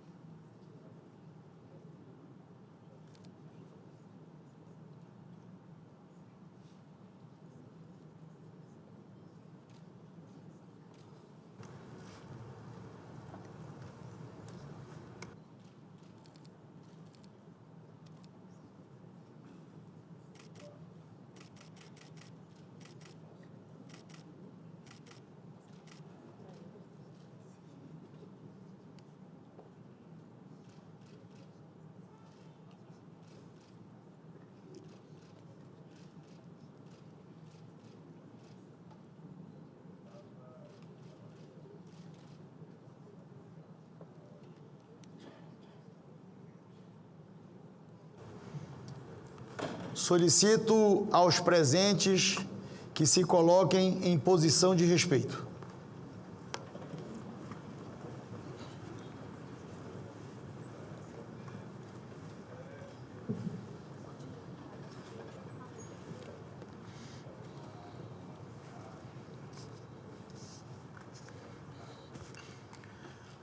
Nos termos do inciso 1 do caput do artigo 49 da Constituição Federal, declaro promulgado o Decreto Legislativo 14 de 2026.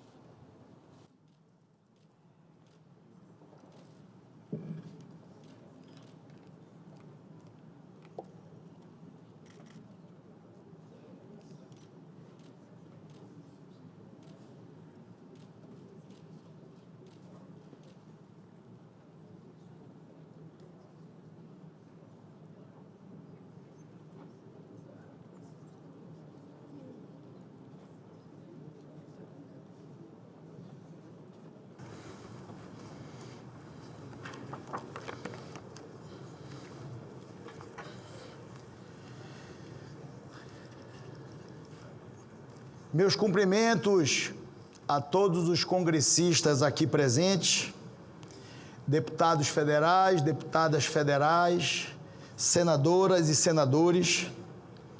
Me permitam fazer esse registro, porque, com certeza absoluta, este momento ficará registrado na história das relações comerciais e históricas entre os nossos países. Tenho certeza absoluta, e tenham todos e todas a convicção que o parlamento brasileiro está muito feliz com o dia de hoje. Senhoras e senhores, essa é, sem dúvida nenhuma, uma sessão histórica do Congresso Nacional. Hoje, promulgamos o decreto legislativo que aprova o Acordo Provisório de Comércio entre o Mercosul e a União Europeia. A partir de hoje, a União Europeia, o maior bloco econômico do mundo, se alia ao Mercosul para criar um dos maiores acordos comerciais da história recente. Após 26 anos de negociações, hoje surge um mercado vibrante de mais de 718 milhões de pessoas, com um PIB de mais de 116 trilhões de reais. O tratado foi finalmente assinado em Assunção, no Paraguai, no dia 17 de janeiro deste ano. Com a devida celeridade, o Parlasul, a Câmara dos Deputados e o Senado Federal debateram e aprovaram o documento em menos de 2 meses. O acordo estabelece uma área de livre comércio, na qual deverá ocorrer a redução ou a eliminação de tarifas para 91% dos bens europeus importados pelo Mercosul e para 95% dos bens que exportamos para a Europa. Várias dessas reduções terão efeito imediato. Outras, mais estratégicas, serão escalonadas ao longo dos próximos anos. Produtos da indústria de peso do Mercosul, como a de máquinas e equipamentos, a de produtos químicos, a automobilística e a aeronáutica, contarão com tarifa zero nos mercados europeus. O setor de serviços também será beneficiado. Haverá redução de barreiras e de tratamento desigual a investidores estrangeiros em setores estratégicos como os de telecomunicações, transportes e serviços financeiros. Empresas do Mercosul poderão disputar licitações na Europa e pequenos e médios exportadores enfrentarão menos barreiras e menos burocracia. O acordo prevê um controle sanitário rigoroso e estabelece que os produtos beneficiados não podem ter origem em desmatamento ilegal, sinalizando a preocupação dos Estados-partes com o meio ambiente. Finalmente, o acordo contém salvaguardas para ambas as partes. Tanto europeus quanto sul-americanos contarão com instrumentos de defesa comercial, caso se deparem com sanções que considerem injustificadas. Senhoras e senhores, o comércio é a chave da paz mundial. Países que negociam entre si têm mais a perder com a guerra do que a ganhar com ela.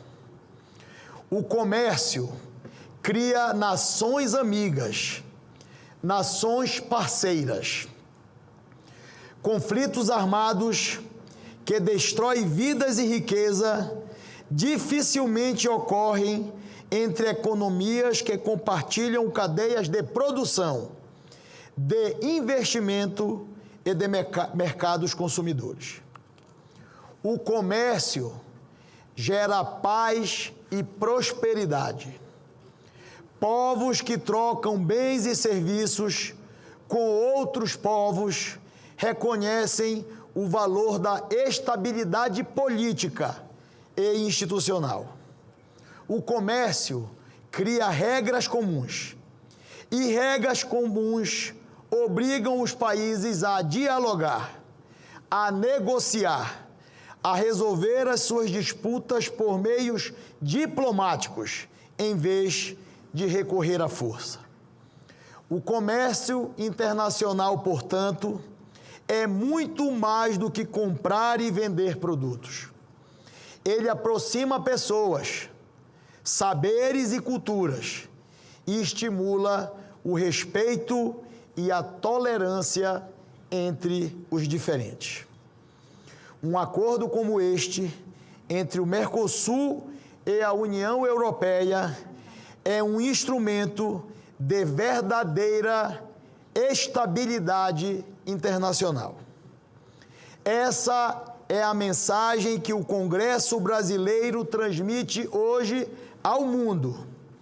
Nesta sessão de hoje, o Mercosul e a União Europeia, ao estabelecer este acordo histórico, escolhem o caminho da parceria, o caminho da tolerância, o caminho da paz. Parabenizo a todas as autoridades dos Estados-partes que viabilizaram a assinatura deste acordo, repito, mais uma vez, histórico. Além de todas, naturalmente, senadoras e senadores, deputadas e deputados federais, que convergiram para a sua aprovação neste Congresso Nacional. Me permitam, em nome de todos os 513 deputados e deputadas e dos 81 senadores e senadoras, fazer alguns cumprimentos especial, já indo para o encerramento do meu pronunciamento. E, em nome deles, cumprimentar a altivez, a celeridade e a responsabilidade, presidente Geraldo Alckmin, que o Congresso Nacional Brasileiro tratou esta importantíssima matéria ao longo desses 2 meses. Em meu nome e também em nome do presidente da Câmara dos Deputados, deputado federal Hugo Mota. Cumprimentar de maneira muito especial o deputado Arlindo Quinaglia, relator da matéria na representação brasileira no Parlamento do Mercosul. Também o deputado federal Marcos Pereira, relator desta matéria no plenário da Câmara dos Deputados. Como disse o presidente Hugo Mota, que rapidamente pautou a matéria na Câmara dos Deputados. Também, de forma decisiva e muito especial, ao senador Nelsinho Trade, que, como presidente da Comissão de Relações Exteriores do Senado Federal, se dedica há anos para a assinatura deste decreto. E, por fim, cumprimentar, em nome de todas as mulheres brasileiras, a senadora Tereza Cristina, que foi a relatora no Senado Federal desta matéria, que também, da mesma maneira, se debruçou e permitiu, rapidamente, a sua aprovação no Senado Federal. Este dia já está registrado na história do Brasil, quando atores políticos do Congresso brasileiro trataram com seriedade e com efetividade o que verdadeiramente importa na vida dos brasileiros e das brasileiras. Muito obrigado. Parabéns, presidente.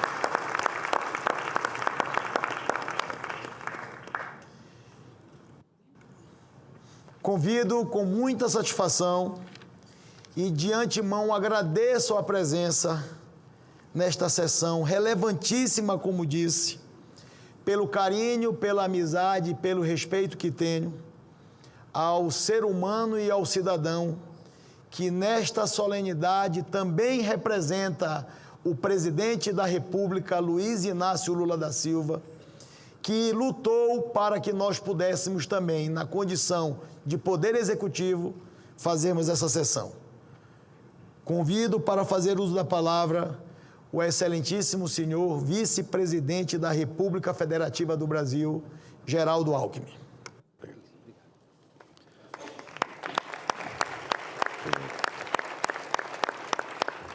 Senador Davi Alcolumbre, presidente do Senado Federal e do Congresso Nacional, deputado federal Hugo Mota, presidente da Câmara dos Deputados, chanceler Mauro Vieira, senadores, quem quero cumprimentar e agradecer, senadora Tereza Cristina, Humberto Costa e Nelsinho Tradi, deputados federais, que quero também cumprimentar e agradecer, Arlindo Chinalha e Marcos Pereira, saudar aqui os parlamentares presentes, embaixadoras e embaixadores estrangeiros presentes, representantes do corpo diplomático, senhoras e senhores. É com grande honra que participo dessa sessão solene dedicada à promulgação de acordo entre Mercosul e União Europeia. Quero registrar, em nome do presidente Lula, o reconhecimento do governo federal ao Congresso Nacional pelo papel decisivo e responsável desempenhado ao longo desse processo. A aprovação deste acordo é fruto de diálogo institucional, compromisso com o interesse nacional e visão estratégica de longo prazo. A história da integração regional começa sempre com uma escolha política. Na Europa do pós-guerra, diante de um continente fragilizado, líderes visionários compreenderam que a paz e a prosperidade dependeriam da capacidade de aproximar povos e construir confiança duradoura entre nações. Foi nesse espírito que Jean Monnet afirmou: não estamos formando coalizões entre estados, estamos unindo pessoas. A integração europeia nasce dessa visão, a de que a cooperação entre as sociedades poderia transformar rivalidades históricas em um projeto comum de paz e prosperidade. Mas essa aproximação entre povos precisava também de bases sólidas e duradouras. Por isso, o próprio Monnet lembrava: nada é possível sem as pessoas, nada é duradouro sem as instituições. A construção europeia mostrou ao mundo que a integração regional tem de se basear em dois pilares: vontade política e instituições capazes de dar estabilidade, previsibilidade e continuidade à cooperação entre os países. Essa experiência nos inspirou na América do Sul, quando o Brasil e a Argentina decidiram iniciar um caminho de aproximação nos anos 80.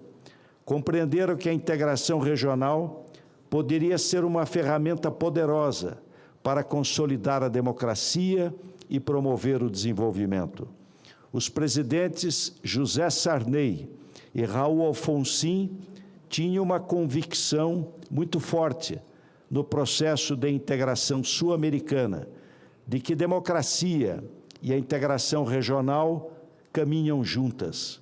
Foi nesse espírito que nasceu o Mercosul, inspirado pela experiência europeia, mas construído a partir da realidade e das necessidades da América do Sul. O Mercosul desenvolveu suas próprias características, uma integração gradual, baseada na cooperação política, no diálogo e na confiança entre nossos países.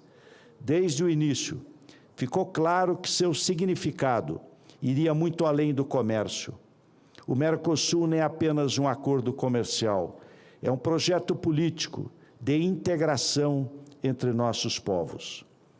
Hoje, presidente Alcolumbre, ao avançarmos na parceria entre Mercosul e União Europeia e na integração, fazemos nossa escolha política. Dois grandes projetos históricos de integração voltam a se encontrar. O acordo entre Mercosul e União Europeia conecta dois blocos econômicos que, juntos, representam mais de 700 milhões de pessoas e 1/4 da economia mundial. Trata-se do maior acordo comercial já negociado pelo Mercosul e também o maior acordo de comércio entre blocos do mundo. O acordo diversifica mercados, reduz vulnerabilidades externas, fortalece nossa integração, avança e amplia a resiliência da economia brasileira frente a choques globais. Ele é, portanto, um instrumento de política econômica e também de política externa, alinhado a uma estratégia de desenvolvimento sustentável e inclusivo. Estimativas realizadas no Ministério da Indústria indicam que o acordo gera impactos positivos em todas as principais variáveis macroeconômicas do Brasil: expansão do PIB, aumento das exportações, especialmente de bens industriais, também agronegócio e serviços, estímulo ao investimento nacional e estrangeiro, geração de empregos, em especial nos setores mais integrados às cadeias globais, redução de custos e maior oferta ao consumidor. Registro, presidente Alcolumbre, presidente Hugo Motta, que hoje assinamos no MIDIC um plano de trabalho conjunto com o BID, Banco Interamericano de Desenvolvimento, para o apoio e implementação do acordo Mercosul-União Europeia. A cooperação permitirá ampliar a capacidade institucional e apoiar as empresas na adaptação às novas regras do comércio internacional. Quero aproveitar também para pedir o apoio desta Casa em novos projetos que virão em breve: o Acordo de Livre Comércio Mercosul-Singapura e o Acordo de Livre Comércio Mercosul-EFTA. Somado ao Acordo Mercosul-União Europeia, esses instrumentos elevarão de 12% para 31% o comércio brasileiro amparado por acordos comerciais. Com palavras finais, não poderia deixar de destacar a importância do feito de hoje, cujo significado vai muito além dos números.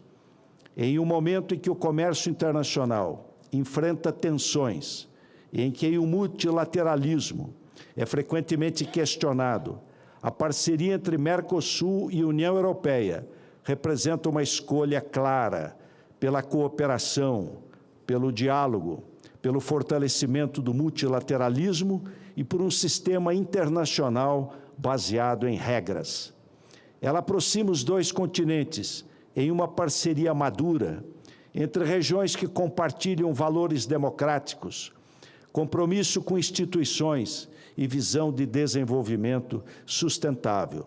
E reafirmamos também uma convicção profunda na nossa região: a integração por meio de instituições e com base na democracia é o caminho para o nosso desenvolvimento. Muito obrigado.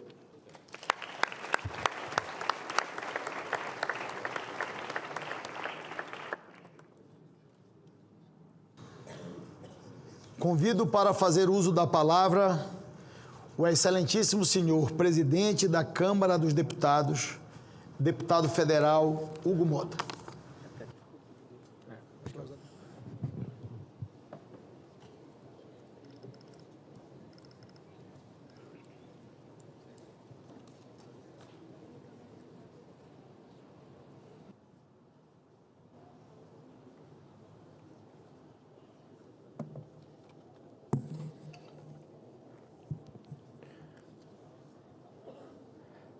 Excelentíssimo senhor presidente do Congresso Nacional, senador Davi Alcolumbre, excelentíssimo senhor vice-presidente da República, Geraldo Alckmin, excelentíssimo senhor ministro de Estado das Relações Exteriores, embaixador Mauro Vieira, excelentíssima senhora senadora Tereza Cristina, relatora do projeto no Senado Federal, excelentíssimo senhor deputado federal e presidente do meu partido Republicanos, Marcos Pereira, relator do projeto na Câmara dos Deputados, excelentíssimo senhor senador Humberto Costa, vice-presidente da representação brasileira no Parlamento do Mercosul, excelentíssimo senhor deputado federal Arlindo Chinaglia, presidente da representação brasileira no Parlamento do Mercosul, excelentíssimo senhor senador Nelsinho Trade,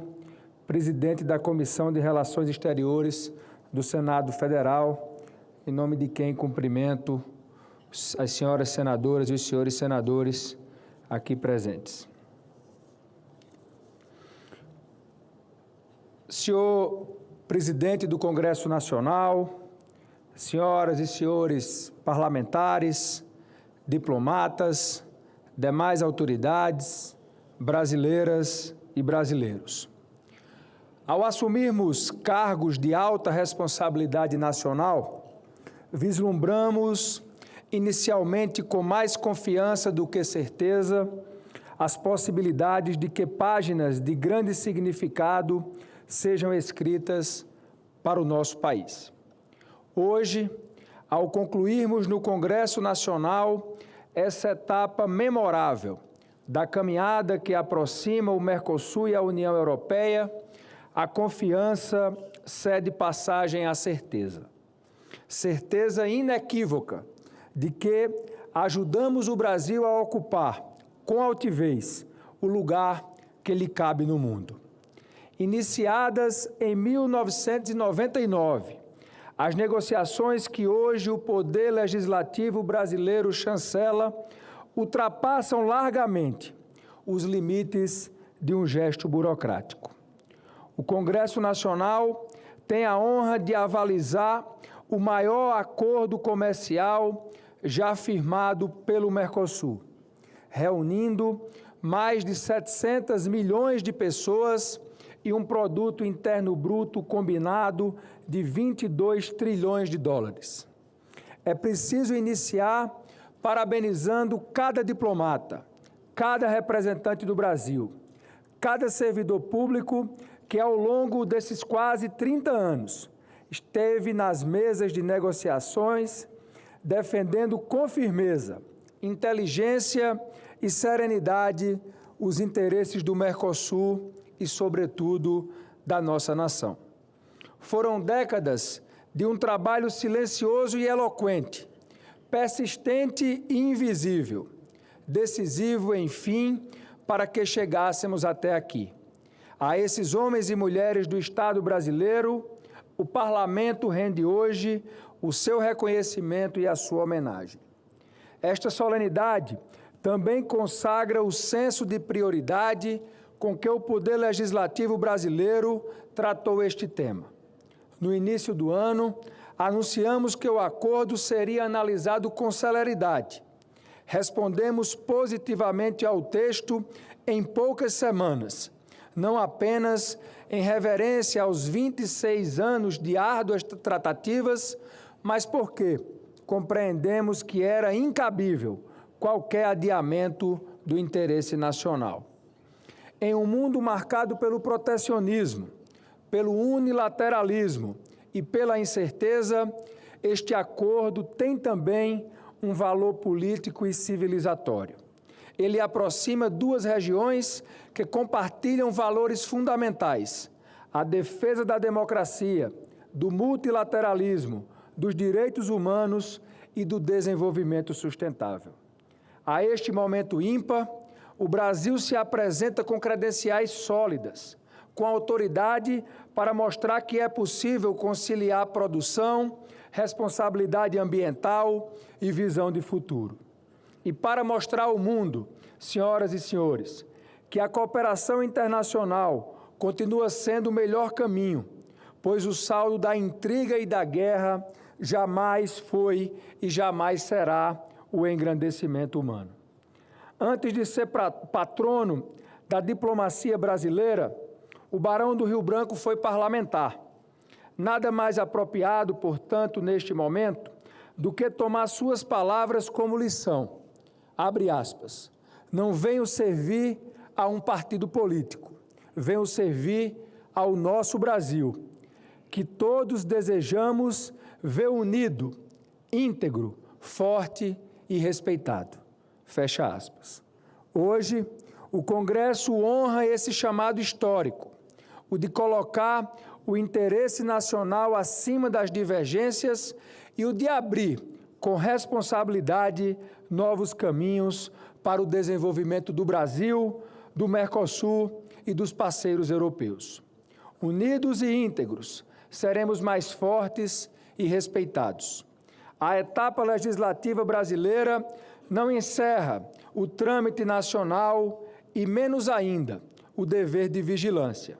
O Congresso continuará atento, porque todo grande acordo exige acompanhamento permanente, sensibilidade institucional e, sempre que necessário, ajustes que preservem o interesse estratégico do país.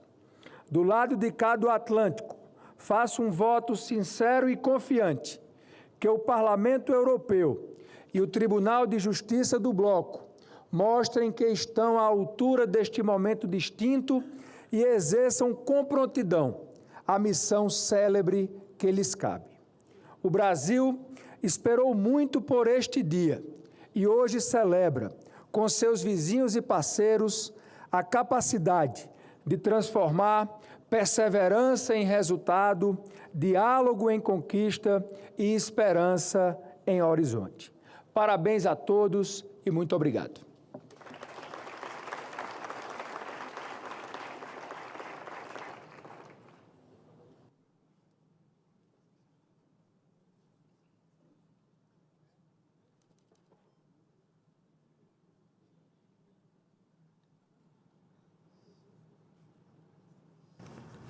Convido para fazer uso da palavra o excelentíssimo senhor Ministro de Estado das Relações Exteriores, embaixador Mauro Vieira.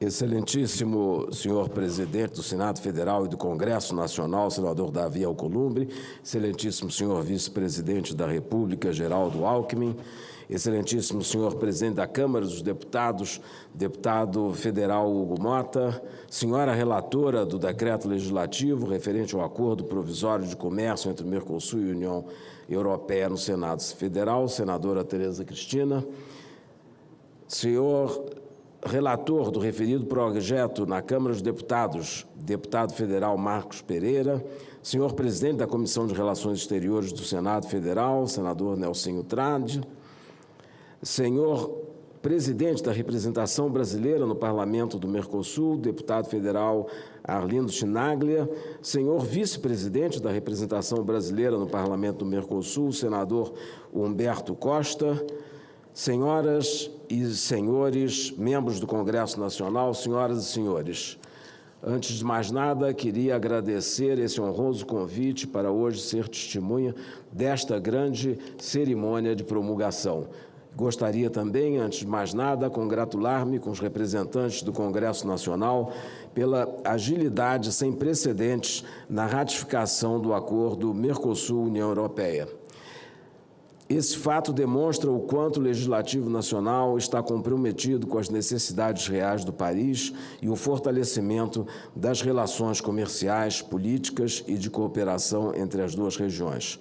Como tem dito repetidamente o presidente da República, Luiz Inácio Lula da Silva, o acordo de parceria entre o Mercosul e a União Europeia é um marco histórico para ambos os blocos e especialmente relevante no atual contexto de forte fragmentação da ordem internacional. A União Europeia é nossa segunda maior parceira comercial, com uma corrente de comércio que superou os 100 bilhões de dólares em 2025. Esse acordo vem para equilibrar e ampliar essa relação. É instrumental, ademais, para diversificar nossas parcerias globais, contribuir para a modernização do nosso parque industrial e integrar o Brasil definitivamente a cadeias internacionais de valor. Vale lembrar que a União Europeia já é o maior investidor estrangeiro no Brasil, detendo quase metade do nosso estoque de investimentos diretos. O acordo ajudará a ampliar esses fluxos ao proporcionar maior segurança jurídica e novas oportunidades de investimento. No plano comercial, a União Europeia eliminará tarifas sobre 95% dos bens, representando 92% do valor de nossas exportações para o bloco. Setores como carnes, açúcar e etanol ganharão acesso inédito via cotas. A indústria brasileira terá todas as tarifas zeradas para competir no mercado da União Europeia a partir da entrada em vigor do acordo. Este acordo também demonstra que é possível conciliar comércio e desenvolvimento sustentável. Ele preserva o espaço para políticas públicas essenciais em áreas como saúde, inovação e agricultura familiar. Ao mesmo tempo, reitera as sólidas credenciais ambientais do Brasil ao reafirmar nosso firme compromisso com regimes internacionais na área ambiental, trabalhista e social. Os benefícios do acordo vão além dos econômicos comerciais. Em um mundo marcado pelo protecionismo e pelo unilateralismo, a ampliação da parceria entre o Mercosul e a União Europeia possui enorme relevância geoestratégica, aproximando ainda mais duas regiões que possuem valores comuns, como a defesa do multilateralismo, do direito internacional e dos direitos humanos. Este êxito também demonstra a força do Mercosul. Uma negociação desta magnitude só foi possível porque negociamos em conjunto de forma coesa. Este acordo reafirma que o Mercosul é um bloco dinâmico, moderno e pronto para o futuro. O enorme dinamismo da agência comercial do bloco nos últimos anos demonstra nossa crença no comércio como motor do desenvolvimento e na cooperação como a base de uma ordem internacional estável e pacífica.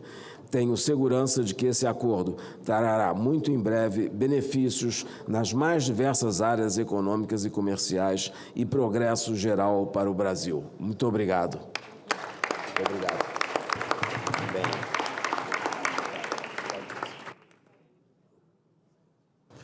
Convido para fazer uso da palavra o senhor deputado federal Arlindo Quinaglia, presidente da representação brasileira no Parlamento do Mercosul.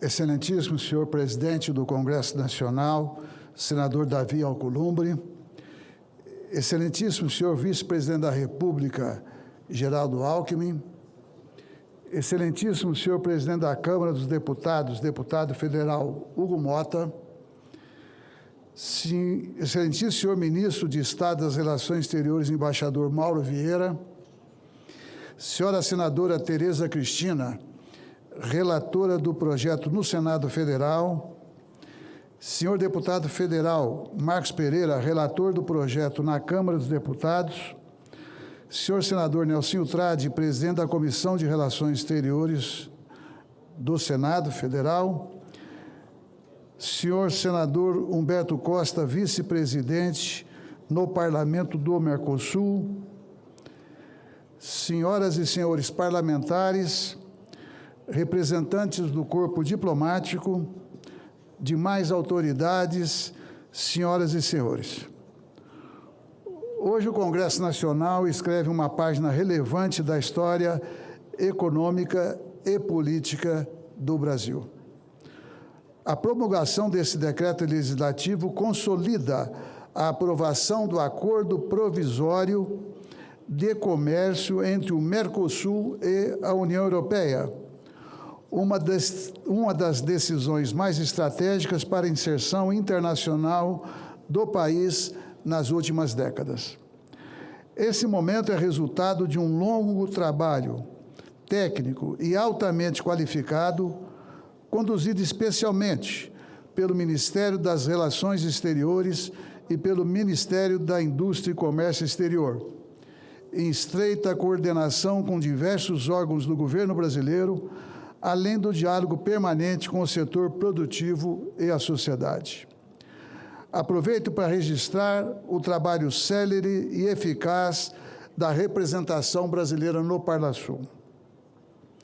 Todos sabemos que hoje o cenário internacional é marcado por instabilidade geopolítica, disputas comerciais e reconfiguração das cadeias globais de valor. Podemos acrescentar a disputa feita pelas armas. Nesse contexto, o Brasil faz uma escolha clara: fortalecer sua presença no mundo com base em regras, previsibilidade e ampliação de mercados. E mais ainda, em um processo nada simples, coube ao Brasil, sob a liderança do presidente Lula, afirmar com clareza que não se poderia aceitar medidas unilaterais por parte da União Europeia, uma vez que a soberania nacional é inegociável. Os números evidenciam a relevância dessa parceria. Como já foi dito, em 2025, o comércio entre o Brasil e a União Europeia alcançou mais de 100 bilhões de dólares. Além disso, a União Europeia permanece como o maior investidor estrangeiro no Brasil, com estoque superior a 320 bilhões de dólares. Vale destacar ainda a qualidade dessa relação. Diferentemente de outras parcerias comerciais, o comércio com a União Europeia tem forte presença da indústria de transformação. Estamos falando de produtos químicos, farmacêuticos, máquinas, equipamentos e autopeças, setores que agregam valor, tecnologia e emprego qualificado. Com a eliminação gradual de tarifas, que alcançará cerca de 95% dos bens, o acordo amplia o acesso da indústria brasileira a um dos mercados mais exigentes e sofisticados do mundo. Isso representa uma oportunidade concreta de inserção em cadeias globais de maior valor agregado. Ao mesmo tempo, o acordo foi construído prevendo salvaguardas comerciais, assegurando prazos de adaptação para setores sensíveis e preservando o direito do Estado brasileiro de regular. Ressalta-se a rapidez com que, sob a coordenação do vice-presidente Geraldo Alckmin, o governo publicou o decreto de regulamentação desses instrumentos, garantindo segurança jurídica e proteção à indústria nacional. Registre-se ainda as oportunidades de ampliação para o agronegócio e para os setores de bens e serviços. Também abre espaço para novos investimentos em áreas estratégicas, como inovação, transição energética, mobilidade sustentável e tecnologias avançadas, setores fundamentais para o futuro do desenvolvimento brasileiro. Como presidente da representação brasileira no Parlamento Mercosul, destaco ainda o significado regional desta decisão. O acordo fortalece o Mercosul, amplia sua relevância internacional e reafirma o papel da integração regional como plataforma de desenvolvimento e projeção global. Senhoras e senhores, ao aprovar esse acordo, o Congresso Nacional reafirma a nossa vocação como país, um Brasil cada vez com maior inserção no mundo, competitivo, comprometido com regras internacionais e, especialmente, com a capacidade de transformar essa inserção externa em desenvolvimento interno. O desafio que se coloca a partir de agora é transformar essa conquista política e econômica em resultados concretos. Mais comércio, mais investimentos, mais inovação e mais empregos de qualidade para a população brasileira. Muito obrigado.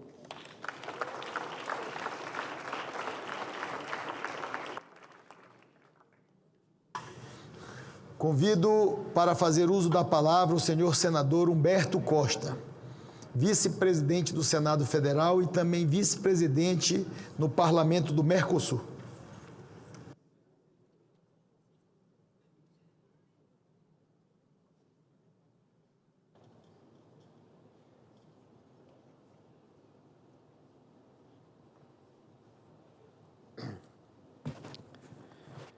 Excelentíssimo senhor presidente do Congresso Nacional, senador Davi Alcolumbre, excelentíssimo senhor vice-presidente da República, Geraldo Alckmin, excelentíssimo senhor ministro de Estado das Relações Exteriores, embaixador Mauro Vieira, senhora deputada, senhora senadora Tereza Cristina, relatora do projeto no Senado Federal, senhor deputado federal Marcos Pereira, relator do projeto na Câmara dos Deputados, senhor senador Nelsinho Trade, presidente da Comissão de Relações Exteriores, senhor deputado federal Arlindo Quinalha, presidente da representação brasileira no Parlasul, no Parlamento do Mercosul. Senhor presidente, senhoras e senhores senadores, hoje o calendário vira página. O que era promessa e negociação durante 20 anos se torna finalmente realidade. Nós não estamos apenas promulgando um tratado, estamos escrevendo um novo capítulo da inserção soberana do Brasil no mundo. Quando o presidente Lula determinou em 2023 que o Brasil retomasse as rédeas das negociações com a União Europeia, o cenário era de ceticismo.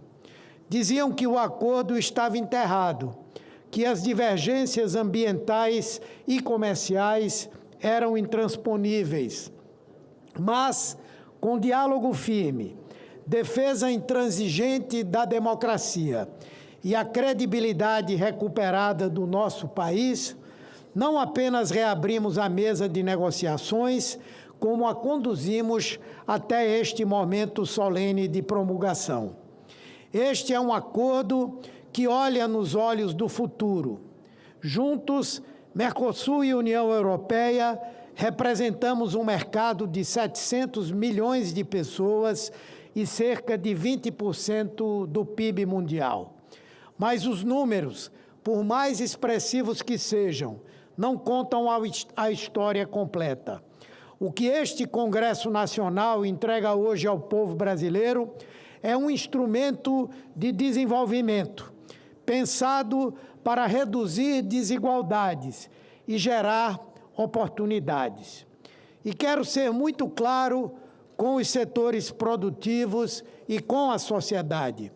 O governo federal está atento e agindo em defesa dos interesses nacionais. Ao agro brasileiro dizemos: o acordo abre as portas do mercado mais exigente do mundo, com redução de tarifas e previsibilidade jurídica.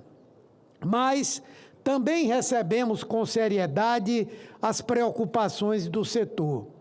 Por isso, por determinação do presidente Lula, concluímos a regulamentação da Lei da Reciprocidade Econômica com a publicação do Decreto 12.866.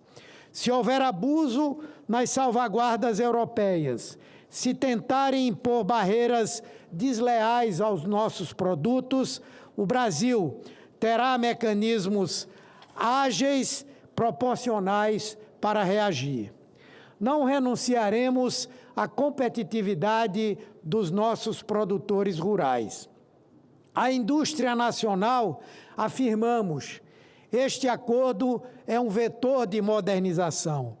A redução de tarifas sobre máquinas, equipamentos de alta precisão e insumos químicos reduzirá o custo do investimento nas fábricas brasileiras. Teremos acesso à tecnologia de ponta europeia para aumentar nossa produtividade e gerar empregos de qualidade aqui dentro. E não se diga que abrimos mão da nossa soberania. Ao contrário, Negociamos com inteligência e preservamos instrumentos essenciais de política pública. O Sistema Único de Saúde está protegido. A agricultura familiar segue amparada nas compras governamentais.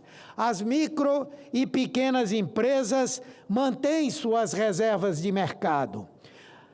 Nós ampliamos horizontes sem entregar nossa capacidade de decidir os rumos do nosso desenvolvimento.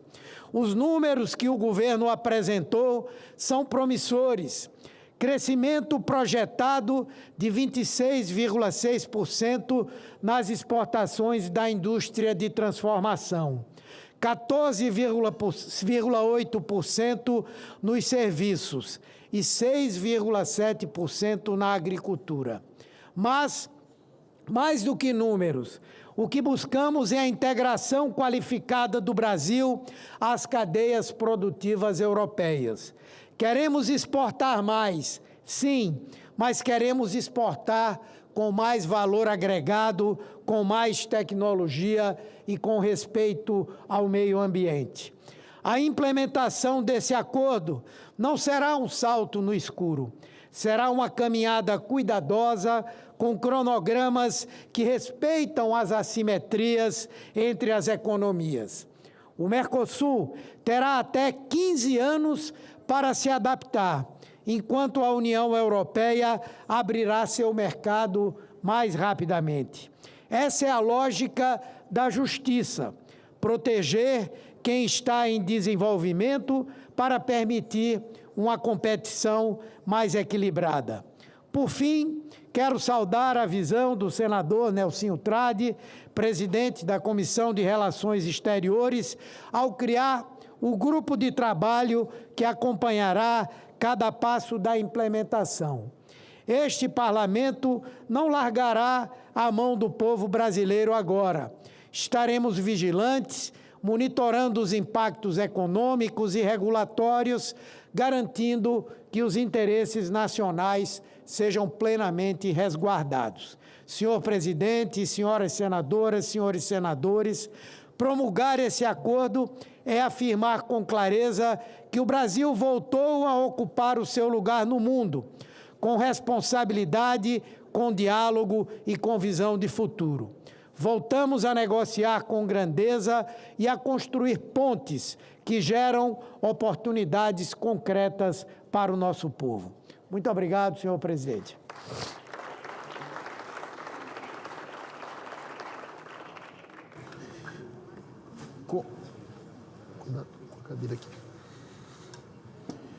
Convido para fazer uso da palavra o senhor deputado federal Marcos Pereira, relator do projeto na Câmara dos Deputados. Excelentíssimo senhor presidente do Congresso Nacional, senador Davi Alcolumbre, excelentíssimo senhor vice-presidente da República Federativa do Brasil, Geraldo Alckmin, excelentíssimo senhor presidente da Câmara dos Deputados, deputado federal Hugo Mota, senhor ministro de Estado das Relações Exteriores, embaixador Mauro Vieira, senhora relatora do projeto, senadora Tereza Cristina, senhor senador Nelsinho Trade, presidente da Comissão de Relações Exteriores e Defesa Nacional do Senado, deputado federal Arlindo Chinaglia, que teve que nos deixar, senador Humberto Costa, os meus cumprimentos. Senhoras e senhores parlamentares aqui presentes, brasileiros e brasileiras. Uma das negociações mais longas e complexas da história política e diplomática do Brasil é concluída. São mais de 700 milhões de consumidores nos dois blocos, como fora dito. Cerca de 1/5 da economia mundial que este acordo representa. A Câmara aprovou com a adesão de praticamente todos os partidos e o Senado Federal também por unanimidade. O ciclo legislativo se encerra hoje e o ciclo comercial começa. Espera-se que, em até 60 dias, o acordo entra em vigor. Quando fui ministro da Indústria, Comércio Exterior e Serviços, senhor também ministro Geraldo Alckmin, aliás, presidente Davi Alcolumbre, ministro Mauro Vieira, nós temos aqui neste plenário os 3 últimos ministros do MIDIC, Geraldo Alckmin, Marco Jorge, que hoje é deputado estadual em Roraima, que me sucedeu no ministério, e eu, durante os anos de 2016 e 2018. Sabemos que a liderança desse acordo é feita, ministro Mauro Vieira, pelo Itamaraty, mas de mãos dadas com o MIDIC e os demais agentes do governo federal. Me lembro muito bem que na reunião dos ministros de comércio do G20, em 2016, em Xangai, eu me reuni com Cecília Malmström, comissária de comércio da União Europeia.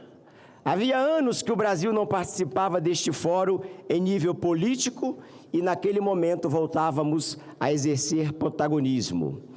O Brasil estava sentado à mesa para defender os seus interesses estratégicos, especialmente no agro, na energia e na indústria.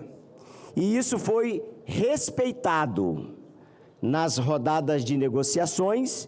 Estive pessoalmente na França, na Espanha, na Alemanha, em Portugal. Aqui na América do Sul, mantive diálogo permanente com Francisco Cabreira, ministro argentino da Produção, e com ministros de comércio e chancelarias dos demais países do bloco, garantindo que falássemos com unidade. Esse alinhamento foi decisivo, não tenho dúvidas, para estabelecer a confiança política que o acordo precisava para avançar. O acordo que promulgamos hoje, como já fora dito, reduz tarifas, cria regras para serviços e investimentos, fortalece padrões sanitários e ambientais e insere o Brasil em cadeias globais de valor mais sofisticados. A abertura será gradual, negociada e com instrumentos de proteção para setores sensíveis. Estudos da indústria brasileira projetam que cada R$1 bilhão adicional em exportação para a União Europeia tende a gerar cerca de 22 mil empregos aqui no Brasil. As empresas brasileiras que já exportam para o bloco europeu empregam hoje mais de 3 milhões de brasileiros, de trabalhadores. E esse número seguramente vai aumentar. Esse acordo passou por governos, praticamente 26 anos. E disse no plenário da Câmara, quando da aprovação, quando da minha relatoria, não é um acordo do governo A, B ou C, é um acordo do Brasil. Representa a maturidade de um país que entende que soberania não é isolamento, é capacidade de competir e negociar de igual para igual. Nosso país é um dos primeiros a ratificar o acordo com a promulgação. Não tenho dúvidas de que fizemos e faremos histórias. Meus parabéns, mais uma vez, a todo o corpo diplomático, em nome do ministro Mauro Vieira, a todo o corpo do MIDIC, ministério ao qual tive a honra de servir por 2 anos, em nome do ministro Geraldo Alckmin, e ao Parlamento brasileiro, que faz história nesta data, em nome do presidente Davi Alcolumbre e Hugo Motta. Muito obrigado.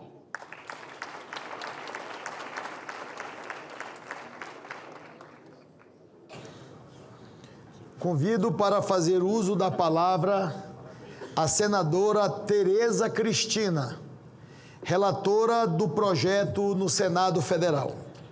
Oi. Senhor presidente, senhores Davi Alcolumbre, excelentíssimo senhor vice-presidente da República Federativa do Brasil, Geraldo Alckmin, excelentíssimo senhor presidente da Câmara dos Deputados, deputado federal Hugo Motta, senhor ministro de Estado das Relações Exteriores, embaixador Mauro Vieira,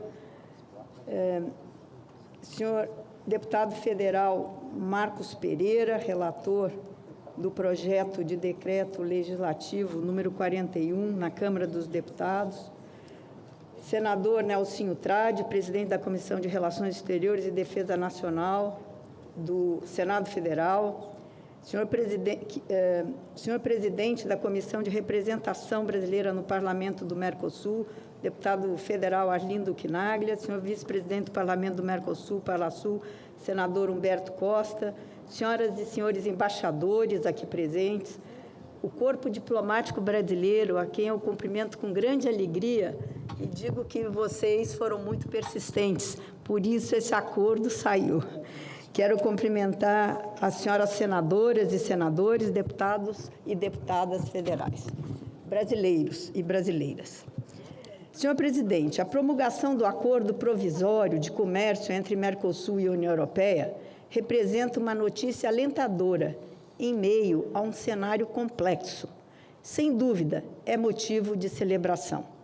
Demonstramos que, quando o Brasil atua com visão estratégica, quando coloca a grandeza nacional acima da política pequena, resultados concretos e duradouros se tornam possíveis. Foram quase 27 anos desde o início das negociações, em junho de 1999.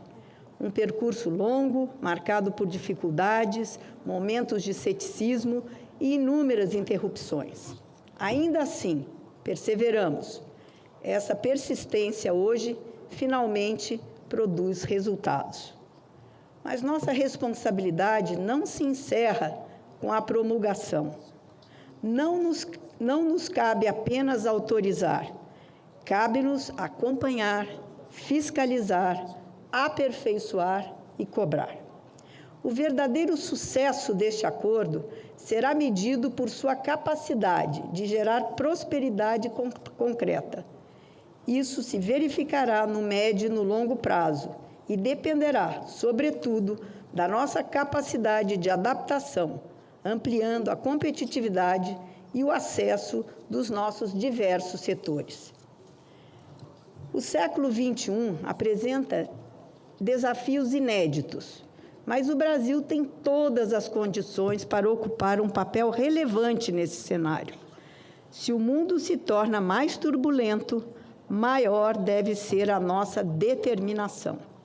Para isso, nossa política externa deve servir ao Brasil, não a circunstâncias partidárias nem a preferências ideológicas, pessoais e momentâneas. Pragmatismo e princípios não são opostos. Pelo contrário, é justamente a combinação entre ambos que historicamente permitiu ao Brasil afirmar sua presença no cenário internacional, com autonomia e respeito. Quando o país mantém seus valores e, ao mesmo tempo, age com realismo e inteligência, consegue promover aquilo que verdadeiramente importa, as aspirações e os interesses do povo brasileiro. O dia de hoje é um grande exemplo disso. Muito obrigada, senhor presidente.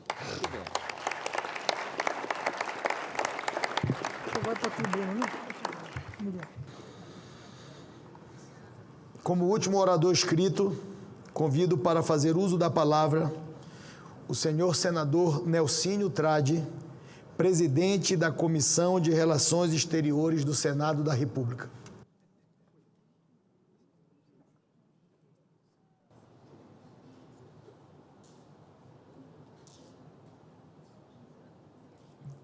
Senhor presidente, senador Davi Alcolumbre,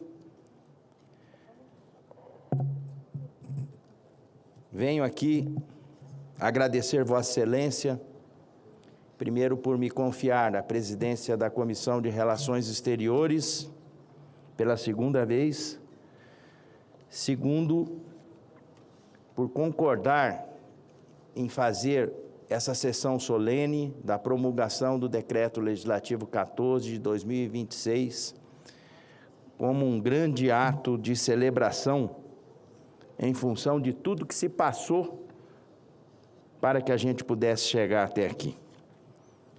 Para Vossa Excelência ter a real certeza de que estávamos orientando no caminho certo, nós temos aqui 16 embaixadores e 5 representantes de embaixadas presentes no nosso plenário. Excelentíssimo senhor vice-presidente da República, Dr. Geraldo Alckmin, É uma alegria cumprimentá-lo.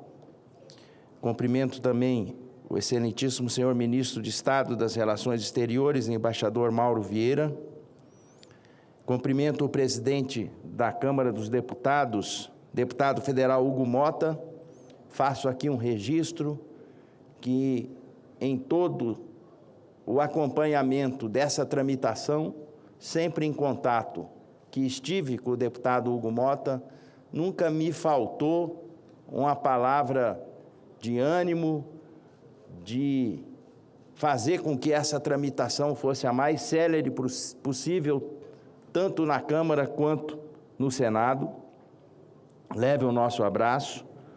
Cumprimento aqui também o deputado federal Marcos Pereira, o relator do projeto na Câmara dos Deputados, ele que foi ministro de Indústria e Comércio, não podia ter tido uma escolha mais apropriada.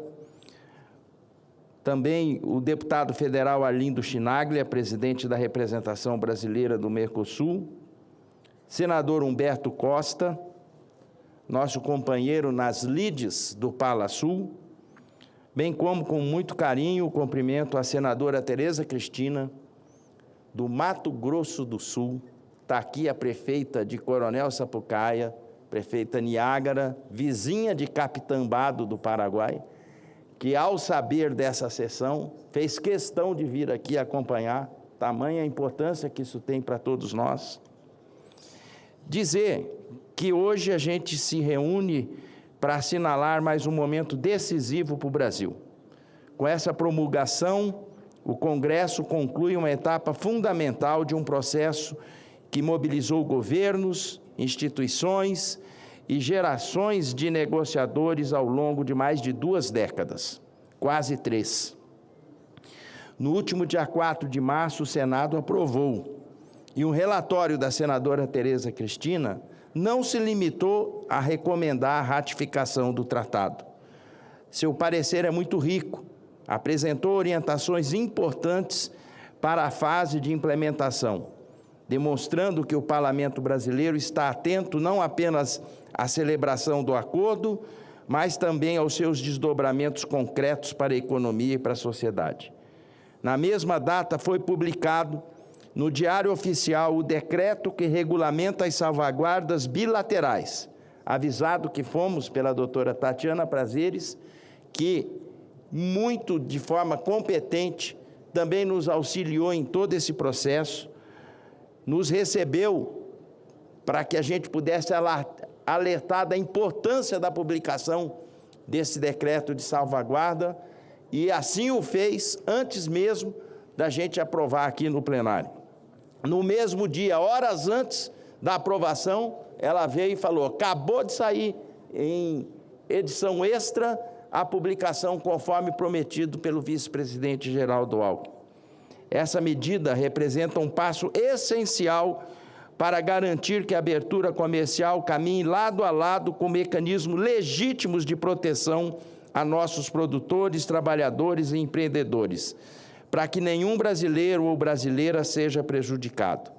A inserção internacional do Brasil deve vir acompanhada de instrumentos que assegurem equilíbrio, previsibilidade e segurança. Também, no ano passado, aprovamos a Lei da Reciprocidade, deixando o país pronto e preparado para qualquer dissabor ou eventualidade que venha no comércio global. Quando debatemos a aprovação desse acordo nessa casa, afirmei com convicção que ele não era apenas desejável, era necessário. Necessário para ampliar oportunidades de comércio e investimento. Necessário para fortalecer cadeias produtivas e integrar o Brasil a novos fluxos de inovação e tecnologia. Necessário também para diversificar nossa pauta exportadora e ampliar o espaço das micro, pequenas e médias empresas no comércio internacional. Mais do que um tratado comercial, trata-se de um instrumento estratégico de inserção do Brasil na economia global. Ao aproximar 2 dos maiores blocos econômicos do planeta, o acordo cria condições para maior integração produtiva, estimula investimentos e projeta a imagem de um país comprometido com regras claras, cooperação e previsibilidade. Hoje, ao promulgarmos esse decreto, encerramos simbolicamente uma longa etapa de negociações. Foram anos de trabalho paciente, de construção técnica e de diálogo político. Ressalta-se aqui que a questão, deputada Rose Modesto, do agro foi negociado pela então ministra da Agricultura do governo anterior, hoje senadora Tereza Cristina. Quantas e quantas vezes foi para a Europa para poder conversar, para poder chegar a um determinado acordo e apresentar da forma como está. Então, hoje realmente é um dia de celebração. É justo reconhecer aqui o valor das carreiras de Estado, dos profissionais que, com dedicação e espírito público, contribuíram para tornar possível esse resultado. Diplomatas, analistas de comércio exterior, auditores fiscais federais agropecuários, gestores públicos e tantos outros servidores que colocaram sua competência a serviço do interesse nacional. Para além das tratativas com os meus pares no Pala Sul, estivemos em Berlim, Bruxelas, Estrasburgo, Varsóvia, Lisboa e Paris. Dialogamos com parlamentares europeus, inclusive com aqueles que manifestaram maiores reservas ao acordo. Expusemos argumentos, esclarecemos dúvidas, promovemos o debate construtivo, firmamos pactos de amizade através da diplomacia. Recebi várias delegações aqui em Brasília para que pudesse distensionar e fazer com que esse dia fosse a realidade que é. Aqui no Brasil, também fizemos a nossa parte. Junto lá com o Parlamento do Mercosul, distensionamos também algumas reações contrárias. E o ambiente era extremamente favorável, como é, para a gente poder chegar nesse denominador de hoje. O Congresso examinou o acordo com serenidade e responsabilidade e aprovou em tempo recorde. Em breve, juntamente com os nossos parceiros do Mercosul, notificaremos formalmente a União Europeia, a fim de demonstrar a conclusão do processo legislativo. Com isso, cresce a expectativa de que já nos primeiros meses o acordo possa entrar em vigor e começar a produzir efeitos concretos para as nossas economias. Mas é importante sublinhar o seguinte: a promulgação de hoje, vice-presidente Alckmin, não representa o fim do trabalho. Ao contrário, marca início de uma nova etapa. Como já disse o senador Humberto Costa, no âmbito da nossa Comissão de Relações Exteriores e Defesa Nacional, já instituímos um grupo de trabalho destinado a acompanhar a implementação do acordo, avaliar seus impactos econômicos, sociais, ambientais e regulatórios e examinar eventuais aperfeiçoamentos no marco legislativo nacional. Nosso objetivo é assegurar que as oportunidades abertas por esse tratado se traduzam em benefícios reais para o país. Mais competitividade, mais investimentos, mais emprego e mais desenvolvimento. Em outras palavras, queremos transformar preferência negociada em prosperidade alcançada. Esse momento, senhoras e senhores, adquire um significado ainda maior quando observamos o cenário internacional que vivemos. O mundo atravessa um período de profundas transformações. A guerra persiste na Europa, o Oriente Médio vive nova escalada de tensões, o sistema multilateral enfrenta questionamentos e dificuldades, a fragmentação econômica e política se torna cada vez mais evidente. O Brasil tem uma tradição clara de promover o diálogo, defender o multilateralismo, buscar soluções pacíficas para conflitos e construir parcerias baseadas no respeito mútuo. São valores profundamente enraizados em nossa sociedade.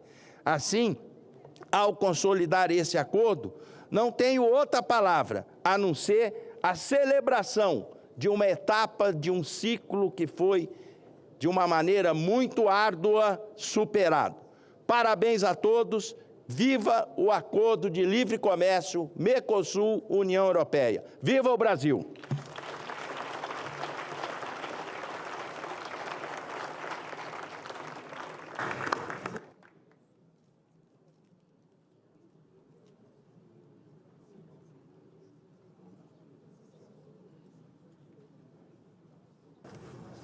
Me permitam rapidamente, para encerrarmos esta sessão solene do Congresso Nacional, fazer apenas, em nome da mesa diretora, um agradecimento ao senador Nelsinho Trade. E me permita fazer isso publicamente, querido presidente Nelsinho. A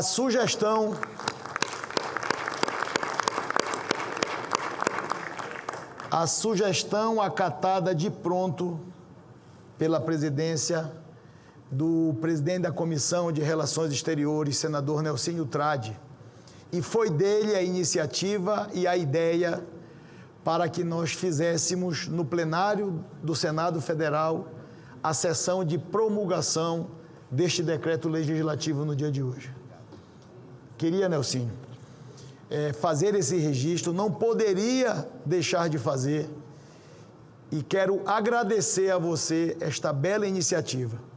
Foi a oportunidade de termos aqui as autoridades participando de um evento histórico como esse, prestigiarmos na mesa diretora todos os atores que se envolveram, direta e indiretamente, sejam deputados ou deputadas, sejam senadores ou senadoras.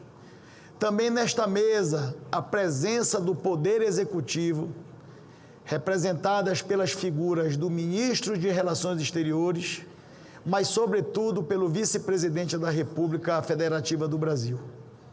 É a oportunidade de todos que se manifestaram, de falarem e engrandecerem o significado histórico para o Brasil e para as relações comerciais de nossos países.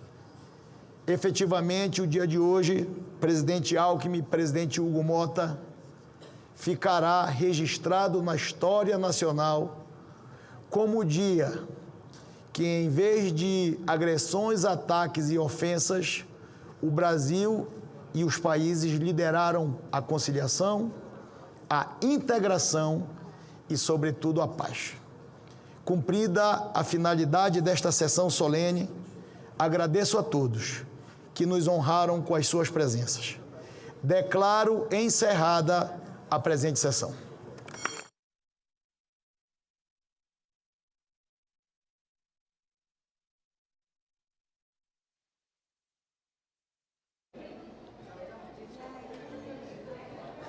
Terminou nesse instante a sessão solene do Congresso Nacional de promulgação do acordo Mercosul-União Europeia. Esse acordo provisório de comércio entre o Mercosul e a União Europeia foi assinado em Assunção, no Paraguai, em 17 de janeiro deste ano pelo Poder Executivo, também por líderes dos países que integram o Mercosul, pela presidente da Comissão Europeia e pelo presidente do Conselho Europeu. A aprovação do acordo pelo Senado aconteceu no início de março. Agora, aqui na sessão solene, que aconteceu dentro do plenário do Senado Federal e terminou nesse instante, participaram dessa sessão muitas autoridades, aqui representando o governo, o Poder Executivo, como o vice-presidente Geraldo Alckmin, Mauro Vieira, ministro das Relações Exteriores, aqui pelo Congresso, deputados e senadores, o presidente da Comissão de Relações Exteriores, Nelsinho Trade, e a relatora do projeto aqui no Senado, senadora Tereza Cristina. Esse acordo provisório de comércio Mercosul-União Europeia é um acordo que busca diminuir as barreiras comerciais e também facilitar o intercâmbio de produtos e serviços entre os dois blocos econômicos. O presidente do Senado e do Congresso, o senador Davi Alcolumbre, falou durante o discurso dele que o acordo estabelece uma área de livre comércio na qual deverá ocorrer a redução ou a eliminação de tarifas para 91% dos bens europeus importados pelo Mercosul. e para 95% dos bens que nós exportamos para a Europa. Várias dessas reduções terão efeito imediato, mas outras mais estratégicas devem acontecer ao longo dos próximos anos.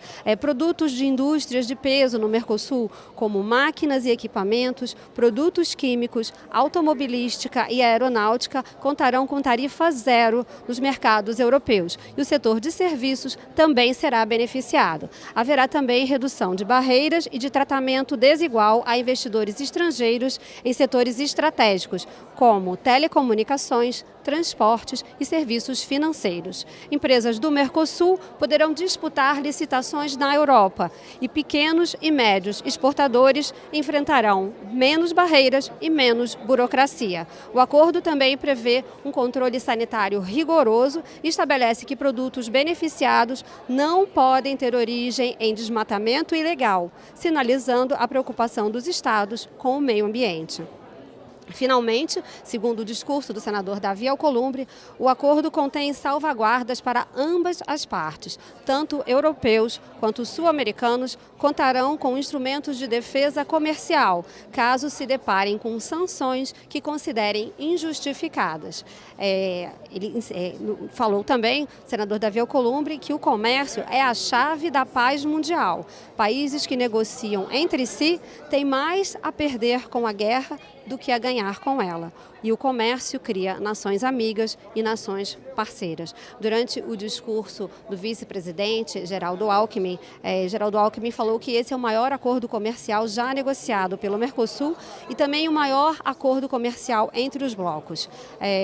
Reduz vulnerabilidades externas, fortalece a nossa integração, avança e amplia a resiliência da economia brasileira frente a choques globais. E, finalmente, o último orador aqui dessa tarde, na promulgação do acordo, foi o senador Nelsinho Trade, presidente da Comissão de Relações Exteriores. Ele disse que o Brasil tem a tradição de promover o diálogo e buscar sempre soluções pacíficas e que esse, então, é um momento de celebração depois de uma negociação que durou muito tempo, que demorou bastante. Ele falou que foi a vários países para fazer esse acordo, para negociar esse acordo e finalmente então a promulgação foi agora, acabou de acontecer e esse é um momento de celebração. Então esse foi um pequeno resumo da sessão solene do Congresso Nacional, onde ocorreu a promulgação do tratado, o acordo comercial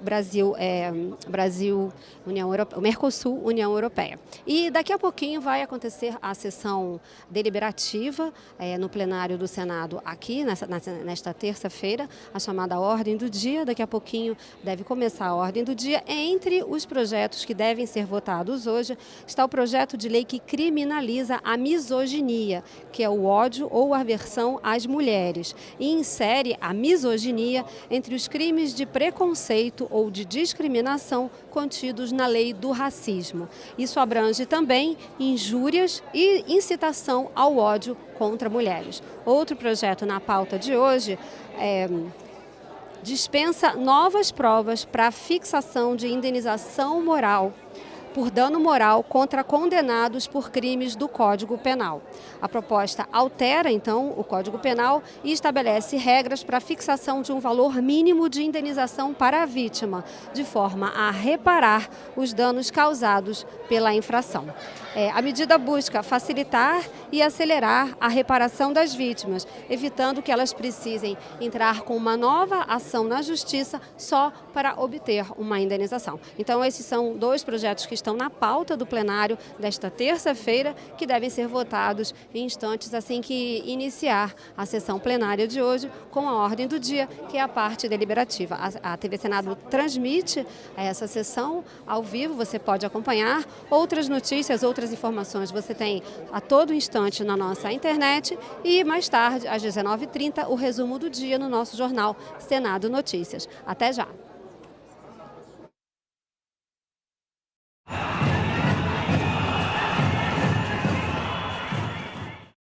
O cinema brasileiro já firmou seu espaço no Oscar. O que falta para firmar o espaço na economia do país?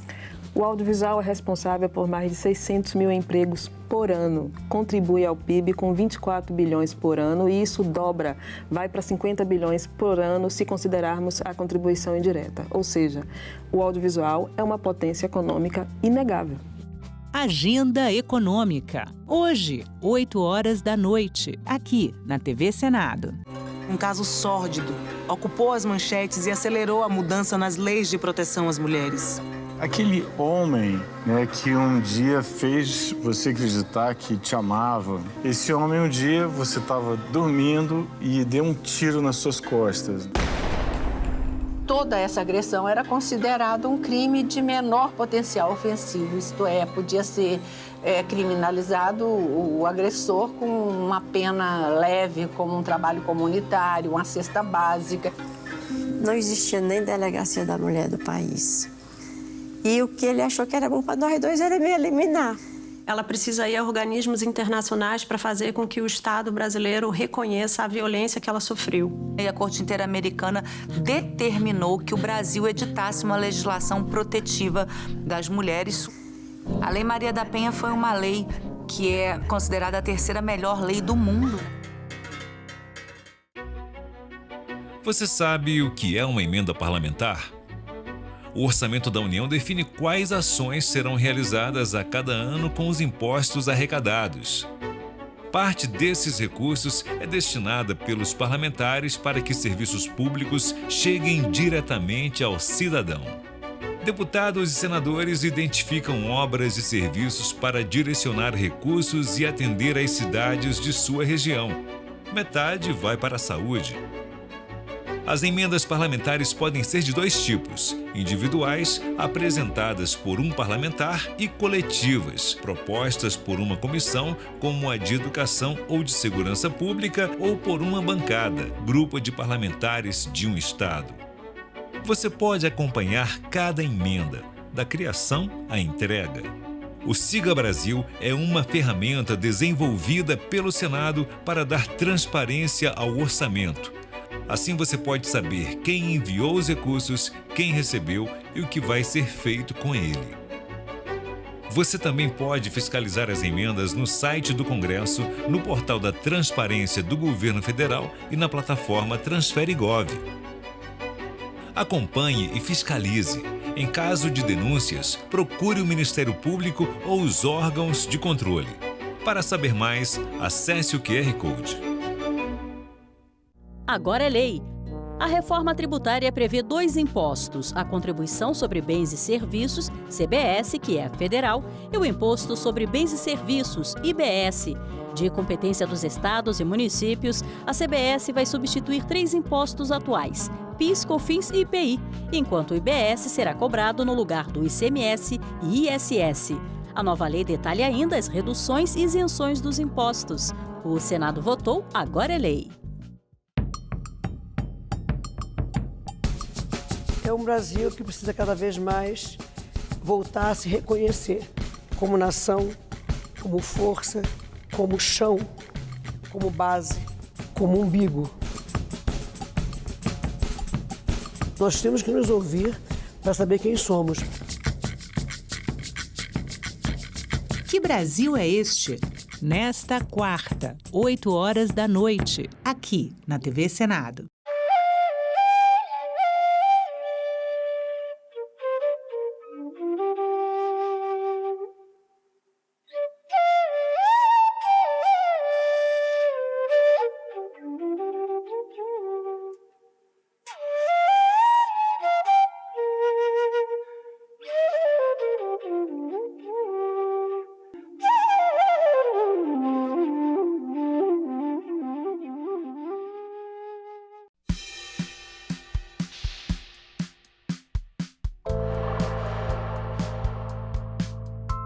Primeiro, eu estou muito feliz em viver esse momento. TV Senado tem uma importância muito grande na vida de todos os brasileiros, como tem importância na minha vida. E ela é importante porque a gente comunica tudo o que acontece no Brasil, a história, tudo que essa casa viveu nesses 200 anos, e a gente celebra isso com muita alegria. É muito importante essa sintonia estabelecida com a sociedade, porque existe uma marca que a TV Senado construiu durante esse tempo todo. O povo confia na TV Senado. Todas as matérias, todos os artigos, tudo aquilo que a TV Senado divulga, as pessoas acreditam, porque as pessoas se identificam com os programas, com a série histórica que a TV Senado de vez em quando apresenta, com as informações, com o jornal que comunica tudo o que acontece no nosso dia. Portanto, eu estou muito feliz em poder hoje participar nesse momento e dizer a todos vocês, parabéns TV Senado, valeu muito a pena e é muito bom conviver com vocês aqui na nossa rotina. Os 30 anos vai ser muito bem celebrado e eu faço parte dessa história. Valeu, gente. Hoje todo mundo é motoboy, motogueiro de iFood. Todo mundo quer ser motoboy, motogueiro. Ficou desempregado, compra uma moto. Você trabalha dia e noite com o aplicativo, mas ele não te ajuda na sua saúde. O indivíduo não vende trabalho, vende também capital, porque ele tem a moto. Como é que será a relação da sua aposentadoria no futuro? Tudo isso tem que ser negociado, conversado no Parlamento brasileiro. Em discussão, nesta quinta, 20h, aqui na TV Senado. Uma notícia falsa pode vir de quem a gente menos espera, no grupo da família ou nas nossas redes sociais. Mas como saber se uma informação é verdadeira? Agora, as informações sobre o Senado podem ser checadas pelo WhatsApp. Envie texto, link, foto, captura de tela ou vídeo de qualquer notícia duvidosa sobre o Senado Federal. Nossa equipe vai analisar o material e responder se a informação é falsa, verdadeira ou imprecisa. Ficou na dúvida? Senado verifica.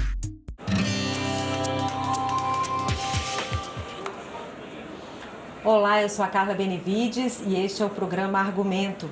A Comissão de Assuntos Econômicos aprovou um projeto que regulamenta a profissão de cuidador de idosos, de crianças, de pessoas com deficiência e de pessoas com doenças raras. A proposta estabelece requisitos para quem quer atuar nessa atividade. Aqui conosco no estúdio está o senador Chico Rodrigues, do PSB de Roraima, que é um dos autores das propostas que tratam desse assunto. Senador, muito obrigada pela sua presença. Eu quero inicialmente dizer da minha alegria, do meu prazer enorme em, depois de aproximadamente 6 anos, apresentei em 2020 esse projeto de lei e veio ao longo do tempo, passando pelas comissões, sendo analisado, estudado as adequações legais e, ao final, na Comissão de Assuntos Econômicos do Senado, nós tivemos hoje aprovada essa proposição. É a proposição mais antiga, apresentada no Senado, por isso que nós estamos paternizando esse projeto de lei que traz uma alegria enorme, mas acima de tudo o reconhecimento para aqueles que hoje já sustentam as suas famílias e olha que são milhares de famílias que são sustentadas através da ação desses cuidadores de idosos, de crianças, pessoas com deficiência, enfim, E agora com a regulamentação, nós temos certeza que vai ser dado o devido valor, porque a população está envelhecendo, a população com famílias que trabalham também entrando no mercado de trabalho e essas pessoas que têm necessidades especiais precisam realmente de alguém que tenha, primeiro, capacitação, especialização e confiabilidade para acompanhá-los no dia a dia em algum momento desse da vida onde as deficiências, na verdade, acontecem. E, graças a Deus, nós tivemos a oportunidade hoje de ver apoiado por unanimidade os senhores e senhoras senadoras desse nosso projeto de lei que vai ter um reflexo no Brasil inteiro, ou seja, a regulamentação da profissão de cuidadores. Só para a gente esclarecer aqui para os nossos telespectadores, quando o senhor fala paternizando a proposta, porque havia outras 2 propostas, além da do senhor, como a sua era mais velha, o relatório que foi apresentado é fruto dessas 3 propostas, mas o relatório do senhor é o mais antigo, aí foi esse que ficou, encabeçou. Exatamente, inclusive o senador Paulo Paim, com a sua gentileza conhecida, que é, na verdade, uma pessoa dedicada às causas sociais do Brasil. Ele entendeu que a minha proposição tinha sido anterior, né, e, lógico, acatou, porque, obviamente, foi uma iniciativa primeira da nossa autoria, depois de conversar com vários cuidadores no meu estado de Roraima, no Amazonas, aqui em Brasília, inclusive, e a dificuldade que eles tinham por não ter a sua atividade regulamentada. Então, o homem sonha e a obra nasce, né? E nós, na verdade, sonhamos sabendo das dificuldades, as implicações econômicas que poderiam advir desse projeto de tamanho alcance social. E aí, obviamente, nós temos hoje, né, essa alegria, porque vai beneficiar, como já disse, milhares de pessoas. E mais do que isso, Carla, vai com a capacitação, através das universidades, através dos cursos técnicos também, para dar muito mais substância e legitimidade a essas pessoas que são verdadeiros anjos, que se dedicam a cuidar daqueles que mais precisam. Então, a regulamentação era uma questão de justiça. Senador, o senhor falou, além da especialização, da qualificação técnica, o projeto prevê que a pessoa tenha mais de 18 anos, idoneidade moral, e também não permite que se misture com a atividade prevista apenas dos profissionais da área de saúde, não é isso? Exatamente. Você, inclusive, foi bom que você reforça a minha explicação, né, e o conteúdo programático do projeto, porque você dá, na verdade, a pessoas que recebem a capacitação, porque, veja, dependendo do segmento que você cuida, ou da criança, ou de uma pessoa com alguma deficiência, ou do idoso, que a faixa de crescimento, né, de pessoas que têm o prolongamento da sua vida, até hoje a média de vida, se eu não me engano, é 74 anos no Brasil, né? E aí você vai fazer com que essas pessoas que se preparam, se capacitam, elas tenham, na verdade, a possibilidade de, estando com a sua profissão regulamentada, elas se capacitarem mais ainda, porque é um mercado de trabalho extremamente sensível. Não é para todo mundo. Tem a confiança, tem a experiência, tem o cuidado e a dedicação, que é uma dedicação muito bela, né? Porque imagine o que é você cuidar de uma pessoa já de idade, que já está praticamente com as suas condições orgânicas prejudicadas, e mesmo assim alguém se dá realmente com um trabalho amoroso de cuidar daquelas pessoas. Então, claro que tinha que ser regulamentado, né? E essa foi a nossa visão, e esperamos, na verdade, que seja grande contribuição, uma das grandes contribuições que nós temos dado ao longo do nosso mandato de senador. Agora, para quem é atualmente um cuidador, né, de idoso, de criança, de pessoas com deficiência, essa pessoa, como é que fica a situação dela agora? Há um período de transição para que ela tenha que ter esse curso, ou ela não precisa fazer, isso vai daqui para frente? Como é que fica? Não, obviamente que nós temos que, são direitos adquiridos, né? São direitos adquiridos que a gente sabe que pode, eventualmente, criar um problema, uma dificuldade. Aliás, não é nem problema, nem dificuldade, porque imagino que a pessoa que hoje sai da sua casa, vai até um lar, passa um dia ou passa a noite inteira cuidando de uma pessoa que está enquadrado dentro dessas exigências que nós estabelecemos no projeto, e por questão da aprovação, pelo contrário, vai legitimar exatamente aquele ofício que ela exerce agora, né? E claro que na regulamentação nós vamos cada vez mais aperfeiçoando e fazer com que essas pessoas tenham a oportunidade de também participar de cursos de capacitação para cada vez mais preencherem essa demanda com qualidade, com eficiência, com conhecimento. Portanto, não se preocupem que não haverá nenhum problema em relação a vocês com a regulamentação desta lei. Portanto, vocês também serão enquadrados e esse projeto será regulamentado para alcançá-los também. Como é que fica o regime de contratação? Quais são as possibilidades?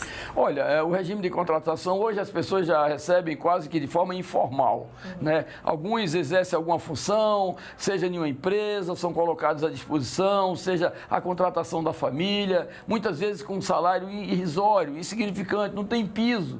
Então as pessoas, por necessidade de prestar o serviço de cuidador ou pelas condições adversas financeiras das pessoas que demandam esse serviço, né, não existe nada que regulamente e que possa garantir pelo menos o mínimo de salário, um salário mínimo que fosse o caso, né? E que, quando for regulamentado, nós queremos estabelecer valores que não pode ser o piso, porque imagina o trabalho que uma pessoa dessa tem, né? Imagina a dedicação que ela tem com a pessoa com que ela, na verdade, está dedicada única e exclusivamente para dar essa assistência, com a sua presença, com o seu zelo, com o seu cuidado. Então, não tem nenhum problema. Nós acreditamos que poderá ser contratado de uma forma direta, com carteira assinada, com todos os benefícios sociais que os demais trabalhadores brasileiros têm. Senadora, como é que está a tramitação a partir de agora? Foi aprovado na Comissão de Assuntos Econômicos, para onde que vai agora? Agora vai para a CAS, Comissão de Assuntos Sociais, que em tempo recorde deverá ser votado também, e tenho certeza por unanimidade, e automaticamente para a sanção. E acredito que esse não é um projeto do senador Chico Rodrigues apenas, é um projeto de todo o conjunto dos senadores, pela sensibilidade que o problema encerra, e temos a certeza absoluta que será logo imediatamente sancionado e posteriormente posto em prática. E aí vocês vão ver dezenas, centenas, milhares de cuidadores abrigados sobre o manto dessa lei que foi para beneficiá-los. Na votação na CAI, a gente percebeu o apoio, né, vários senadores elogiando, e a senadora Damares chegou a falar vai haver briga para ver quem vai relatar na Comissão de Assuntos Sociais. O senhor acha, então, que esse é um projeto que atinge, de certa forma, várias pessoas e vai dar segurança jurídica tanto aos cuidadores quanto às famílias que serão assistidas? Sim, sua observação é muito importante, porque, primeiro, que vai dar segurança aos cuidadores, segurança absoluta, dentro de todo o regime que é estabelecido pelo nosso país. Segundo, que vai dar condições também de segurança para as famílias, porque elas vão ter o acompanhamento, a fiscalização, a observação, o controle do comportamento de cada um daqueles cuidadores, né? E, logicamente, nós sabemos que essa prática que veio exatamente de demandas reprimidas a nós apresentadas,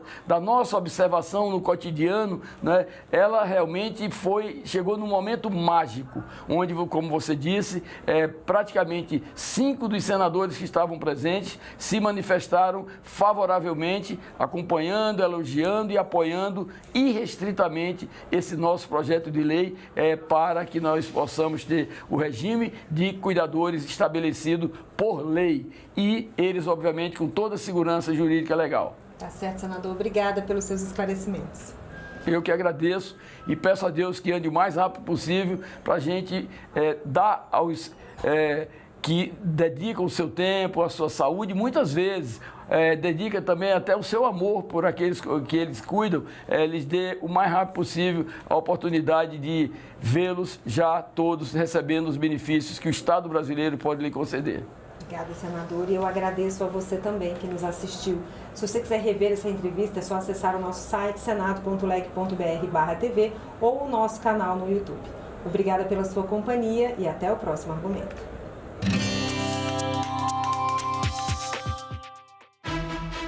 A TV Senado comemora 30 anos com uma programação cheia de novidades.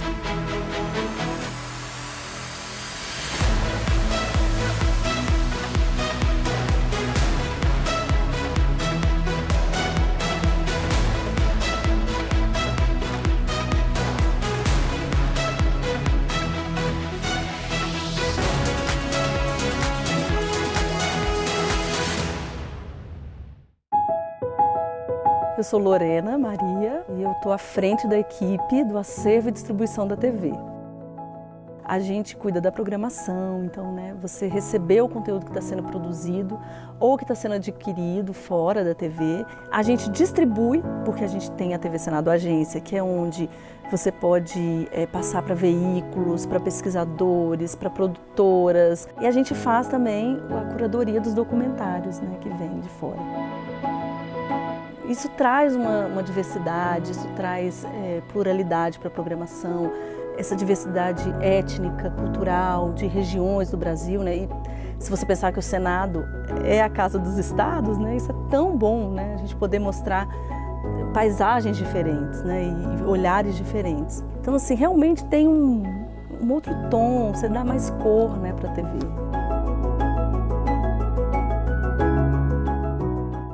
O mundo cabe dentro de um museu. É só entrar e deixar a curiosidade te guiar. Objetos, documentos, roupas, fotografias. Cada detalhe guarda a memória de quem construiu nossa história.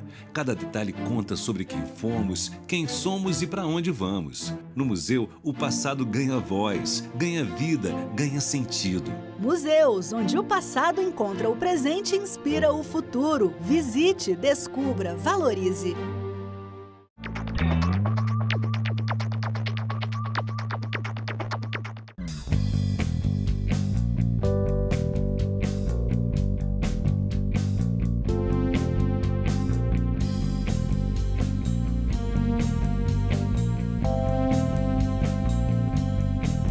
A gente também fala tupi. O nome do estado do Maranhão vem do tupi e é formado por dois termos, mar mais inhã.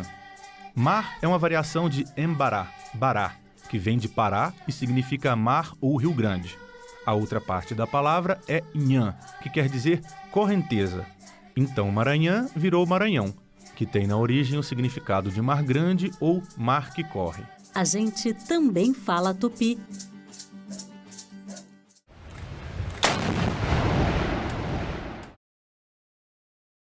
O programa a seguir é livre para todos os públicos.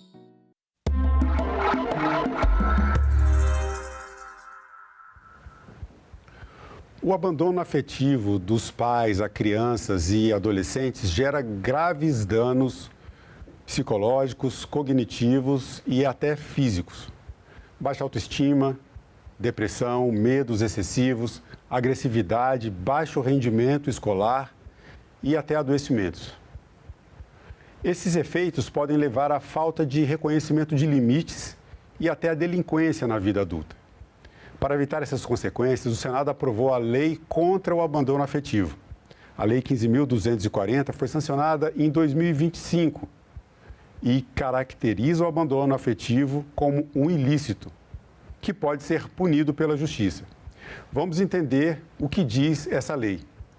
Direito de família é assunto de cidadania e é sobre isso que eu converso agora com o advogado, presidente da Comissão de Assuntos Legislativos do Instituto Brasileiro de Direito das Famílias e Sucessões, Leonardo Carvalho. Leonardo, bem-vindo ao estúdio da TV Senado, uma satisfação recebê-lo aqui para falar sobre esse assunto. Muito obrigado, agradeço o convite e vamos bater um papo sobre esse assunto muito importante. Pois então, essa lei contra o abandono afetivo, nós conversávamos um pouco aqui antes de iniciar a conversa, você já acompanha esse tema há bastante tempo e até comentou comigo que demorou para ser aprovada essa lei. Agora, para a gente começar, o que caracteriza o abandono afetivo por parte dos pais contra uma criança ou adolescente? Marcelo, eu costumo sempre destacar que a lei não obriga o pai a amar o filho. A lei obriga o pai a cumprir o seu dever de cuidado. Então, o amor não é obrigatório, mas o cuidado sim.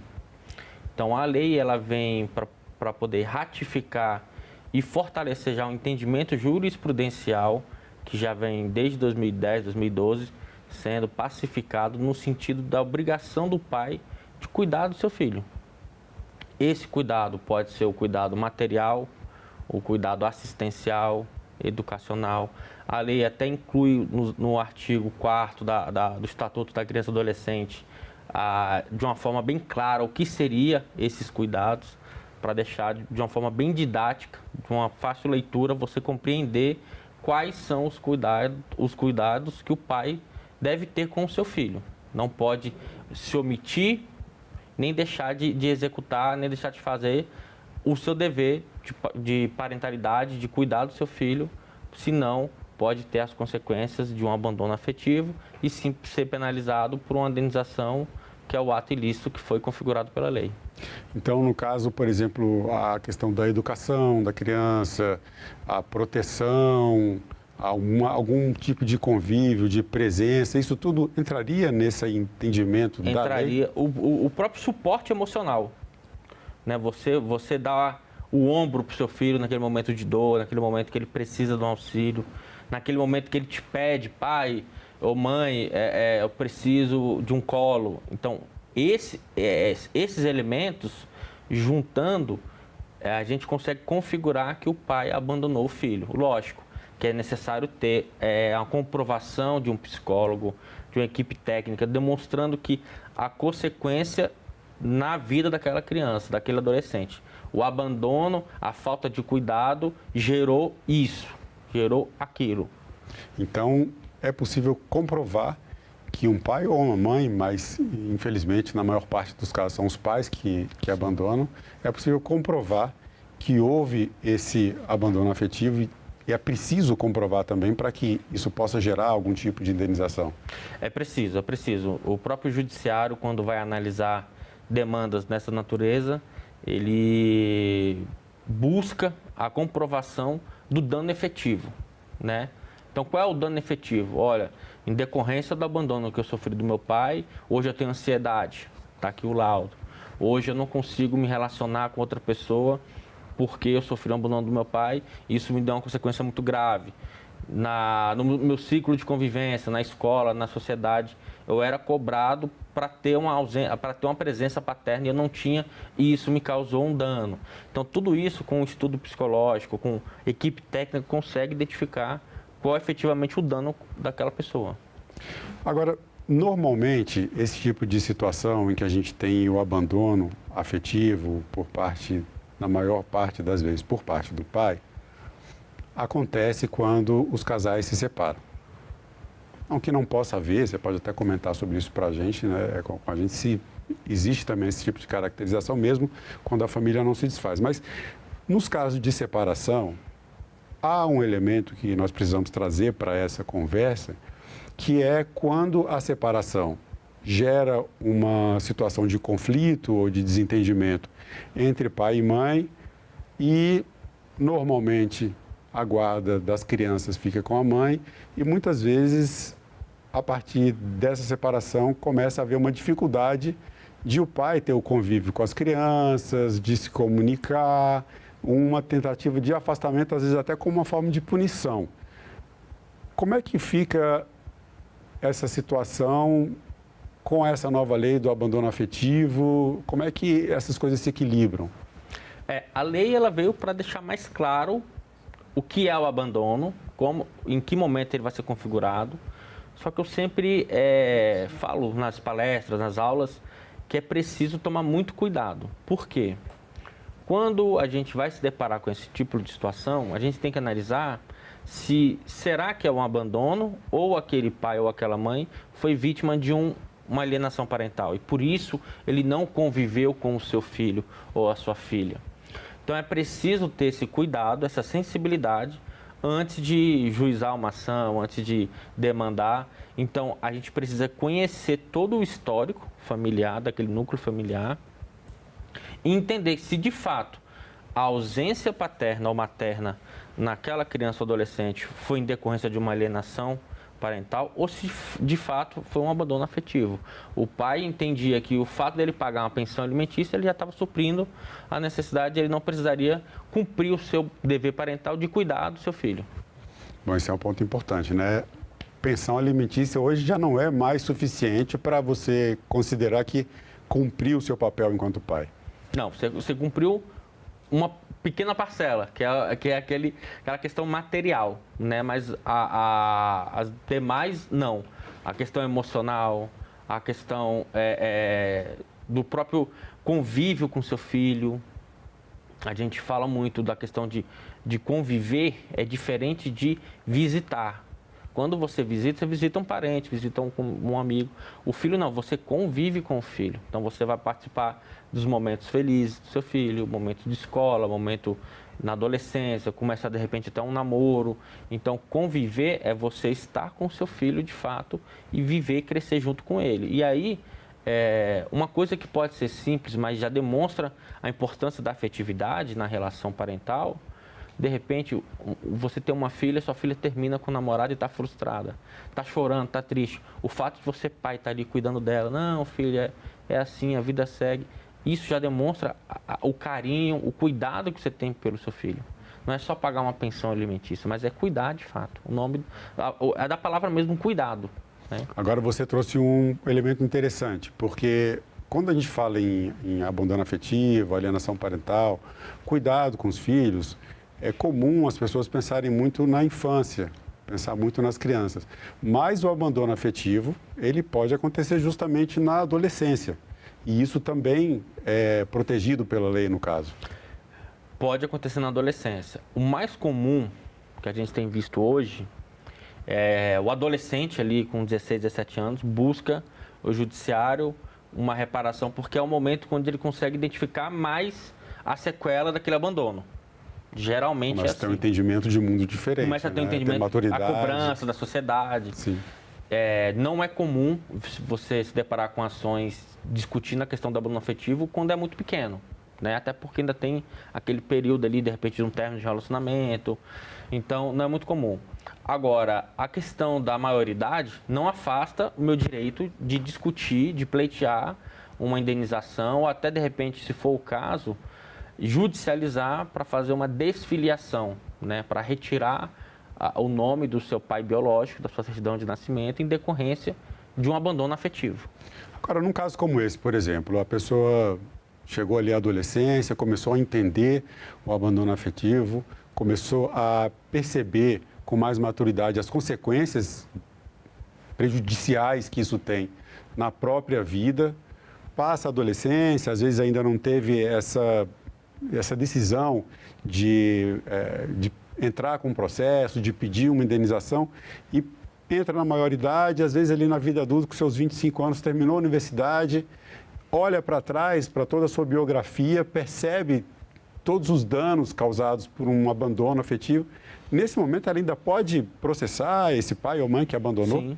Sim, eu entendo que não há um limite de tempo, né? Até porque talvez a ficha da consequência do abandono vai cair agora. Às vezes demora. Então, de repente, você passou por um momento na sua vida, não sabia o porquê, uma crise depressiva, uma crise de ansiedade, e depois você vai descobrir que aquilo foi em decorrência do abandono, porque você passou por algum momento ali na sua vida que necessitou da presença paterna, materna, o que for, e você não tinha, ou às vezes você se depara com um núcleo familiar do seu amigo, de alguém, você fala, nossa, que legal, queria ter isso para mim também. Você não tem, e você internamente cobra aquilo e acaba tendo um ciclo de reações que só lá na frente você vai identificar. Mas, na verdade, aquele momento que eu estava depressiva era porque eu não tinha meu pai. E eu precisava do meu pai naquele momento.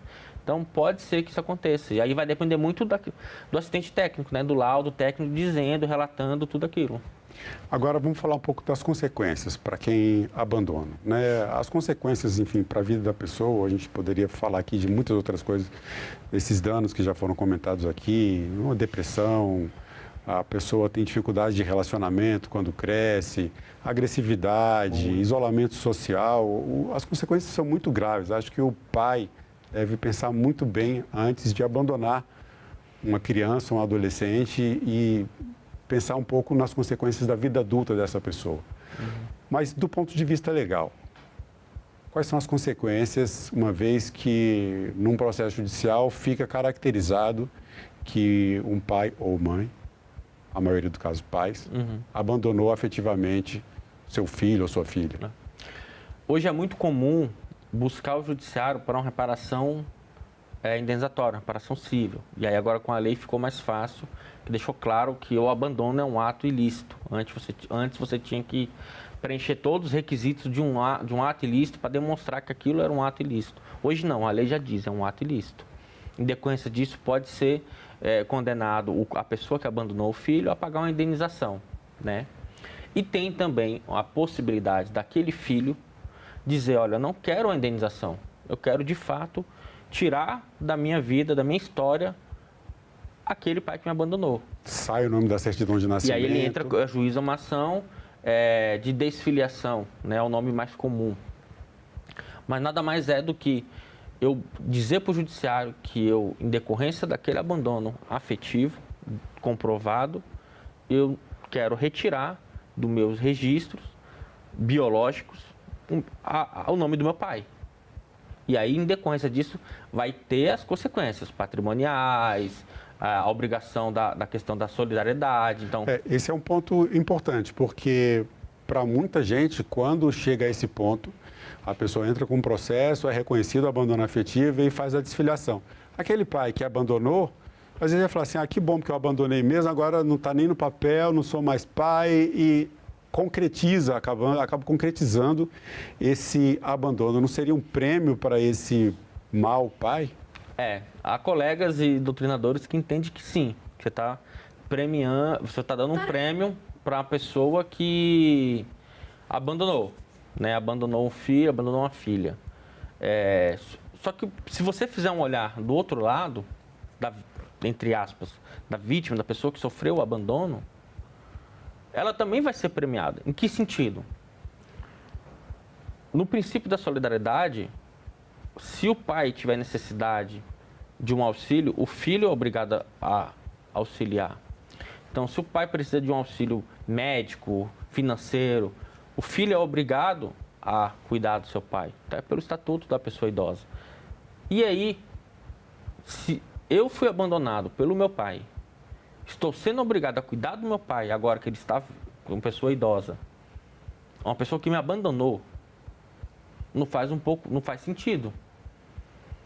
Então, para mim, que fui abandonado, eu entendo que retirar ele da minha certidão de nascimento, da minha história de vida, e aí não ter essa obrigação de ter que cuidar dele, ou até se eu vier a falecer e não tiver herdeiros, e ele for meu herdeiro ascendente, ele vai receber a minha herança da minha vida todinha, que eu trabalhei, que eu construí sem nenhuma participação dele. Então, para a pessoa que foi vítima, que foi abandonada, também é uma premiação. Porque eu não quero ser obrigado a ter que cuidar de uma pessoa, a ter que ajudar uma pessoa que não quis saber de mim. Então, acho que se fizer um olhar dos dois lados, eu acho que para a pessoa que é abandonada, com certeza, eu acho que a melhor justiça seria nesse sentido.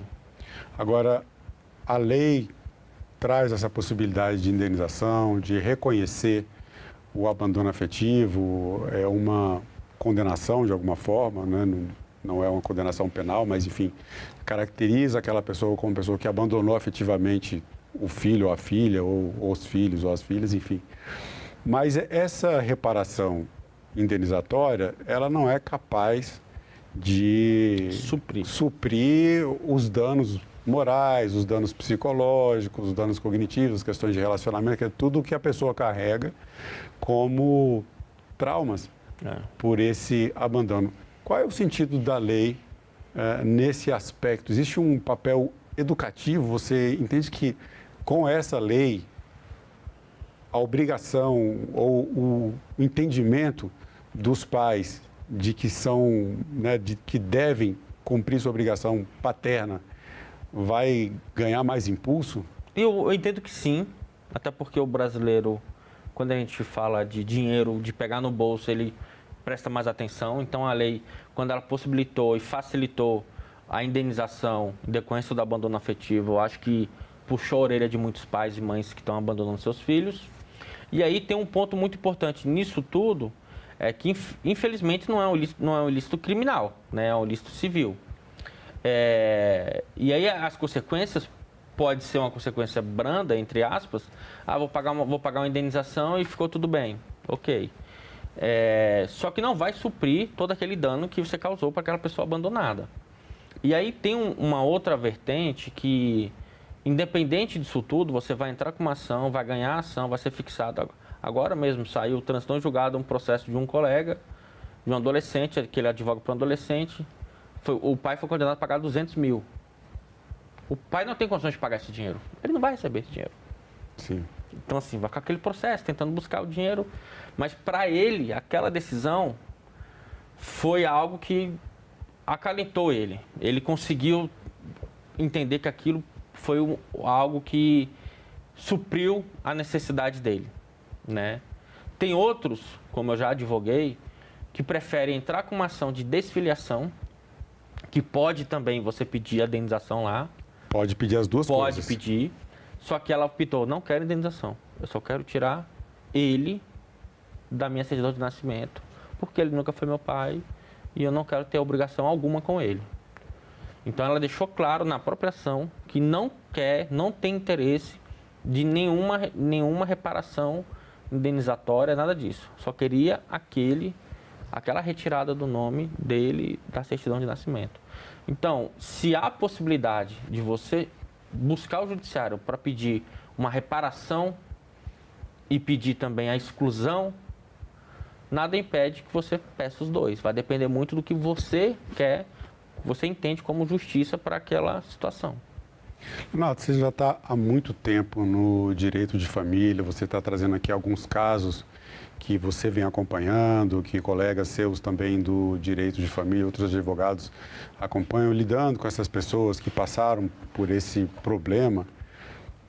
Agora, saindo um pouco da questão legal, né, pela sua experiência de vida, como é que você vê as consequências na vida dessas pessoas que chegam ao ponto de ter que processar um pai que abandonou, que é uma coisa um pouco difícil às vezes para a gente pensar, né? Para quem tem uma família estruturada, para quem tem boa relação com o pai e com a mãe, a gente não cabe muito no nosso entendimento a ideia de processar meu próprio pai, processar minha própria mãe.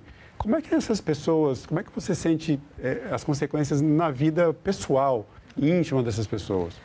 Os casos que eu lidei, Marcelo, cada um reagiu de uma forma.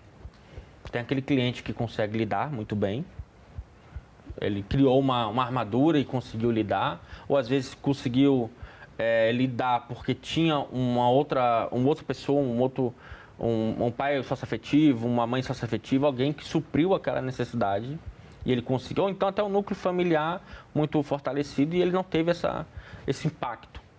Mas tem aquele que impacta. Nesse caso mesmo que eu atuei, impactou muito, muito.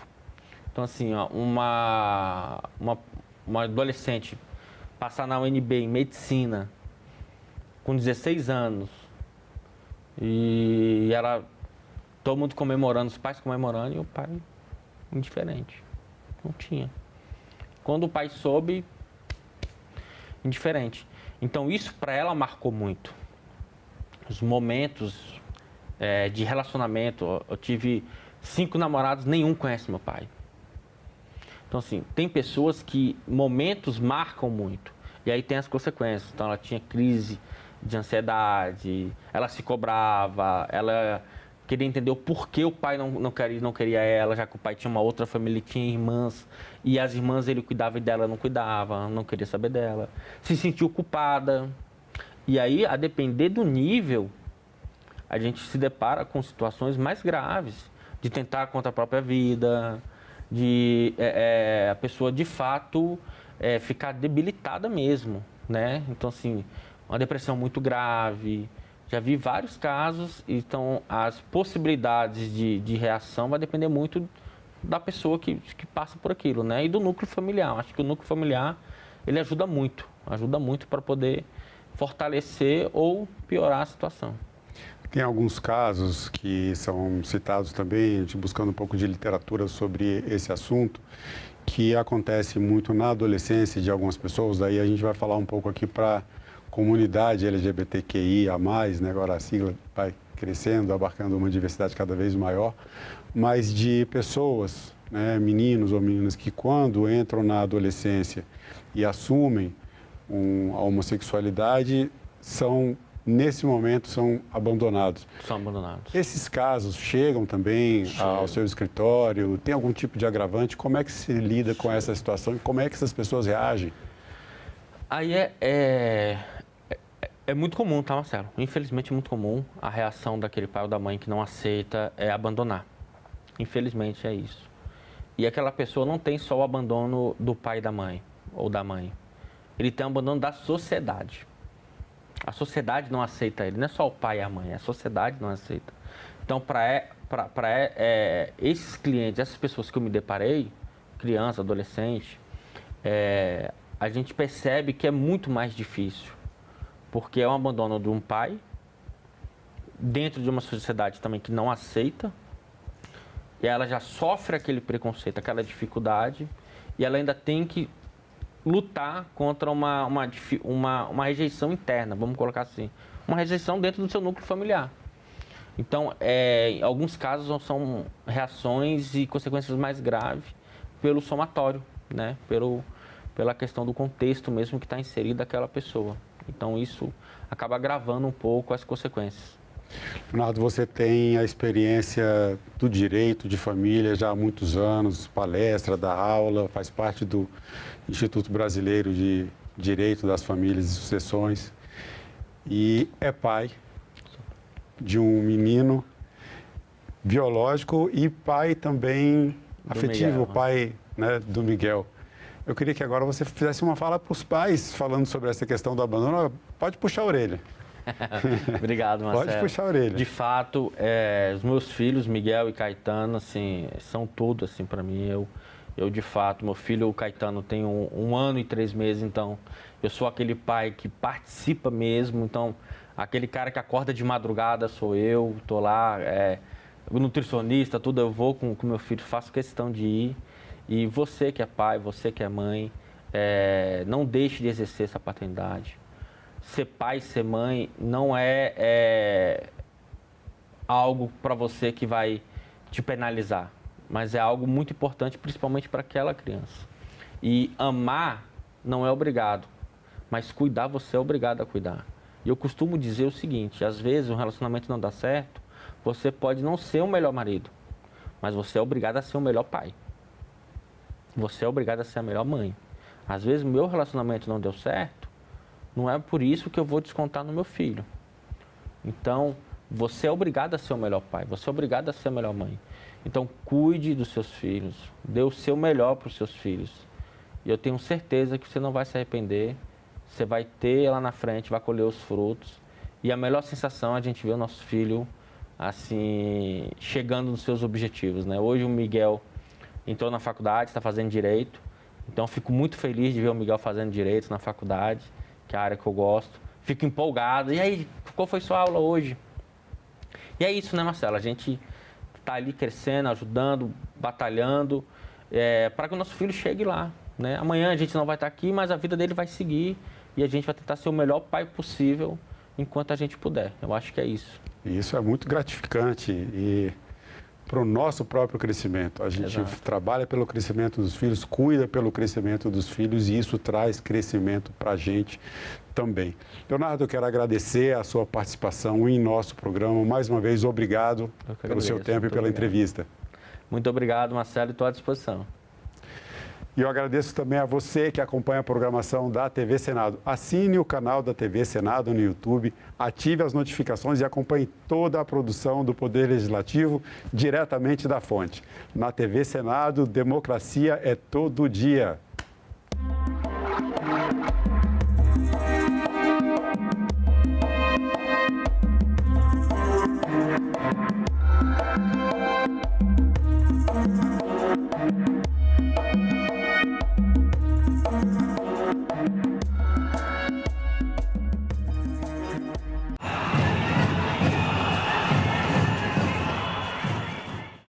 O cinema brasileiro já firmou seu espaço no Oscar. O que falta para firmar o espaço na economia do país? O audiovisual é responsável por mais de 600 mil empregos por ano, contribui ao PIB com 24 bilhões por ano e isso dobra, vai para 50 bilhões por ano se considerarmos a contribuição indireta. Ou seja, o audiovisual é uma potência econômica inegável. Agenda Econômica. Hoje, 8 horas da noite, aqui na TV Senado. Você sabe o que é uma emenda parlamentar? O Orçamento da União define quais ações serão realizadas a cada ano com os impostos arrecadados. Parte desses recursos é destinada pelos parlamentares para que serviços públicos cheguem diretamente ao cidadão. Deputados e senadores identificam obras e serviços para direcionar recursos e atender às cidades de sua região. Metade vai para a saúde. As emendas parlamentares podem ser de dois tipos: individuais, apresentadas por um parlamentar, e coletivas, propostas por uma comissão, como a de Educação ou de Segurança Pública, ou por uma bancada, grupo de parlamentares de um estado. Você pode acompanhar cada emenda, da criação à entrega. O Siga Brasil é uma ferramenta desenvolvida pelo Senado para dar transparência ao orçamento. Assim você pode saber quem enviou os recursos, quem recebeu e o que vai ser feito com ele. Você também pode fiscalizar as emendas no site do Congresso, no portal da Transparência do Governo Federal e na plataforma TransfereGov. Acompanhe e fiscalize. Em caso de denúncias, procure o Ministério Público ou os órgãos de controle. Para saber mais, acesse o QR Code.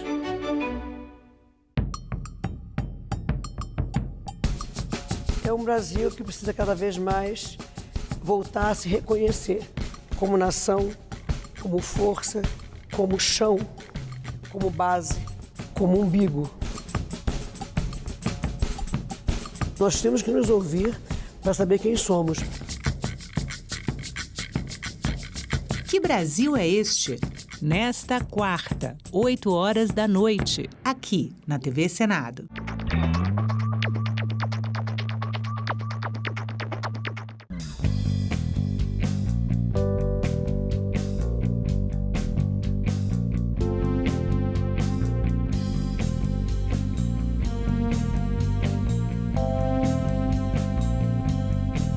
A gente também fala tupi. O nome do estado do Maranhão vem do tupi e é formado por dois termos: mar mais inhã.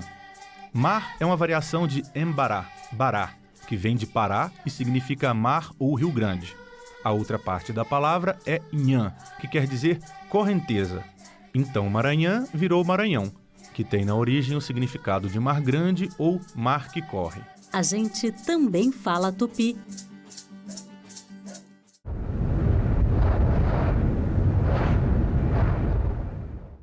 O programa a seguir é livre para todos os públicos.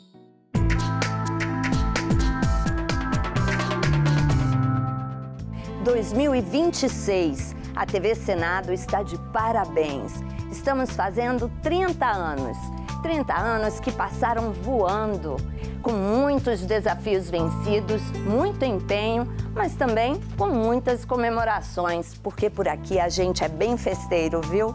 Durante essas 3 décadas, um monte de gente trabalhou para trazer para você as leis, as propostas legislativas, os debates parlamentares que fervilham todos os dias aqui no Congresso Nacional. E nós do Parlamento Brasil já estamos nessa caminhada há 20 anos. Acredita?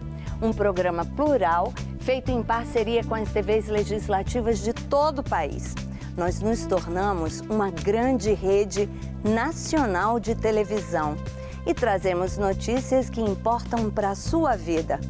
Eu sou Andréia Alves e te convido a celebrar com a gente. 5 de fevereiro de 1996.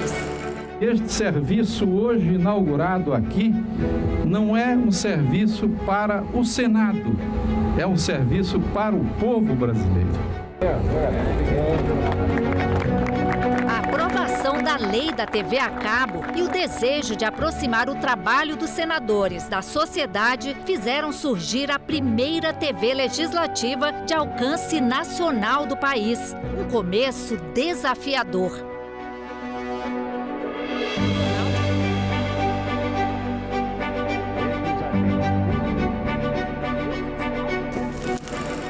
O Senado não estava preparado, a sua estrutura não estava preparada para um desafio desses, mas com o apoio do presidente, com o apoio de alguns técnicos do Senado, nós resolvemos tocar o projeto e o projeto virou um sucesso. Qual era o conceito?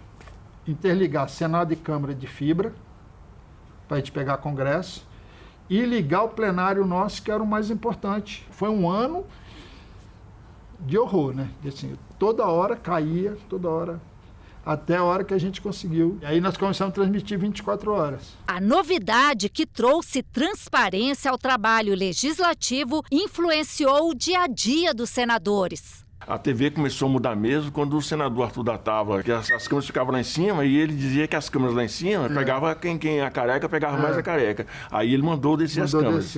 Eles começaram, os senadores, a ficar vaidosos.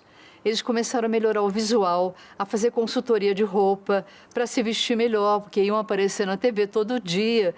Isso foi muito interessante. Eles queriam mostrar o trabalho dele para as regiões dele, de todo o Brasil, né? Eram discursos assim com muito conteúdo, né? Quanto a isso não tinha problema.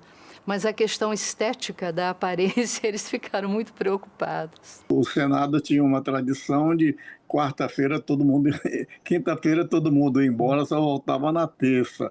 Depois os senadores passaram a vir na segunda-feira e ir embora, né? Embora na sexta-feira, alguns até ficavam trabalhando no sábado porque tinha como fazer programas de televisão, eles passaram a aparecer mais, a seu trabalho a ser reconhecido nos estados. No começo, 15 horas de programação transmitida apenas para Brasília. 3 meses depois, transmissão para todo o país via satélite na TV por assinatura. 1 ano depois, 24 horas no ar. Hoje, o sinal da TV Senado chega a mais de 1.600 municípios brasileiros por canal aberto. Além disso, tem a transmissão por meio de antena parabólica digital e TV por assinatura. Nós viajávamos muito aí para o interior e as pessoas falavam assim, de onde vocês são? Nós falávamos assim, não, da TV Senado. Falavam assim, nossa, eu assisto TV Senado. No interior do Acre, no interior do Acre, né? As pessoas iam lá, viam a TV Senado e falavam assim com gosto, falavam assim, eu tô vendo em quem eu votei me representando lá no Senado. Isso sem falar no alcance pelos canais digitais, que permitem acompanhar de qualquer lugar. Só no YouTube, a TV Senado tem 1.800.000 inscritos. TikTok e Instagram têm cerca de 500.000 inscritos cada um. Em 30 anos, a estrutura cresceu. A TV Senado conquistou espaço e credibilidade, virou referência. Os 30 anos da TV Senado nos dá uma responsabilidade sobre tudo que foi construído nesse passado, com muita maestria, com muita dedicação, com muita inovação, muito trabalho. E a gente tem que comemorar, agradecer todos que participaram dessa construção. Na TV Senado, a gente tem 81 senadores e isso garante uma diversidade de visão muito grande, né?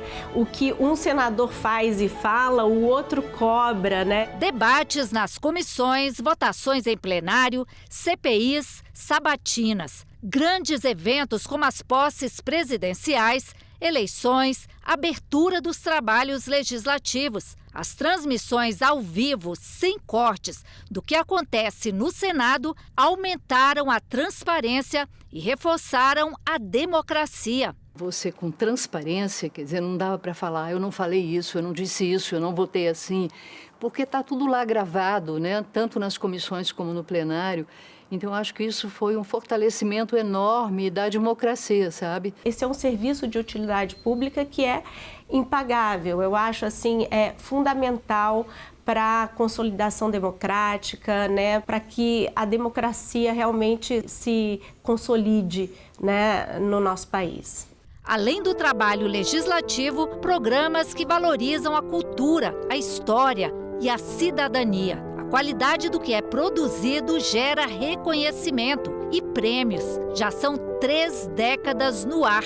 E o que vem por aí agora? A gente tem um desafio, que eu acho que é um desafio que todos os canais públicos passam, né? Que é de atualização tecnológica. A velocidade, né, do gasto público, do orçamento público, não é a mesma das emissoras comerciais. Nossa presença em redes sociais, nossa presença deste ano no streaming e a nossa presença na TV aberta, via TV 3.0, são assim os rumos que nós vamos inaugurar, ou já inauguramos, mas vamos investir, né? Esse é o grande desafio, é o desafio dos gestores públicos, dos parlamentares, verem a importância de continuidade desse trabalho que a gente faz, né? Muitos desafios, muitos avanços e uma certeza. A história política do país, nos últimos 30 anos, passou pelas lentes da TV Senado e pelos olhos de quem acompanhou tudo de perto e ajudou a construir essa história. Quando eu comecei na TV Senado em 92, eu nunca imaginei que ela fosse chegar onde chegou hoje, né? Com essa grandiosidade toda da TV Senado, né? A gente está com o pé no futuro, né? E esse pé no futuro, a gente pode dizer assim que a TV Senado é 30 anos, mas é numa versão 3.0. A TV Senado, ela conquistou esse lugar de importância para o país. Eu acho que hoje a gente não pode imaginar comunicação pública sem a TV Senado.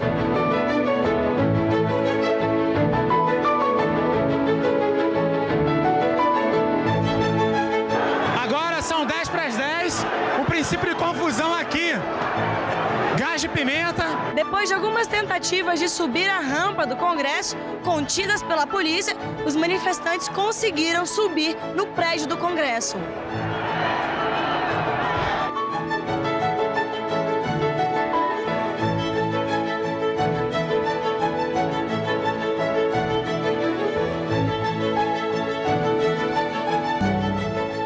Boa noite.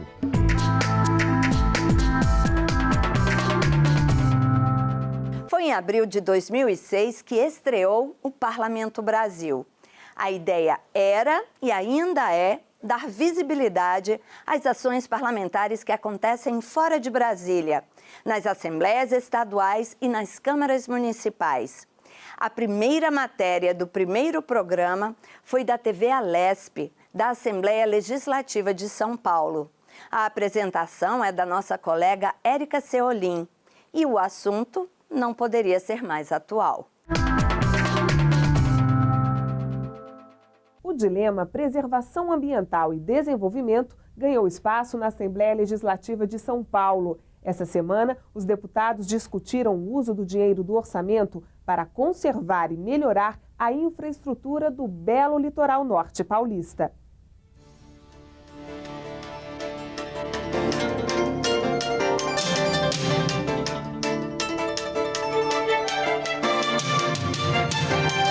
São mais de 100 quilômetros de praias e costões recortando a paisagem da Serra do Mar ao longo da SP-55, que liga as cidades de Caraguatatuba, São Sebastião e Ubatuba. A Ilhabela é a quarta cidade que compõe esta região de governo. Caraguá tem 100 mil habitantes, mas na temporada de férias, mais 300 mil pessoas procuram as praias do litoral norte. O turismo é a vocação natural da região, mas se fala no incremento do porto de São Sebastião.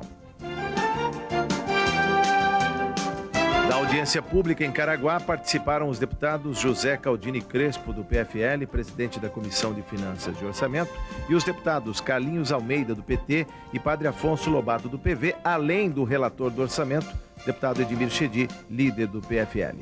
A região cresceu muito nos últimos anos e tem recebido um grande afluxo de turistas, mas a infraestrutura se mostra insuficiente.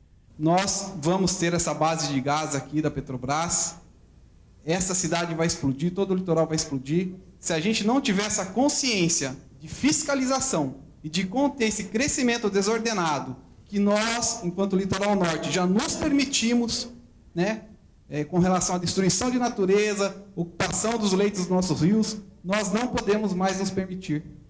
O deputado Edmir Chedi, do PFL, levantou dados na área de saúde, entre outras prioridades. Nós vemos que os gastos, senhor presidente, em saúde, nessa região de governo, pelas informações últimas que nós temos do ano de 2003, que é o que o SEAD nos fornece, é de R$ 310 per capita. Então, para quem tem uma população que aos finais de semana e na temporada se multiplica isso não sei quantas vezes, o gasto com a saúde aqui tem que ter uma metodologia diferente. Turismo aqui não é problema. De certa forma, já vem muita gente, a população flutuante. Mas este afluxo precisa também de uma certa infraestrutura. Como será que anda a situação por lá depois desses 20 anos? A TV Alesp atualiza pra gente. André, há 20 anos a preocupação com a infraestrutura de pontos turísticos do estado já existia, como vimos na reportagem. E hoje não é diferente. A Assembleia Legislativa do estado de São Paulo continua realizando as audiências públicas, ouvindo a população e investindo na aprovação de projetos que auxiliam os 645 municípios nas melhorias da infraestrutura, com geração de renda, emprego e desenvolvimento. Em setembro de 2025, por exemplo, 70 cidades paulistas receberam títulos de municípios de interesse turístico. O grande objetivo é fortalecer o turismo regional como vetor de crescimento econômico e valorizar o potencial de cada local. Muito bacana, né? E parabéns para a TV Senado e ao programa por esta trajetória.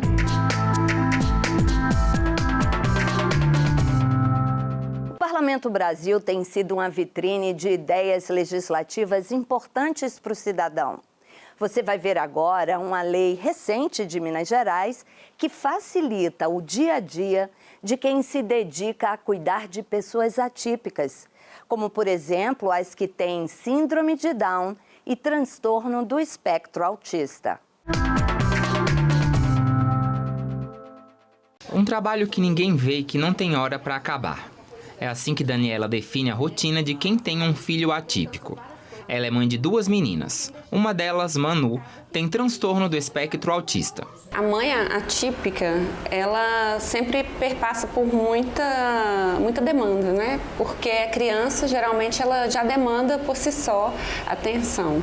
E a rotina da mãe atípica, ela passa a ser um pouquinho diferente, porque ela tem que estimular mais aquela criança ou aquele bebê, né? Naquele início ali. Porque o tempo que você está perto da criança, você precisa dar esse suporte. Foi pensando no bem-estar físico, emocional e psicológico de pessoas como Daniela que a Assembleia de Minas aprovou a lei que cria a política estadual de atenção, apoio e orientação aos responsáveis por pessoas atípicas. A política traz várias diretrizes, como o acesso a serviços de saúde, assistência social e psicossocial, o fortalecimento das redes de apoio, o desenvolvimento de estudos e a qualificação contínua de profissionais da rede pública estadual. É você resguardar a pessoa com deficiência, a pessoa incapacitada de cuidados e segurança.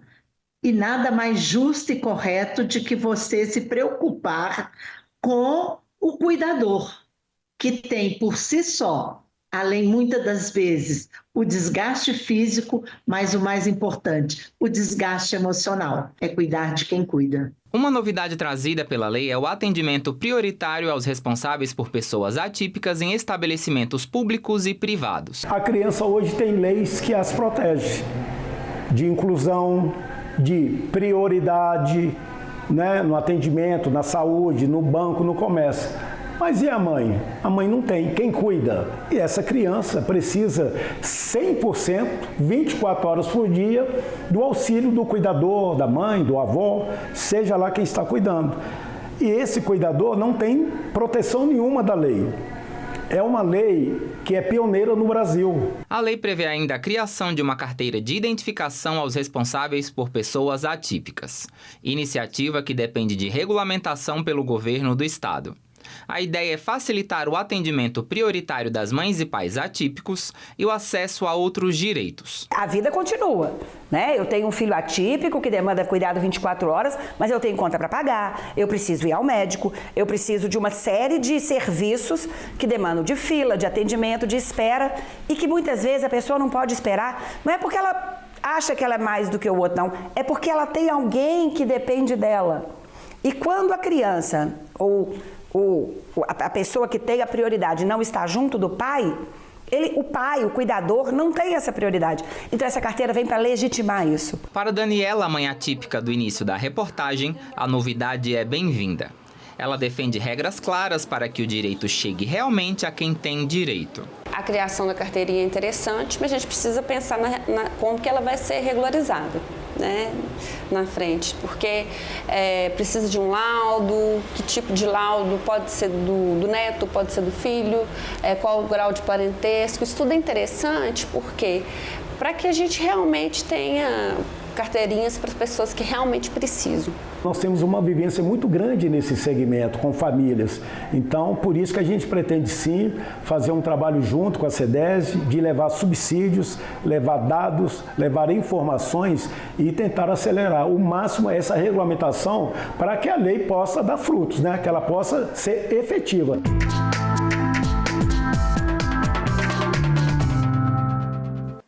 O maior festival de música erudita da América Latina acontece todos os anos em Santa Catarina, na cidade de Jaraguá do Sul. Com apoio da Câmara de Vereadores, a 21ª edição do FEMUSC reuniu profissionais renomados, professores e estudantes de música, além do público, claro, em um evento vibrante. A nossa parceira TV Câmara Jaraguá do Sul foi lá conferir. Imagine um local que reúne mais de 500 talentos da música clássica. E mais, um ambiente onde um jovem brasileiro pode estar sentado lado a lado com um dos maiores solistas do mundo. Não apenas para assistir, mas para aprender a mesma partitura. No Festival Internacional de Música de Santa Catarina, o FEMUSC, a música não é apenas um espetáculo, é uma herança passada de mão em mão. Essa conexão define o maior festival escola da América Latina, que em 2026 celebra sua edição mais histórica. Aqui, mestres nacionais e internacionais e estudantes dividem o café, a sala de aula e, por fim, o palco.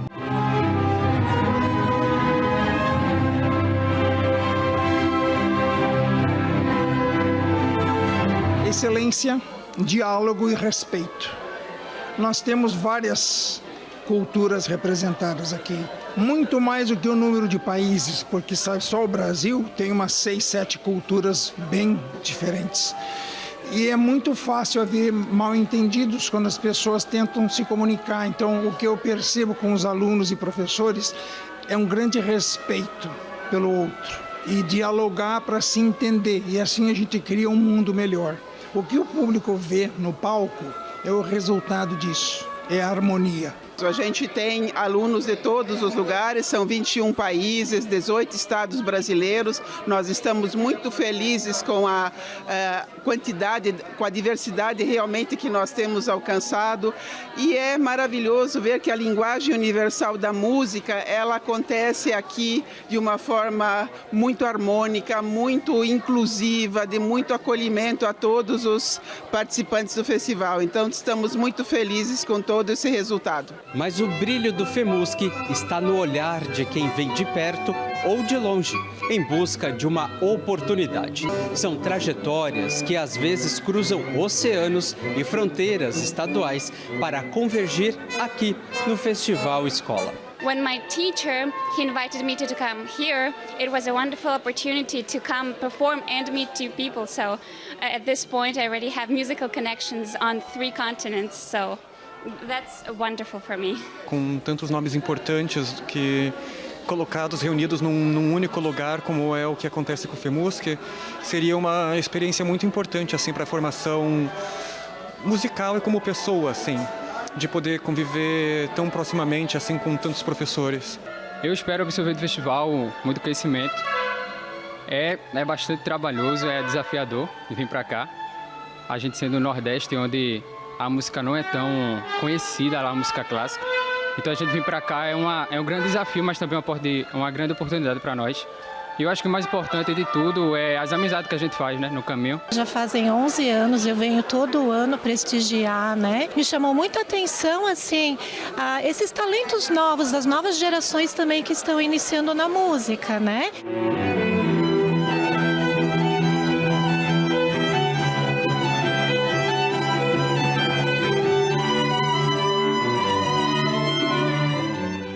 Com a cidade celebrando seus 150 anos, o festival se torna um grande anfitrião.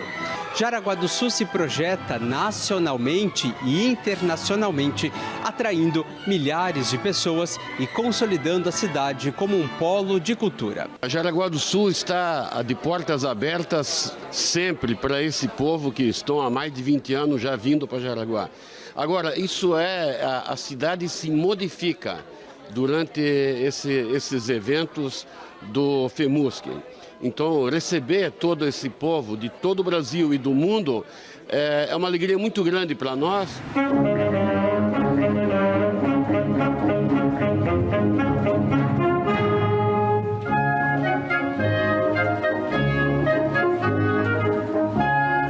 A música erudita desce dos palcos e vai ao encontro das pessoas. Ela entra em hospitais, shopping, praças, parques e até mesmo em bairros distantes da área central, transformando o cotidiano de quem vive aqui e garantindo que o festival seja de fato para todos.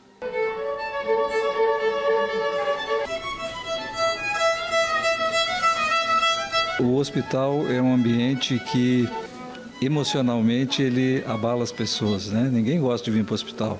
Então todos que estão aqui dentro, sejam pacientes ou sejam acompanhantes de pacientes, eles estão com o emocional abalado, preocupados. Então esse tema de nós podermos receber os FEMUSC e essas iniciativas que permitem que a gente deixe o ambiente mais agradável e mais tranquilo para as pessoas. Manter um evento desse porte exige planejamento e leis que garantam sua sustentabilidade. Em um ano emblemático em que a Casa do Povo completa 90 anos de história, o Legislativo reafirma seu compromisso em atuar como parceiro de grandes projetos. O foco é fortalecer e fomentar espaços onde a cultura e o aprendizado caminhem juntos. É muito importante para nós da Câmara de Vereadores, porque o FEMUSC, através da Câmara de Vereadores, sai vários incentivos que vêm aqui para esse grande dia, esse grande evento. E não podemos deixar a grande data nossa, como Legislativo, é a data do dia 21 de abril, onde se comemora os 90 anos da Câmara de Vereadores. A Casa de Leis, lá onde que a gente trata e cria todas as leis que vão beneficiar a população nossa, a nossa cidade e o bem das pessoas que aqui moram.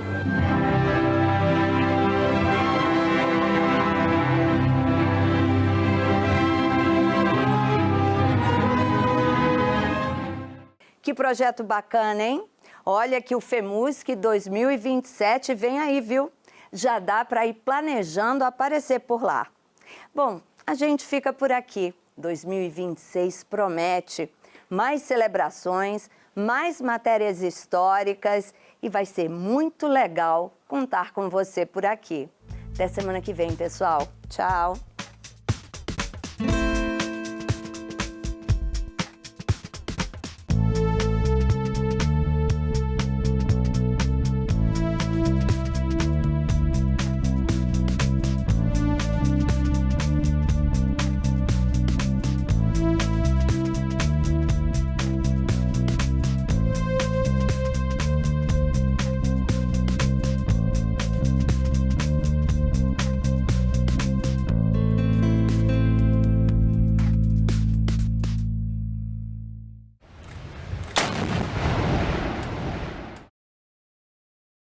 O cinema brasileiro já firmou seu espaço no Oscar. O que falta para firmar o espaço na economia do país?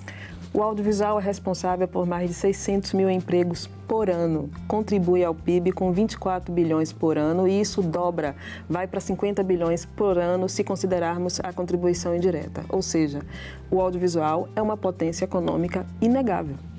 Agenda Econômica. Hoje, 20h, aqui na TV Senado. Você sabe o que é uma emenda parlamentar? O Orçamento da União define quais ações serão realizadas com os impostos arrecadados. Parte destes recursos é destinada a emendas parlamentares. Deputados e senadores direcionam recursos para obras e serviços em sua região. Você pode acompanhar e fiscalizar as emendas no portal Siga Brasil, no site do Congresso, no portal da Transparência do Governo Federal e na plataforma TransfereGov.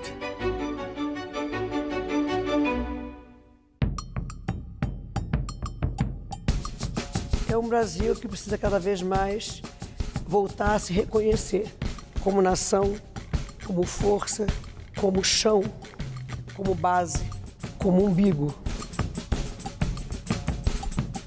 Nós temos que nos ouvir para saber quem somos. Que Brasil é este? Nesta quarta, 20h, aqui na TV Senado. Quando você não tem emprego, você não tem para onde ir, você é obrigada a se manter na violência, que é o que acontece com muita gente.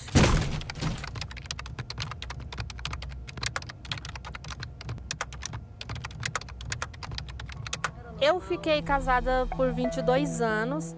Quando aconteceu de eu denunciar a Maria da Penha, foi quando ele me pegou pelo cabelo, que ele nunca tinha encostado a mão em mim. Assim, tinha tido empurrões, né? Que ele me empurrou uma vez, eu estava grávida da minha filha quando ele me empurrou. Meu ex-marido me acusou de ter um caso com o marido da minha irmã. Qualquer homem que se aproximasse de mim, ou até os amigos que eu, na minha casa, quando ia embora, ele virava e falava: você acha que eu não vi você dando trela para fulano? Que você acaba se afastando dos amigos, da família, você acaba se isolando. A gente se assusta muitas vezes com o feminicídio, mas o feminicídio ele nasce daí. Ele nasce dessas pequenas coisas que vão tomando uma proporção maior. Então, xingamentos, ofensas, essas difamações, não respeitar essa mulher, né, perante terceiros, são um sinal de alerta. Depois que eu passei, que eu fiz o acompanhamento pelos psicólogos e tudo, você acaba entendendo e vendo que se a pessoa não tiver uma ajuda, ela não consegue sair da violência, ela não consegue se libertar. Hoje eu posso falar que a minha vida está maravilhosa, apesar dos altos e baixos, eu tenho paz.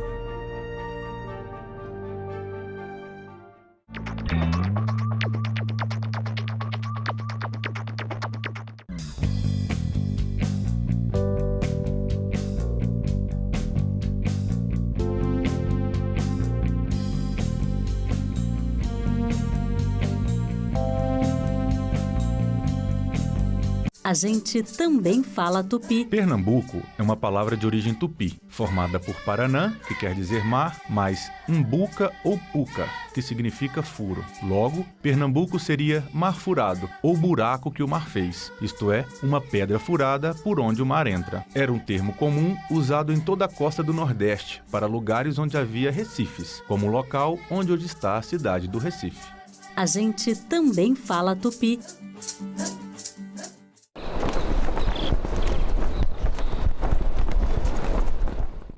O programa a seguir é livre para todos os públicos.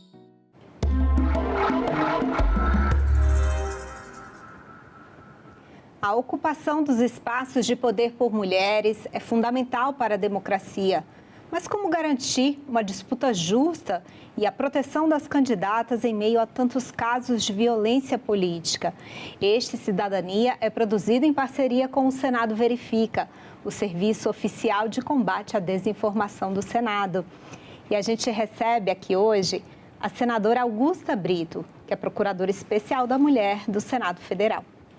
Senadora, muito obrigada pela presença aqui hoje. Eu que agradeço a oportunidade de poder estar aqui para a gente conversar e bater um papo e informar, né, sobre as ações que a gente vem fazendo aqui no Senado. Tá joia. Senadora, essa questão da violência, a percepção, ela é muito individual. Então, eu queria começar, para a gente instruir quem está em casa, quando a gente está falando de violência política de gênero, a gente está falando sobre o que exatamente? Bem, é a melhor pergunta, eu acho, né? Até porque foi naturalizado por muito tempo todo tipo de violência, inclusive a violência política de gênero, que há pouco tempo a gente teve que ter uma lei aprovada especificamente para mostrar o que é realmente a violência, né? O que é, precisa de uma lei para poder provar e mostrar o que é a violência. E aí, a partir daí, né, nós, na sociedade como um todo, especialmente nós mulheres, começamos a entender que a cortada da sua fala no que parecia normal, que outra pessoa ia dar opinião, ou a sua fala desconsiderada quando saía da sua boca e quando era de um homem, ela era considerada, isso não é normal. Começa as percepções de se entender que tudo que está nos excluindo daquele ambiente político, aquele ambiente público, que faz com que desconsidere, né, a nossa participação como mulher, né, efetivamente nesses espaços, é violência política. Então, a partir daí, da criação da lei, a gente começa a dar mais visibilidade e a gente começa a se encontrar nas repetidos tipos de violência, seja na menor cidade do estado do Ceará, passado por uma vereadora, ao Rio Grande do Sul, enfim, a uma deputada, a uma senadora, a uma presidenta, né? Então, em todo o estado do nosso país, em todo ambiente, a gente sofre, né, exatamente essa exclusão do que se diz público, porque sempre, historicamente, foi nos dado o local de ser coadjuvantes, né? Então, no momento que você está fazendo parte daquele processo, que você está ali só ao lado, então você é bem aceita. No momento que você vira protagonista, né, ou do mandato, ou enfim, ou da sua campanha eleitoral, aí você já começa a ser, de certa forma, excluída e empurrada, muitas vezes até a desistir, porque não aguenta, né, tanta pressão. O que era antes naturalizado, hoje a gente está entendendo já que não é normal essa exclusão que fazem, né, e todos os motivos que botam, desde descredenciar, né, a competência da mulher, ou de agir sempre na questão da moral da mulher, né, para exatamente fazer com que ela desista daquele ambiente que é pesado. E aí, a partir dessa lei, a gente começa a entender o que é a violência, aí começa a reagir sobre isso. Senadora, a Lei 14.192, né? Que, imagina, de 2021, então a gente está falando de algo que sempre existiu, mas que assim, definido em lei é muito recente até, exatamente, né? E, na prática, a senhora observa que a lei tem sido aplicada e que há uma punição desses agressores? Bem, assim, nova, né? Eu digo uma lei recente. E a gente sempre tem aquele questionamento de fazer com que as leis tramitem aqui, que a gente consiga a aprovação delas. Mas não é tão simples assim, né? A lei foi aprovada, foi sancionada, mas a gente precisa verdadeiramente fazer com que ela seja efetivada, saia do papel. Para isso, a gente tem que conhecer, volta, né, o ponto 1, se reconhecer dentro das violências que a gente sofre no dia a dia e não aceitar mais como normais, né, e naturais. Então, denunciar, procurar os canais que estão aí, né, da justiça para poder realmente fazer esse atendimento, fazer denúncia e não continuar naturalizando, né, até para muitas mulheres eu vi relato falando que muitas vezes se percebem na violência e não revidam naquele momento para poder não ser excluída, né, da participação, mesmo que seja ali momentaneamente. Então, é doloroso, mas a gente tem que rebater, a gente tem que estar ali mostrando que nós estamos ocupando os espaços de poder, não como figura decorativa, longe disso, mas sim como pessoas que pensam, mulheres que têm opinião e que têm projetos e que têm capacidade, sobretudo capacidade. Que a primeira coisa quando uma mulher entra na política é questionado, né, se ela tem competência ou não, se ela realmente gosta da vida pública ou não, porque ela não tem nem o direito de gostar, né, porque ela tem que cuidar da vida privada. Isso fez por muito tempo, se repetindo nessas ações, que as mulheres realmente se sentissem só responsáveis pela vida privada e não podendo participar da pública. Aí eu vejo essa mudança, né, muito forte, especialmente no estado do Ceará, mas no Brasil como um todo, de mulheres querendo ser candidatas, né? Então, querendo ser candidatas de fato, né? E isso vem de toda essa construção, vem a partir dessa lei, vem a partir da Lei Maria da Penha, enfim, desse empoderamento sobre a importância delas também nos locais de decisão, né? A gente tem que ter mulheres ali para terem seus projetos, para opinarem, para darem sua contribuição. E quando elas ocupam esses espaços, elas realmente mostram a diferença, né? E tem que estar sempre provando. Então, não é tão fácil, não é só ser candidata, não é só ganhar a eleição, porque quando, mesmo sendo candidata, ganhando, ela tem que provar que aquele mandato que ela conseguiu, ela realmente é merecedora e ela fez por onde e a competência é dela. Porque senão, infelizmente, a gente vê também, sempre sendo atribuído a um homem, né? É o pai, é o marido, enfim, né? É o padrinho político e nunca a competência realmente é atribuída de imediato àquela mulher. Mas ela prova, né? Quando ela consegue realmente chegar lá, ela prova, aí sim começa realmente a ter o reconhecimento e a consideração que aquele mandato pode ser feito e ocupado por ela. Senadora, a gente teve uma pesquisa recente do Data Senado, né, que eles fazem todo um histórico, né, desse mapeamento da violência de gênero no Brasil, e a gente tem aí que 1 em cada 10 mulheres já sofreu violência em ambiente digital. Eu acredito até que esse número seja maior, porque talvez a gente não tenha nem percepção que está sendo violentada, né? Quando a gente está falando de violência política, isso ainda fica pior, senadora? Com certeza, com certeza. E aí volta a dizer assim, que a violência, quando ela vem, né, no meio digital, também, sobretudo, porque parece que as pessoas se escondem, acham que nunca vão ser descobertas, e é tão mais fácil mandar ou agredir ou ofender as pessoas de forma digital, né? Se vê ali como se fosse uma terra sem lei. E é isso que a gente não pode deixar que realmente seja, que vire essa terra sem lei. Mas sobre nós mulheres, ela sempre vem na agressão em relação à moral da mulher, em descredenciar ela como mulher, né? Sempre vem, muitas vezes, a grande maioria das vezes, com questões que vão ali acabar levando para a questão sexual, para a questão, ela só está ali porque tem um caso sempre descredenciando exatamente a competência da mulher. E para descredenciar a competência da mulher, nos ataques digitais, vem muito em fazer com que ela tenha medo, vem com ameaça, vem muito fortemente assim, eu sei onde você mora, eu sei quem são seus filhos, então se você for falar isso, e sempre em relação à questão da moral da mulher, geralmente não é num projeto que ela está defendendo, não é, enfim, nas questões ideológicas também muitas vezes não é exatamente a questão política em si, mas os ataques vêm pela questão moral, né? Por não aceitar, pelo machismo estrutural, que uma mulher vai ocupar um espaço público que muitos não aceitam, que acham que tem que ser sempre de homens. Então aquilo ali, infelizmente, dói muito em muitas pessoas que têm esse machismo estrutural, né, muito fortemente, que vê através das redes sociais, enfim, da forma digital, um lugar seguro, infelizmente, para poder fazer qualquer tipo de ameaça, enfim, que vai excluir a mulher até de participar daquele processo. Porque a gente não tem uma lei específica falando sobre a questão e coordenando essa questão dos ataques digitais, né? Quanto tempo tem que ser dada a resposta pelas plataformas, quanto tempo tem que sair do ar, qual é a resposta que tem que ser dada. Nós temos, assim, várias leis que incluem, né, a questão digital, mas não temos uma lei específica ainda que faça uma regulamentação mais forte, né, e que a gente consiga realmente dar uma resposta à vítima também com a celeridade maior, porque a gente sabe que uma fake news, quando ela é lançada, ela tem um grau de alcance, né? Assim, eu não sei nem quantas vezes maior do que uma notícia verdadeira, do que realmente uma notícia, né?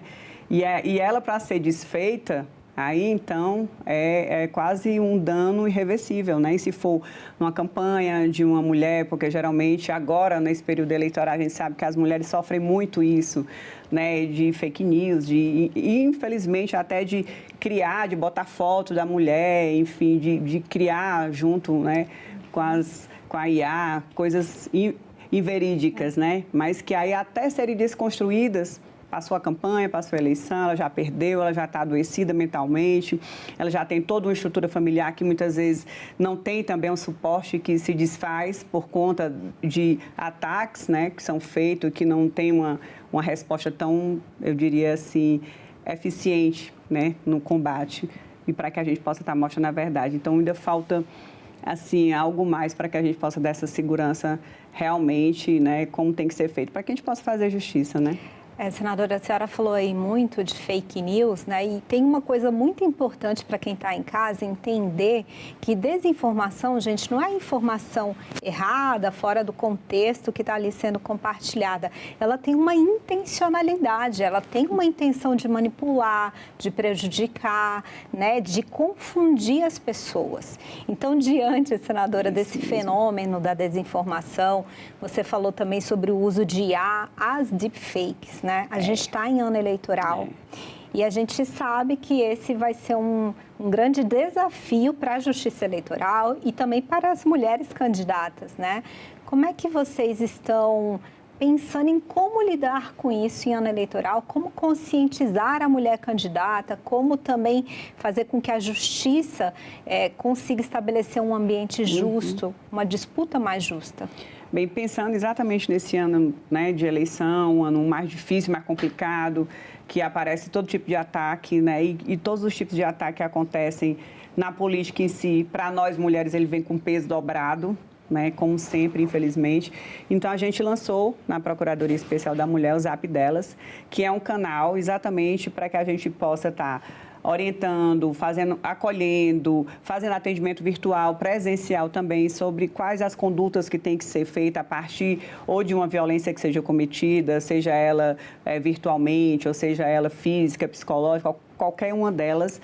Então, a gente faz as orientações, os encaminhamentos, acompanha também aos órgãos competentes, se for preciso registrar denúncia, e também cobra, né, a resposta para que a gente possa dar segurança a essas mulheres que ali estão procurando e pedindo ajuda, para que a gente possa fazer justiça com a ferramenta que é do Senado Federal, que garante o sigilo dessas mulheres que muitas vezes não tem como ir até uma delegacia ou não se sente segura, né, a procurar realmente, mas através do Zap Delas encontra uma facilidade e uma segurança que a gente dá, com certeza, em garantir o sigilo, em procurar realmente informar e acompanhar todo o procedimento que, se for necessário ser feito.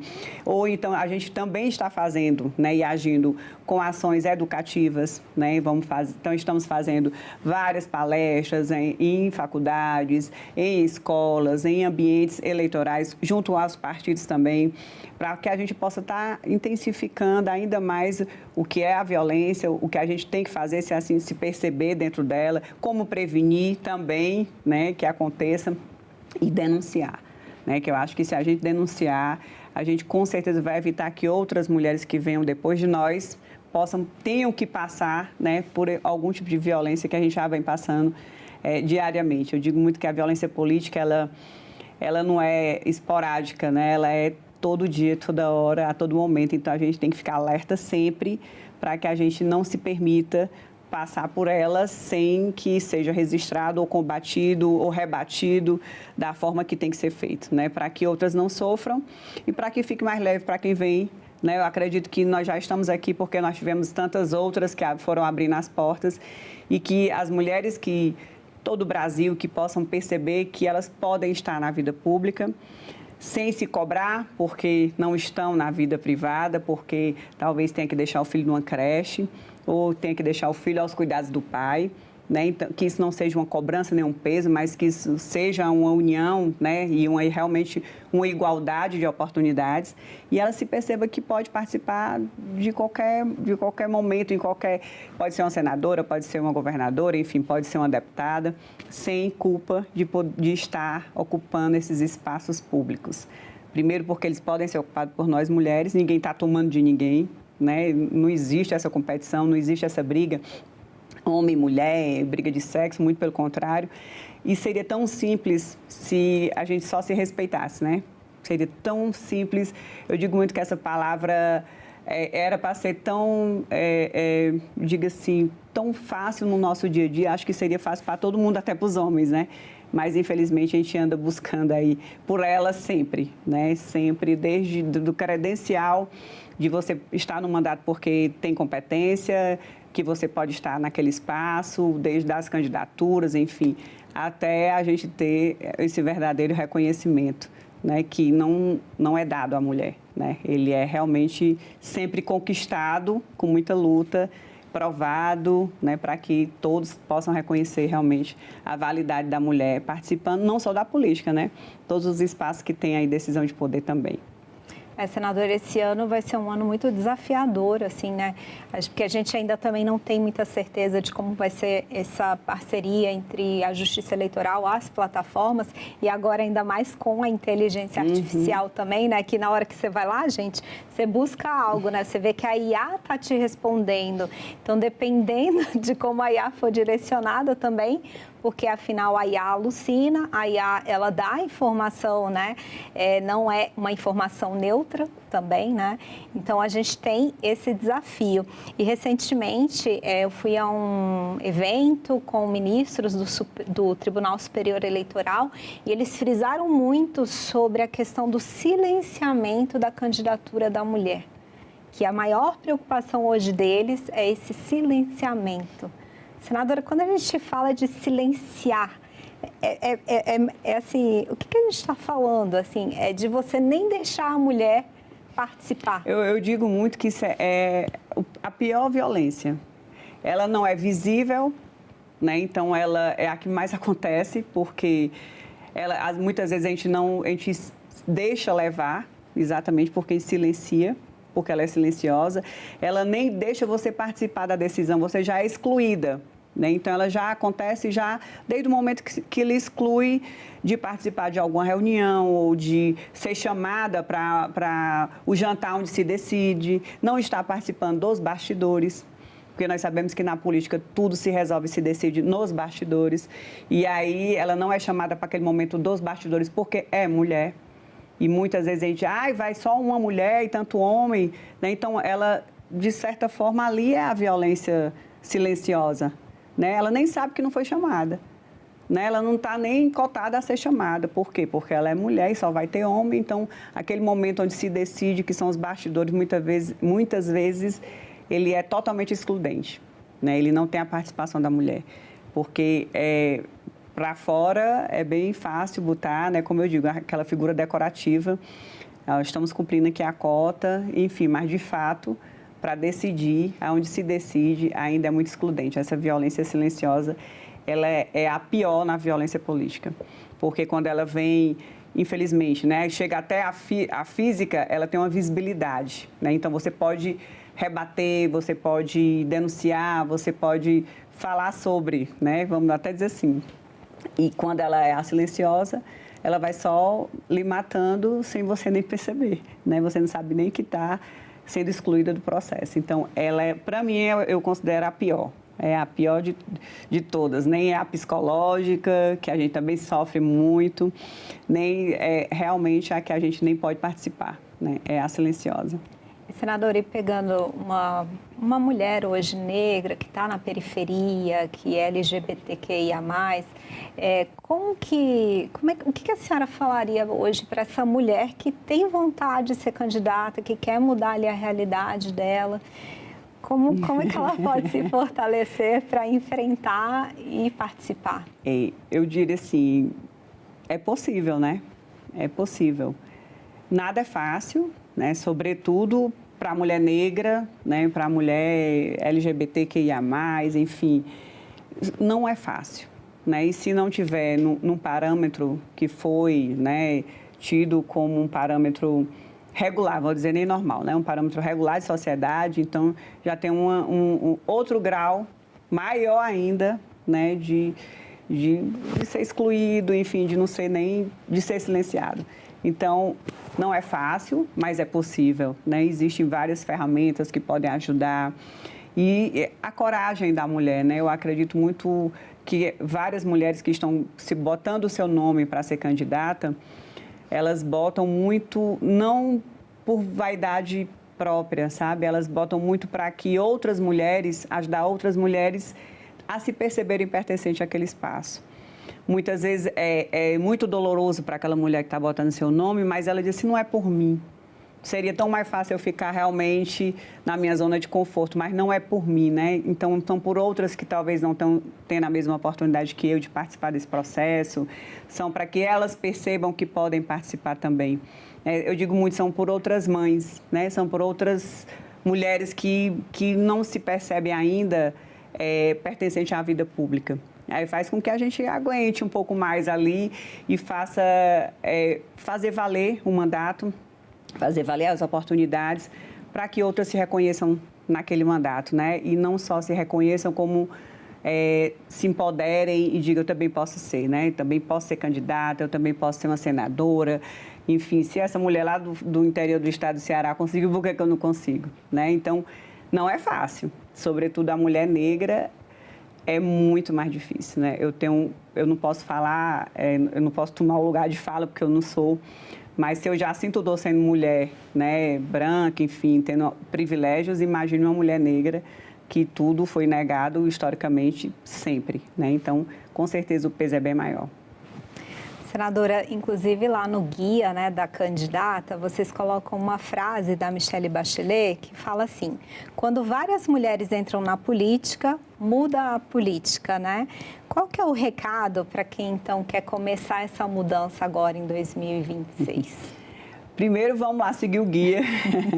E aí nesse guia vem desde o que é a violência. Há vários exemplos da percepção do que é a violência, sobre também como ser candidata, desde todas as datas que são estabelecidas, a filiação a partido, tem todo um esquema de, primeiro tem que se filiar, tem que seguir realmente os trâmites, tem que depois cobrar, né, aos partidos que estão filiados também a questão dos seus direitos, que estão garantidos na lei, mas a gente tem que sempre estar cobrando, que é direito ao fundo partidário, direito realmente a ter uma candidatura competitiva, né, que é a nossa intenção.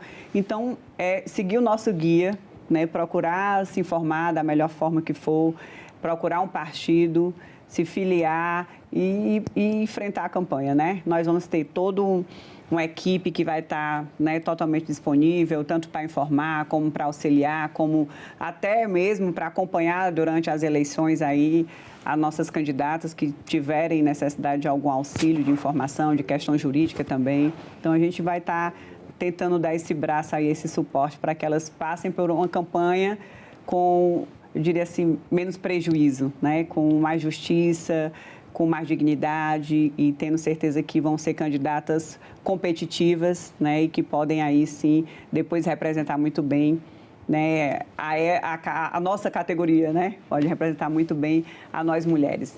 É nossa ideia de fazer isso através do Senado Federal. A gente tem aqui também, né, uma proposta que já vem dando certo de parcerias com a Delegacia do Senado, com a comunicação do Senado, com a Ouvidoria do Senado, enfim, deixa eu lembrar aqui com o que mais, com o Observatório também do Senado. Enfim, nós temos aí essa parceria que a gente está integrando várias ações que são feitas aqui, né, através do Senado Federal, também em prol do combate à violência política de gênero, né? Então, sempre cada um tem um grande papel, está fazendo o seu papel. Agora a gente está integrando para que a gente fique mais forte também nessa defesa, né? Tá certo. Senadora, muito obrigada por participar aqui hoje do Cidadania. E obrigada a você pela companhia. Este Cidadania é produzido em parceria com o Senado Verifica, o serviço oficial de combate à desinformação do Senado. Fale com a gente se você tiver alguma dúvida. Antes de compartilhar, verifique. Até a próxima.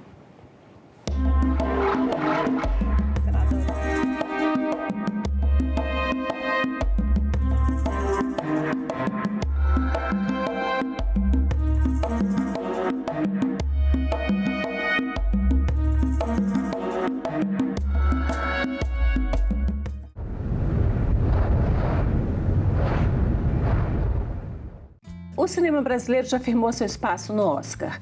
O que falta para firmar o espaço na economia do país?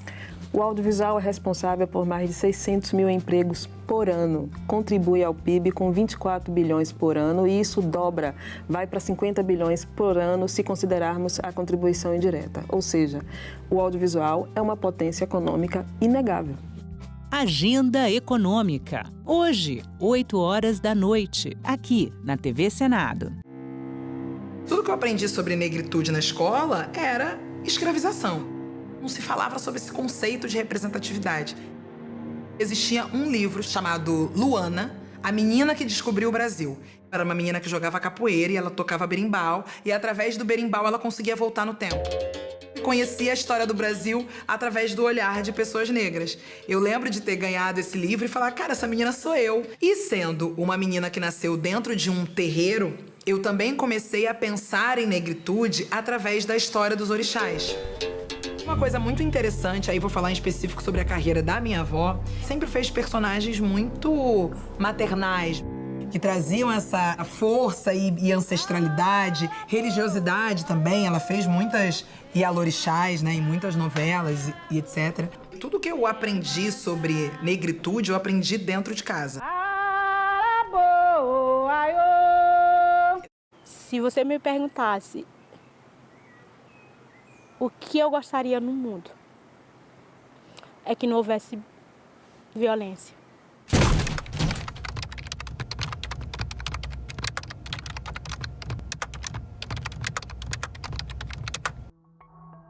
Eu fui educada assim, que a mulher tinha que sempre obedecer ao marido. Ela tinha que ser submissa ao marido. As primeiras agressões começou com insultos. Falar da minha roupa, dizer que eu era gorda, que eu era feia. Eu tinha o meu dinheiro, eu tinha minha conta, eu trabalhava, mas o meu salário quem gastava era ele. A primeira vez que eu pedi o cartão, que eu falei, o dinheiro é meu, eu trabalho, eu sei que o dinheiro é meu, eu levei um tapa. E como castigo à noite, ele me botou para dormir fora de casa na chuva. Se aquela pessoa se sente no direito de te empurrar, de te apertar, ela já está dando um sinal muito grande que ela é capaz de fazer outras coisas. A gente pode passar, às vezes, por exemplo, de um empurrão para uma facada. Eu falo, eu estou vivendo hoje. Ter meu trabalho, ter dignidade, poder entrar na loja, escolher o meu sapato preferido, botar o meu batom vermelho e eu olhar para o meu corpo e não ter um roxo nele.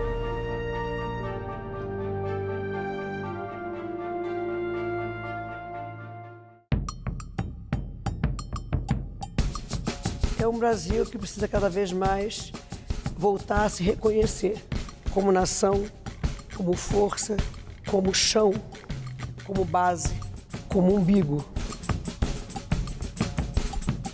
Nós temos que nos ouvir para saber quem somos. Que Brasil é este? Nesta quarta, 8h, aqui na TV Senado.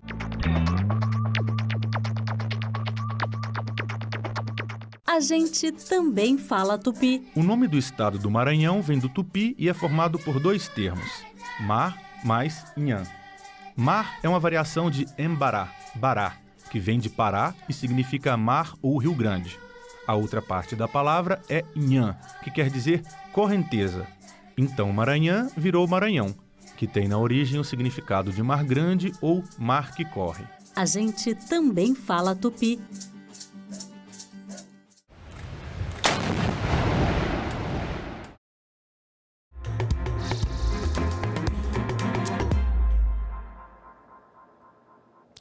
Boa noite. Hoje é terça-feira, 17 de março, e o Senado Notícias está no ar. Foi promulgado hoje, numa sessão solene do Congresso Nacional, o acordo entre Mercosul e União Europeia, que reduz tarifas de importação. As novas alíquotas devem entrar em vigor daqui a 60 dias. Assino neste momento, em conjunto com o excelentíssimo senhor presidente da Câmara dos Deputados, deputado Hugo Mota, o decreto legislativo. O Acordo de Comércio Mercosul-União Europeia busca diminuir barreiras comerciais e facilitar o intercâmbio de produtos e serviços entre os dois blocos econômicos. Essa é, sem dúvida nenhuma, uma sessão histórica do Congresso Nacional. Hoje, promulgamos o decreto legislativo que aprova o Acordo Provisório de Comércio entre o Mercosul e a União Europeia.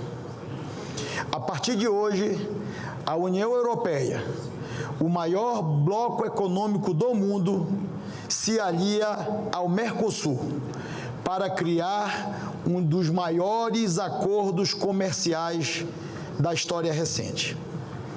Após 26 anos de negociações, hoje surge um mercado vibrante de mais de 718 milhões de pessoas. A sessão solene do Congresso Nacional, nesta terça-feira, promulgou o decreto legislativo derivado do texto que foi assinado no Paraguai em janeiro e aprovado pelo Senado em março. O Congresso Nacional decreta, artigo 1, fica aprovado o texto do Acordo Provisório de Comércio entre o Mercado Comum do Sul, Mercosul, e seus Estados-partes, de um lado, e a União Europeia, do outro, assinado em Assunção, Paraguai, em 17 de janeiro de 26. Na sessão, os parlamentares enfatizaram principalmente a construção de uma relação comercial equilibrada entre os dois blocos e também uma política de proximidade política entre os dois lados. O comércio cria nações amigas, nações parceiras. Conflitos armados que destroem vidas e riqueza dificilmente ocorrem entre economias que compartilham cadeias de produção, de investimento e de mercados consumidores. Este acordo é um vetor de modernização. A redução de tarifas sobre máquinas, equipamentos de alta precisão e insumos químicos reduzirá o custo do investimento nas fábricas brasileiras. Teremos acesso à tecnologia de ponta europeia para aumentar nossa produtividade e gerar empregos de qualidade aqui dentro. Mais do que um tratado comercial, trata-se de um instrumento estratégico de inserção do Brasil na economia global. Ao aproximar dois dos maiores blocos econômicos do planeta, o acordo cria condições para maior integração produtiva, estimula investimentos e projeta a imagem de um país comprometido com regras claras, cooperação e previsibilidade. O vice-presidente da República, Geraldo Alckmin, e o ministro das Relações Exteriores, Mauro Vieira, deram destaque à conexão dos blocos e ao multilateralismo. O acordo entre Mercosul e União Europeia conecta dois blocos econômicos que juntos representam mais de 700 milhões de pessoas e 1/4 da economia mundial. Trata-se do maior acordo comercial já negociado pelo Mercosul e também o maior acordo de comércio entre blocos do mundo. Os benefícios do acordo vão além dos econômicos comerciais. Em um mundo marcado pelo protecionismo e pelo unilateralismo, a ampliação da parceria entre o Mercosul e a União Europeia possui enorme relevância geoestratégica, aproximando ainda mais duas regiões que possuem valores comuns, como a defesa do multilateralismo, do direito internacional e dos direitos humanos. Entre os principais pontos do acordo estão a redução de tarifas alfandegárias para cerca de 91% dos produtos importados pelo Mercosul e 95% dos produtos importados pela União Europeia. A eliminação ou redução de impostos para diversos produtos industriais do Mercosul, como máquinas e equipamentos, automóveis e autopeças, produtos químicos, além de aeronaves e equipamentos de transporte. O estabelecimento de cotas com tarifas reduzidas para produtos agrícolas do Mercosul, como carne bovina, frango, arroz, açúcar e etanol. O acordo também prevê a redução de barreiras comerciais e regras mais claras para investidores estrangeiros, beneficiando setores como serviços empresariais e financeiros, telecomunicações e transporte. A Polícia Federal recolheu as informações sigilosas do dono do Banco Master, Daniel Vorcaro, que estavam em poder da CPMI do INSS. O recolhimento foi ordenado pelo ministro André Mendonça, do Supremo Tribunal Federal. Policiais legislativos de prontidão. Desde que a ordem do ministro André Mendonça chegou, eles passaram a vigiar a entrada da sala-cofre da CPMI do INSS. Pela decisão, nenhum parlamentar ou assessor pode ter contato com os dados sigilosos do dono do Banco Master, Daniel Vorcaro. Segundo André Mendonça, há necessidade de preservação do sigilo em relação a aspectos da vida privada de investigados na Operação Compliance Zero. O presidente da CPMI concordou com a decisão. As informações de foro íntimo do senhor Vorcaro, com quem quer que seja, não interessam a investigação. Isso somente prejudica o nosso trabalho. O que interessa a nós é o relacionamento dele com entes da República, com o sistema financeiro e o esclarecimento de onde foi parar o dinheiro roubado dos brasileiros. Eu espero que o mais breve possível o material esteja de volta para que a gente possa completar o trabalho de análise e os parlamentares terem sequência nos trabalhos. Auditores sugeriram o uso de inteligência artificial e canal de denúncias para prevenir fraudes como a do Banco Master. Eles participaram de audiência no grupo de trabalho criado pela Comissão de Assuntos Econômicos para o caso do banco liquidado pelo Banco Central. Qual o papel das auditorias independentes na proteção dos poupadores e investidores do sistema financeiro? E como melhorar a regulação para evitar fraudes como a do Banco Master? Participantes da audiência pública concordaram que a auditoria tem um papel importante na governança, mas chamaram a atenção para os limites da atividade. A auditoria independente não fornece certeza absoluta. A auditoria independente ela é baseada e a própria norma NBCT 200, que trata dos objetivos gerais do auditor, estabelece que a auditoria oferece segurança razoável e não garantia absoluta. Por que oferece segurança razoável? Porque a auditoria trabalha com teses e amostragens, não trabalha com a análise da população completa dos atos e fatos que permeiam a empresa. A gente busca, tem muita dificuldade quando uma fraude é cometida usando entidades ou estruturas que estão fora da empresa, que aparenta ser o caso aqui, que foram utilizados com base em notícias, que fundos de investimento foram utilizados para contribuir com essa fraude. Isso dificulta muito o trabalho do auditor. A fraude do Master ensejou nesta comissão a criação de um grupo de trabalho para fazer o acompanhamento das investigações, acessá-las na medida do possível e na medida que permita-nos a legislação e propor, afinal, o aperfeiçoamento institucional, o aperfeiçoamento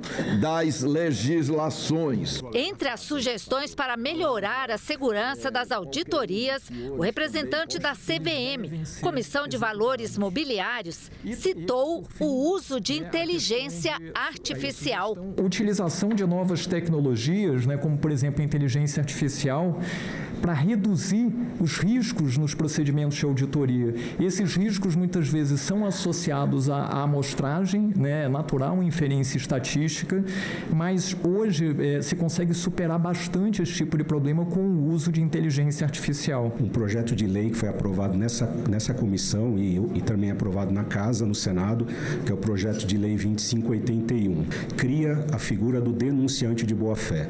Já há pesquisas internacionais que demonstram quando uma fraude, parte das fraudes são descobertas por meio de canais de denúncia. Os canais de denúncia, eles permitem que contribuem para a identificação da fraude. E a proposta dessa lei é um canal de denúncia público, onde as autoridades teriam acesso a essa regulação ou essa notificação que fosse feita e atribuindo também, dando uma segurança para o denunciante e também uma compensação financeira. Se os senhores olharem para onde foi o dinheiro, vocês vão saber o que aconteceu no caso Master. E, por favor, meus caros colegas, eu não acho que nós temos que fazer novas leis, novas regulações. Não. Nós temos que prender aqueles que devem ser presos. A Comissão de Assuntos Econômicos já aprovou a redução do prazo para concessão de patentes. Também foi aprovada a obrigação da presença de um médico pediatra a cada 4 equipes de saúde da família. A proposta original previa a presença de ao menos um pediatra em cada uma das quase 45 mil unidades básicas de saúde existentes no país. Mas a relatora apresentou uma emenda mudando esta obrigatoriedade para um pediatra a cada 4 equipes de saúde da família. Segundo a senadora Damares Alves, a mudança busca ampliar o atendimento infantil sem provocar falta de profissionais nas próprias UBSs e também em hospitais, maternidades e serviços de urgência. O parâmetro mínimo proposto cria condições para que os gestores organizem diferentes arranjos assistenciais, respeitando as especificidades locais e a disponibilidade de recursos humanos. Esse desenho contribui para conciliar a ampliação do acesso à atenção pediátrica com adequada gestão dos recursos disponíveis. De acordo com a consultoria de orçamento do Senado, a implementação da medida pode gerar impacto de cerca de 1 bilhão e 700 milhões de reais por ano para a União. Segundo a autora do projeto, o valor é pequeno, perto do alcance da proposta. O impacto, senhor presidente, é muito pequeno, 1,7 bilhão. Para a gente salvar nossas crianças. O que é que está acontecendo atualmente com nossas crianças? As crianças, Damares, e todos que nos assistem e acompanham essa comissão, as nossas crianças estão tendo diagnóstico tardio, consequentemente tratamento tardio, e isso leva as nossas crianças à mortalidade infantil, aumentando os índices de mortalidade e de morbidade infantil, e está levando as nossas crianças para o maior número de internações. A presença do pediatra permite, como eu já falei, diagnóstico precoce, prevenção de doenças, porque existem várias doenças que são, primeiro, imunopreveníveis com as vacinas, mas precisa de orientação do pediatra, para a mãe se conscientizar da importância da vacinação. Então, tem doenças que são preveníveis em todos os aspectos e também um acompanhamento contínuo. Os senadores da comissão elogiaram o projeto, aprovado por unanimidade e que ainda será analisado pela Comissão de Assuntos Sociais. Há um desincentivo ao pediatra no país. Então, eu vi com bons olhos, meritório esse projeto, é necessário. Aqui hoje estou representando a bancada do PT e a bancada do governo. E quero dizer que o governo do presidente Lula é um governo que ampliou o programa de saúde da família em mais de 30% nesses anos e retomou o financiamento do Sistema Único de Saúde a patamares nunca vistos na história do Brasil. E, portanto, esta matéria, este projeto tem o apoio e será encampado pelo nosso governo. A Comissão de Assuntos Econômicos aprovou ainda um projeto que reduz o prazo para a concessão de patentes no Brasil e determina que os recursos gerados pelo Instituto Nacional de Propriedade Industrial, o INPE, sejam investidos no próprio Instituto. O objetivo é acelerar a concessão de patentes e estimular a inovação no país. Reduz o sigilo do pedido de patente para 12 meses. Reduz o prazo para requerimento de exame de 36 para 18 meses. E reduz prazos de apresentação de documentos e manifestações do depositante para prazo de 30 dias. Eu tive o privilégio de, por 2 vezes, ser secretário de Ciência e Tecnologia e vir para o Congresso, tanto da Câmara como do Senado, para a gente mudar realmente todo o marco regulatório dessa área. Então, a gente botou inovação na Constituição, botamos todo o marco regulatório de Ciência e Tecnologia, modificamos tudo. Recentemente, aprovamos o fim do contingenciamento do FNDCT, mas a questão do INPI ficou para trás. Realmente, há muitos anos que nós estamos tentando resolver essa questão do INPI, que não adianta também a gente diminuir prazo se não der condições de trabalho. O projeto sobre patentes ainda precisa ser votado na Comissão de Ciência e Tecnologia. A Comissão de Educação e Cultura discutiu hoje os avanços e desafios do Marco Legal da Primeira Infância.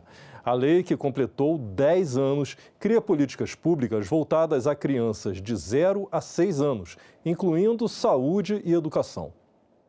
A primeira infância é o período que abrange os primeiros 6 anos de vida da criança, reconhecida pela ciência como uma fase determinante para o desenvolvimento humano. A Lei do Marco Legal da Primeira Infância cria as políticas públicas voltadas a essas crianças.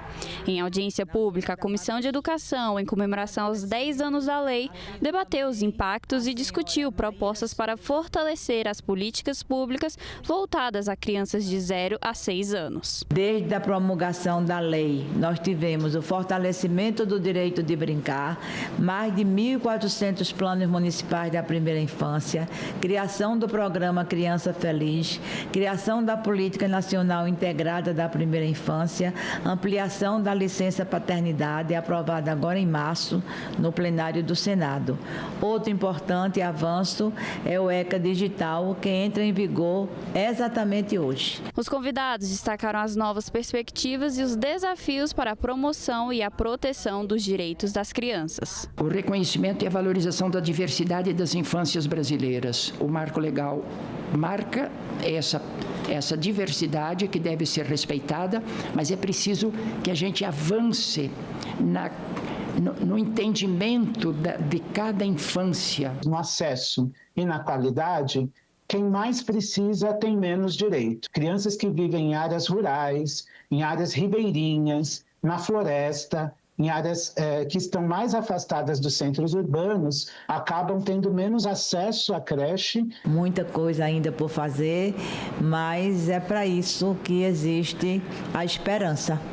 É para isso que existe a utopia, para a gente nunca estar totalmente satisfeito com o que a gente constrói, porque o que a gente constrói gera outras necessidades e a gente precisa transformar essas necessidades em direitos. Quem perturbar o sossego dos demais passageiros em avião, promover agressões ou atentar contra a segurança do voo pode ficar impedido de embarcar. A Comissão de Infraestrutura aprovou hoje um projeto que pretende aumentar a segurança em viagens aéreas. Pelo texto, a Agência Nacional de Aviação Civil passará a contar com um cadastro nacional com os nomes de pessoas proibidas de embarcar em aeronaves por representarem risco à segurança pública e à integridade dos passageiros. Casos de indisciplina, perturbação do sossego ou agressões podem impedir os autores de viajar por um determinado período. Há exceções, como no caso de passageiro em missão de Estado ou em processos de extradição, deportação ou expulsão do país.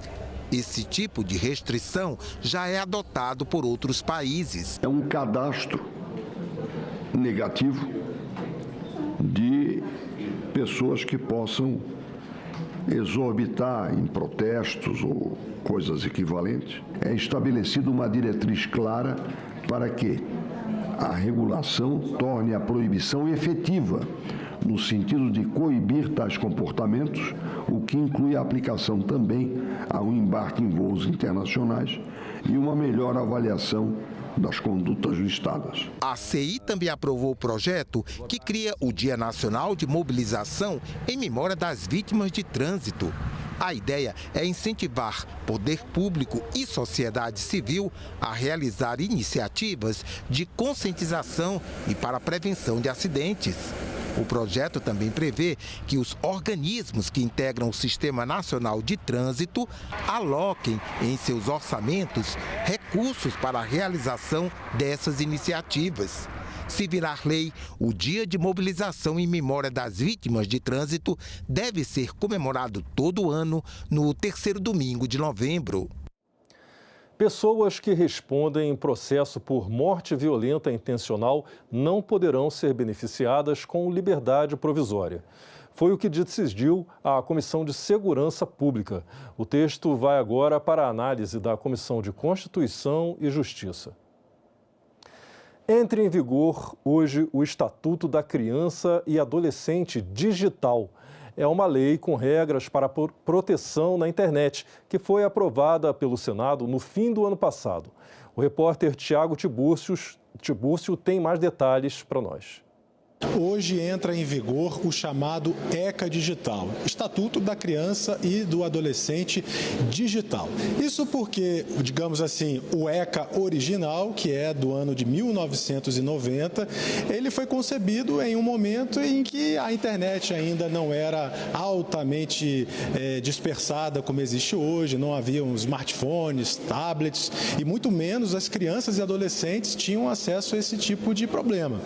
Agora, já com a questão da adultização no tempo atual, em que crianças podem ser aí alvo de bullying, da pornografia, do incentivo ao suicídio, foi necessário que o Congresso Nacional estabelecesse aí uma atualização nas normas do ECA. Preparamos uma arte, vamos exibir aí com algumas das principais características desse novo regulamento. Entre as medidas previstas na lei estão a verificação obrigatória da idade para criar contas em redes sociais e plataformas de jogos e vídeos, não sendo mais suficiente apenas aquela autodeclaração que a própria criança às vezes clicava ali e fazia. E também o controle parental obrigatório, que é a necessidade de os pais participarem e saber o que seus filhos estão fazendo na internet. E ainda o grau de privacidade mais elevado por padrão para produtos ou serviços de tecnologia de informação direcionados a crianças e adolescentes.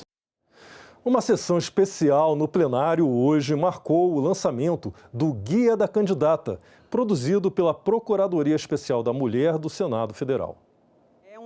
O Guia da Candidata, que será distribuído gratuitamente, tem o calendário completo com os prazos para cada etapa da candidatura, dicas de como escolher um partido e orientações específicas sobre os direitos da mulher na política. Esse guia, ele é destinado a mulheres que sonham em representar suas comunidades em câmaras municipais, em assembleias legislativas, na Câmara das Deputadas e dos Deputados, no Senado Federal ou em prefeituras, como também a lideranças comunitárias, ativistas, jovens, mulheres negras, mulheres trans, indígenas, rurais e de periferia que precisam de orientações objetivas para disputar eleições. Durante a sessão especial, a senadora Augusta Brito, procuradora especial da mulher no Senado, explicou a importância dessas orientações para as mulheres na política. A política não é neutra, ela ainda é atravessada por desigualdades de gêneros,